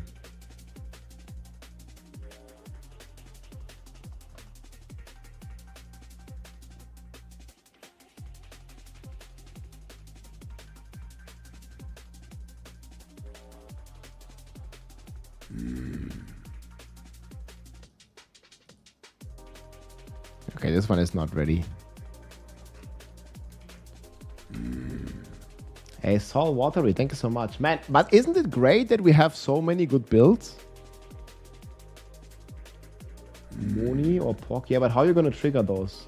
You're not spending much resources and you don't have... You only have Lunging Strike to crit. I think it's pretty... Like, I mean, if you need more details, guys, the video is coming out and you also see how they rank in the S tier. But for a casual player, I think it's fine choosing any. You know what I mean? Casual player can just go here, choose any of the S tier builds, and he's gonna fly. It's gonna be okay.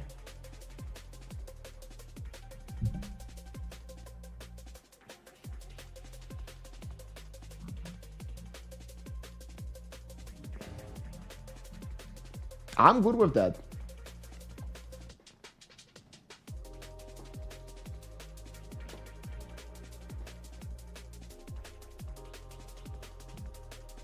Ball Lightning, oh snap. Last I played the build, I think season 3. Wait, what's another 5 gifts? That's 15. Oh my god, thank you, man. Saw Watery. What are you gonna start the season with? Oh, there's so many cool builds, man.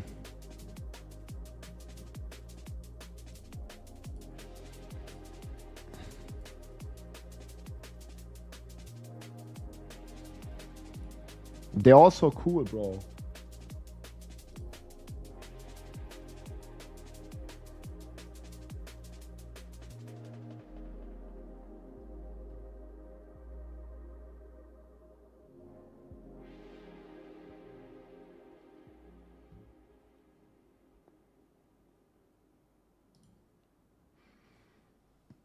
So viele S-Tiers krank, ja, aber die sind alle stark. I mean, you can get the details here if you know, want to see like the power rating. Do you think we'll be able to constantly get 666 Ether with 6 waves hordes?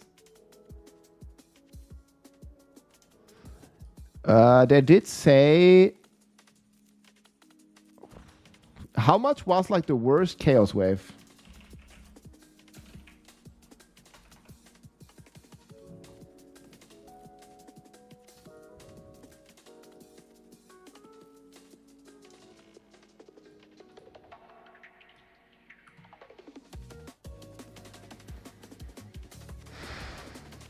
I think we will, the booty.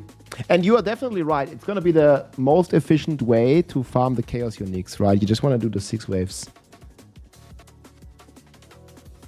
Rain of Arrows, move that up. Rain of Arrows, the problem is it's not a core skill. It doesn't benefit from any of the core multipliers.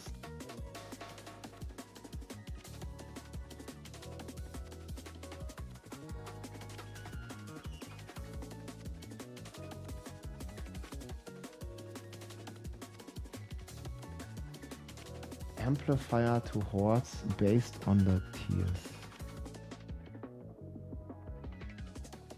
Maybe.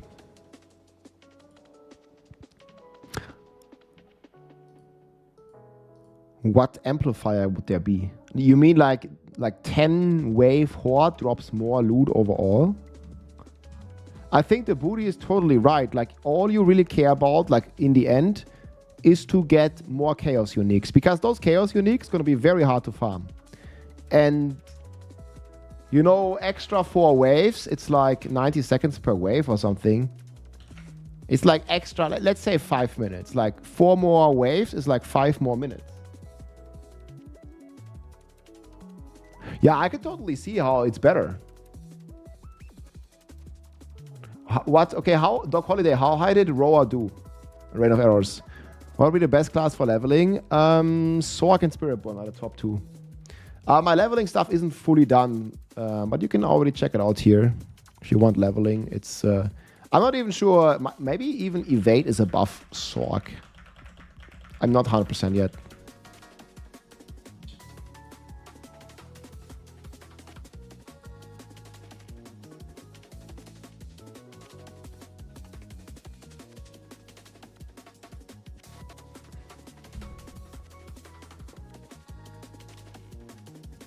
After the year, my friend will start to play with me. So your website with level 60 guides so useful. Probably start with Evade, Spiritborn. Love this build. Hell yeah, man. I'm gonna make a dedicated Evade leveling build, Saltwatery next days. Like a video guide on my YouTube. It's gonna be on my YouTube. We're gonna do full, like step by step. I mean, we already have the strategy, which I still have to finish, but it's going to be a bit different for Evade. I think we have a very good strategy. I also want to do a leveling test for Evade.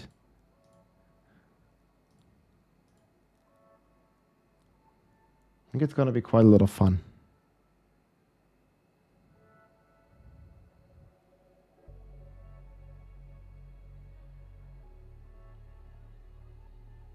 No, the Raven build is not done, guys. Like, oh man, how big do I have to plaster it?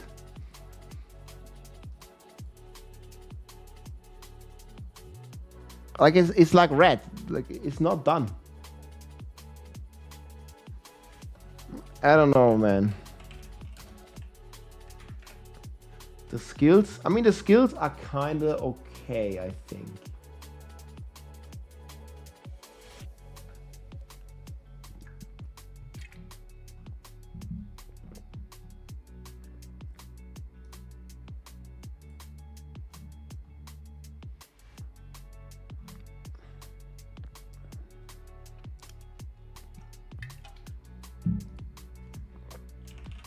I mean, I can make this like 90%, I guess. Or something. Do we actually want lucky hit? I think we need lucky hit, right? Wait, do we need lucky hit for this?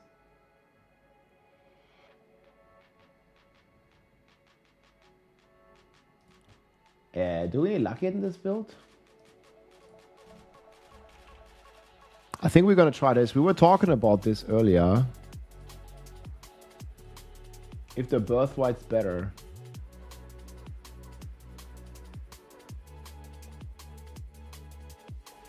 Oh, Mjolnir is also Chaos Power, right? That's what they added?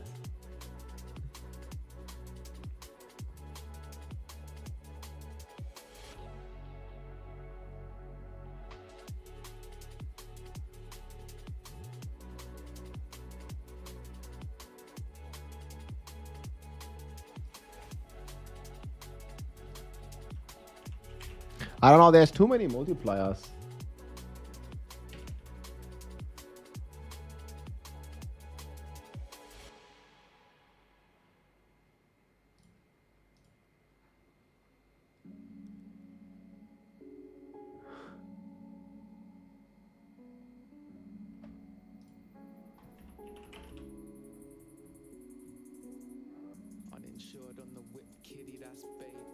me slip out the back gate. Anonymous, that's why I slip on the mask, mate. Obvious, got me rip pumping mass weight.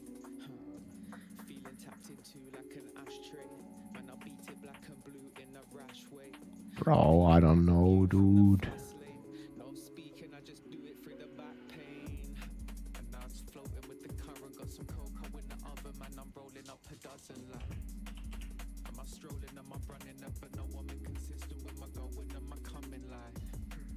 I don't know nobody, nothing. Serotonin got me buzzing on my low needs. What I'm loving like. And man, I'm opening discussions that will take your insecurities and No. to nothing like. Did say? There's not enough paper on my desk. Say it hard, Sun? but I'ma say it with my chest. There's no angel in distress, just some demons that believe there wasn't capable of this. Heat rise, volcanoes and eruptions. I don't know, dude. Like, Lies navigating through assumptions. And declining, innovating in abundance. And each line I'm separating from I think we need to more time completely redo this. more time I'm sedating the seduction. Sore eyes got me aiming for the function. Do you think about the changes to Tornado? I think Tornado has a lot of potential. Tripping over heels. Tornado has a lot of potential, potentially. Protecting what is right has got me missing what was real. It's like I never I think with the Birthright, it's a bit different playstyle. I don't know, man. I have to check some videos. So what was like... The problem is like checking the Druid stuff, because I haven't played it on the PTR. And checking the Druid stuff is like... I don't know how much was a good build and how much was just bug. You know what I mean? And probably all this multipliers. So vulnerable crit. I think we already get a bunch of vulnerable, right? It's got me lost inside, feeling kinda ostracized. So tell me what's the cost to buy this feeling to belong with mine. Strong skills can make vulnerable. Angels find and following procedures just to honor me. Feeding my astrology, feel that's what it costs to be. So Envenom like always. Stars looking down on me. So many answers Envenom is like, it can't be missed. trying to bastardize the system to be down for me. And never You always must have it. you should have took it there. Only got yourself to blame, regretting what you couldn't bear. Ain't got nothing else to say, keep riding out your inner fear. Evil coming out to play the So how exactly are we getting all this? Hey, thank you so much, Saul Watery, man. What a guy. 20 gifted total, man. Thank you, man. Where's Boiler? Well, I think Boiler is cooking plenty. There's so many Druid builds, though. Yeah, don't think I did Paragons yet. Yeah, this is gonna stay WIP. I don't know. I'm not gonna finish this plan. I need to watch videos. And even then.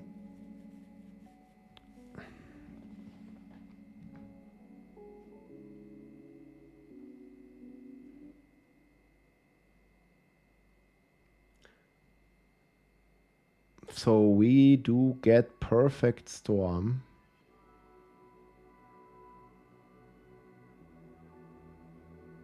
And Earth and Might.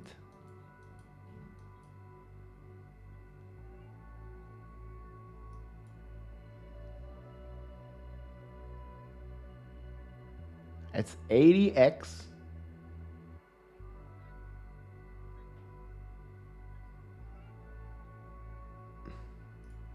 It's actually pretty crazy, right?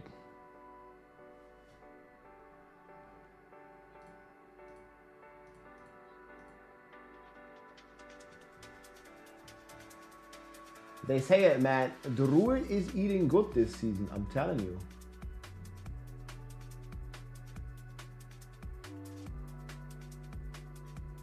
It always is.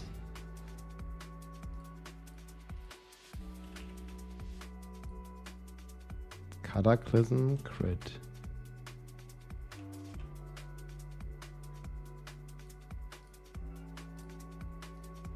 No overpowers.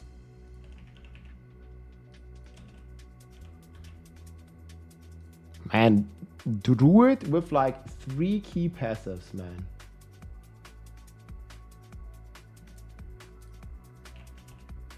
I don't know, is it better to play the two-hander? This was all the...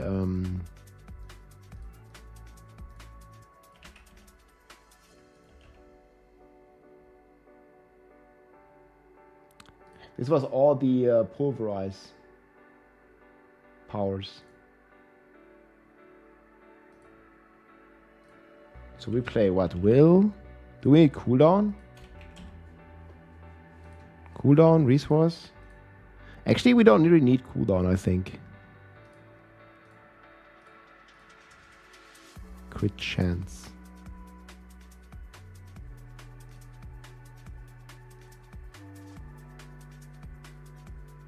Yeah, huge potential. I guess we got double damage.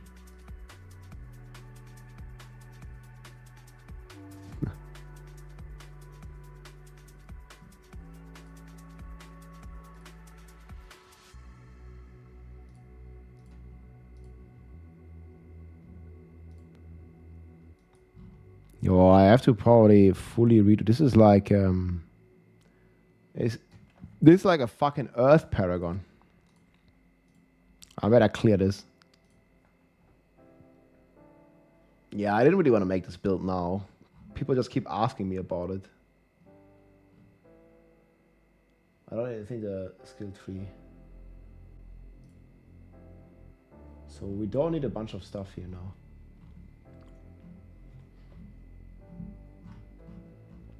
The thing is, to make a good build, I need to play this, like. But even on PTR, I was just so bugged. You know.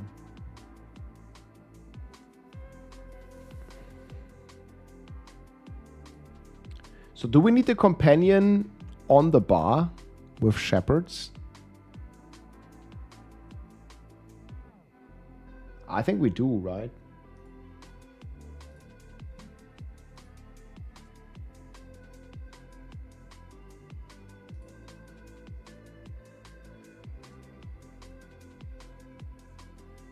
Kinda. So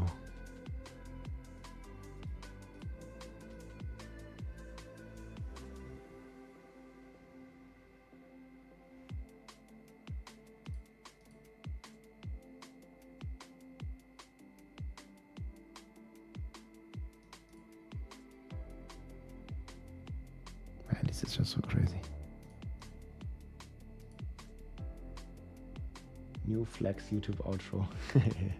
Yeah, we can. Not before the season, but after the season. You sent me a Roa link. Okay, let me see. Message request. Dog holiday, I got you. PTR Roa. So every time we cast Rain of Arrows, a Shadow Clone will cast as well. And okay, but we need pits.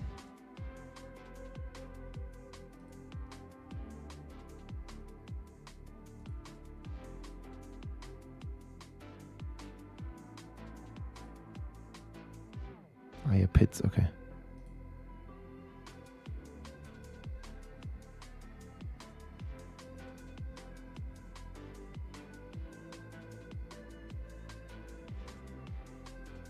Yeah, but the thing is, this video, like, it just confirms that it's not even A tier. Unless, like, it doesn't get a buff, did it, Dog Holiday? At the beginning?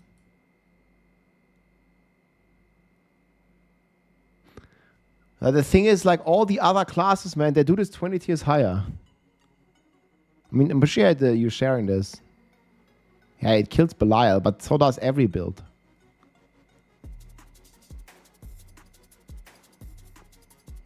Like, every build in the tier list kills Belial instantly with good gear.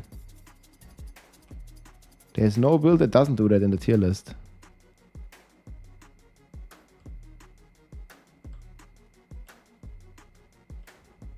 Yeah, it's like a 4-minute 94.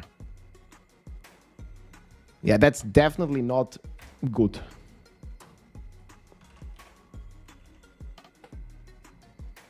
I even have it at 105. I'm not even sure if it's B tier, man. I might move it down. He built it wrong. Yeah, okay, he built it wrong. Yeah, there's legendary nodes buffs, but still.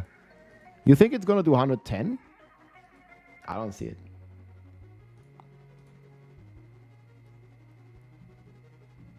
I don't see it. It would be kind of good if this could happen, but I just don't see it, man.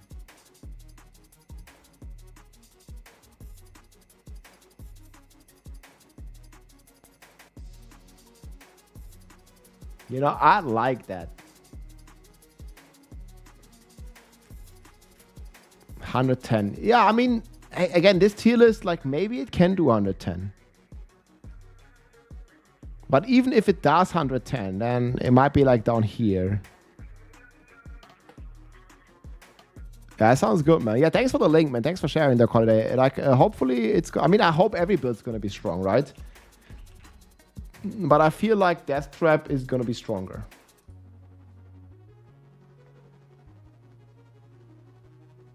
Yeah, don't get me wrong. I want them to be strong.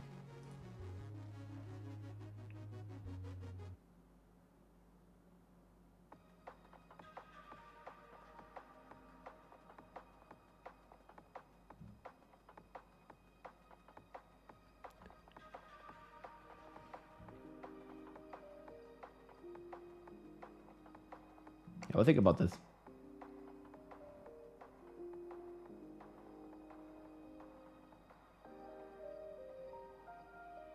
Top 3 S tier builds. These.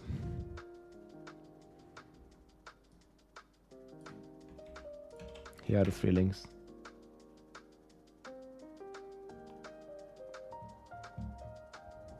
I don't know which one is going to win from the Spirit Bonds. Those are the top 3. I mean, there's really like top 5, right? Oh yeah, I wanted to lock that in actually down here.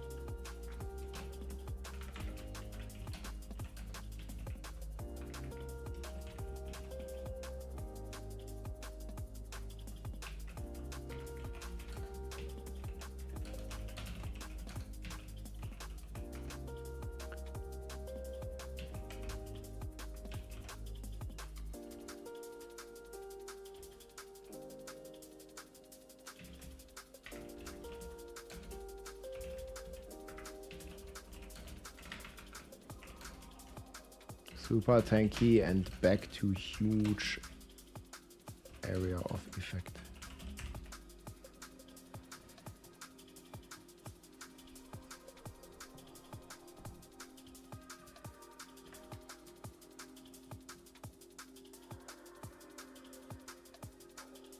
I don't know. There's like all of the mentions could be all the S and A tier builds. Can Death Trap in Season 10 be a strong boss killer? Yes. Not strong. I mean, in T4, it's going to one-shot everything. So if you refer to boss killing, like killing layer bosses, like Belial, Duriel, Andariel, Zir, then they're going to be the same time. You know, Spiritborn is going to kill it in 0.5 seconds, and Rogue is going to kill it in 1 second. But realistically, it's the same. You feel me? It doesn't matter. It's just gonna insta-kill everything. It's fine. They're dead. So, like, if a build takes 1 second or 2 seconds, it doesn't matter, because they just die instantly. It only matters if it's 5 minutes or 10 minutes, right? At very high tier. But all the S tier builds, they're gonna completely shit on all T4 bosses.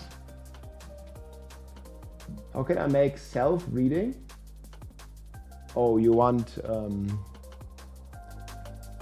you just donate. I think it's more than 3 euros or something. I set it to. Like, there's like a minimum because people were trolling with like 1 cent donations. I think I set it to like 3 euros or something. There should be a button, no? I mean, you don't have to, but there's a button right here. I think this should work if you follow this link. And I think 3 is the minimum, and then you can just type something here. Connect. Wait, how can we even pay actually? How is it gonna open? How's this gonna look? Test. Oh yeah, and then okay, and then it asks you. Okay, I see. Then it asks you for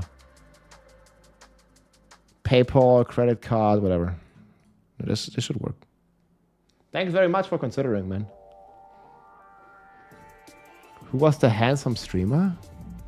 Wait, who did I pull up? I don't remember. I don't know now, man. They're making me blush, dude. Wait, who did I pull up? Did I pull up myself? Okay, I don't know, bro.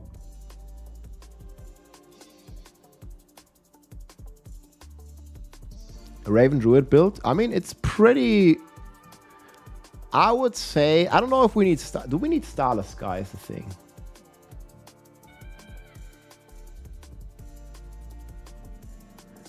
Does it even proc? I don't think it does.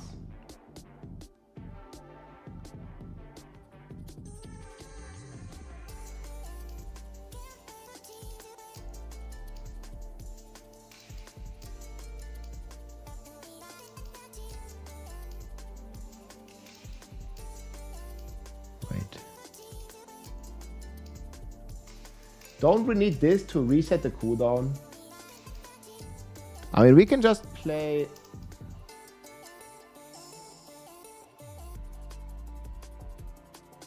Man, Druid has...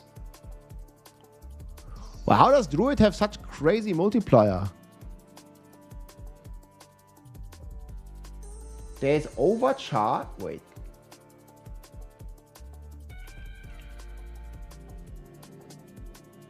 It's a 75x?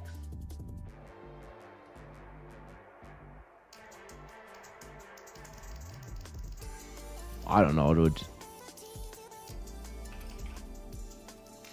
I don't even think Starless Sky is pretty bad, actually. Like, we have way better things. How is it so crazy?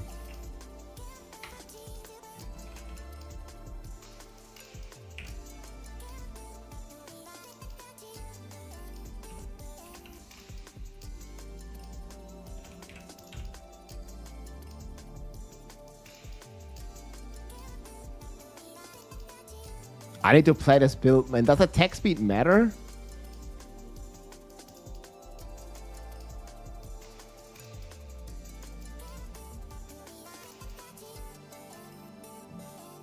We need to watch a video. Did anyone play this Raven build?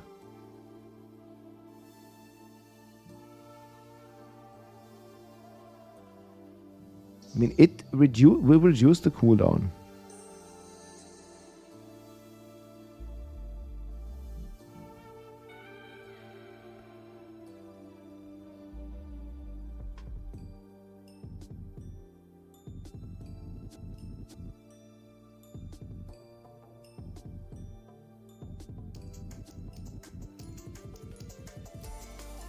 Wait, isn't there like a companion bullshit?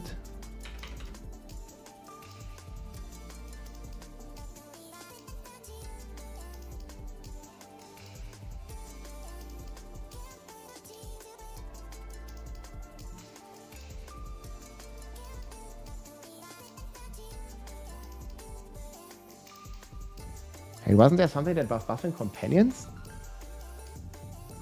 I didn't dream this, right?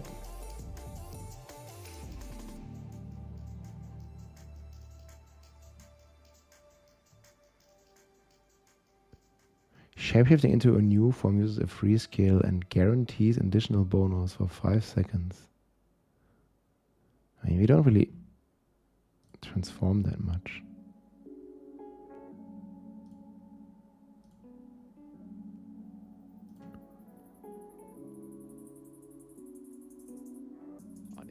Ah, this one. Oh, now I get it. Okay. I was missing this one. Yeah, savagery.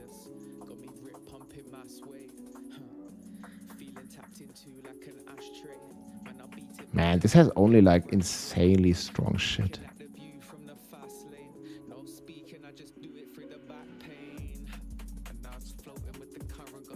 Man, okay, this is so insane.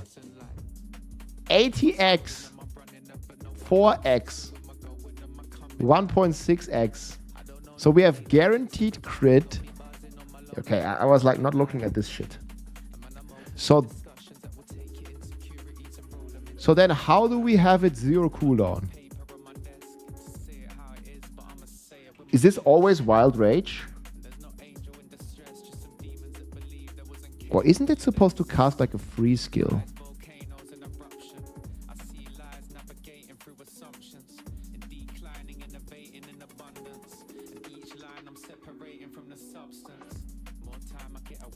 Okay, this is why we need Lucky Hit. No, we don't have Nature's Fury. I was thinking about Nature's Fury. Casting a companion skill has a 40 chance to activate all equipped companions with and reduce the cooldown by 5 seconds. We baseline have 15. How do we reduce the cooldown? Do you know this, Artiros?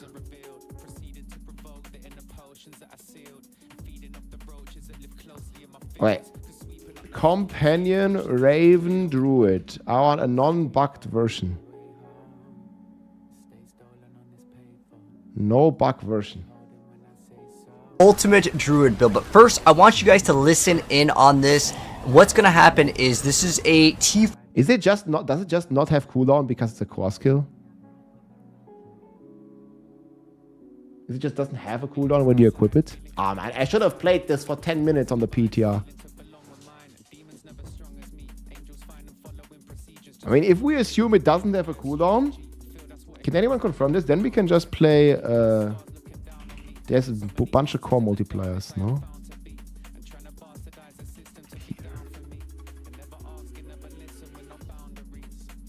Retaliation.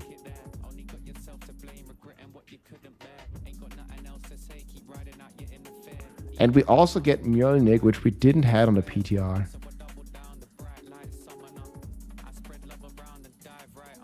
Or we play Pack Leader. Wait, the thing is, does it have a cooldown? It looks like in this video. Alright, Diablo players, the ultimate. It just doesn't have any cooldown. Because it becomes a core skill? Boom shakalaka. It just doesn't have a core. It just doesn't have a cooldown. It's Druid. It's OP. Is that how it works?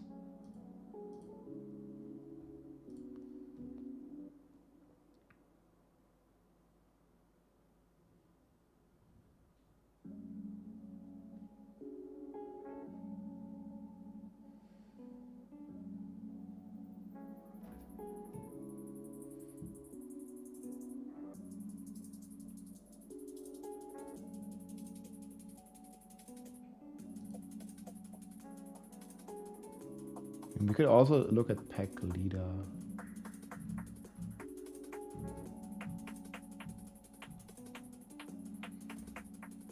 The pack survives.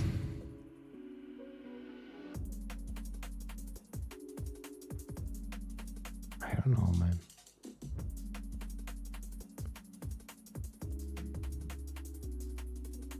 It becomes a core skill, so it just costs Fury and has no cooldown. Well, okay.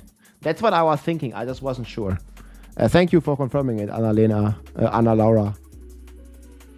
So then I think aside from the Paragon board, this looks good.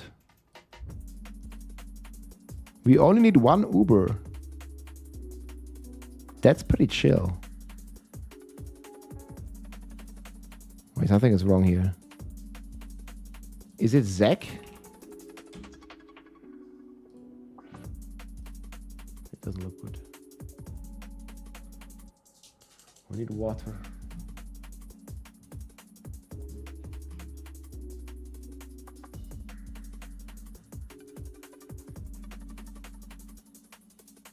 We don't need.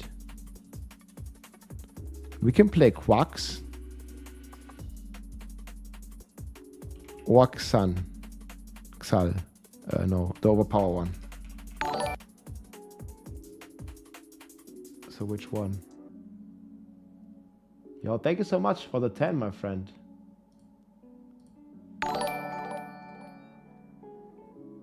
Just testing if works. Hey, it does, man. Wait, is there no... Okay, I need to test something as well. Why doesn't it show on the overlay? Just testing if works. Does this also not work? Okay, this works.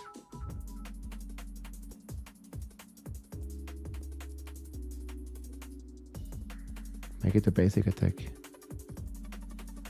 Yeah, we can play overpower. I'm not sure if it's Quacks, if we have enough resources. Hey, thanks for the 10, man. Much appreciated.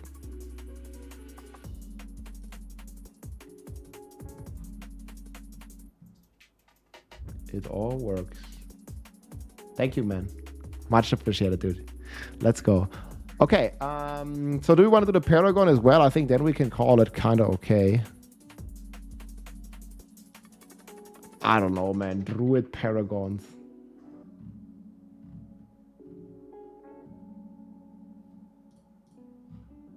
Does this have a planner?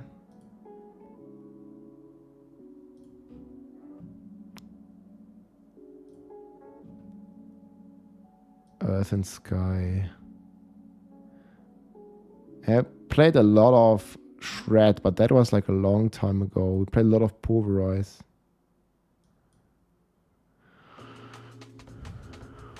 Fulminate.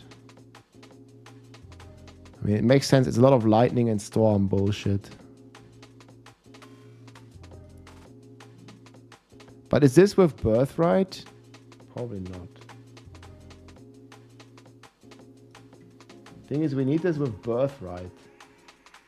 Means we have multiple. Hey, I want to level my first time to Paragon 300.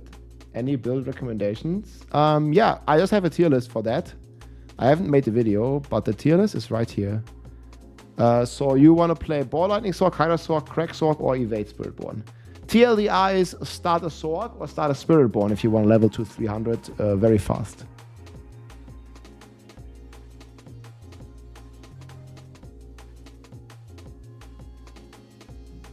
Either of them will work.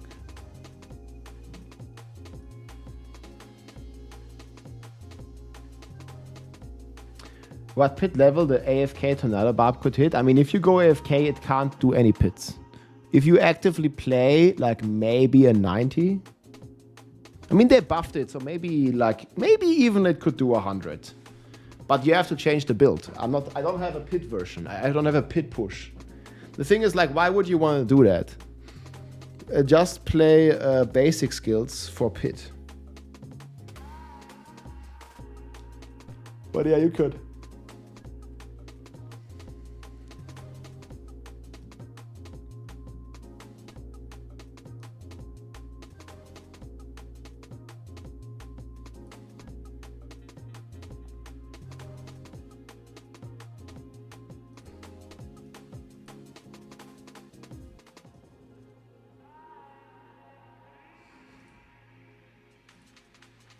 I don't know how much Paragon is going to be.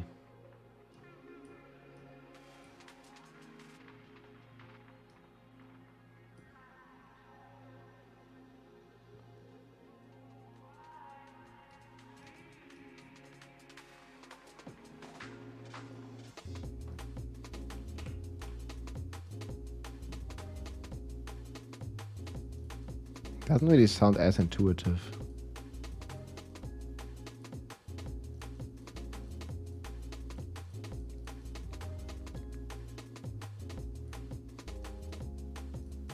I'm not sure if that's gonna be the builds.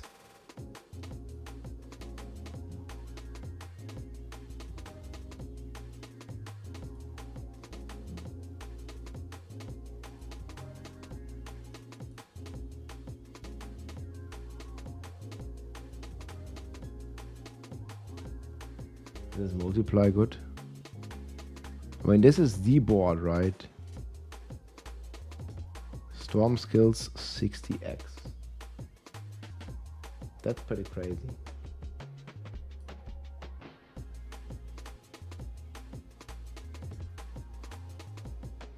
I remember like this. Make new outro for new session. Thank you, Sally Water, for another 10, my friend. I don't think I'm gonna... Okay, we could make it this season. Like, what is it gonna say, the outro? Like, what are we...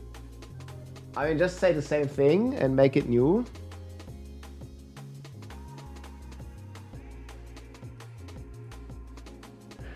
We could get some armor. We can next die. Or Jiggy. If you like this video, make sure to subscribe, leave a like or a comment. I'm also live on Twitch almost every day, so come and say hi. And bro, the outro is still good. Hey everybody, it's Rob here. Today I want to get some creatures, my friend. Let's go. Make sure to switch off a death, LFG. If you like this video, make sure to subscribe, leave a like or a comment. Okay, we can make new setup, new transmog, and then just say the same thing. I'm also live on Twitch almost every day. Touch of Death, I think is better than Crushing Hands. But then again, Unrelenting might not be base anymore, and then Crushing Hands is better. We have to see. Yeah, I don't know, Amigur. I would just play Touch of Death. I would just start Evade, and then probably wait until I test it, and then just play that. I think Crushing Hands would be better for farming compared to Touch of Death, because Touch of Death is like very small AoE, and Crushing Hands you can put the temper size on the amulet, making it damn strong.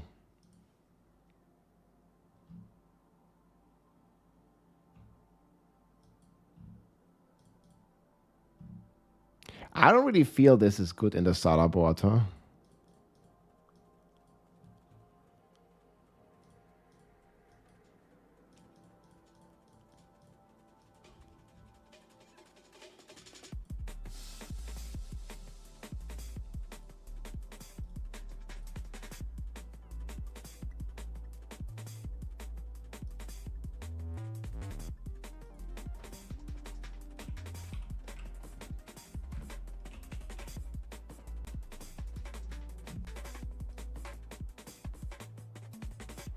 Healing received.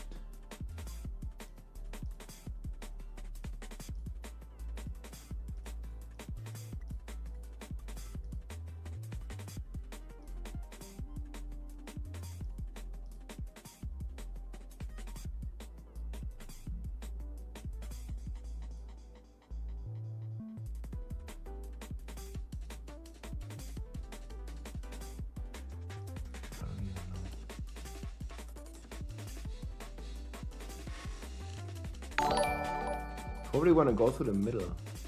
This outro feels looks newbie with this WTF skin XDDD.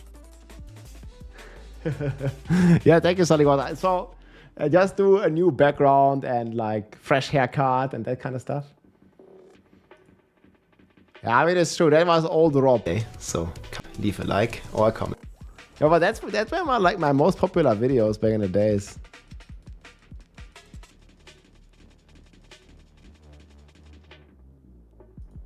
Like, look. And just splits into even more bond speeds. And you see it does crazy amounts of damage. It also applies. Old camera setup. I mean, I don't look that different though.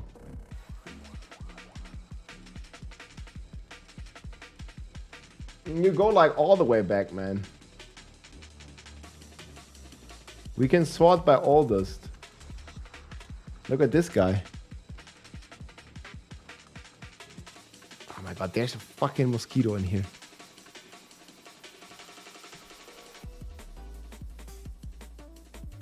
Boom shakalaka, wait, what did you send me?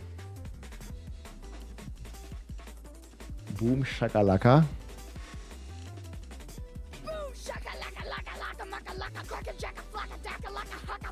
That's the one, man, when I find Shaco. Okay, I'll see what I can do.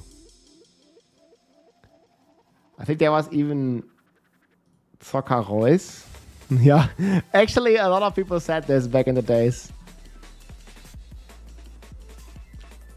Yeah, we also had like a black and white. Look at this, man. Oh, that's many years ago. Dang. Old but gold.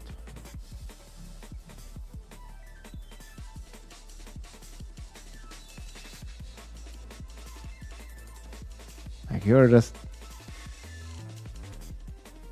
playing some stuff, man.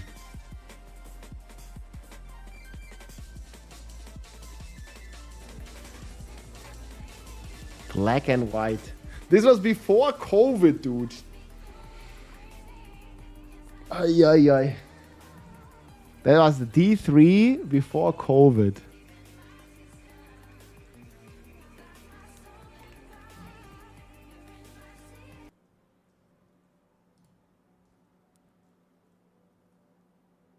That's right. And we didn't have color back in the days, guys. Yeah, this was before they invented the color. There just wasn't any. This so long ago. It's so long ago. We didn't have color. Yeah, that was way before, man. There just wasn't any. Okay, maybe there was.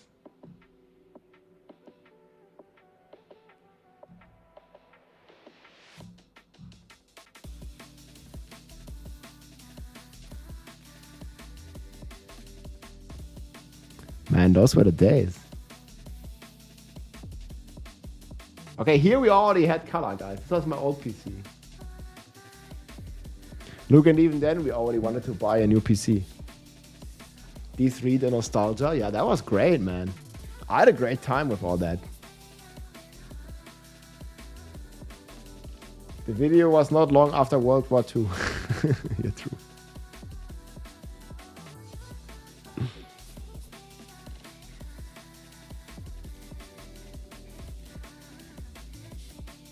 Did we actually do this one? Hey guys, I'm gonna stop the YouTube stream. We'll be back tomorrow on YouTube, but then I can listen to the sound.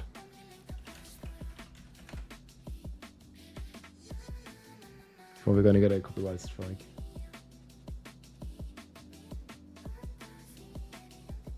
That was long ago, guys.